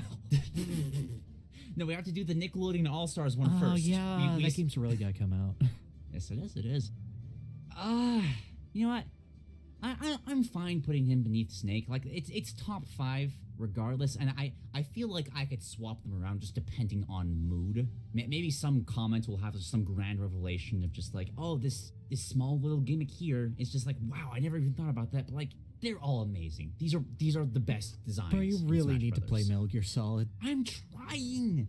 You said you were playing Mega Man. I did. That's because I gave up on Metal Gear because I tried to like get it to work with its mouse and keyboard, but it's weird, and I spent 10 minutes trying to, and I couldn't figure it out. I'll go back to it later. Regardless. Hey, well, at least now you have the collections to look forward to. I wonder if it has controller support. That'd be nice. I'm trying to get it to work. It's being finicky. Okay. But anyway, I'm okay with putting him beneath Snake. If this changes, that's fine. I get it. I'm basically predicating this on afterward. I'm going, no, trust me, just play MGS and King of Fighters. And if this changes afterward, I accept it. All right. Okay, that's my last S tier. That is also my last S tier. Yeah, I feel like if Smash Brothers wanted to... He still hasn't played MGS1, it's infuriating. Well, in all honesty, outside of like emulating Twin Snakes, there isn't a lot of great ways to play MGS1, because from what I've heard of a lot of people, that some of the emulators for PS1 are, sorry, MGS1, because the PS1 emulators are not the best, and they're very, very finicky. I think that if you really want to play MGS1, the best way to do it is probably just get the collection when it comes out.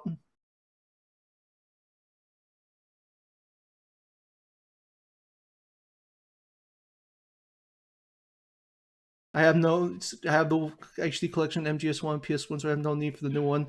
I had the freaking HD collection on the Xbox 360, and I freaking lost it, and I have no idea where the game went. So I will be to that, and I kind of somewhat hope that they'll re-release MGS4 in some way, shape, or form.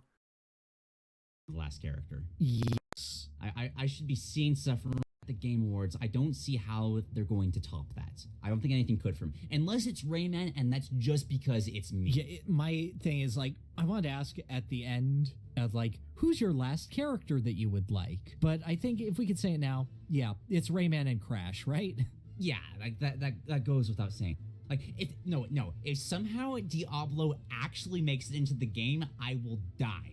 If that actually happens, that would surpass me, just for the shock value of that alone. I mean, Tyrael could be a fun character. It's not going to happen, but that would surpass it. But yeah, it's Rayman. That's the only character I want. I have one, and I've already been hurt. But at this point, I got K. Rool, I got Banjo. I am just happy for other people at this point. All right. Yeah, I'm pretty much in the same boat after Kazuya. Because Kazuya, to me, was just a character that... It came at the right time of just feeling a little down about, like... I know all these awesome characters, but there hasn't been a character that's, like, for me. Next up... Okay. I want to talk a bit about... Game of Thrones. Okay. Because... Well, okay, this is a fucking weird screen to end on.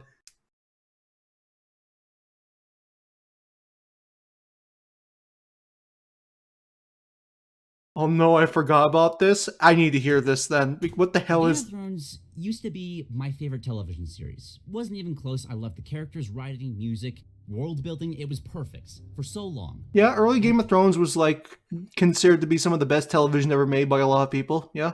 And then later seasons came out. They weren't as good, but I could still go back to those earlier seasons. Like, yeah, I love this. I'm going to stick with these characters because I want to see where things end off.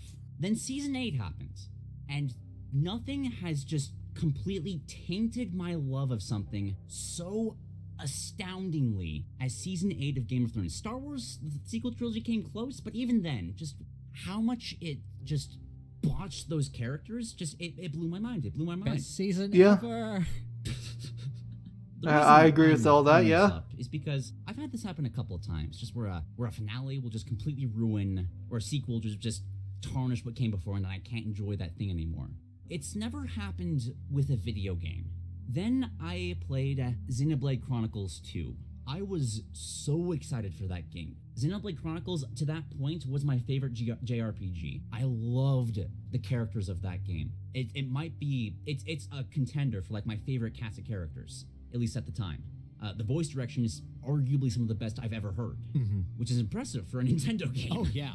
Then I got to 2 and I was shocked by how much I hated it. I hated every character's designs. The voice direction was terrible. I couldn't stand the main I like Nia's voice.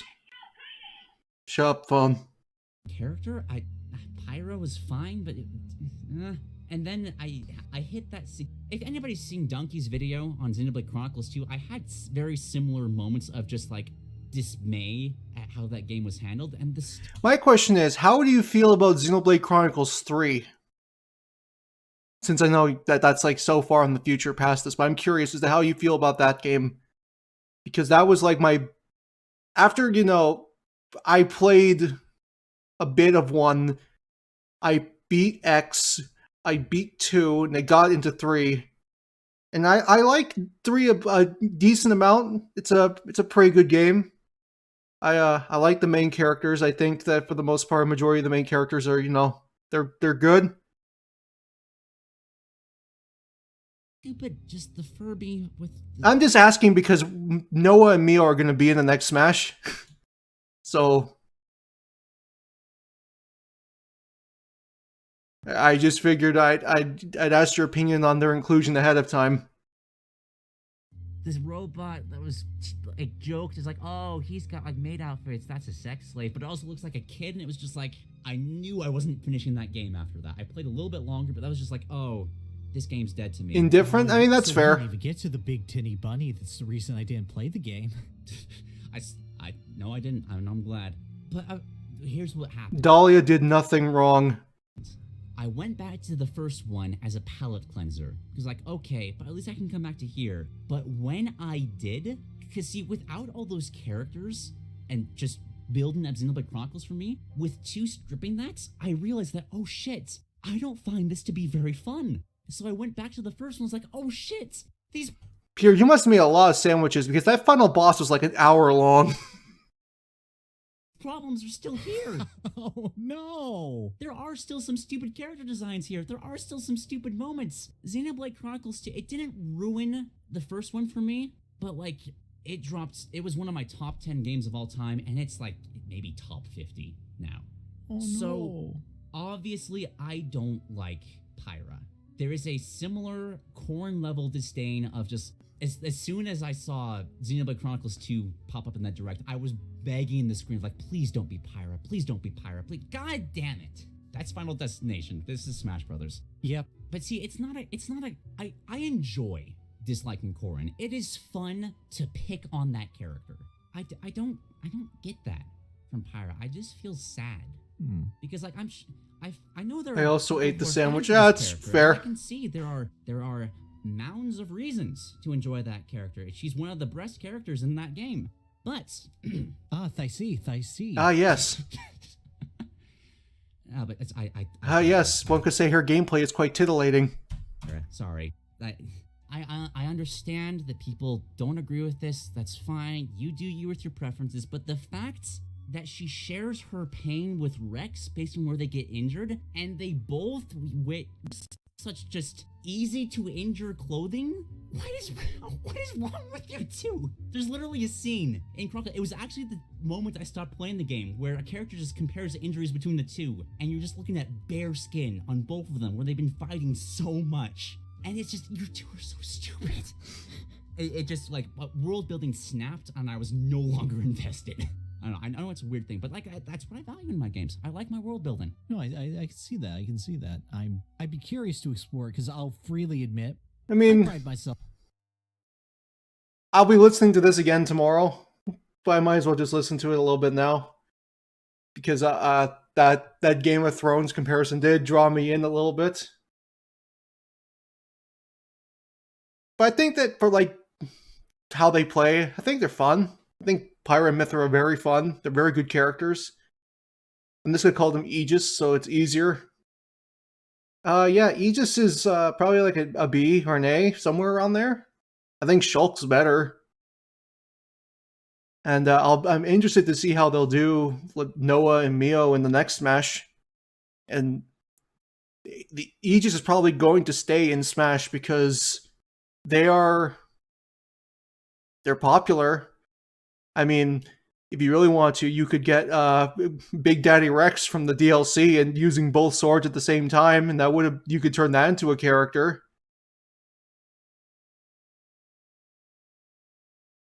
People that have not played the DLC or don't know what the DLC is probably listen to that, and that sounds very strange. But all I'm going to say about that is be careful who you call ugly in high school. On being able to be familiar with most of these characters. Like, I think up to this point, up to number 79, that I've been really good at being able to talk about the background of a majority of these characters. I know jack shit about Xenoblade Chronicles. But if I didn't have an option, I probably would want Nia playable before Pyra and Mithra, but it completely makes sense why they're the ones that are playable and not her. Too. Like, this is the one character I know nothing about. So go ahead, continue. From what I remember, it's not much, but I know that the game functioned pretty similarly to the first Xenoblade Chronicles. So there's not there. I would want a similar, just well, now I'm second guessing myself. Maybe it wasn't as. Maybe I'm just overlapping things. I don't know. This might need to be just a comments explaining where we should put these characters. Cool. You tell me how good this represents. I know the blade switch thing is a cool mechanic, just swapping between whatever character. It's the Chic Zelda thing, but done well. Yes. And I think it is done well. From like a purely gameplay standpoint, I think these are good characters. Yes. I don't have a problem with them. Yes. Mechanically, they are sound. Character-wise, their boobs are big. You got it. You got what people cared about. I appreciate that they made the designs better. No, but seriously, from what I've seen of a few cutscenes, I get the sense that Pyra is a likable character and Mithra is just a stereotypical son. It's an anime game. She's a tsundere. Yeah. Is that what you said? I think it's tsundere. Tsundere, yeah. Yeah, it's Tsun Whatever. and then the word dere. So. All right, but like, yeah, it's. Hold on, I gotta cough for a second.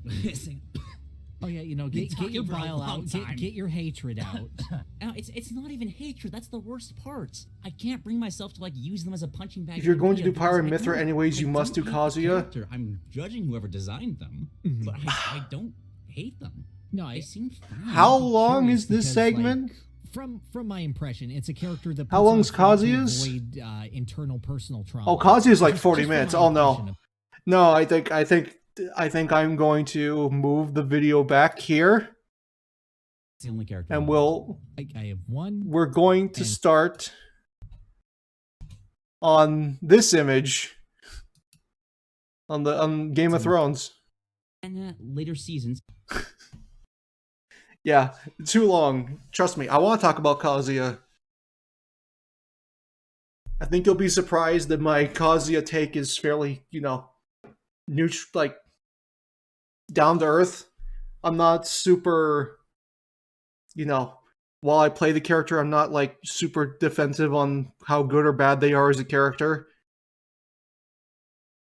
I'll definitely admit that Kazuya is the worst designed fighting game character in Smash, and that's simply because Tekken is so much harder to translate to a game like this than Street Fighter or KOF/Fatal Fury. But yeah, we're gonna end it here at like 9.5 hours. I think that is the best. I think that's for the best. If I do Kazuya as well after Aegis, we're gonna be here until like midnight, and I don't and I don't think I would be able to talk for like a day and a half if I did. So I'm just gonna take this opportunity to close it here. I thank you all for coming, and we'll be back tomorrow. And tomorrow is the finale. Like after tomorrow, this review series is done. And I'll definitely say this has been an enjoyable experience. Thank you both Duke and Pierre for being here and being good sports. And while I don't agree with some spots, I, for the most part, find that this was a good series. The tier list is good. And for those of you that requested this from me, I thank you, because this was enjoyable. And I'm very bad at saying thanks and goodbye.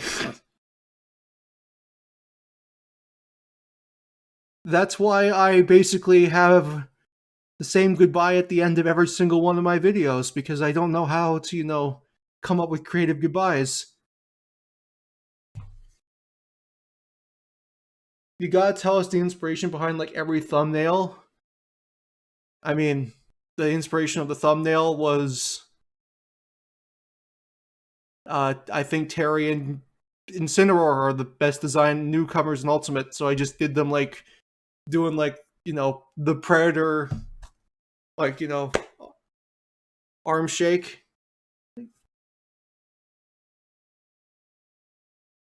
And the Kazuya and the Steve pieces were things I had from previous stuff, and I just threw them in because they fit. I'll even put T-posing Steve on the screen again. He's on the next Game of Thrones.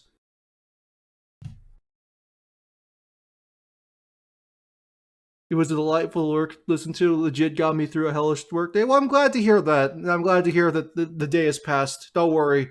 There's always potential for things to get worse tomorrow.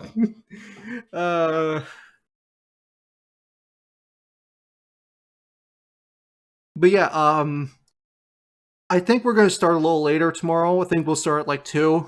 I think 2 is a good time, because we will not be covering as much. As I said, I'm not doing the entire comments video, simply because I think that a lot of reasoning for characters is sound, and I don't see a lot of them changing. There are some that I will look at because I am very curious. I'm like I need to see Mega Man at least. Like the Mega Man one is the one that's like it's been eating away at me since the very beginning. So yeah, so it's Aegis, Kazuya, and Sora, and then it's the end product. Tomorrow will be the shortest stream. I guarantee you that tomorrow is going to be the shortest stream. I do not see tomorrow's stream topping 5 hours. It'll be a fairly short stream. And well, it's fine, Sim. Even if you don't, you can't make it, the VOD will always be there. But yeah, I'll see you guys tomorrow. And wish upon a spinning Steve, and he will bring you good luck. Oh no. Oh no, he's turning evil. Oh no.